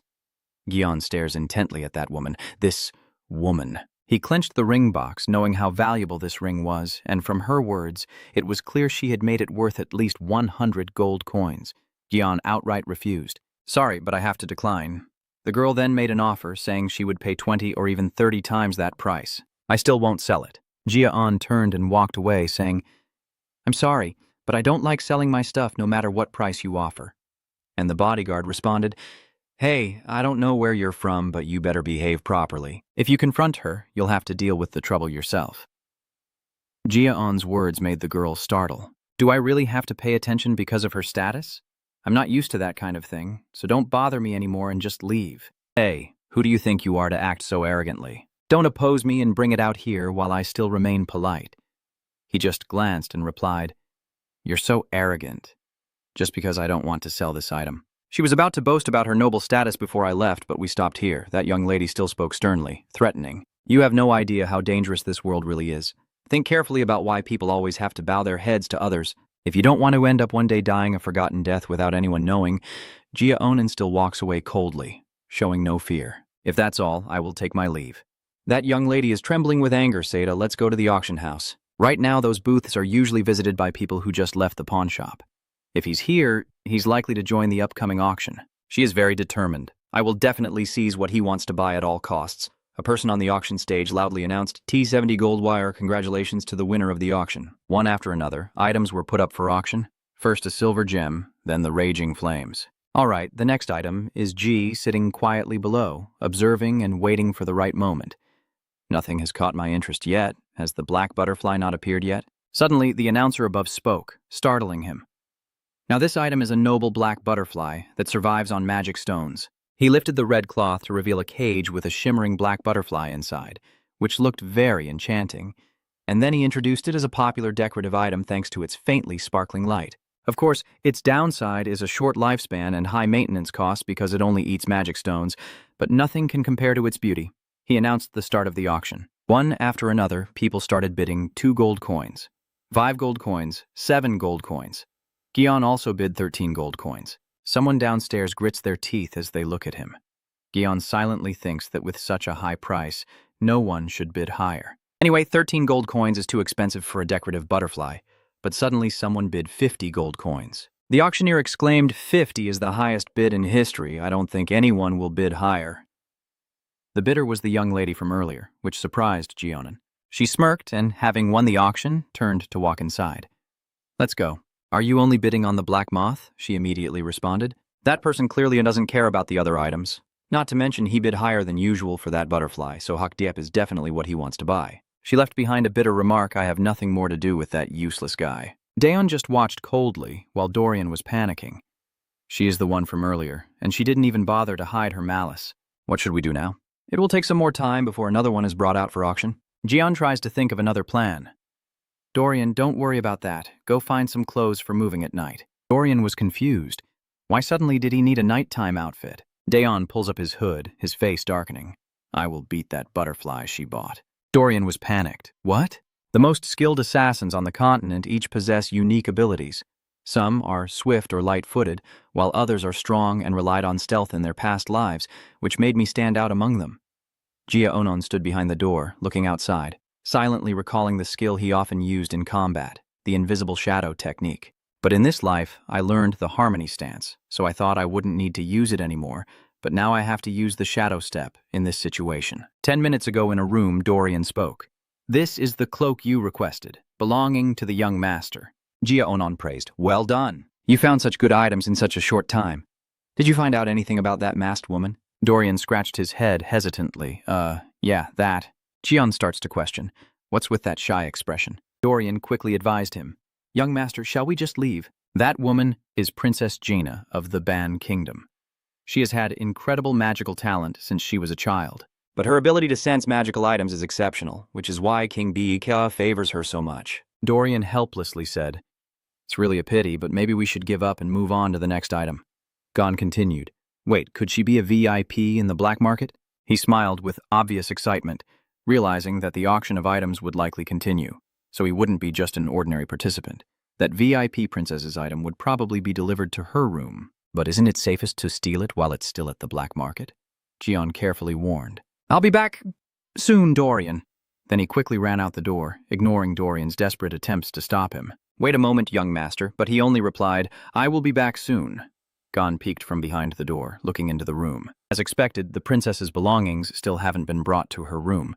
Someone sitting and playing cards while guarding the princess's black spider said, Chipping in 50 coins to buy a black spider like this, I really can't understand wealthy people. The other person also chimed in, they probably have a reason to spend so much money, so just stop thinking and focus on playing cards. He gazes at the cage of the black dragon being guarded by 2 people, quietly contemplating. There is a staff member nearby, but their attention is distracted by a card game. Gion extends his hand to cast a spell, and it seems Hakdiep can sense his energy. Its wings flutter rapidly. Hakdiep is afraid of tight spaces, so it has to be kept in a birdcage. Currently, Hakdiep is perched on a mana stone because it prefers to eat pure mana. If you show an aura with more pure mana than the stone, Hakdiep will automatically come out of the cage and come here. He smiled as he watched the black butterfly waiting on his hand. That's how it is. One of the guards suddenly found something strange. Seeing that, the other asked, what are you doing? Pay attention to the game. It's your turn now, so quickly draw. Someone stood up in a panic and shouted, Where did that butterfly go? Don't you still not understand what's going on? It disappeared? While they were frantically panicking, Gia Anon quickly escaped. Damn it, go find that butterfly. Dorian nervously paces back and forth in the hall, biting his nails with a face full of fear. If he gets caught, this will become an international diplomatic issue, and I feel like I'm about to burn up inside. Dorian ruffled his hair and shouted, I should have stopped him. Gion slowly approached from behind and asked Dorian, What are you doing? He was startled and turned around. Young master, since when have you been back? Dion replied calmly. That was just now. You looked like you'd seen a ghost. Dorian hesitated for a moment. Wait a second. If you've already returned, then lift your cloak slightly and smile. Yeah, I succeeded. Dorian didn't believe it and asked again. Really? He spoke up. So now let's hurry back. Jen stepped closer from behind and said, "Oh my, we meet again." She crossed her arms arrogantly. How do you feel? Are you angry? Maybe you've learned your lesson, but no matter how many times you die and come back, you can't defeat me. If you give me that ring now, I will give you the black spider. Don't let J.A. finish speaking. This is your last chance. Think about it. Gaon immediately interrupted. Are you deaf? I already said I won't sell it. Jaina can no longer keep her composure, her eyes glaring sharply. It seems that because I am still too kind, you don't understand. If you want to leave the black market safely. Suddenly, a voice called out for the young lady. She turned around and shouted, "What? Aren't you listening to me? That guy is stammering and can't get the words out." I'm sorry, the fact that he shouted loudly is gone now. I think it was stolen. That made Jaina freeze in surprise, while Guian took the opportunity to tease her. I try, looks like you're in trouble now. Jaina glared angrily to the side. It's because of this guy. Seeing Gia Anon's smug expression, she quietly guessed that he had mocked her after hearing that. The sarcastic smile seemed to say she had lost a long time ago. Although I don't know how he did it, I'm sure this guy stole the black pearl. Jaina begins to question him. I thought you still had some shame, but it turns out you're just a thief. Do you know who I am? Gia Anon looked disdainful. What do you mean? Is this something I need to know? Jay slowly takes off her mask and lowers her voice. I am Gia, the princess of the Ban Kingdom. JNA's face shows a serious and dignified expression. And yet you still act so arrogantly towards me. Your words are somewhat ambiguous. Your bodyguard steps forward, clenched fists ready to strike. I will make sure you never steal again. As soon as he received the order, the guard threw a punch directly at his jaw. He remained calm, whether a bard or princess, then launched a counterattack. So what if it is? His punch hit the guard's face with real force. He collapsed to the ground unconscious, blood pouring from his mouth. Jaina hurriedly urged, "What are you doing?" "He's just a thief." Suddenly a voice stops him. "Hey, wait a moment." Yes, stop, that voice is calling again. Is that you, Ra'an? That person's footsteps are getting closer. Jay seems to have recognized this voice. Gia approaches with a bright face, gently asking how he's doing. "Oh, you're here too, Jenna." Do they know each other? Gina asked curiously. "Do you know this person, Gia?" Gia immediately replied, "Familiar." "Do you remember when I told you I met a real swordsman in Jig?" "It's him," he emphasized, surprising Jen. Gayun Jig Jaina is only now beginning to realize everything. If his clan is Jig, then it means he is connected to the Northern Berserk King. Looking back now, I hear that the Crimson King has blonde hair and red eyes. Could he be a direct descendant of him? Waiting for Gia Anon to speak up. "What did you just call me? Disgusting thief?" Jay felt scared and confused. "That," he coldly questions. "I think I've been patient enough. What do you think?" Should I consider the Bansha family insulting Jigat? He moved closer with an overwhelming presence. This is your last chance. I will consider this a reckless act of the princess if you apologize. Jaina trembles as she tries to defend herself. "I have no idea who you are." Onan's words only made her angrier, grinding her teeth. If she refused, I would go and tell everyone that she falsely accused me of theft and wanted to beat me, along with other disrespectful things she has done so far, which are all part of the kingdom's conspiracy. Jaina bowed her head down. "Please forgive me for that." Jion saw that and also turned to leave. "Fine. I also don't want to make a big deal out of it. Let's stop here." Jaina's eyes flashed with anger and resentment as she heard his threat. If she didn't want the kingdom to be destroyed, she better be more careful from now on. Gia nervously asked, "Did I show up at the wrong time?" Gia Anon smiled and replied, "Of course I wouldn't have been innocent if it weren't for you." "Then that's good." He slightly bowed his head, rubbed his hand, and forced a smile, saying, "If you're worried about Gina, don't be. I will definitely handle it." Gon also cheerfully replied, "Thank you for helping me handle it." Gia gently held the handle of the hot teacup before speaking. "Why did you come to Camelon? I came here on a mission, but it's quite far from Jig." Gon continued, "We stopped by here to buy some gear while on our way to take the graduation exam." Gia, curious, asked, "Oh, you're taking the exam. What kind of gear is it?" "I want to find a sword. The one I'm using isn't bad, but I've been using it for too long." Gia was excited. "So, I can recommend a good place for you." He confided that there is a small place in the west of Cameloon at the corner of the street, marked by a skilled blacksmith. "I will introduce you to that place, but I still have to go on a mission." Gia Anon immediately said, "Thank you for telling me." Then Gia got up and left. "If that's the case, I'll take my leave now. Remember to visit Owen and say hi to me." "Good luck," Gon replied. "Well, I'll go after I finish checking." Dorian sighed in relief. "We're safe now. I didn't expect you to act so quickly." Dion gently sat down with a gentle smile. "I've already made my plans, and of course, having Gia's help is also lucky." Dorian stood up and suggested, "Let's go straight to the blacksmith's shop." But On said that he would go tomorrow instead, as he had some personal matters to attend to tonight. That night, Gian sat quietly alone in his room. He took out a flower and said, "Hak Diep, it's time for you to show what you're capable of. Black orchid cannot digest mana. Na, even if it absorbs it. And the two-colored flower can never accumulate mana. They must meet to release themselves and break free from the curse. The two-colored flower can only become a high-grade divine medicine, possessing both fire and water energies after absorbing the mana accumulated in the black orchid."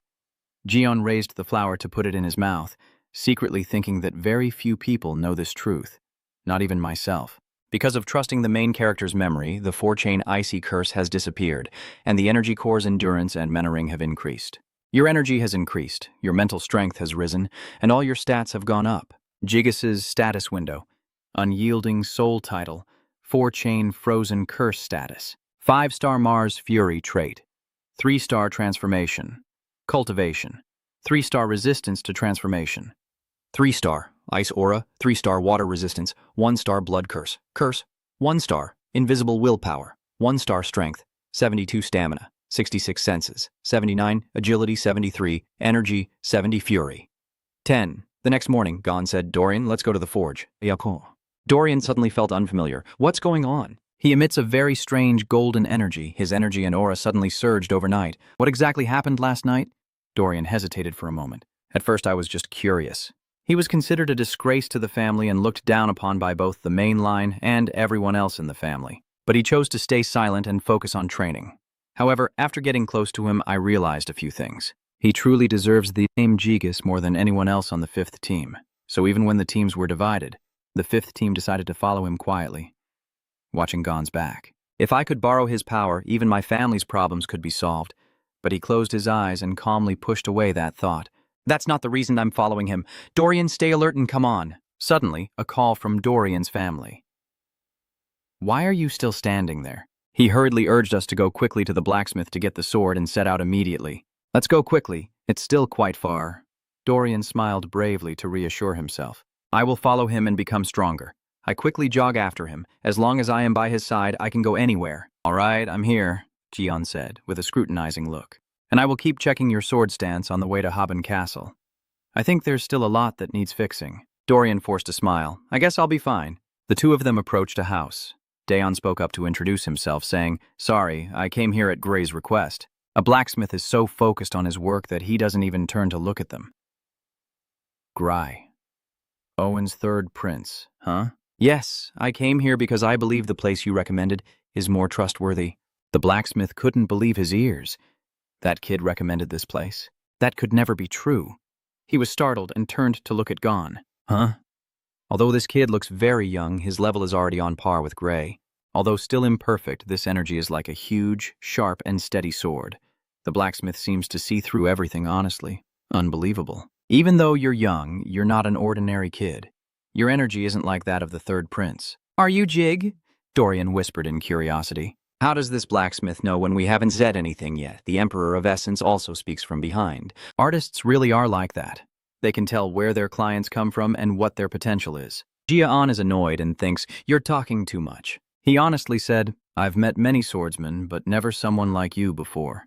Gon replied softly, "Sorry for the late introduction. I am Gon Jig." Dorian added, "I am Dorian." The blacksmith said in a deep voice, "I am Kubirus, an old man who cannot die and keeps wielding his hammer." Gion hesitated for a moment.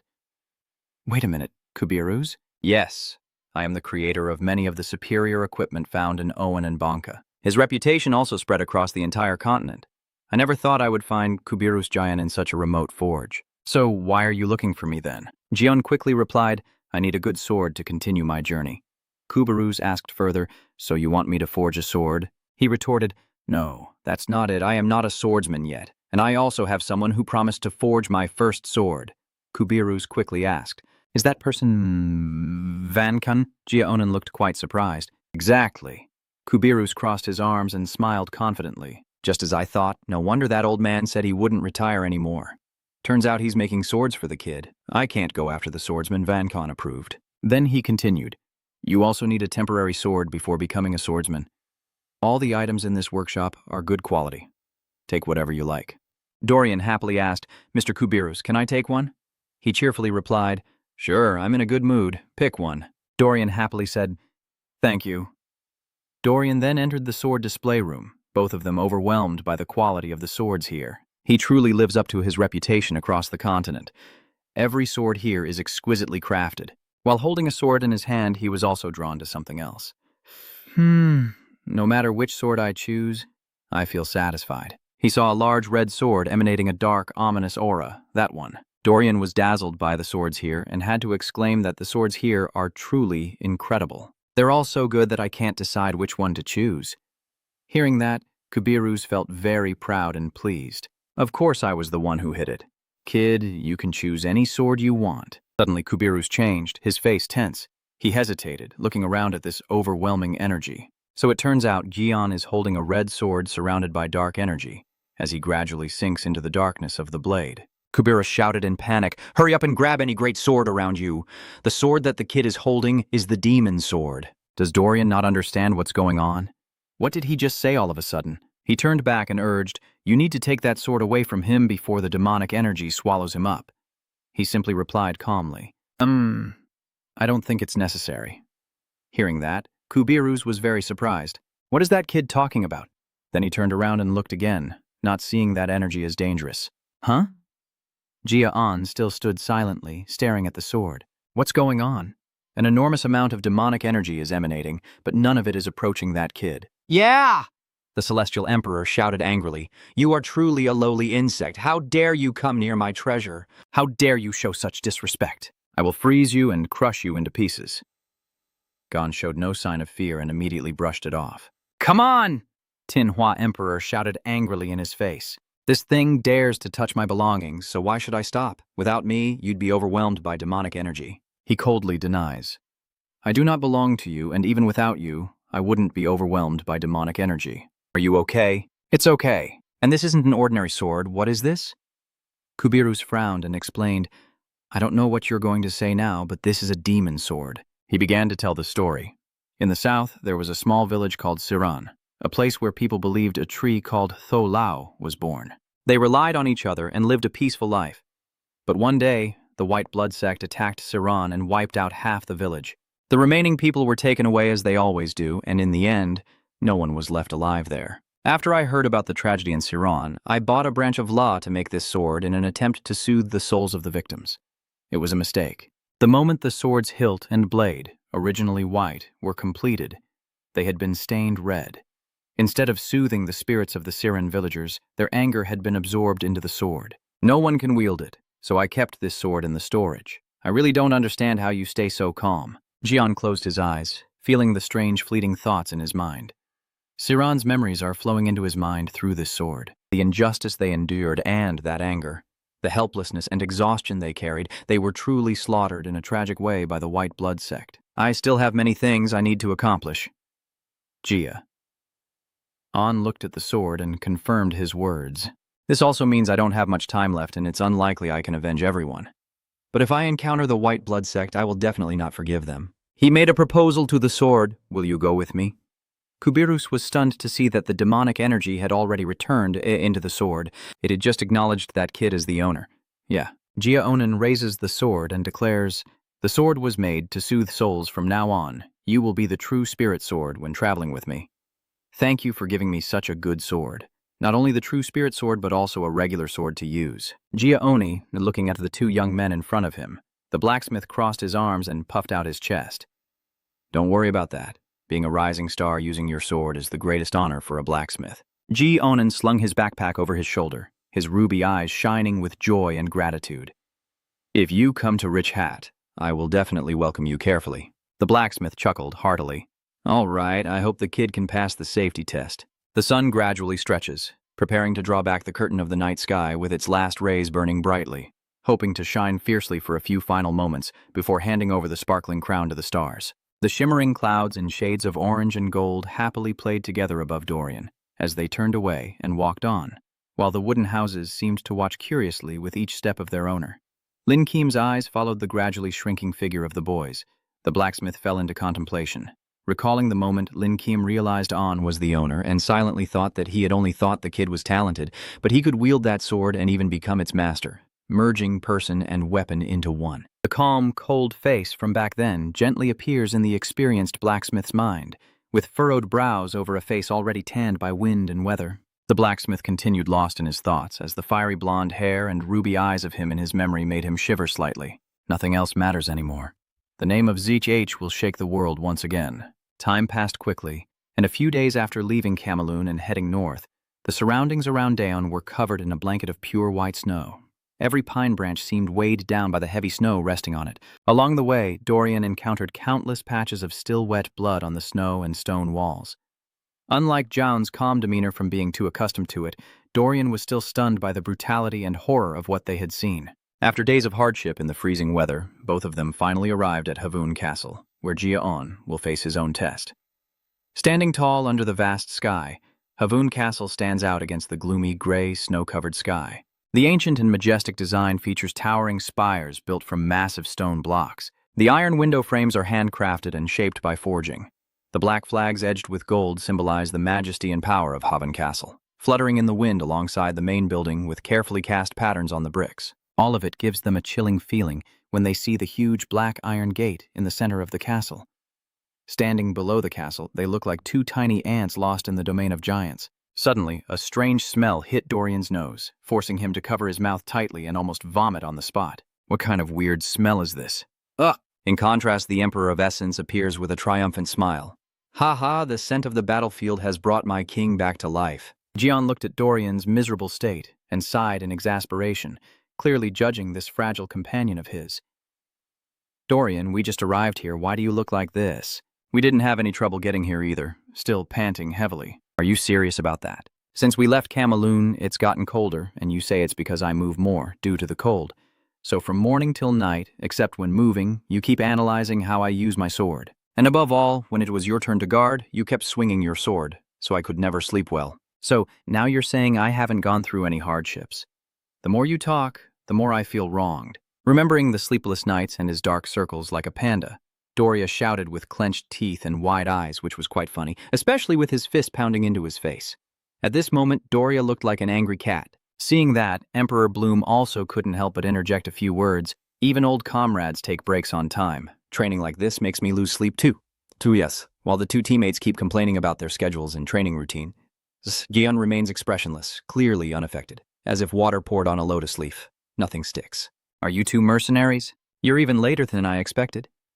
Gion slightly turned his back, facing a man with a cold appearance and an intimidating aura that truly made others cautious. The deep black hair and cold gray pupils that reveal no emotion as they stare directly at him and Doria, who still shows no intention of leaving the ground, along with the meticulously crafted fur cloak he wears, made Gion think he must hold a high position. Following the man are two soldiers dressed simply in cloaks, but all three carry weapons at their waists, neatly sheathed and ready to fight at any moment. The man softly introduced himself, saying, "I am Tarion, Deputy Commander of Havun Castle, and I am also responsible for guiding you both while you are here." The thick, stern eyebrows on his angular face further confirmed that he was someone not to be trifled with. Havun Castle Vice Commander Tarion Beardun. Doan softly said, "Thank you, Tarion," as the deputy commander slightly raised his eyebrows, assessing his blue-haired companion. "Is he okay?" Dayon pretended to be indifferent, waving his hand lightly, saying, "It's just a normal reaction. You don't need to worry too much about him." Seeing Doria lying flat on the ground, Tarion clicked his tongue and told them to follow him. Doria's book was dangling from his hand, and Gon hurriedly followed the tall, straight legs of the deputy commander, despite his companions whimpering to go home. The black iron gate slowly lowered, welcoming the two into a completely new chapter of their lives. As they stepped into the castle's colony, Gon couldn't help but fix his gaze on the gaunt, frail figures and the sickly bodies sprawled along the road. Children and women with bruises and scratches all over their bodies. An old man with his face covered in a white bandage, only one eye visible. The haunting scene makes him unable to help himself, but to reflect. Seeing it up close like this, I realize things are worse than I thought. These walls are proof of collapse and reconstruction.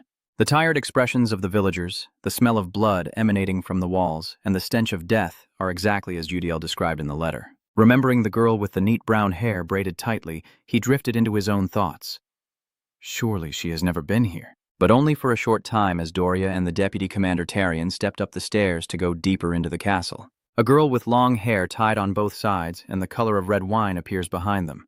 That's Yua, a bartender from the Misty Branch. In her hand, she holds a bag of bread and vegetables. Her hazel eyes slightly widened in surprise when she saw the old shopkeeper.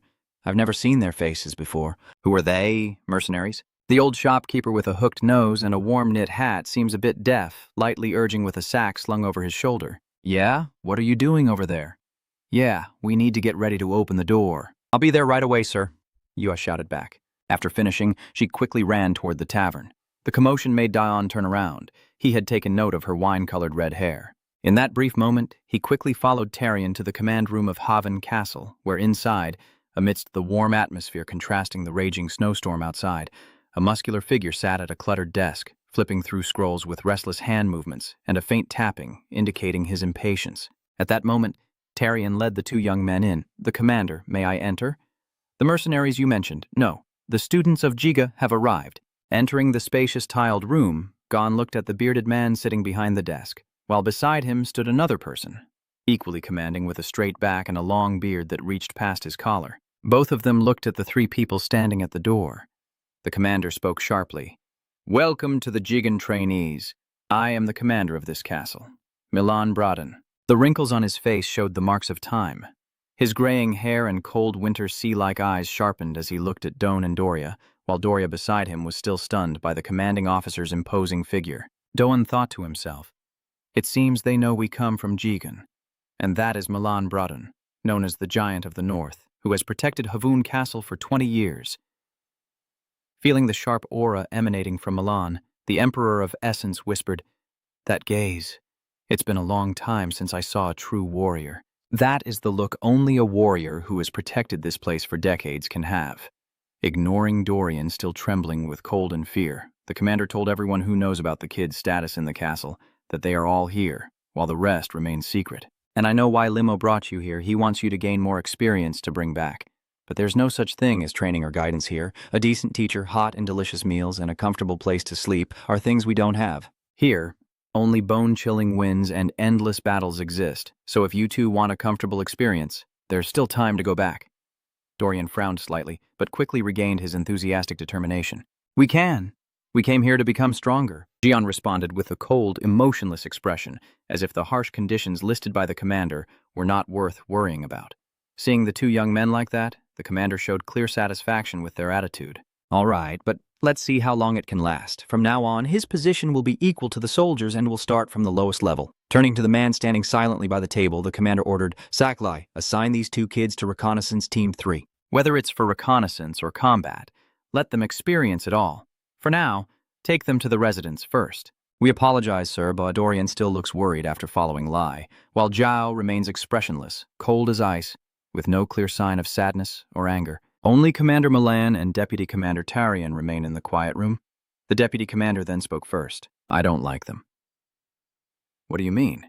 The commander asked again. But you said so. Dorian is trembling with fear, while Gon looks very relaxed as if he's here for a vacation. They won't be able to help, and will only cause trouble. Remembering the mysterious blue glowing stone ring in his hand, Tarion frowned, and looking at the floral bracelet on his wrist, he thought, I can't consider him a warrior. It's better if we get them back quickly. Seeing Tarion's grimace, the commander chuckled and said, I understand what you mean, but appearances aren't everything. They have overcome Jigan's harsh training. They're not as inexperienced as they look. Milan Commander said calmly while flipping through the scrolls on the table. Let's observe them a bit more before making any judgments. Just watch them for now. Hearing the commander say that, Tarion just nodded in passing. Noticing he still wasn't convinced, Commander Milan continued to explain. Actually, I don't know why they want me to send messages about these two kids every 2 weeks. Was it Lord Limo who sent the letter? Tarion's eyes flickered with a hint of light.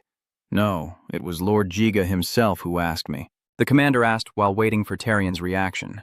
Is it always from him? Are you saying that the Northern Warlord himself directly requested this? Tarian's surprised expression matched the commander's expectations perfectly. Yes, it was he who asked me to report all of our actions. This is the first time I've encountered this situation, and it was even specifically instructed by him. I really don't know what he's trying to do. The atmosphere fell silent again, as both of them remembered that noble, blonde-haired man. As for Doan and Dorian, they had arrived at their destination. No words can fully describe how deteriorated this room has become. The musty, damp smell assaults both of their senses. Mice and flies swarm in groups, watching the two people with tiny eyes as they invade their territory. The dust and cobwebs, accumulated over centuries, made both of them cough and sneeze constantly, and there were dark liquid stains on the bedding that looked like either oil or human blood. A corner of the ceiling is leaking water onto the floor, and the window shakes, trembling, every time a gust of wind blows through. There are no words left to describe this place. Still, Gon had to go to the bathroom first. Taking care of his needs was the top priority. When he came out of the bathroom, he was completely stunned by the dazzling 180-degree transformation of the room. The bedding has been completely replaced, dirt and cobwebs are gone, and the floor and ceiling are so clean they reflect like mirrors. The window has also been fixed, and even hung with yellow curtains and a patterned rug. Seeing my companion still busy cleaning nearby for the first time, I felt grateful that Dorian was my partner. Where did you find the time to clean it? It was so messy just now. While you were in the bathroom, Dorian responded. Gia Anon couldn't help but marvel as he touched the yellow curtain by the window. Where did you even get all these things from? Of course. If here, they were already prepared in my bag. Dorian raised the small bag about the size of 2 fists, swallowing hard as he looked at the completely renovated, luxurious room. Dion muttered, "Hopefully it's not enough colors to fill the whole place, right?" Unexpectedly, Dorian quickly pulled out a series of curtains in blue, red, and yellow from that tiny-looking bag and asked which color he preferred. Despite Dorian's cheerful appearance, Gion was still stunned. What exactly is that bag? Just as they were both enjoying the newly decorated room, a figure appeared at the door. Have you finished packing? I am Raiden, the leader of Reconnaissance Team 3. I know you just arrived, but we're leaving again. We've just received a request for reconnaissance. The newcomer is a young man with neatly styled, shoulder-length, dark brown hair. Raiden has fair skin, a refined face, and a gentle smile that looks quite friendly and confident. Wearing a thick, gray-collared white leather jacket, the soft yellow light of the corridor adds a warm feeling as he appears. At the same time, in a northern white castle with navy blue rooftops, the Northern King of Destruction with blonde hair and a stern expression frowns at the figure with fiery red hair like a rose. So what wind brought you here? Rimmer, the boy with fiery red hair and a stylish Duel shirt leaning on his hip, said with his characteristic teasing tone, I already know everything. People say you secretly hold a banquet to check on the current state of the family. Thinking about it, you're also worried about your nephew. Contrasting with Rimmer's cheerful face, Glenn Gigas grimaced visibly. He rubbed his forehead as he glanced at butler Logan, thinking to himself, I heard lately Logan has been hanging out with this gambler. He must have told him everything. That's why I told them to keep it a secret especially. Steward Len could only smile sheepishly in apology under his stern gaze. Reimer with red hair is still rambling happily. She found the 2-colored flower during the Snow Tiger theft mission, made it bloom, and absorbed it. A direct blow to the pride of that proud princess from the neighboring country. Shaking his head with a sigh of frustration, Glenjig said tiredly, My disciple has become a thief and is the cause of the neighboring princess's anger, and if you say she's a thief, I agree. But the princess's failure wasn't her fault. She was just responding to the provocation she started. Even during the secret banquet, they still couldn't find a way for her to steal the butterfly. So it wouldn't be even more enjoyable after the news about her is uncovered? The arrogance in Reimer's expression vanished instantly as the Destroyer King spoke, saying, Unfortunately, there won't be a second chance. I have already ordered everyone to withdraw. Huh? What? Dreamer blurted out. Aren't you very curious about her next move? I also heard that he was given a sword by Kubirus. In the luxurious room decorated with fine wood and gold accents, Glenn Jig crossed his arms, his eyebrows still furrowed. The reason I dispatched them was to prevent any involvement from the family clan. So I ordered everyone to withdraw. Seeing that you seem tense, Greer guessed. Oh, so you chose to receive the message from Haven Castle instead? Glenot grimaced and glared at Butler Len with a murderous look. Logan! But Butler. Logan was startled.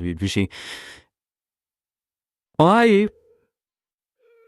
Raising both hands in innocence, this time I haven't said anything. Seeing that, Reimer smugly said, You suspect the wrong person. Isn't it obvious that you've been communicating with Haven Castle? Instead of abusing your power like that, just say, "My grandson is the best, so are you going to die?" If everything goes smoothly, the misunderstandings with the branch will be resolved, which is good for you. Your relationship with Sylvia will also improve, so this is beneficial for everyone. Reimer's voice fell silent when he saw Glenn Gigas's grim face. He slowly stood up, his head smoking with anger. "It seems my previous lesson still wasn't enough for you." Seeing that he was truly angry, Reimer quickly decided that running away was the best option. "I have to go now, right, Ta?" "I have to go now. Goodbye." "Chief." The head of the clan's face darkened with anger. "He definitely won't forgive this boastful brat. I must make sure this lesson sinks deep into you." His eyes sparkled with fierce determination and anger, determined to teach that guy a proper lesson and make him stop being so talkative. Soon after, Reimer's scream echoed throughout the castle. Maybe 10 miles away, you can still catch a faint whisper. That's the consequence of being too nosy. While Reimer was suffering and lamenting over his punishment, at Haven Castle, Joan and the head of Reconnaissance Team 3 were advancing into the Stirland Mountain area, where they were tasked with scouting the situation. The majestic snow-capped mountains stretched endlessly to the horizon. The wild, beautiful, yet brutal nature leaves us in awe. Despite being well wrapped in warm clothes against the freezing snowstorm, we can't help but marvel at the icy cold of this place. Team leader Raven softly said, "Based on the number of monsters and the thick snow here, this place is like hell on earth according to Haven Castle. Dad, the scenery is truly magnificent. At least the view is very beautiful, really beautiful." Gia Anon added. He gently turned his head and said expectantly, "Well then, before we start this reconnaissance mission, shall we do a test? We need to see how experienced you guys are, right?" Pointing to the large horse-hoof-shaped footprints in the snow, Raven asked, "What do you think made these marks?" Dorian said in surprise, "That's quite big. Could it be a snow goat?" After thinking, he raised his finger to his chin and said it wasn't Cho who made these. Cho's footprints look like those of a human, and they are much larger and deeper than this. He gently sat down, leaning close to the snow, continuing his reasoning as Raven looked on in admiration and Dorian in curiosity.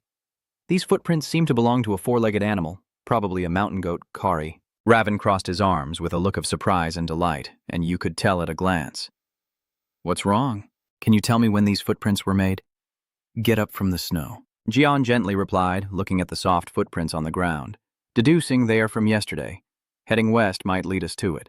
"These are the deep scratches on the nearby pine tree," Raven asked softly. "What about these?" "They are the marks of a wolf," Gon softly replied. "The evil wolves usually leave sharp, thick claw marks on trees and rocks to mark their territory." Gion gently touched the scratch and continued, "But the evil wolf is dead." Seeing Gia Anon assert so confidently, Raven was stunned and asked, "How do you know?" Gia Anon continued with an expressionless face. "The evil wolf usually tends to stay in its marked territory, and this claw mark is too old, which means it's dead." Watching Gia Anon still deep in thought, Vivi couldn't help but wonder what this damn bastard really was, and how he knew all that. The 3rd Reconnaissance Team had a tradition of old demons bullying new ones. But for the Havun Castle Reconnaissance Team, it's not just errands or a few punches, it's also to make the new demons realize that what they learn in books doesn't apply in real life, and to show them how dangerous this place really is. But in the end, that game here turned into a way to stimulate critical thinking. Raven is still in shock, so there's no longer any bullying of the newbies. Seeing that Raven couldn't find joy, he turned to Dorian, who was standing there clueless. "Go quickly and find out the origin of these traces." Then he raised a branch of unknown origin. Dorian pointed at himself, stammering, "Why me?" Quickly clamp Dorian's neck with your iron-hard arm. Raven just signed Dorian's head and said with a mischievous look, "You idiot, you don't even know this?" Dion ignored Dorian's desperate struggle to escape Javen's grip and his screams for help, walking on with an emotionless face. "Forget about Dorian, I'll go check around first. Thanks to my legendary senses, I can get a full view of the surroundings." Snow falls in a blinding white, covering the landscape in a dull grayish white. Suddenly, the sound of the spirit sword's blade vibrates strongly as crimson blood-colored spiritual energy bursts out. Seeing that, he picked it up to examine it. The spirit sword was also scanning the surroundings and reporting the situation to him through spiritual energy. In fact, since I arrived here, it has been doing that, absorbing spiritual energy and passing it to me through the monsters we have defeated. Holding the divine spirit sword and examining it carefully, Gia Anon continued to ponder, which helped him grasp a skill related to spiritual power. It tried its best to help me. Thinking about it, it's quite a noble thing. Suddenly, the Emperor of Essence appeared out of nowhere and shouted in anger, "What is that bastard doing? My legendary senses are clearly better." Then how dare you use such trash like that, huh? Gia Anon had no choice but to try to soothe him. I value it because it tries to help me so I don't have to use your power. But it seems the Celestial Flower Emperor still can't swallow his anger. The legendary sense only makes up a small part of my strength, but it's still much better than that parasitic sword. I am the strongest emperor in the demon world. Unable to persuade him anymore, Dion just let the blue flame fly away while muttering and calling him arrogant. Since this source of power comes from you, the one always eager to seize my body, I don't know what side effects it might cause. Hearing that, the Supreme Spirit Emperor arrogantly said, "I don't need to worry about such things because the technique I am about to teach you will use the cold energy you possess." Emperor, I will guide you on the true method to harness the cold energy, unlike any technique you have known before. Gia Anon shows a hint of interest upon hearing that. A surprise reward? He chose a flat stone, sat cross-legged on it, clasped his hands together, and began to meditate. The Spirit King proudly introduces, this technique is called Glacia. It's impossible for ordinary people to learn it. You can only master it when you wield pure ice energy. With your innate talent, you need to work hard for a long time to see results. Now focus and relax. Dion closed his eyes, connecting his cold energy with the surrounding cold according to the instructions of the Celestial Emperor. Stay still. Look at my cold energy. What does it look like? The Spirit King asks your energy seems to have blended with the snow on the ground. Gia Anon replied, with his eyes closed, as Tin Hua De used his spiritual power to create bright blue flames against the white snow. That's just the surface. It's not cold power blending with snow, but cold power merging with cold power. That is also the essence of this method. Connecting cold power with cold power. Gently opening his eyes, Gia Anon thought to himself, this is really difficult. I'll probably have to study for a long time. Instead of trying to connect, I need to focus on holding the image of the link in my mind. Only then can I see distant things as if they were right in front of me. Clasping my hands lightly on my lap, Gon continues following the guidance of the Spirit King and closes his eyes. In fact, all the energy here has turned into my sight, hearing, and touch. The sound of snow and wind softly whistling through the treetops, Gia Anon could feel the world around him slow down in sync with his breath. No, I am the one moving slowly now. His figure in my mind stands up and takes step after step on the pure white snow. My body feels heavy as my senses become incredibly sharp. I see Dorian being bullied by Raven and a wolf hunting prey. Not only the people there, I can see everything they are doing. This is crazy. Maybe because this is the first time, the distance I can see is still relatively short and I can't hold it for long. Suddenly, Gon opened his eyes wide and ran as fast as he could towards Raven. "Captain, a bulldog shark is digging a tunnel underground and is about to arrive here." Is Raven still stunned by the urgent tone of the approaching bulldog shark? Is it a creature with a shark head and a tall, muscular body, sharp teeth, and limbs covered with thick, rubber-like membranes? Raven frowned slightly. This is Sterling Monster's territory. A creature like that couldn't possibly be here. It didn't even cause the usual ground vibrations associated with that kind of monster. Seeing the doubt on the captain's face, Gon grew even more anxious. I'm serious. It's coming here, Raven still half doubted. How could it be? But before the captain finished speaking, a rumbling from beneath the ground behind him startled all three of them. Snow sprays up in meter-high columns, followed by even more terrifying creatures than the pile of snow crushing people below.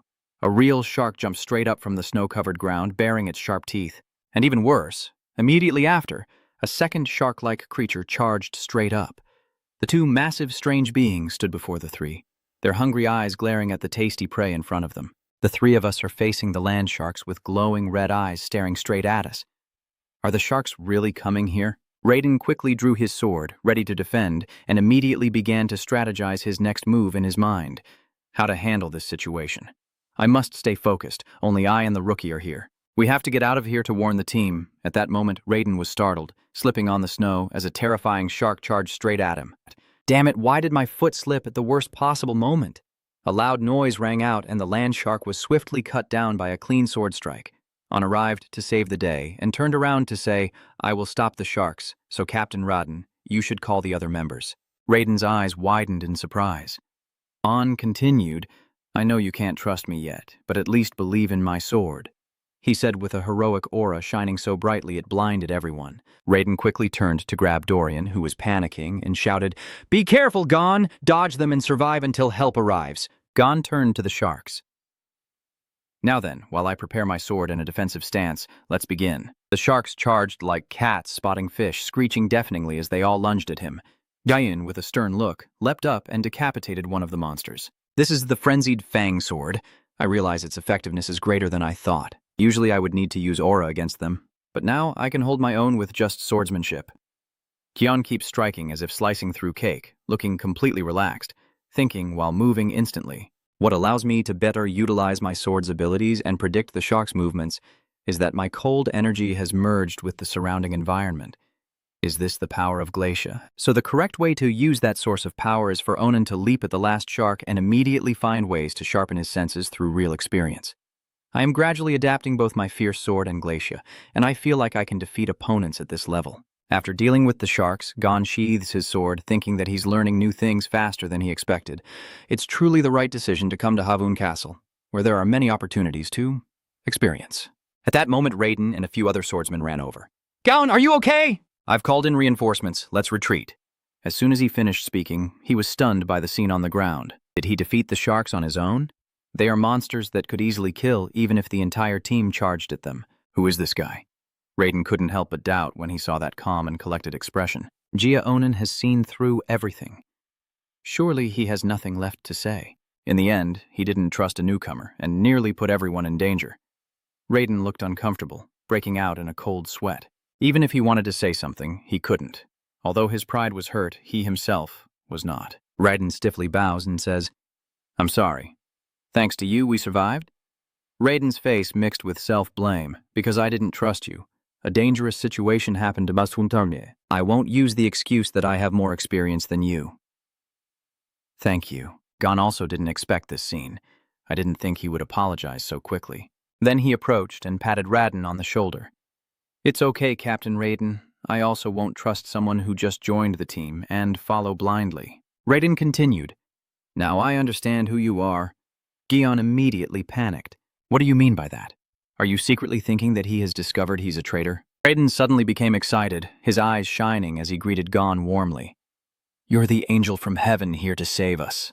Gia Anon awkwardly forced a smile. What do you mean? Without hesitation, he turned to the swordsman, raised his hand, and shouted loudly, looking extremely excited. To celebrate our new recruit's first mission, everyone head back and gather at the tavern. I couldn't believe my ears. What is our stingy captain going to do? We have no reason to refuse free drinks. Let's go. Laughter and chatter spill out from outside the tavern. You're overestimating him, Raiden replied immediately. Not at all. I'm telling the truth, he cut through them all and then came back to tell me to trust his sword. Another person laughed and said, while taking a big sip of wine, hey, if he's so strong, why would he come to a place like this as a rookie? And if you look at him and see he's not even 17, how could that be possible? Raiden immediately replied, are you doubting my words and our rookie? This bastard. He walks over to Anon, chewing his food with an unsatisfied look on his face. Is there any reason we need to eat it this way? Something feels off. While the Emperor of Essence happily babbles beside him, the combination of creamy cheese and tangy pineapple truly is a flavor masterpiece. Dorian turns and smiles, saying, young master, it seems your palate is quite unique. Me, Dorian explained. I used to eat pizza but couldn't finish it. Tin Hua Di angrily said, what do you mean, you pig? You don't know anything about flavor. How dare you? She was just chewing like she was chewing on paper. Just then, someone approached Bong, and sure enough, the rumors were true. The girls say that the rookie boy in the reconnaissance team has a more striking face than his swordsmanship skills. The one speaking is a red-haired girl. I haven't introduced myself yet. I'm Yu. I'm holding what looks like a menu, and we have other dishes on it. Do you want to see it? Gia Anon replied. All right, thank you. The elite blue flame orb beside it also curiously peeked in. Although this is a remote place, the menu is truly diverse. Then suddenly, he shouted out loud, wait a minute, this king really wants to eat that mint chocolate ice cream. Gia Anon Li Ni replied, I really don't want to eat that. Hearing this, the girl named Yua immediately looked excited. Maybe you're interested in the mint chocolate ice cream. No, Gia Anon didn't finish speaking before our restaurant had the best version. Mint grows near Havun Castle and has a fresher taste than elsewhere. The Emperor immediately exploded in anger, shouting at Gia Anon, you ungrateful bastard, this king even taught you secret skills. Is this how you repay me? Gia Anon hesitated and quickly explained, I understand, calm down a bit. Thinking to himself, why would a tavern have mint chocolate ice cream? I'll take a mint chocolate ice cream. Before I could finish speaking, another voice interrupted. Hey, rookie, did you really defeat 6 sharks alone? The energy you're giving off isn't that strong. This person continued. Don't get me wrong, I'm just curious why you're so strong for someone so young. But anyway, thank you, all of us thank you. Gon nervously said, thanks, but you guys are praising me too much. The swordsman laughed and said, what do you mean? Someone with your skills will be promoted immediately. I just wanted to have a relaxed chat with you before that happens, so don't worry about it. Another person added, when will we ever get a chance to talk to you like this again? Dorian excitedly continued, yes, Gon, you really achieved something great. Dion, resting his chin on his hand, felt awkward. He's still not used to being praised like this. A large, refreshing green ice cream bowl is brought out, your mint chocolate chip ice cream. The Supreme Flower immediately shouts, eat it quickly. Eat! Then he let out a delighted squeal as the refreshing flavor spread instantly, and before it became too intense, the sweetness of the chocolate immediately followed, like this king. Both cold and sweet. Gon chews on the spoon in resignation. Dion whispers, hey rat, I have this feeling when I use Glasha, but there must be more than one way to use it, right? R immediately feels excited. Did you figure it out? You guessed correctly. Then he explained to Jun that like a training technique used by humans, Glasha is not only for reconnaissance, but also a method to harness ice energy with maximum efficiency and power. Dion asked, so the family can use Laikai both for attack and defense. Of course, it's indeed an excellent skill. It enhances your senses and supports both attack and defense. Ra replied, of course, with this king it's too easy. With someone talentless like you, what can you achieve after a year of hard practice? Gia Anon turned around. A year is too long. Do you think it will be easy? Just 1 year, with the king by your side guiding you. Gia Anon made a proposal. So are you willing to challenge me? A bet? Ra looked curious. Can I master Glacia in 6 months? Gon said confidently. He seems hesitant. 6 months? Gon thought to himself. It seems he's hesitating because he's lost every time so far. You can change the terms if you want, so then 5 months. Don't you think that's worth betting on? R, determined to go all in, he moved closer with excitement. All right, let's do it. A blue screen appears, and R has accepted the bet. After a long and boring practice, those two friends decided to head back. Dorian, let's go back to the dorm. All right, let's go, but we were stopped just a few steps away. Please wait a moment. I have something I want to give you before you leave. Successfully making the two of them stop, Yua hesitantly offers a bag of cookies. Noticing he seems to really like the pineapple pizza from earlier, so she used the remaining pineapples to make cookies. Would you like to try one? Seeing what's inside the treasure bag, I can't help but feel excited. Well done, little pineapple girl. Seeing how sincere they are, Gon also smiled and accepted it. Thank you, Yua. Yua responded with great joy. I hope you like it. Before you leave, she didn't forget to remind you, if you want more, just come here. After everything was settled, the two of them waved goodbye and left. Goodbye, both of you. At this moment, somewhere in the forest, a group of people from the castle are desperately fleeing. One of them, gritting his teeth, reminds himself that this is an emergency, and he must return quickly to report to Commander Milan. It turns out that behind the Chaobang gang, they had gathered and were chasing after the group. All of the Chaobang gang members were concentrated in one place. That evening in the command room, Raiden shyly announced that we had been ordered to eliminate the Chaobang group. Upon receiving this order, Dorian felt that there was nothing left to hold on to in life. So soon? We just finished our first mission yesterday. Seeing that reaction, Raiden could only feel helpless. I know taking on another mission right after finishing the previous one is really exhausting. But this is a decision from higher-ups and I can't do anything else. Hearing this news, Dorian fell into an irrepressible state of despair. Why? Before receiving this order, the second reconnaissance team had just found a herd of boars near Tunnel 4. Hearing the report, Milan couldn't help but ponder. The other person added, they have about 30 members, and more may appear. I think it would be better to eliminate them first. Milan does not oppose this idea. Path B is not far from the 5th dungeon. Yes. Seeing that he also agreed, Tarion suggested, so we plan to deal with the monsters before investigating. Why are the land sharks near the 5th dungeon? Hearing this, Milan pondered for a moment, then requested, I have a bad feeling about this. You go with them to co-command. Tarion also readily agreed. Yes, sir.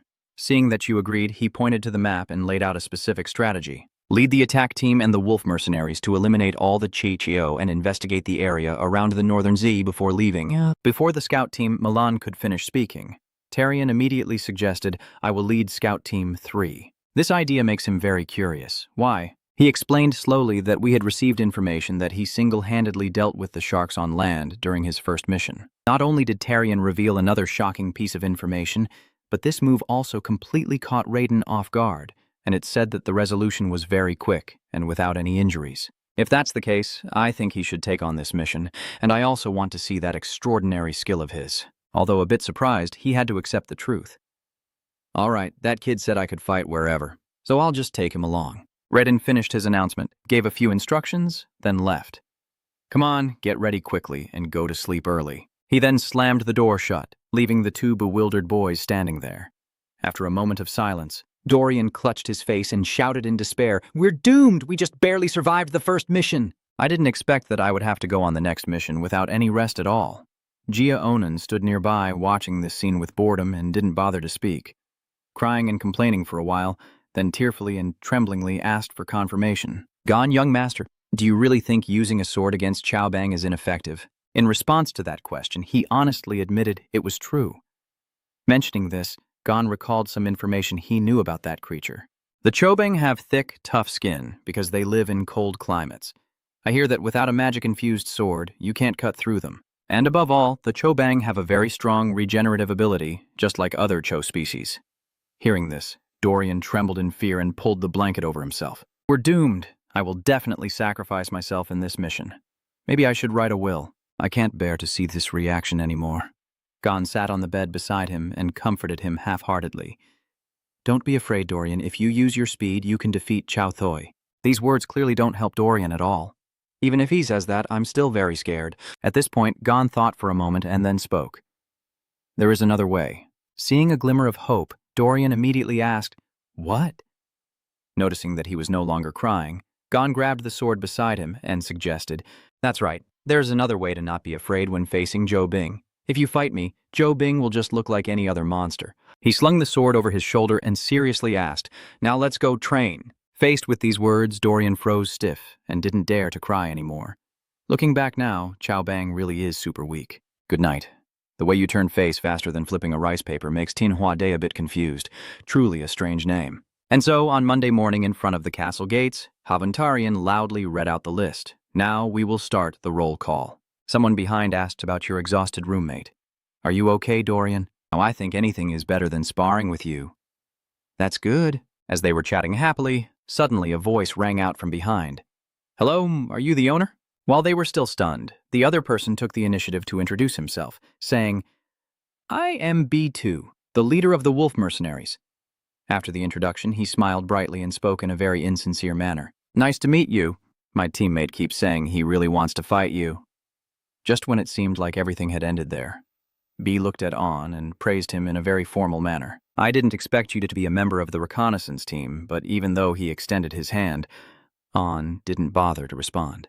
I was also glad to meet you, but after thinking it over, you also reached out your hand in return. I'm also very happy to be working with you today." After shaking hands and introducing himself, Beto had no more regrets and turned away. "Now then, please excuse me. I need to check on my teammates. I just stopped by to say hello." As soon as he disappeared, the Emperor of Essence suddenly appeared and irritably commented, "I don't like that guy." Gouge out his eyes. This attitude makes Gia Anon a bit suspicious. "What?" It doesn't stop there and try to advise you shouldn't trust those with snake-like eyes. "Are you afraid you won't believe?" Tin Hua Emperor begins to analyze. "Based on my experience, guys like him are always backstabbers. About 80% of people are like that." Hearing this, Gon quickly argued back, so there's still a 20% chance it's not certain. Still, he kept these words in mind and once again assessed Beto. "But I will remember this."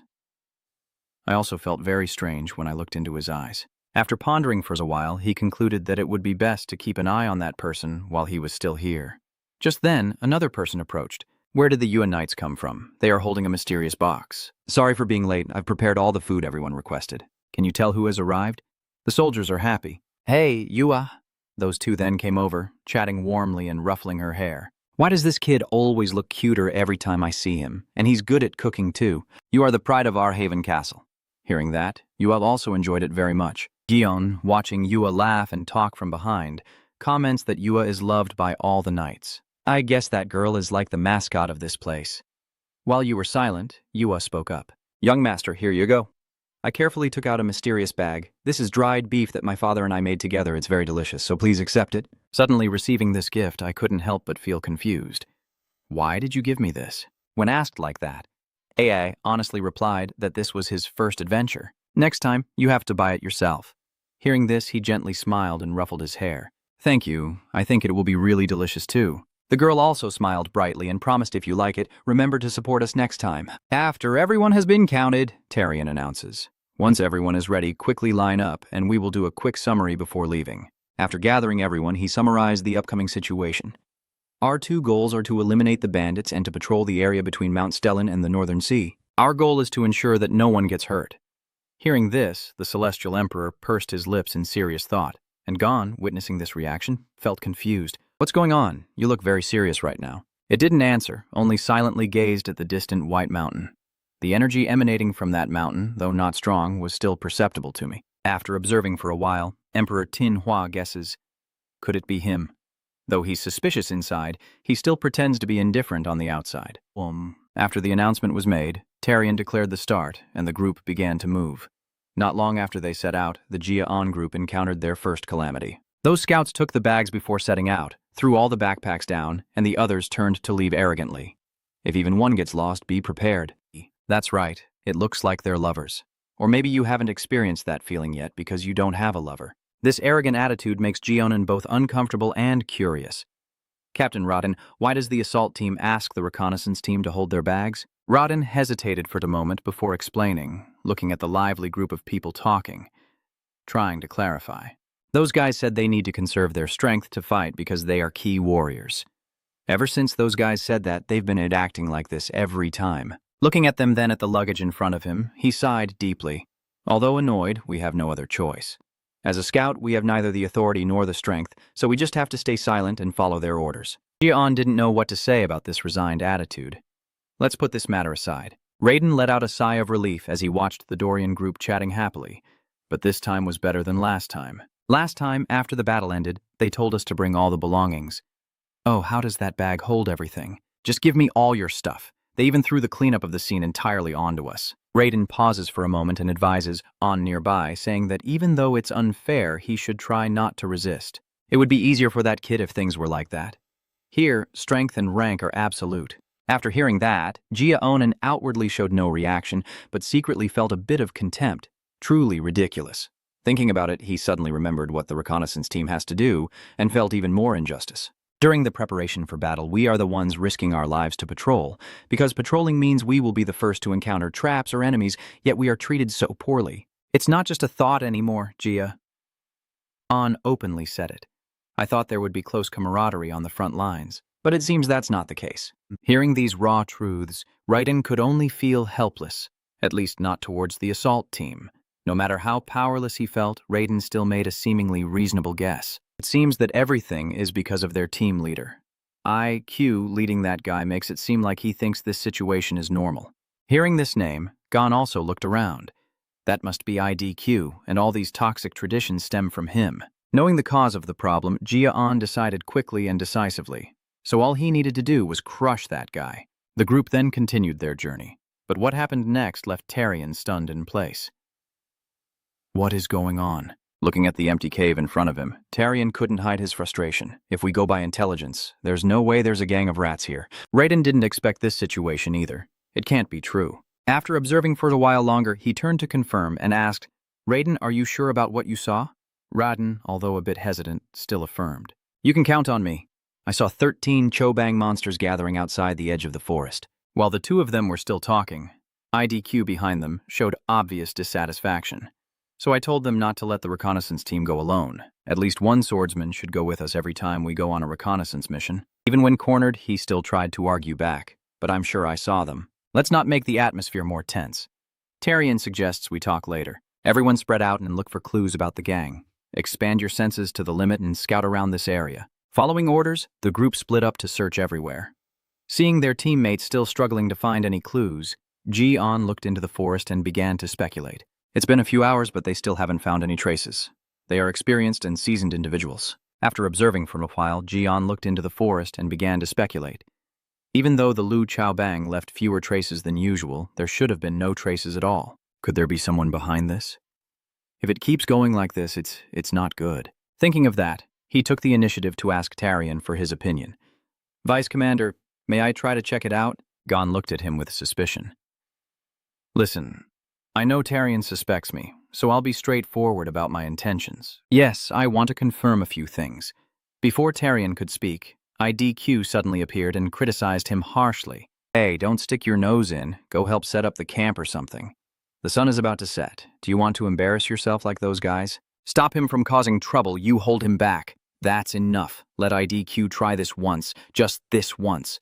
This compromising attitude really doesn't sit well with YDQ. Deputy Commander, do you really trust this naive kid? He's just wasting everyone's time. But Gia Anon doesn't care and immediately gets to work, placing his hand on his face. He closed his eyes to feel more clearly.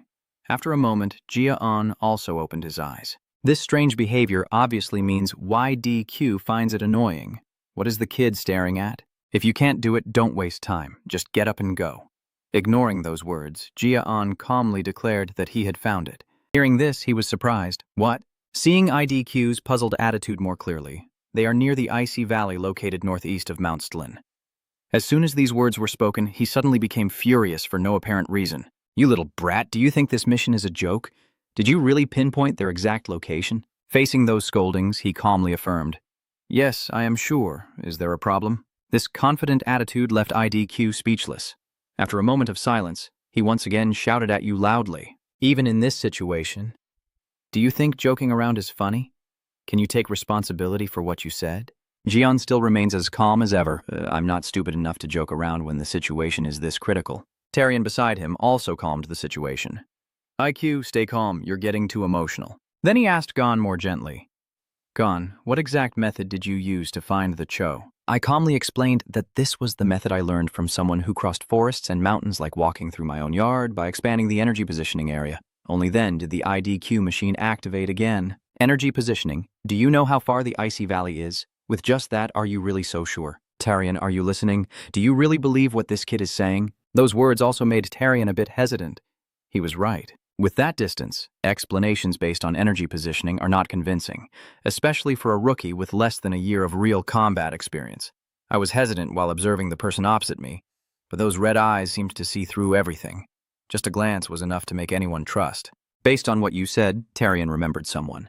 Also, in Zikhat, there was only one person who crossed the forest and mountains as if walking through their own backyard. Wang Kim Loda. If he learned from that person, he might be trustworthy. As the atmosphere grew tense, B2 stepped forward from behind. The more I listened, the more interested I became. He then asked Jian how long it would take to get there, and Jian honestly replied, about 30 minutes to reach the target and another 10 minutes to find a suitable spot. This answer made Beto a bit nervous, so he had an idea of where they could set up an ambush. After calming down, he smiled and said, It's good for Deputy Commander Gon. We still have 2 hours before sunset, so it seems there's enough time. Let's go check it out. This unexpected support was too much for YDQ to accept. Unable to contain his anger, he shouted loudly and asked, Beto, it's not just you, is it? Has this rookie bribed you or something? Ignore IDQ's reluctance. Tarion loudly ordered everyone. We are crossing Sterling Mountain. By this point, he couldn't say anything else. The deputy commander knew IDQ still disagreed, so he presented a decisive reason. If it gets dark, monsters could attack, making it much more dangerous. If Gia Anon is right, this is our chance to stop this threat. Seeing that he keeps refusing to admit it and keeps stepping forward willingly, still not convincing enough. No more beating around the bush, I suggest. Then let's go all out, and no matter what the result is, we won't regret it. Hearing this, IDQ also feels excited. So, what do you want to bet? Only now you confidently smile and set the condition.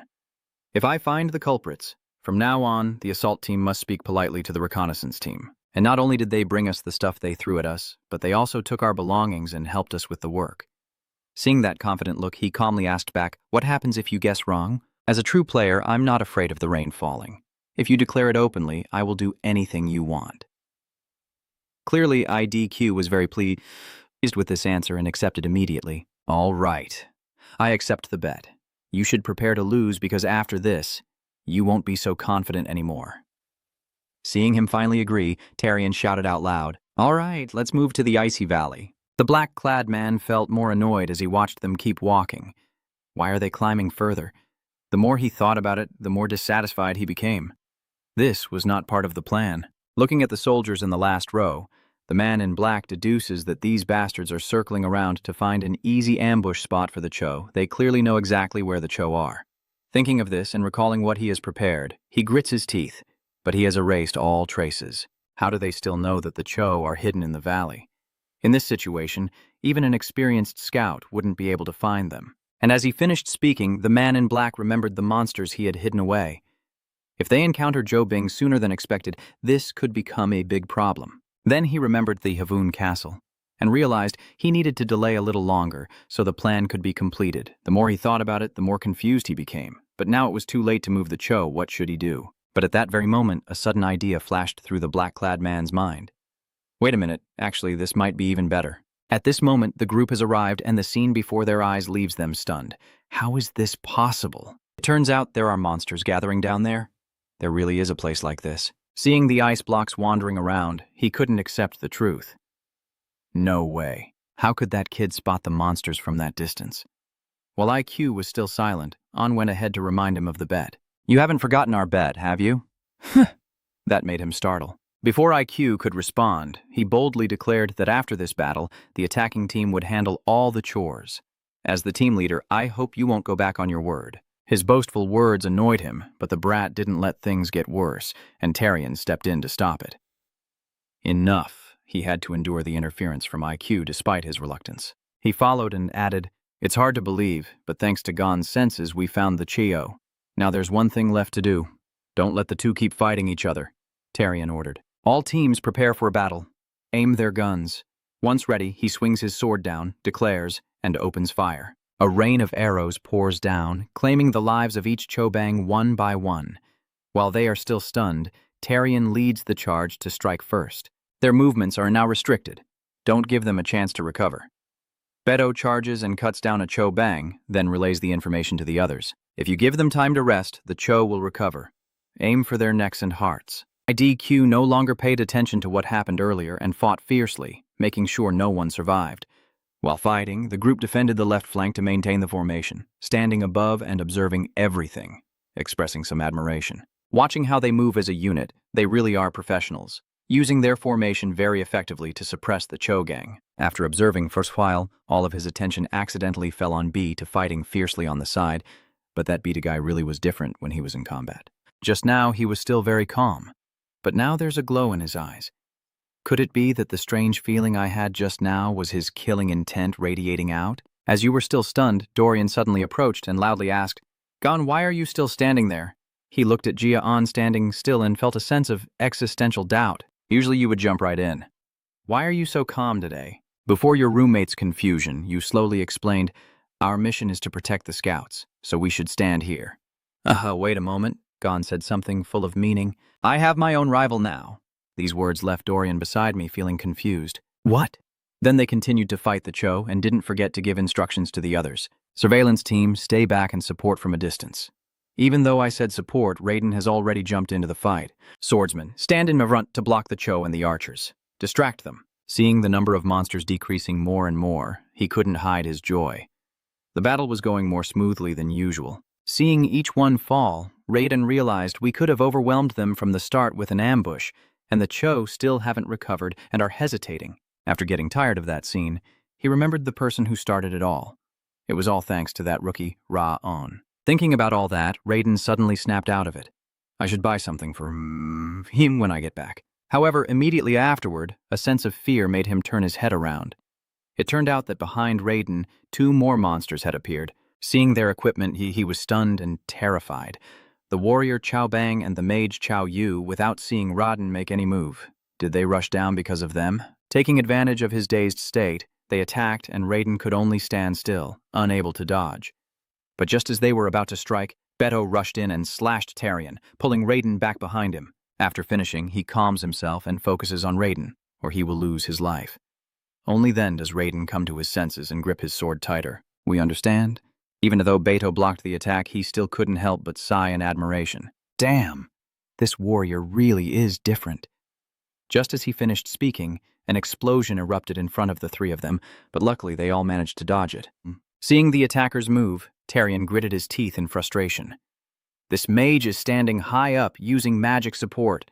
If I also get distracted to deal with him during the fight, it will be difficult. Realizing this, he shouted a warning to everyone, telling all teams not to lower their guard.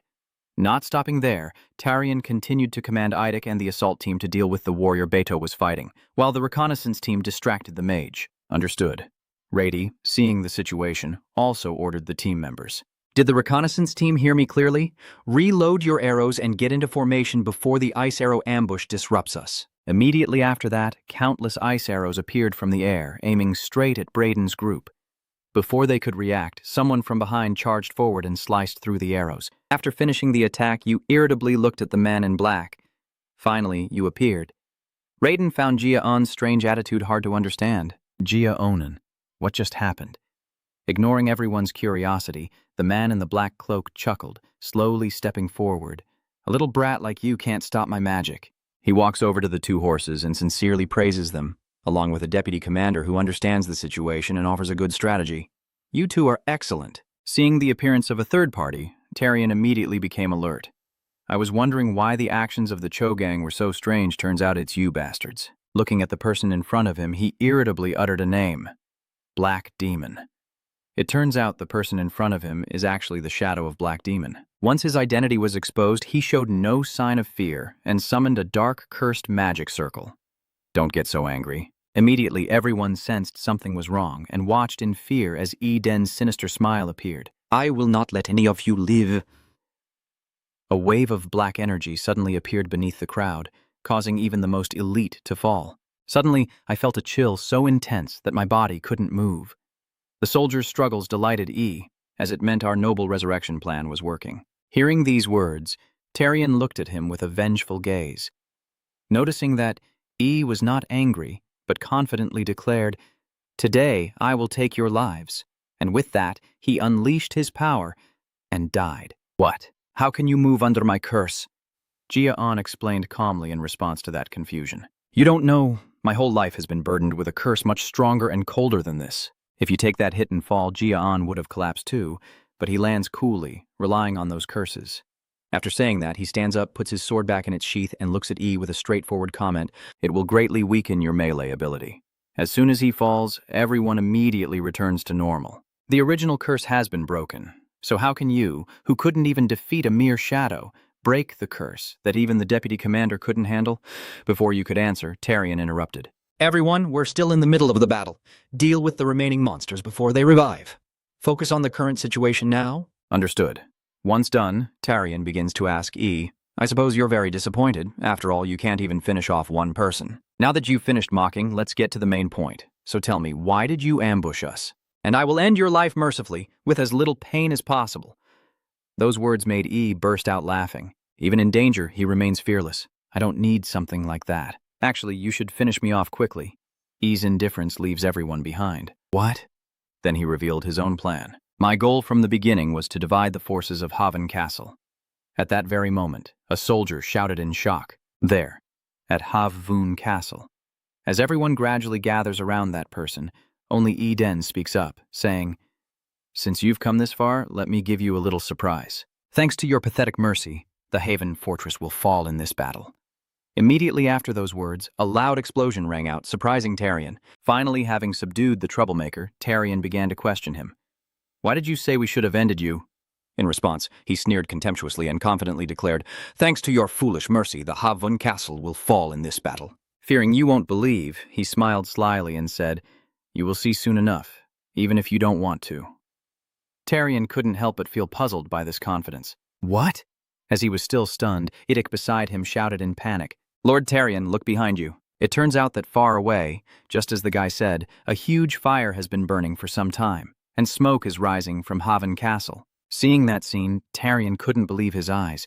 What the hell is going on? Not only you, but Raiden also reacted the same way. But the Haven Fortress is an impregnable stronghold. With Hailong's panicked reaction, that guy took the chance to laugh maniacally. The original plan was to use you to lure Milan out, but things didn't go as planned. So as a backup, before you arrived here, I didn't waste time. That guy released a deadly piece of information, and I cast a spell to unleash the army of Cho into Haven Castle. They must have broken inside Haven Castle by now. I can't take it anymore. Stop talking nonsense. Lam Lin the Haven Castle won't fall. Only a few monsters got in. With these words, Gon behind him also feels very confident. Tarion is not wrong. Even the elite troops of Heaven Castle are here. Commander Milan is still inside the castle. You can't destroy Haven Castle with just ordinary chow bang. Hearing something, that guy laughed loudly and said something suggestive, as if only chow bang was there. As soon as he finished speaking, the ground began to shake, forcing the soldiers to stay alert. Not only the ordinary soldiers, but also the captains immediately went into combat mode. Suddenly, the earth trembled. Could this be an earthquake? Gia Anon was initially confident, but when it felt the ground shake, it started to panic. This wasn't an ordinary earthquake. It couldn't be. Seeing this chaotic crowd, the other man smiled smugly and continued to threaten. Do you really think Eden is that unprepared? You are just dancing in the palm of my hand. The only thing you can do now is watch Havun's castle fall from afar. These words only fuel the anger that has already erupted within Tarion. Seeing his expression, which could not be expressed in words, the masked man was utterly satisfied. You arrogant bastards, you will fall into despair. At that moment, Tarion erupted in fury and shot him straight to the western heaven. Seeing the commander deep in thought, the subordinate captains also tensed up. Vice Commander Tarion. It was only then that he finally issued the order to notify the units.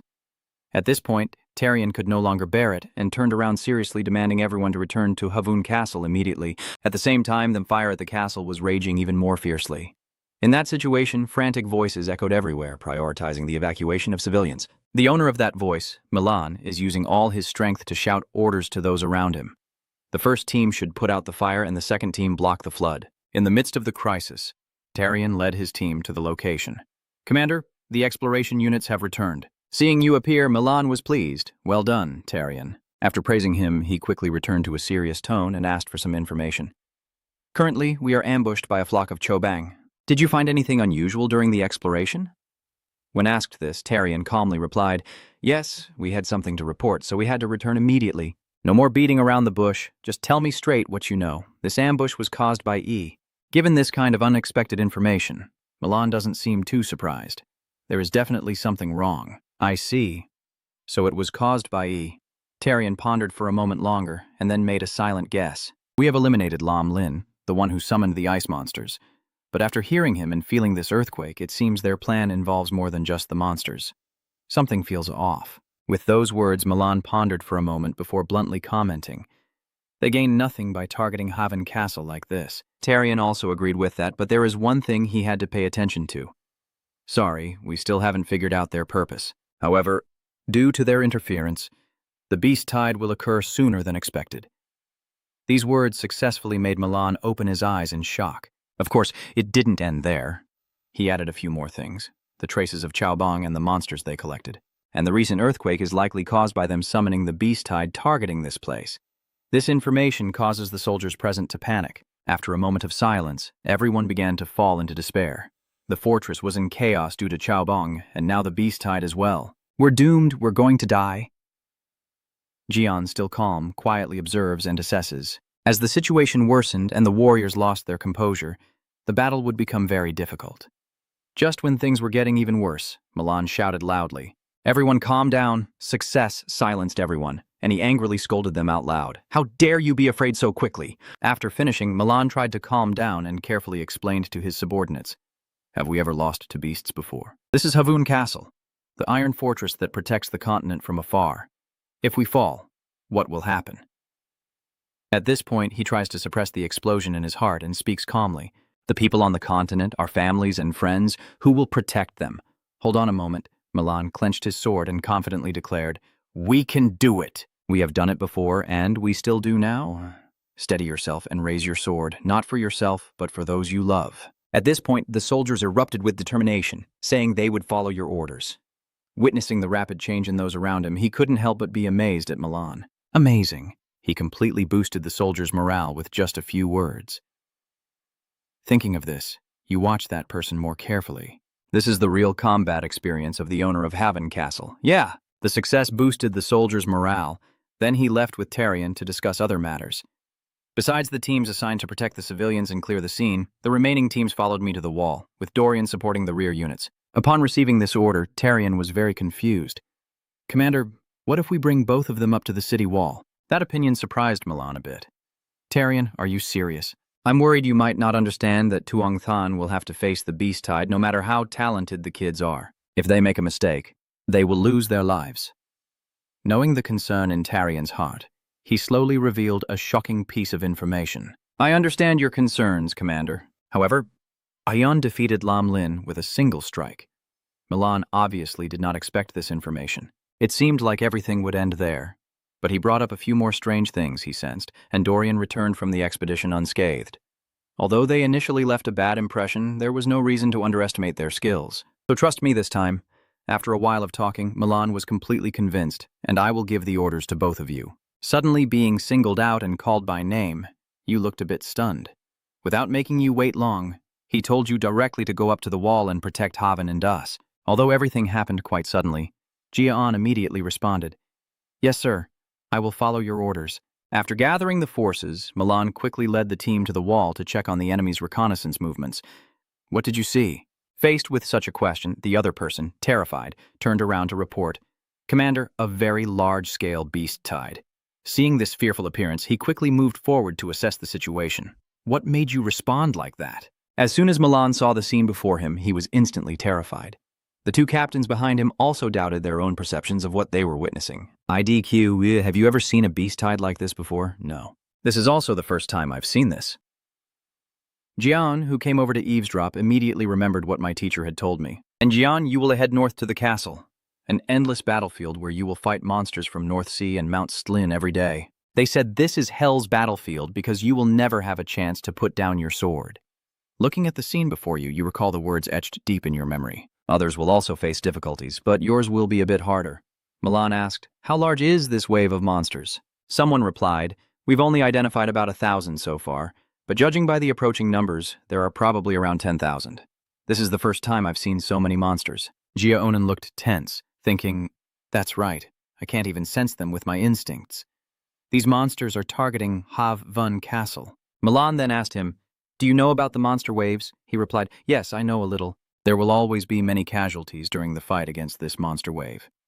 The reason for all the reconnaissance and preparation missions is to get ready for these monster waves and to reduce the casualties as much as possible. The castle walls can be rebuilt if destroyed, and the gates too, but the dead cannot come back to life. Please, do your best to protect as many soldiers as possible. This is your mission," Gia Anon said with a determined expression. "I understand." "The growls are getting closer and closer," Milan exclaimed. "Looks like we don't have time to talk anymore. Everyone, raise your swords. I understand that everyone is afraid of the scale of this wave." His voice is full of heroism, but this is the challenge that anyone trained at Haven Fortress can overcome. We will endure and conquer it as always, and when it's over, we will raise our glasses and celebrate together. The warriors with shields and spears go to the front of the wall. Archers take position above. Milan shouts the order, "Fire," as the huge black-bodied monsters charge forward. At this moment, a rain of arrows pours down from the sky, piercing their flesh and causing blood to spurt out in a terrifying display. Bodies kept falling, piling up with screams of pain, as someone watching through binoculars exclaimed, "Wait, look over there. The elite orcs are coming this way." The elite orcs, stronger than the ones before, are flooding in, and panic is spreading. "Damn it! They're aiming at the gates. Stop them quickly." Arrows are useless. Suddenly, a bolt of lightning-like power erupted in the sky, striking the elite orcs below. An attack from Milan. He spoke out, "Don't be afraid. Stay in formation. I will protect the gate." Someone hurriedly turned back, loudly boosting morale. "Everyone, gather together. General Milan is with us. They are climbing the wall. Block them from getting over. Do not let them pass. As soon as they reach the top, unleash your aura to knock them down, but at this moment, a skilled orc crawled over the wall." "Oh no, the orcs are coming! Help, help!" Gon quickly appeared and slashed the orc's belly, causing a huge wound that sprayed blood terribly. It quickly collapsed to the ground. Dion asked the man, "Are you injured?" The other person looked confused. "No, thank you." Gia Anon looks worriedly at the situation. "This really is hell. Even though I feel like I've killed hundreds of them, it seems like the number of bugs isn't odd compared to our troops." Below the city wall, a swarm of pitch-black orcs as numerous as ants, and a loud scream echoes. All units brace themselves for Dung Chan. A skull bomb is falling from the right side of the castle. Gon frowns, and a huge explosion erupts seconds later. Gia Anon quickly pushes people down to protect Dung Chan. Do they even have suicide bombers? Are the soldiers okay? Suddenly, a scream rang out, startling him. The soldiers were now writhing on the ground, crying out in pain. Q, my leg, my arm, where are my arms? Did they fall onto the wall during the explosion? Dion hurriedly spoke to calm them down. Please hold on, I will. Suddenly, a reminder sounded. Don't go, Gia, causing him to hesitate. Is this a message through Aura? This is General Milan. Milan continues to send messages. Protect the walls that haven't fallen yet. If you focus on the small things, the big things will fall apart. You have to endure. Gia Anon looked down at the poor soldiers below and knew that was the right decision. If we abandon the walls to save the wounded, the main defense of this place will surely collapse. However, the heartbreaking sight struck his eyes. They were trying to endure the pain and crawl on the ground. Gia Anon gritted his teeth, struggling to decide. I'm not a soldier myself. He clenched his sword tightly. His mission was to save the soldiers of Havun Castle from death. With that in mind, he decided to jump down from the wall. Gia Anon forcefully hit the ground. The Tinhua Emperor appeared with a grimace and asked, Are you really crazy? Did you think this through before jumping down? Do you think you can defend yourself and protect the soldiers below at the same time? Gia Anon stared intently ahead. It will be difficult, but I will push myself to the limit and try. Tinhua Day looked at him with a bored, foolish expression, saying, You didn't expect you to make such an impulsive decision. The only thing in front of you now is death. Gia Anon reached out firmly, gripping the sword hilt, following his instinctive decision. Yeah, that's right. Although running away would be the right thing to do now. This time I've decided I won't live as a killer, but as a swordsman. So he began to unleash his power. Gia Anon's determined eyes say, I will not let any monster step over my corpse before I fail. I will endure and survive in this hell. Then Anon jumped off the ground and charged at the elite ORC. Its huge body was also grinding its teeth as it rushed forward. The battle raged on without a moment's rest. I kept swinging my sword, swinging again and again, my hands torn and soaked in blood. I drained my aura to the very last drop. The only sensation my hand could feel was the feeling of the sword slicing through flesh. The only thing in my sight at that moment was the deep red of blood.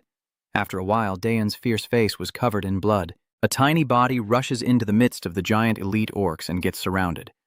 As time passes, on the blood-soaked night, the newly risen moon begins to fade. Just as the first light of dawn breaks and the battle ends, I stand covered in blood among the corpses of elite orcs.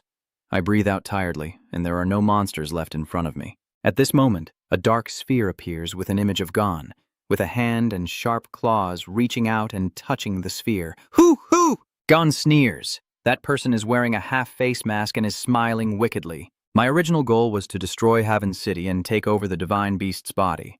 But in the end, I received an unexpected gift. Those sharp claws are manipulating a sphere with Gon's image on it. Cut to another place where Gon, sleeping, suddenly wakes up. He looked around in confusion. What just happened? I remember the wall collapsing and I fought until the cave door opened. Then a voice called out, making him turn back in surprise. Dion exclaimed upon the appearance of the other person. When Yua saw him sit up, her eyes welled with tears as she softly said, You're finally awake. Later, Dorian sat beside Gon's bed and said, We were really worried because you didn't wake up for so long. You showed no reaction for 3 whole days. No matter what we did, we thought you wouldn't make it. Dion forced a smile and apologized for causing everyone worry, thanking them for taking care of him. Dorian immediately denied it. The person you should thank isn't me, but Aya. He was utterly stunned. Yes, Dorian continued. Yua has been by your side, caring for you every day until the wave ended. She really cares a lot about you. Even though she still has work at the tavern, she must be very busy. Right now, Yua is bringing in the food. Dion, I've cooked some porridge for you. You're still recovering, so I made all the ingredients soft and easy to eat. Eat slowly, because it's still hot. Gon looked down at the steaming, appetizing bowl of porridge. After a moment of silence, he called out. Yua replied, Yes. Gon smiled gently, thankful for her daily care. She cheerfully replied, Oh dear, taking care of regular customers after a fight is just basic business courtesy. Once you're fully recovered, you should stop by the tavern to help me boost sales. Gon lifted the blanket and got out of bed, just as he remembered to suggest. Tonight, let's eat at the Frost Branch. I've been eating bland stuff for too long now, I just want to eat something really greasy. After agreeing, Dorian also reminded them that first we need to inform everyone that you are safe, which confused him. You want to show them? Who are they? Dorian squinted and smiled as he opened the door. Of course, the people waiting for him to wake up. Dion looked speechless. Why does he act like nothing is important? Later, a loud shout rang out, and the hero of Haven City had woken up, leaving Dion puzzled. Yeah, the soldiers surrounding Gia Anon happily show their concern. You're finally awake. Jian, thanks to you, Haven City is safe. I was very worried when I heard you might never wake up. Yan, thank you for saving my comrades. When you charged forward like that, I thought you were crazy, but you were truly amazing. Tonight, I will treat my brother-in-law. I will never forget this debt of gratitude. Jian was momentarily taken aback by this enthusiastic gratitude. Milan then stepped forward, offering a gentle smile. I'm glad you're safe, Jian. He was again stunned and exclaimed, just call me brother. This wave is unlike any before it. It arrived earlier than expected and is much larger in scale. Usually we would suffer heavy losses, but you didn't hesitate to jump off the demon wall without thinking of yourself. Thanks to your determination and bravery, no one was sacrificed during this wave. It was all because you stood at the front line and protected everyone. Milan places a hand on his chest and bows with respect. He came here as a mercenary, but we are all deeply grateful to you. On behalf of the Haven team, I want to express our deepest gratitude. Tarian Baradun also spoke up, and IQ had something to say to you that confused him. Idik wants to talk to me. Idik suddenly said, Gon, I was wrong about you all along. I thought you were just a rookie. Even after seeing your true strength, I still looked down on you. His expression has acknowledged his mistake, but seeing how you stood firm on the wall to protect your comrades, that is the true image of a swordsman. The noble and resilient ideals that all of us swordsmen aspire to. Then IDQ bowed before Gon, sincerely apologizing for what he had done before. Song Milan spoke. Everyone had worked hard to hold back the wave and celebrate this unprecedented martial victory. We will hold a festival with food and drinks at the Frost Branch, and for 3 days you can eat, drink, and enjoy yourselves to the fullest. The soldiers cheered happily and asked, Commander, have you prepared everything? Ha ha, this is the first time I've seen this happen since arriving in Haven City. Everyone, head to the Frost Branch and party for the next 3 days as if you've come back from the dead, and the whole group excitedly rushes off, waiting for me before you leave. Gia Anon smiled and watched everyone go. Milan turned back and warned him.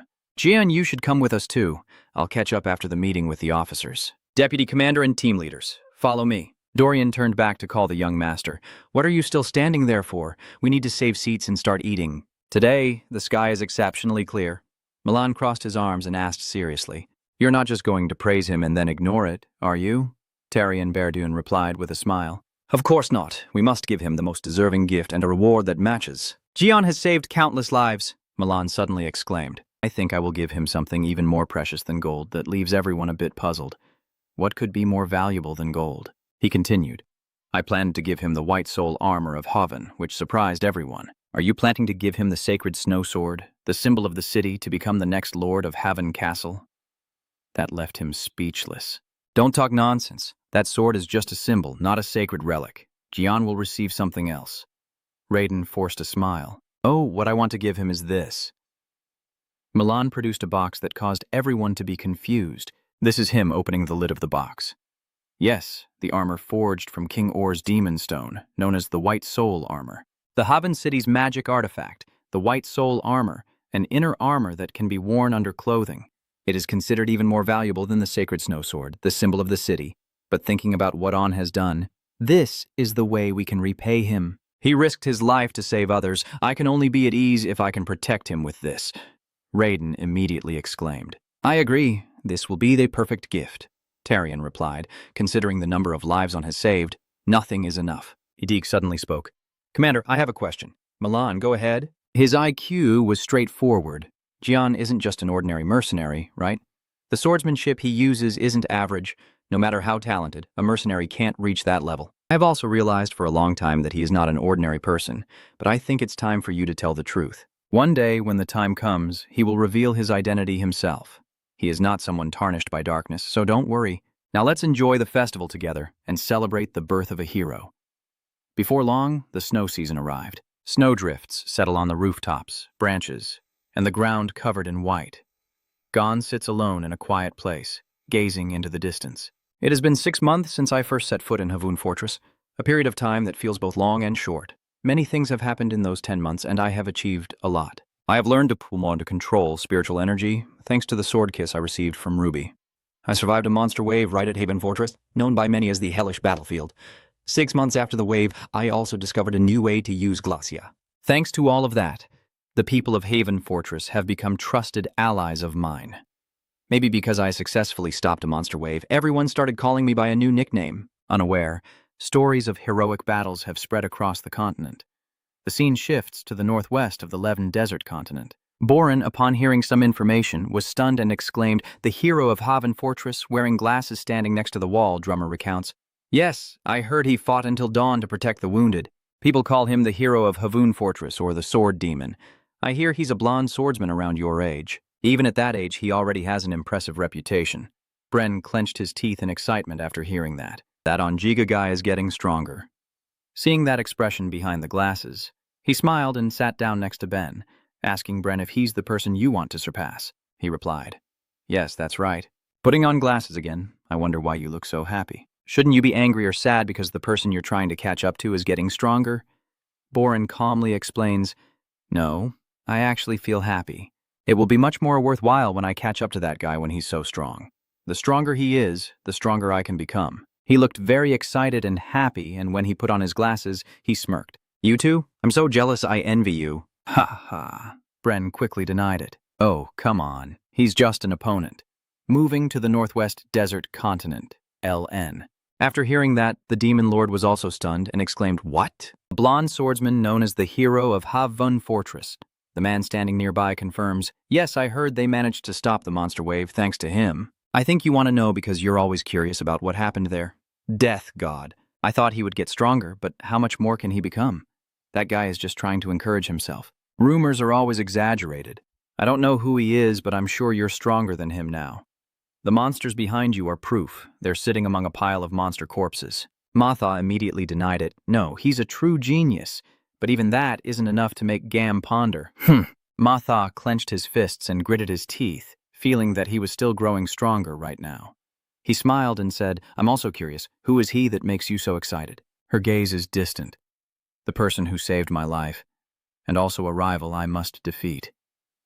The scene shifts to the sturgeon forest inside the base, where everyone is discussing Gon's achievements. I knew there was reinforcements on the wall at that time.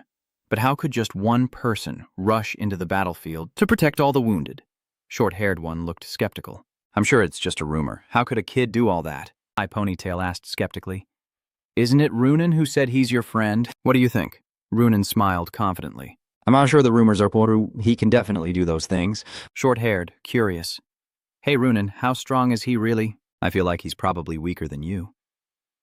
"Runan, is that right?" "He is stronger than me," both physically and mentally, making those around him exclaim. "What? Are you kidding? They don't believe it? No one could be stronger than you." "That's right. You crossed this forest in just 6 hours. Even experienced hunters take 8 hours. At this moment, a girl sitting on a branch spoke, and he seemed to become a different person every time her name was mentioned. "What kind of opponent is he to you? Are you here to become much stronger?" Runan immediately denied it. "I'm not here to get stronger than him," the girl smirked. "Is that so?" Runan continued. "I want to become strong enough to stand by his side so I won't be a burden and can help him." Move the scene forward. He is still sitting and watching the snow. "It has been 10 months since I first arrived at Havun Fortress. All right, the more Gilcia uses it, the sharper her senses become. It's really a useless skill. Now Min can see farther, even with his eyes closed. No wonder Ra was furious when he received this skill. The Celestial Emperor looks annoyed and pouting. How could that be? Gia Anon glanced at Tin Huade, but lately he has been silent. He always looks towards Mount Sterling. I need to lure him into a bet to get something out of him. Suddenly, a voice called out and Gon started singing. Aeon was startled and replied, "Has Tin Huade glanced over there not long ago?" "You've been silent for so long. What is this extreme thing?" "It simply states that the test of that sharp guy is whether he can survive here for a year without standing out." "You confirm again?" "Yes, I still have less than 2 months left." The Supreme Emperor of Essence continues. "All right, then let's bet on that. You won't survive the remaining 2 months." Gia Anon frowned at the abyss. "Are you serious?" It snarled in frustration. "Of course. Why are you looking at me with such a suspicious gaze?" "I just explained you've survived this many times before." The Spirit Emperor pouted and looked down at him, saying, "Is this guy stupid? There are only 2 months left until graduation. That matter is over, and there will be less risk if E attacks." After Thanlin Bang's death, Owen's forces were sent here. If E has even a little bit of sense, they won't dare to attack again. All I need to do now is train and go back to singing. Gia Anon figures there's no reason not to accept this bet. Then he agreed, all right, fine. Tin Huade, hearing that, smiled a cunning and malicious smile and said, that's a wise decision. A month has passed since I accepted the bet with the Oan Lin, and now only a month remains until the exam is over. Despite Oan Lin's strange warnings, the peace at Haven Castle remains unchanged. Oan Lin still occasionally shouts towards Mount Sterling about some lazy name. It seems that things are quite different from what he had thought. Rannon sighed in disappointment. Then it only benefits me. Suddenly, a flock of birds flies toward me. Looking at the black crows in front of him, Ranong was confused. A flock of crows? Why are there so many? Could it be that monsters have appeared somewhere? Suddenly, he bowed his head and kept wondering what now. Out of curiosity, Ranong quickly moved closer to examine. Looking at the tiny corpse at his feet, he became even more confused. A frog? Ranong's eyes filled with worry. Why are there frogs here? This area is too cold for frogs to survive before summer comes. Suddenly, his attention was drawn elsewhere. There, the last drops were dripping down, as if something was approaching, causing the ground to shake. Everyone around screams in fear. What's happening with the earthquake? And a single eye has seen everything. The wave of monsters has arrived. As the voice finished, Ran and Milan Braden's faces paled. Tarion Baradun and Raiden were no exception when they heard the announcement. The monsters have arrived. A few soldiers nervously discuss. What's going on? This isn't the season for monster waves. Everyone, get ready quickly and head to the city wall, Raiden said to him. Ran, get ready to go. We have to leave together, he hurriedly replied. Understood. Let's go. Ran quickened his pace while listening to Raiden's reminder. We will take the chance to inform the others on the way. There's no time to wait. They quickly leave, but no one notices the frog's corpse nearby. The soldiers, overwhelmed by the stench of blood from the monsters, kept shouting, I need more support here. Damn it, its scale is just like the previous one. They have broken through the encirclement. I need backup. Seeing the chaotic situation, Tarion Baradun was extremely worried. General, Eden is also involved in this? That doesn't make any sense at all. After hearing him speak, Ranong silently denied it. No, this is different from before. I didn't sense any murderous intent or madness from these monsters. It's as if they're trying to escape from something deadly that could kill them. Suddenly, NC was startled when hearing a voice say, This side too, I told you to leave this place. The Celestial Flower Emperor smugly replied, This is fate for not heeding my warning. Ranong looked confused. What do you mean? Tell me what you have to say. The Celestial Emperor floats around him casually. It's too late. You still have a chance while it hasn't awakened yet. But it has already noticed everyone here. It won't stop until it destroys this castle and kills all of you. So, it has shown a way to resolve this. But if you provide a suitable sacrifice, things could change. Ran is quite confused. What exactly is the sacrificial offering coming here? The Emperor's essence has slipped into your bracelet. Look with your own eyes. I am not obliged to tell you these things. Rannon approached Milan Bradoon and called out to General Milan, looking somewhat confused. With a view to the situation so dire, what do you need? Renon was also very surprised. This question didn't sound like a real question at all. Then he calmly replied, Of course we will fight. If we can't defend this castle for long, countless innocent lives will be lost. Even if we have to sacrifice ourselves, we must buy enough time for the people to evacuate. His hand tightly grips the sword, which is the reason why Haven Castle exists. At this moment, a monster is rushing from behind, but Ran is unaware. That's right, I still don't know what I'm facing, so I can't tell everyone to retreat yet. Suddenly, the hesitation in his hand was replaced by a swing of his sword, as he realized he needed to focus on stopping the wave of monsters. As the moon rose high, the atmosphere grew even more tense. Suddenly, a man shouted loudly, These monsters are somehow very different. While they were stunned, pushed them back and used bows and arrows to shoot down the flying monsters. Something has made Ran's fighting move stop. Seeing the frightened deer fleeing, he becomes even more worried. Even the animals are running away? Just like the crows earlier. I remember that the last wave didn't have this happen. Feeling something's wrong, Milan Bradun quickly issued a command. Tarion, send a small team to evacuate the civilians. He looked confused. What? Instead of answering, he urged us on, including the people outside the castle. Hurry up, there's no more time. Although it's hard to understand, Tarion Baradun still decides to obey. Understood. His voice echoed beside Ran. Can you hear me? Yes? If there's any danger, you need to run away. His face was puzzled as he read the general's aura message. Then he immediately asked, General, do you mean he was explaining urgently? I understand what you meant earlier. You see things beyond me, and your future could go further.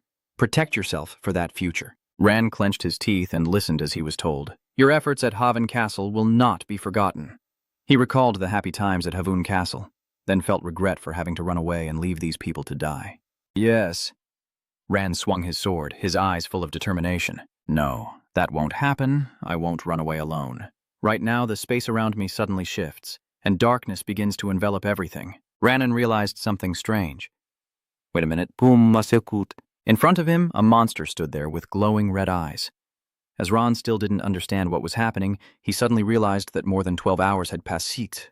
Why the sun hadn't risen yet, and the castle scene was now shrouded in darkness and strange monsters. At this moment, a strange figure groaned, "It's too cold, too boring, I'm fed up." He stepped forward, but since I woke up, I have no choice but to wipe out everything. As the voice faded, the ground began to shake, but that body remained standing firm. Seeing this, Ron's face grew even paler. The Supreme Spirit Emperor appears again, dismissively saying to him, "So you finally feel it, huh? What a fool." In front of that person, the monsters have almost all surrendered. The Supreme Spirit continued, "It's too late now, let me tell you. That lazy one's name is Laziness, the receiver." He revealed further, "He is the Demon King, at the same level as me." The red eyes of the Demon King flickered, also known as the Lazy Lord. In front of them, a huge, two-horned creature was standing in the darkness. Could that lazy thing really be the Lord of Laziness? "What is that?" He frowned and stared at him intently, sweat pouring down in shock. How could a creature like that exist? The person next to him also looked on in confusion, covered in blood and lost in thought. Even Milan.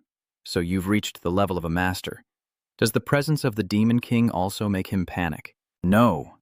Maybe because he has reached such a high level he can sense the clear difference between himself and his opponent. Tin Huadi nearby smiles and approaches to remind On. Even though he hasn't gathered as much energy as in the demon world, it seems he's collected quite a bit already. For a lazy guy who only knows how to sleep, this isn't bad at all. And he also frowned and whispered something incomprehensible to it. "Why is he here? Are you not the only Demon King to appear in the human world?" Tin Hua Emperor shrugged and closed his eyes in disdain. "Even if I tell you, it won't do any good. With your level, you'll never understand." He stares intently at the laziness walking beneath the darkness. "So why is he here?" He muttered to himself. "The reason is quite simple."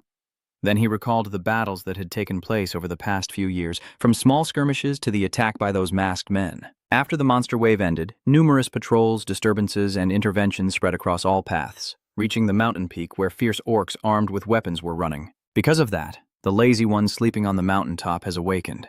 His eyes are filled with anger. Before, he only knew how to sleep half awake, but this time he was fully awake. Emperor Spirit Stone said to him, and he also stared at it in surprise, "This is the perfect opportunity for me to tell you an interesting story." And then he thought of the dark underworld, below the abyss. The demon realm is a land filled with endless violence and desire. Anyone who dares to sleep openly in that world is basically asking others to come and kill them. But somehow, Lazy just keeps sleeping like that. How do you think he became the Demon King? The Emperor of Essence recalls Lazy's battle with those who disturbed him, standing amidst piles of corpses, still holding a demon by the neck because he slaughtered anyone and anything that bothered him. The headgear quickly struck wildly. Whether you speak to him or attack him, Luoynak remains unharmed. Wherever he passes, he leaves behind corpses and pools of blood. He will kill anyone who dares to make him conscious for thousands of years. Lazy and careless eyes full of sleepy fascination, his body still emanating angry demonic energy, and finally he became the Demon King in the demon realm. Currently, Gon, upon receiving the information, stared at the Celestial Emperor with suspicion. "Wait, so that means he also confirmed. That's right." Then the Emperor of Essence smiled maliciously and excitedly. "That guy is here to wipe out anyone who dares disturb his sleep." At this point, Gia Anon couldn't hold back and cursed under his breath. "Damn it, is there no way to stop him?" "He insists that there's no way with you." Then Emperor Tin Hua again thinks of his own form with snow and white flowers attracting a swarm of butterflies. If someone like me or your grandfather were here, maybe he would avoid conflict. But there's no one here. I also felt suspicious when I heard that. I thought he would kill anyone who woke him up. The image of Gon's grandfather looking heroic appeared in his mind, and he added, "It's only win or lose." But if the battle lasts too long, it means he won't be able to sleep, and he hates that even more.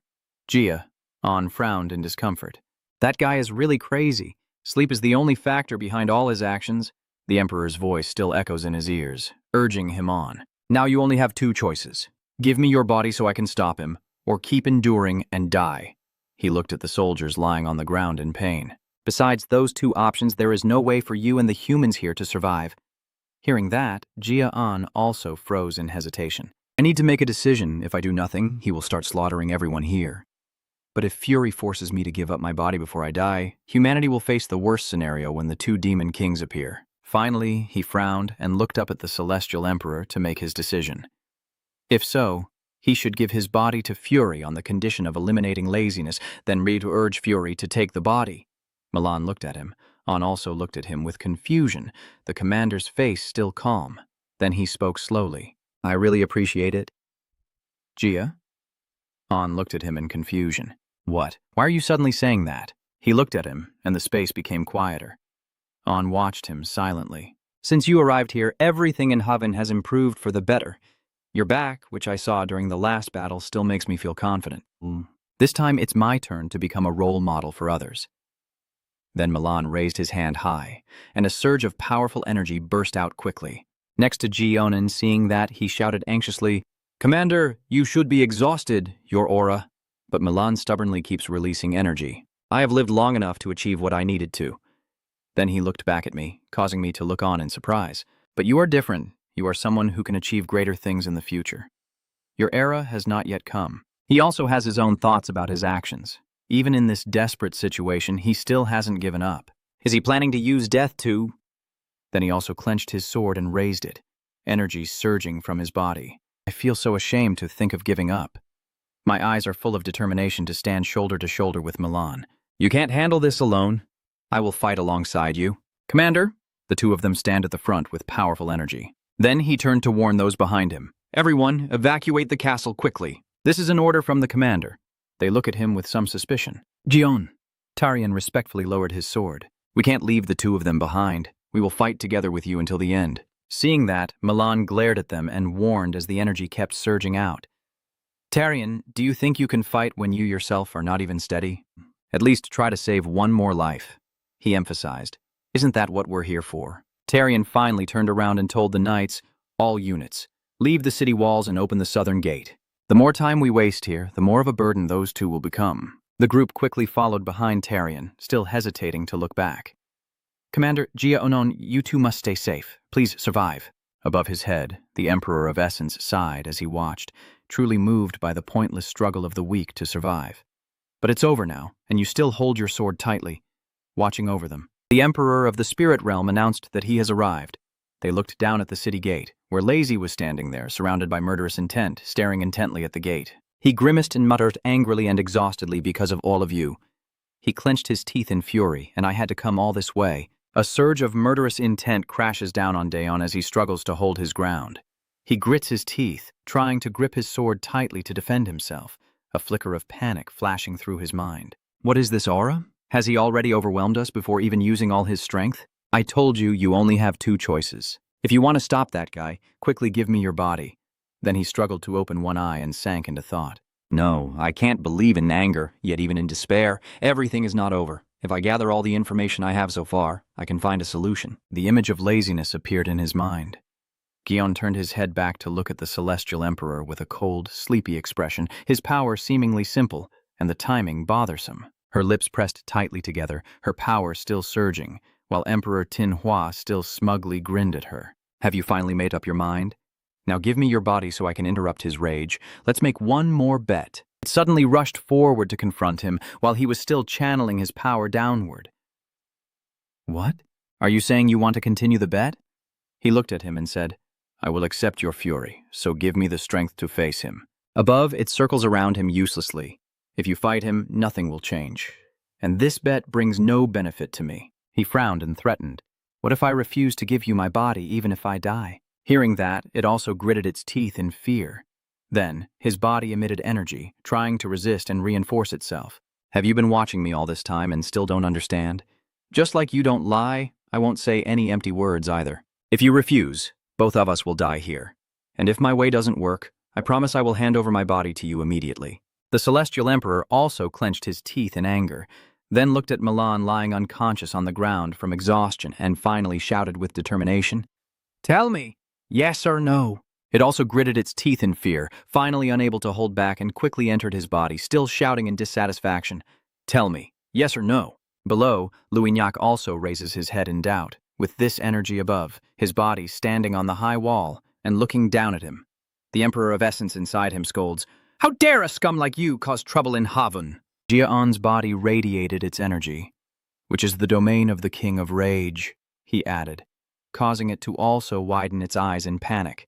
"And I am his vessel, his." The Essence King shouted behind him in dissatisfaction, "What do you mean by container? Why did you become the vessel of wrath? What are you pretending to be right now?" G's gaze flickered with hesitation. "What do you think? Consider this a punishment for daring to joke with me." The one below lazily lifts his head, looking out with suspicion. He stared down at him intently, and I will make that guy over there also stunned. Beside Tinhua Emperor, he lost his temper and shouted again, "What the hell? Why are you my vessel?" It approaches and touches his head with displeasure. "And why do you call this pathetic castle my territory?" The message from my lips reaches it. I haven't finished speaking, so please stay silent. Even the lazy one below looks at him with some suspicion and asks, "Are you the vessel of wrath?" He stared at him intently and confirmed yes.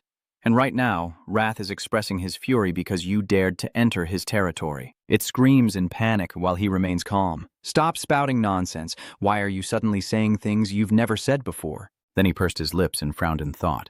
"Yes, go ahead and get angry. Be furious. Anyway, your anger is useless."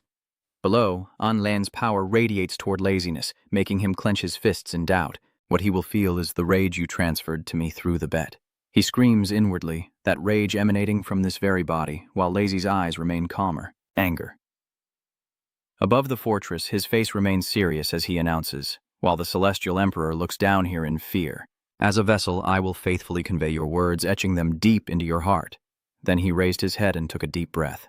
Then he drew his sword in anger and shouted, to its shock, "Do you dare enter my territory? Do you want to die?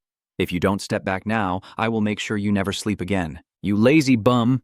Hearing that, the Emperor of Essence also shouted in frustration, "Are you crazy? When did I ever say such things?" Laziness hesitantly raised his hand to his chin. Am I not allowed to sleep in?" Seeing him remain silent, lost in thought, and he calmly assessed the situation. I bet it would work. But suddenly he shivered and shouted, "Master, please don't do this." The lazy one also raised his head in confusion. "Huh?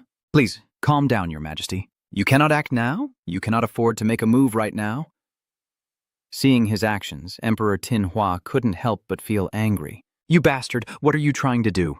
What kind of trick are you playing? Huh?" Standing on the high wall, he continues to talk to himself. "That power isn't meant for someone like Lazy. You should use it to conquer this entire continent. It is filled with doubt. What is this?"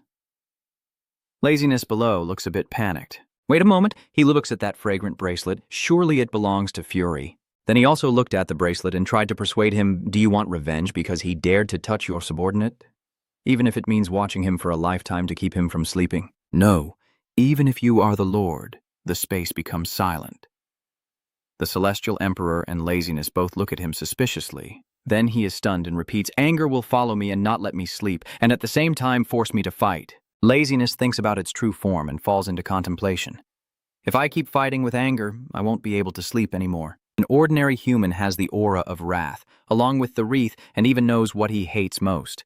Laziness bites his lip and mutters, "He really is the vessel of wrath." I have crafted a complicated plan based on what anger told me, and I also showed him that wreath. Now everything is unfolding exactly as I planned.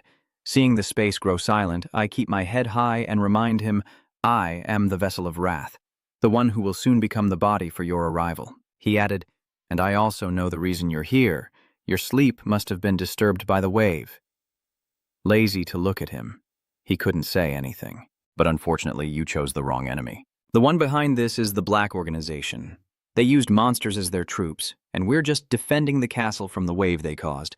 Moreover, we have no idea where those bastards from the Black Organization are. Then you say you're not involved. If that's true, I have no reason to fight with anger, then lazily turn my head and prepare to leave. "I'm leaving now. I need to go back to sleep." At this moment, he still desperately shouted in helplessness and concern, "Your Majesty, you need to control your anger. You can't appear right now." Luignac also glanced back with some suspicion. The Celestial Emperor above shouted helplessly into his ear, What more do you want to force out? This crazy person, the ring on his hand suddenly flashes brightly. He ignored its shouting at the bracelet. Do you want to say something, Your Majesty? All right, I will pass on the message right away. Please wait a moment. Then he quickly let go, standing on the fortress and shouting lazily. How could you just walk away like that after touching my subordinate? Even Lazy Down also fell for it and looked up angrily. I don't know. You're here, he still shouted, interrupting him. Shut up if you're just making excuses. If I don't arrive in time, does that mean you will kill my subordinate? You probably understand too, right? Even the lazy beneath still slowly justifies himself. Not me yet. But I cut him off and said, Don't argue with me. Then he continued to look down at him and question him. Because of the monsters fleeing from you, my subordinates had to die, and yet you still blame innocent people who awakened you? He looked up at him, unable to argue. He added, causing the Emperor of the Spirit Realm beside him to look on with suspicion, but sacrificing your life for this is still not enough. So as a noble king of the demon realm, I will give you a chance. Make your choice. Gia. An placed his hand on his chest and stared threateningly at the lazy one, causing the Celestial Emperor to also gasp in shock. Are you giving up your favorite sleep for this vessel's power? He glared at him with fury and shouted, You bastard, so from the beginning you were aiming for this. You want me to choose between sleep and power? It's simple. The Celestial Emperor screams in despair. No, I have to kill him. Lazy's finger gradually drew the formation, still trying to scream and stop him. You are being deceived by someone even worse. Even the demon race has been fooled. Just wave your hand and you can kill him. Please, stop right now. He looked on in panic as the Emperor of Essence shouted in frustration, while his body absorbed a dark energy. No, it starts to penetrate deep into the body, causing An to look on in amazement. Above the system display frame, he also reaches out to feel the flow of energy entering his body. A portion of laziness's power has been infused into your soul and body. The skill will activate once adaptation is complete. Is this the aura of laziness? Next to the Supreme Flower Emperor, he also collapsed to the ground, crying silently. My whole body trembles in helplessness. So this is where I will die. I think I will die from stress. Then, Lazy turned around and walked away. So I will leave here right now? I'm so sleepy I want to go to bed. Suddenly, he called out to the lazy one, Stop right there! His face darkening with impatience and murderous intent. What else is there? Then Gia Anon also sensed this fury and was a bit startled, the incredible killing intent. He reached into his shirt, trying to hold on. If I provoke him a little more, even if I am furious, he will kill me. Calmly, I make a proposal. I have something I want to give you. He threw a bag towards him, lazily reaching out to catch it. Take it, this is something you'll need. Then he unwrapped the cloth, revealing a blazing red mana stone. This is the magic crystal of the Goblin Demon King. He also felt the energy flow of the stone. It was truly warm. With it, I could sleep forever. Then he made a suggestion, while the confused one just stood there, dazed, holding the stone in his hand. I will give you this, so no matter what happens here in the future, don't go down. And if a wave of chaos erupts, make sure to control it well and stop it. Then he looked up, a bit hesitant. That's not difficult. But is this also the will of wrath? Anon also looked down at him with a guilty conscience and explained, No, this is a bet I proactively proposed to you so you would never set foot here again. Then he pointed at him again with a calm expression, stating that compared to the value of this magic stone, the price was still too cheap. Then suddenly a stream of dark energy appeared on the western bank. He looked at it in confusion. What's going on? A ring of black smoke forms with a dark red flower on it. Don't worry, it's just a gift. Be lazy and stay calm. One day, it will help you. Gia. An is suspicious. Why is it a ghost flower then? He explained that it was made just the way your master likes. So I will leave now before your master bothers me again. He clenched his lips as he looked at his back, his eyes full of exhaustion, as if about to faint. But his mind kept telling himself, You must not fall. In front of him, Lazy's figure also gradually faded away. You must not fall until laziness is completely gone and the sun rises again. Never give up now. Then he turned around and looked back, realizing once again that it was truly dangerous. The Supreme Emperor lay helpless on the ground, cursing, Gia Anon, you bastard. Then he looked around at the fallen knights. If he hadn't known about laziness, or if his anger hadn't accepted that bet, or if anyone in the castle was still awake, he wouldn't have been able to carry out this plan. A night of despair that seemed endless, and now the sun is rising over the mansion. Gia. An still stands there, watching the sunlight shine towards him. As the shadow of the Demon King disappears into the darkness, the unyielding darkness gradually fades away, and the sun begins to rise, ending tonight's nightmare. Then Milan slowly wakes up, holding his face. Ugh. He looked around bored. The other knights also vaguely got up, and above the sun was shining at dawn. Looks like I'm alive. He looked down at his loose grip on the sword and fell into thought. I still remember the terrible energy wave as if it could destroy everything. Memories of laziness's fury flood back, the energy of a transcendent who reached the peerless realm. Milan grits his teeth in fear, realizing it's enough to remind me of the destruction of the Northern Kingdom. How could I have survived? Next to Tarion, he stepped forward and shouted, "Commander, are you okay?" He also stood up at the same time. "Tarion, how are the others?" he asked, looking over there with a hint of surprise. Yes, everyone still sees his expression and wonders what could be so surprising to Onision. Milan looked at Tarion and was also surprised. Dion stood before them, sword still clenched in his hand, pointed toward the sky. "The interrupted call!" His face full of exhaustion, he smiled and turned to look at them. "I kept my promise." Tarion stared in shock, recalling how Milan and Jason had tried to hold their ground during the attack. Did he really manage to stop that monster? Even the commander was knocked out. How could he possibly hold on until the end? His body wavered, still muttering to himself. Luckily, everyone else ran to Milan's side while Tarion was still trying to regain his senses. He closed his eyes and fainted. He was embraced by him for comfort. The battle is over. Let's praise this hero. Then the town gradually recovered, with Milan crossing his arms in worry. Gayan still hasn't woken up? His subordinate reports on his dazed condition. Not yet. He's still sleeping. He still looks healthy, but it's been 3 days since the battle ended. He looked at Tarion and the patrol captain and concluded that his body must be exhausted and would need some more time to recover. Then Tarion looked at him with curiosity. But who exactly is he? The moment I sensed that energy, everything afterward became empty. Milan whispered softly, but it made both of them look on in amazement. He is a demon.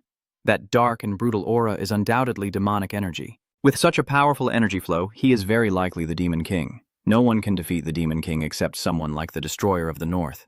They all looked suspiciously at the sword on his stand. So, how could the family do it? We didn't suffer any casualties. This is really true. The patrol captain looked down with suspicion. Do you think he negotiated with the Demon King? Tarion looked over in surprise. Negotiation. They think Gia Anon is negotiating with the Demon King, and even if Gia Anon is a genius, there's no way he could beat the Demon King. So the only possibility is that he's bargaining. That's just my opinion. But I guess he chose to sell both his soul and his body to save everyone. Milan also raised his hand to his chin, muttering, I remember hearing him mention negotiation when I was unconscious. Tarion hesitated. So he really sacrificed himself to save us? Then the patrol leader also suggested that we tell them more about Dion.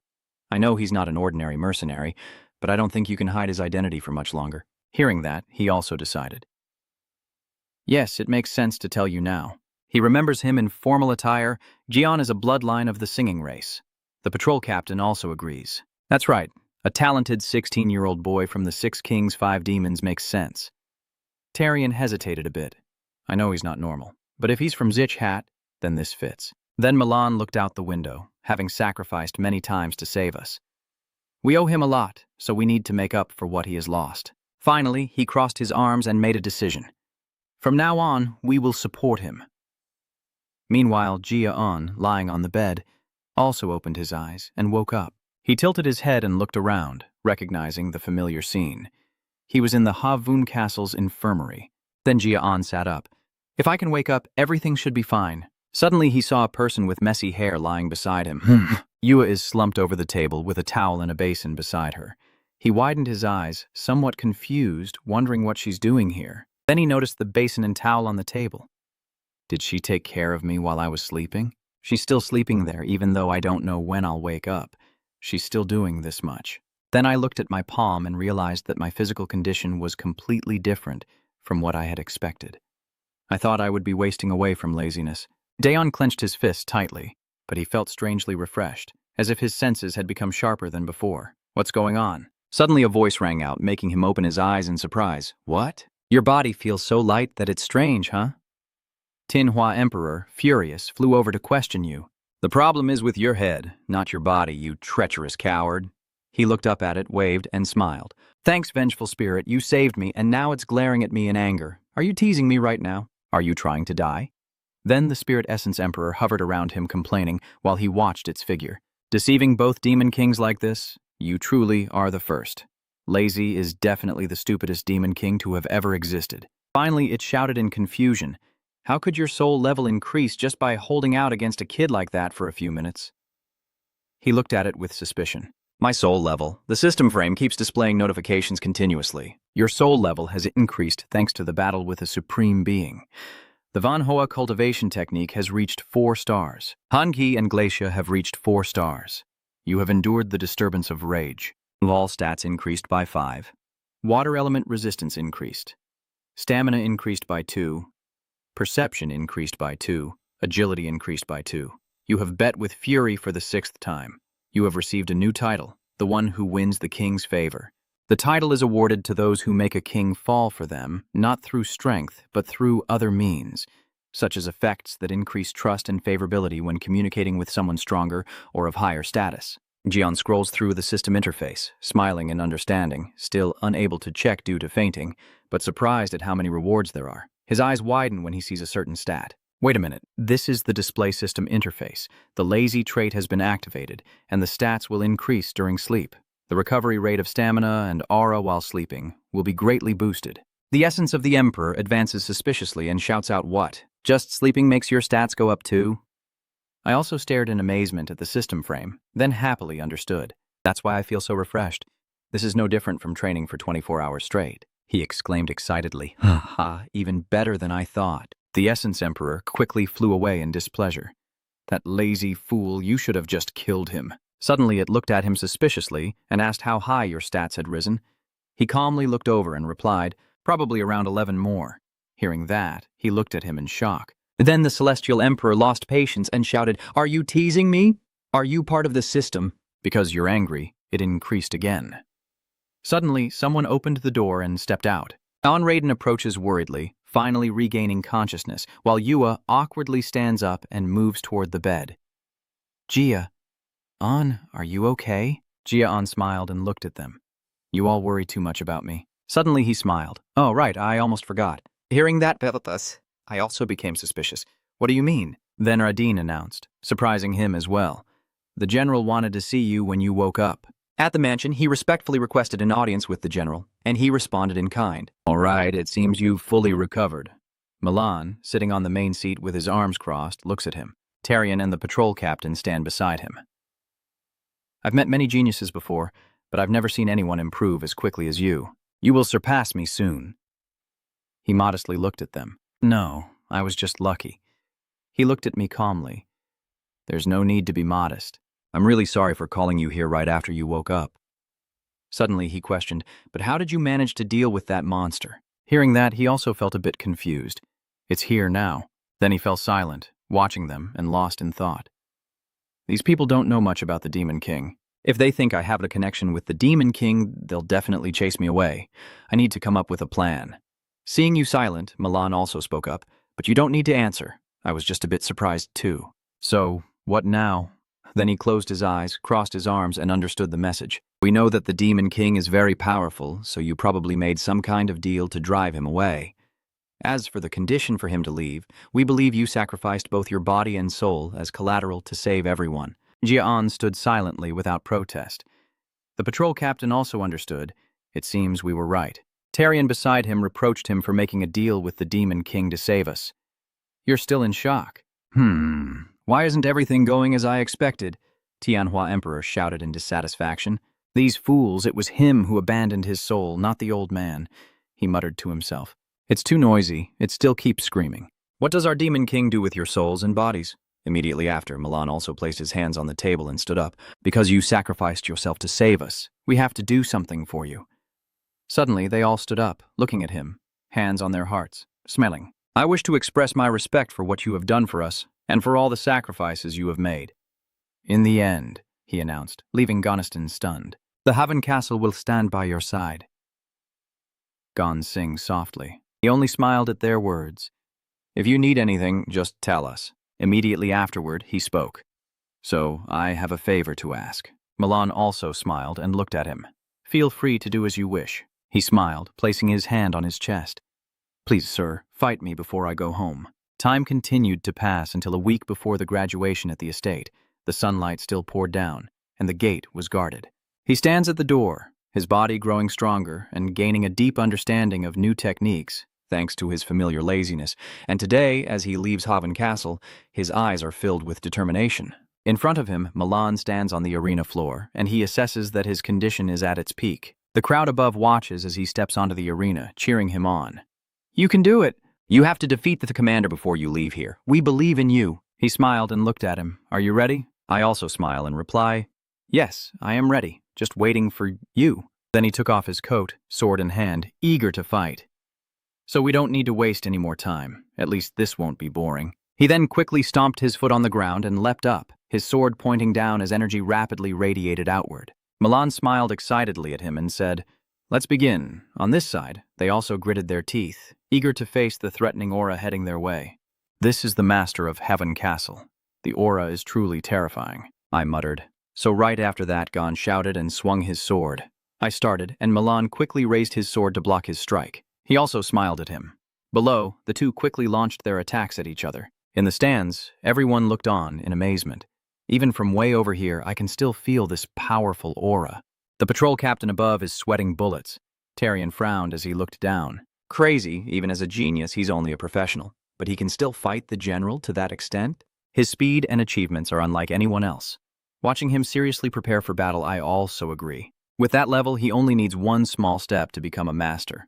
When he first arrived here, he was even weaker than me. It's truly ridiculous. Milan attacks him below while reminding him, "Your strength and speed are good, but you're not sharp enough yet. Not quite there yet. Even though this is just a training match, you really don't think you can defeat me like this, do you?" He also smiled and swung his sword to block his attacks. "Of course not. I've only just begun." Then he swung his sword, and streams of sword energy shot through the air toward Milan with a ferocious fang sword technique. The sword strikes down, but he gently steps back to dodge. He looks at his side, eyes wide, shouting inwardly, "There's an opening." Then he frowned, clenched his fist, and punched down, but immediately his body froze in shock as Milan's hand blocked his fist, leaving him bewildered. No way he blocked it. Then he swung his hand, knocking my body back. I stayed on the ground, supporting myself and looking up in confusion, thinking that a fierce attack on the opening would give me hope. But he blocked it, and even counterattacked. Even though I know he's stronger, he doesn't seem to struggle at all. Milan also looks at my expression and speaks, making me even more amazed. "You look very surprised, don't you?" He kneels before him to confirm. "Yes, it feels like you can predict all my moves. Moreover, you keep using aura swords and sword energy, but you don't seem tired at all." Hearing that, he also confidently smiled and placed his hand on his energy core. The difference lies in Ta's mid-level energy core. An intermediate energy core will activate when reaching the master level, allowing you to use a powerful energy source that only requires a small amount of aura. Every person's lower abdomen carries a core energy flame. You are at the highest level of an expert but have not yet reached the master level. In the end, he concluded that you cannot defeat me. I also saw Milan look somewhat stunned. I had heard about it before, but I had never seen it with my own eyes. I didn't expect it to give such a huge advantage. In front of him, Milan still held his sword seriously and prepared to fight. This is the power of a master. Suddenly he smiled, and the man looked at him with suspicion. "Why are you smiling?" I also quickly grasped the sword, my hand gathering sword energy as I looked at him calmly. Because I can see the path ahead, I am glad that I still have many things to achieve. Seeing that, Milan also frowned and looked at him, understanding that he still wanted to continue, even after hitting a wall. Then he tightly grips his sword again, energy rapidly enveloping it. "Let me show you what you still haven't achieved." He looked at him with determined eyes and said, "All my strength."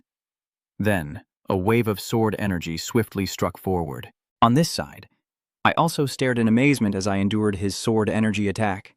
The technique I prepared for you to see is called Ice Dragon Slash, the one that once defeated a frozen dragon along with the Ice Horn sword. Milan calmly approaches. I haven't used all my strength yet, but this is the first time I've used it on a student. A huge source of energy appears in front of him, gathering on his sword. "Please don't die." Seeing the power of this aura, I also believe it can cut through anything. Facing it head-on would be a foolish decision. It's better to evade and counterattack. Then he closed his eyes, but thought about dodging the attack as he had before, his eyes full of determination, gripping his sword horizontally and looking up. If he kept dodging, staying here would be pointless. This is the perfect opportunity for me to test my strength. Over there, Milan smiles with a hint of suspicion as he looks at him. Is that all you've got? What's the name of that skill? Gon was still lost in thought, reflecting on his training at Hoven Castle combined with memories of the 10,000 fire cultivation after the battle with laziness. He watched him explain, "This is the strongest skill I can show you right now, Commander. This is the 10 fire technique, the 10,000 fires breathing of the dragon. Their two energy streams face each other." He told Milan, "I call it the dragon's breath." Then he stomped his foot on the ground. All right, let's see whether your dragon or my sword will win. He also widened his stance. Finally, they charged at each other with their swords. An explosion erupts, sending smoke everywhere, making it hard for the spectators to see below. The dancer covers her face with some difficulty. How could there be such a terrifying aura? Is he directly facing the commander? He mutters with a doubtful look. Try to look down. Who is winning? The smoke below the arena quickly cleared. Milan and Gon passed by each other. He sighed deeply, then turned to stand respectfully before him, bowing his head and saying, "Thank you for giving me the chance to learn." "I have lost, sir." The crowd in the stands above also cheered. "Ha, ah. The commander won. Well done. Gon almost defeated him. How could this happen?" That's amazing. Gon Milan still smiles with a puzzled look at him. He also smiled at him, while the cheers above continued non-stop. Dion, Gon, you are the best. In the end, he could only look at you. Smile and sigh. Truly a strange young man. I thought I could control him just by using aura. He closed his eyes, recalling the finishing move they just performed. I even had to use protective energy.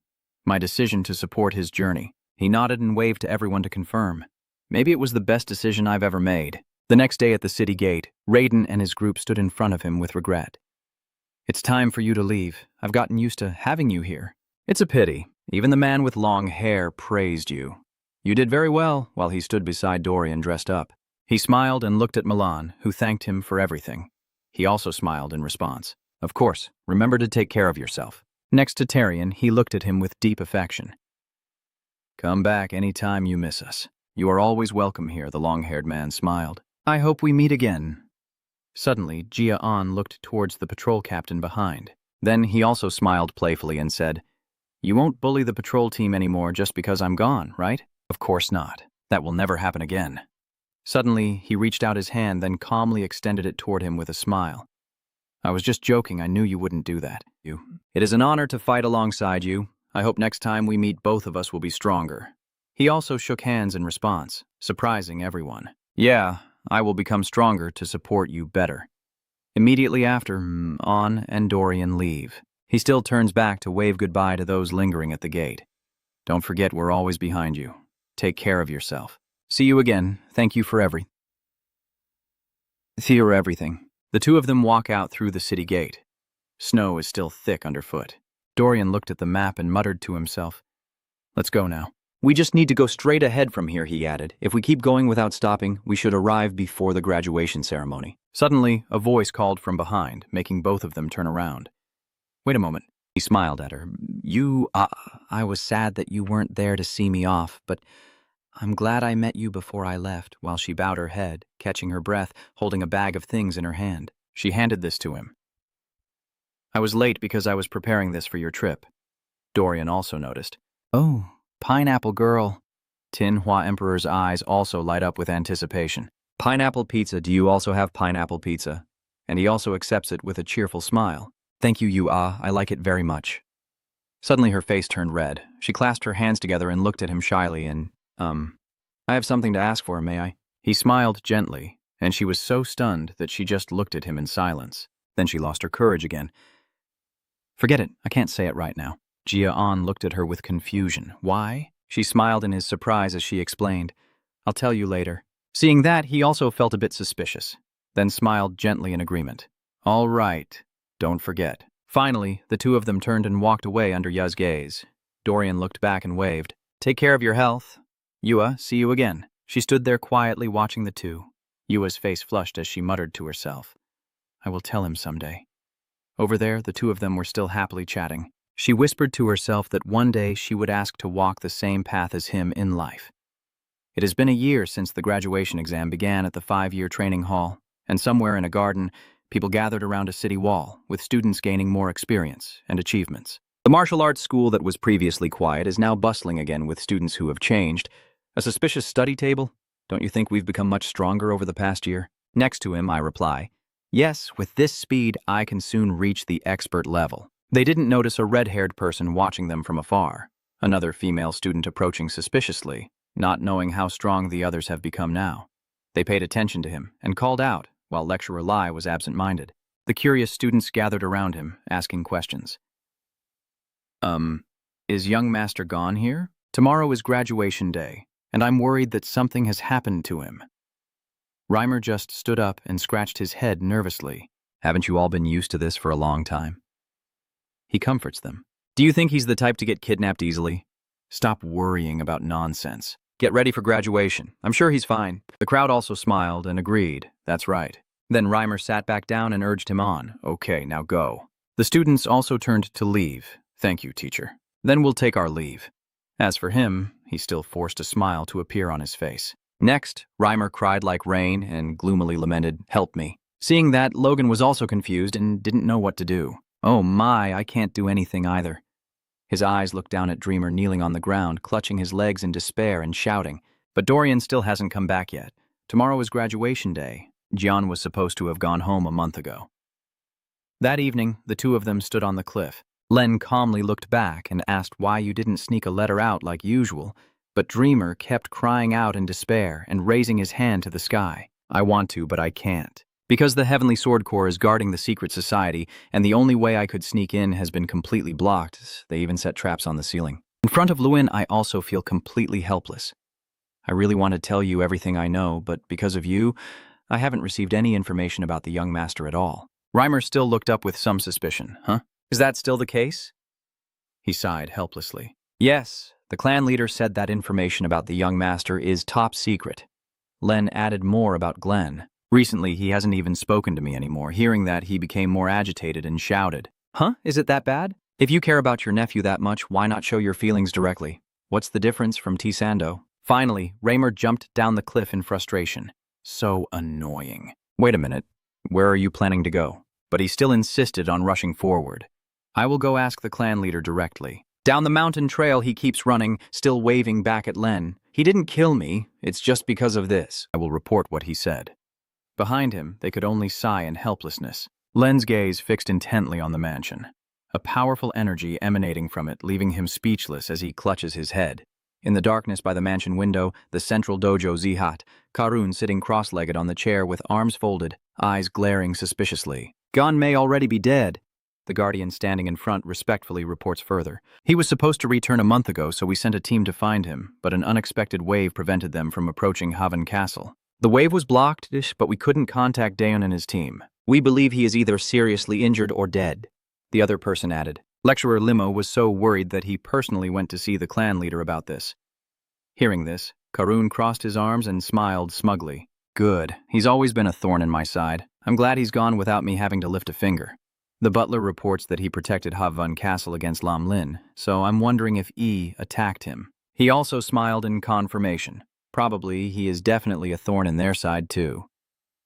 On the table is a file of documents Kern reviewed, but he's not necessarily dead. It doesn't matter if he returns tonight, even if he survives. Unlike regular exams, Limo's graduation exam assesses the student's annual progress and determines whether they can officially be promoted to swordsman. All the students received a progress report that could take from a few days up to more than a week. Thinking of this, he also realized that tomorrow was the graduation ceremony, so even if he returned tonight, he wouldn't meet the requirements. Now the butler finally understands. I get it. Karan, still sitting confidently on the chair, crossed his arms and gave the order. Anyway, it will be interesting to see his disappointed face when he finds out he failed. Report to me if there's any news. And the other person turned and left. Yes, sir. The room returns to silence as he leans back in his chair, happily crossing his arms with a satisfied smile. I kept wondering how to deal with him, but it seems this is his limit. He raised his head as if expecting something interesting. You're not bad as a source of entertainment. Kion. A shimmering sunlight shines through the blue sky as the 5th training hall hosts the graduation ceremony, with students in uniform laughing and chatting happily. Sylvia looks worried. Where is Gion? Today is his graduation day. If they continue without him, it means the maid beside him is comforting him. Madame, they will not hold the graduation ceremony without a representative, so please do not worry. The students cheered happily. Finally, our graduation has arrived. Finally, it's here. When assigned to a mission, I wondered if I would die here. Now, I feel that even the monster OGE is no match for me. Suddenly, Bren appears and calls out to those two students. Hey guys, your graduation is coming up soon. Why are you still standing here chatting? Did your friend just say that? Bren seriously warns you, stop begging for release and go back to your position. They quickly turned away and I watched them go. Sighing, not knowing when they would finally mature. Someone else approaches and makes a noise, thinking you've changed a bit. But it seems you're still as stiff as before, making Bren frown and turn back to look at you. Your harsh mouth doesn't seem to have improved either. Matha now steps forward confidently, caring whether he's harsh or not, doesn't matter anymore. Boren feels speechless. Such an attitude might be acceptable during training, but after graduation, it won't be so easy to get away with, especially when going out, he always causes trouble. Matha nonchalantly said, Every time just knock them out and that's enough. No one will dare to talk back anymore, right, Boren? Let's see how long your confidence lasts, especially since you're looking at the gate with such anticipation. I wonder why he's not here yet. The graduation ceremony is about to start. Could it be that he was really ambushed by E? Runan appeared behind the two of them again and firmly believed that Gon would definitely come back. There was no way he would lose to those guys. Matha also looks annoyed. How do you know that it would be better if Gon doesn't come back instead of reaching out? So I will become the representative of the city. Runan frowned and raised his voice upon hearing that. Who doesn't necessarily have to come back, so don't speak so irresponsibly. Matha also turned around and shouted, It's too late now. If he had come back, he would have been here long ago. Boren hugs him in frustration. Hey, wake up you two. As the tension grew, a loud announcement echoed. The graduation ceremony is about to begin. All graduates please return to your designated spots. A person descends the stairs accompanied by an introduction. The eternal son of Jich-Hat, the Lord of the North. That person sat down in the highest seat. Chief Glenn is approaching. Hello, Chief. Reimer awkwardly forced a smile and spoke. Yes, clan leader, 2 students haven't returned yet. Can you wait a little longer? But the clan leader immediately refused, saying that even though we haven't set a specific return date, they were informed that the graduation ceremony is in February, so if they haven't come back by now, it means they are not qualified to graduate. And you're not planning to cancel the ceremony just because they haven't returned, are you? Coach Reimer from LER school could only remain silent and could not respond. Then he turned back and addressed the students. Then let's proceed with the graduation ceremony. It will be hosted by the clan leader and all the elders of the clan. Now we will do the final roll call before the ceremony begins. There are a total of 43 students, 41 present and 2 absent. Are the students worried about Gia Anon? Is it true that Gia Anon won't be coming back? Are we really going to start like this? Then please announce that we will continue afterward. Attendance is complete. We will start the graduation ceremony. Close the gate. Runan watched anxiously and regretfully as the gate slowly closed. Matha and Baron tense as they look ahead, the gate still slowly closing, when suddenly some force causes it to stop. The students started to look at each other in confusion. Wait, why did the gate stop? Isn't this the first time the gate has stopped while closing? Is there a problem? At this moment, a person with striking golden hair steps in. It's none other than Onon. I didn't mean to attract so much attention. Reimer exhaled with a relieved expression. If you're here as a child, don't act too childish, Master. After all, he's the best at making others worry. Gon cheerfully introduces himself, saying, John Zieg is here, I have returned. But he is surprised by everyone's excitement. Dion, Zieg explains. Sorry, I was a bit late. Lunan said, I've been waiting for you. Why is Dabren a bit confused? Matha continued, You almost got expelled, you fool. Aren't you the representative? Why are you so late? Everyone's wondering. Dorian stands behind them, smiling and thinking, Hey, I'm here too. Dreamer has to speak now. Anyway, I'm happy you're back. John gone. Sorry, head coach. He's reminding you to go back to your position. Everyone is waiting for you because you are the representative, so please step forward. As they were celebrating, suddenly a shout rang out, Stop! Dion then spoke up and saw Karanzik with a frown looking down. He directed his gaze toward the clan leader. Chief, the other students returned and proved their skills a month ago, but the Gia Anon just came back. Since we haven't confirmed that he completed the 2 lords' missions, I think he shouldn't graduate right now. Someone else also agrees with this opinion. That's correct, but whether he passes the graduation ceremony will depend on what he has shown over the past year. However, Jiao Zi, who just returned, has yet to prove anything. Karanzig looked down again with a smug expression. I'm sure you don't intend to make everyone wait here until you prove yourself, right? Outside, RER looked down at Gon and asked with a smile, Chief of the arena, I can prove Gon's strength right here. Is that right? Before he could respond, both sides immediately charged into battle. Dion easily blocks Rimmer's attack, leaving Matha stunned and exclaiming, What, no way. Isn't Gon's ability only at a professional level? Rimmer fights while laughing happily. The swordsmen communicate with their blades, and Dion unleashes his power to fight back. Rimmer confidently replied, saying, Well done. The two streams of energy collided and caused them to be blasted into the air. The streams of power in the sky burst out in a dazzling display like beautiful fireworks, and Sivia, along with her servant, watched this scene with brightened expressions. Kanj clenched his teeth, thinking that even if Limo's body was injured, this was not a blow that a student could block. What exactly has happened during this time? He is so malicious, while the others are watching the dazzling fireworks in the sky of the two of them. Seeing Karen Zig Gon's discomfort and unwillingness, he asked, This must be enough evidence. That's right, Arena Master. Your confident expression makes the opponent feel like he's being teased. He can only begrudgingly return to his original seat. RER then smiled brightly and said, Sir, I think that's enough qualification, so can we start the graduation ceremony now? The clan leader scolded affectionately, I really don't know how to be ashamed. Look at how you destroyed the arena. I will ask about the family after the graduation ceremony is over. Then he ordered Trainer Limo to proceed with the graduation of the 5th training hall. Now the representative steps forward to sing. The 5th training hall has a total of 43 students. All 43 are present, not a single one absent. We will now begin the graduation ceremony for the 5th training hall.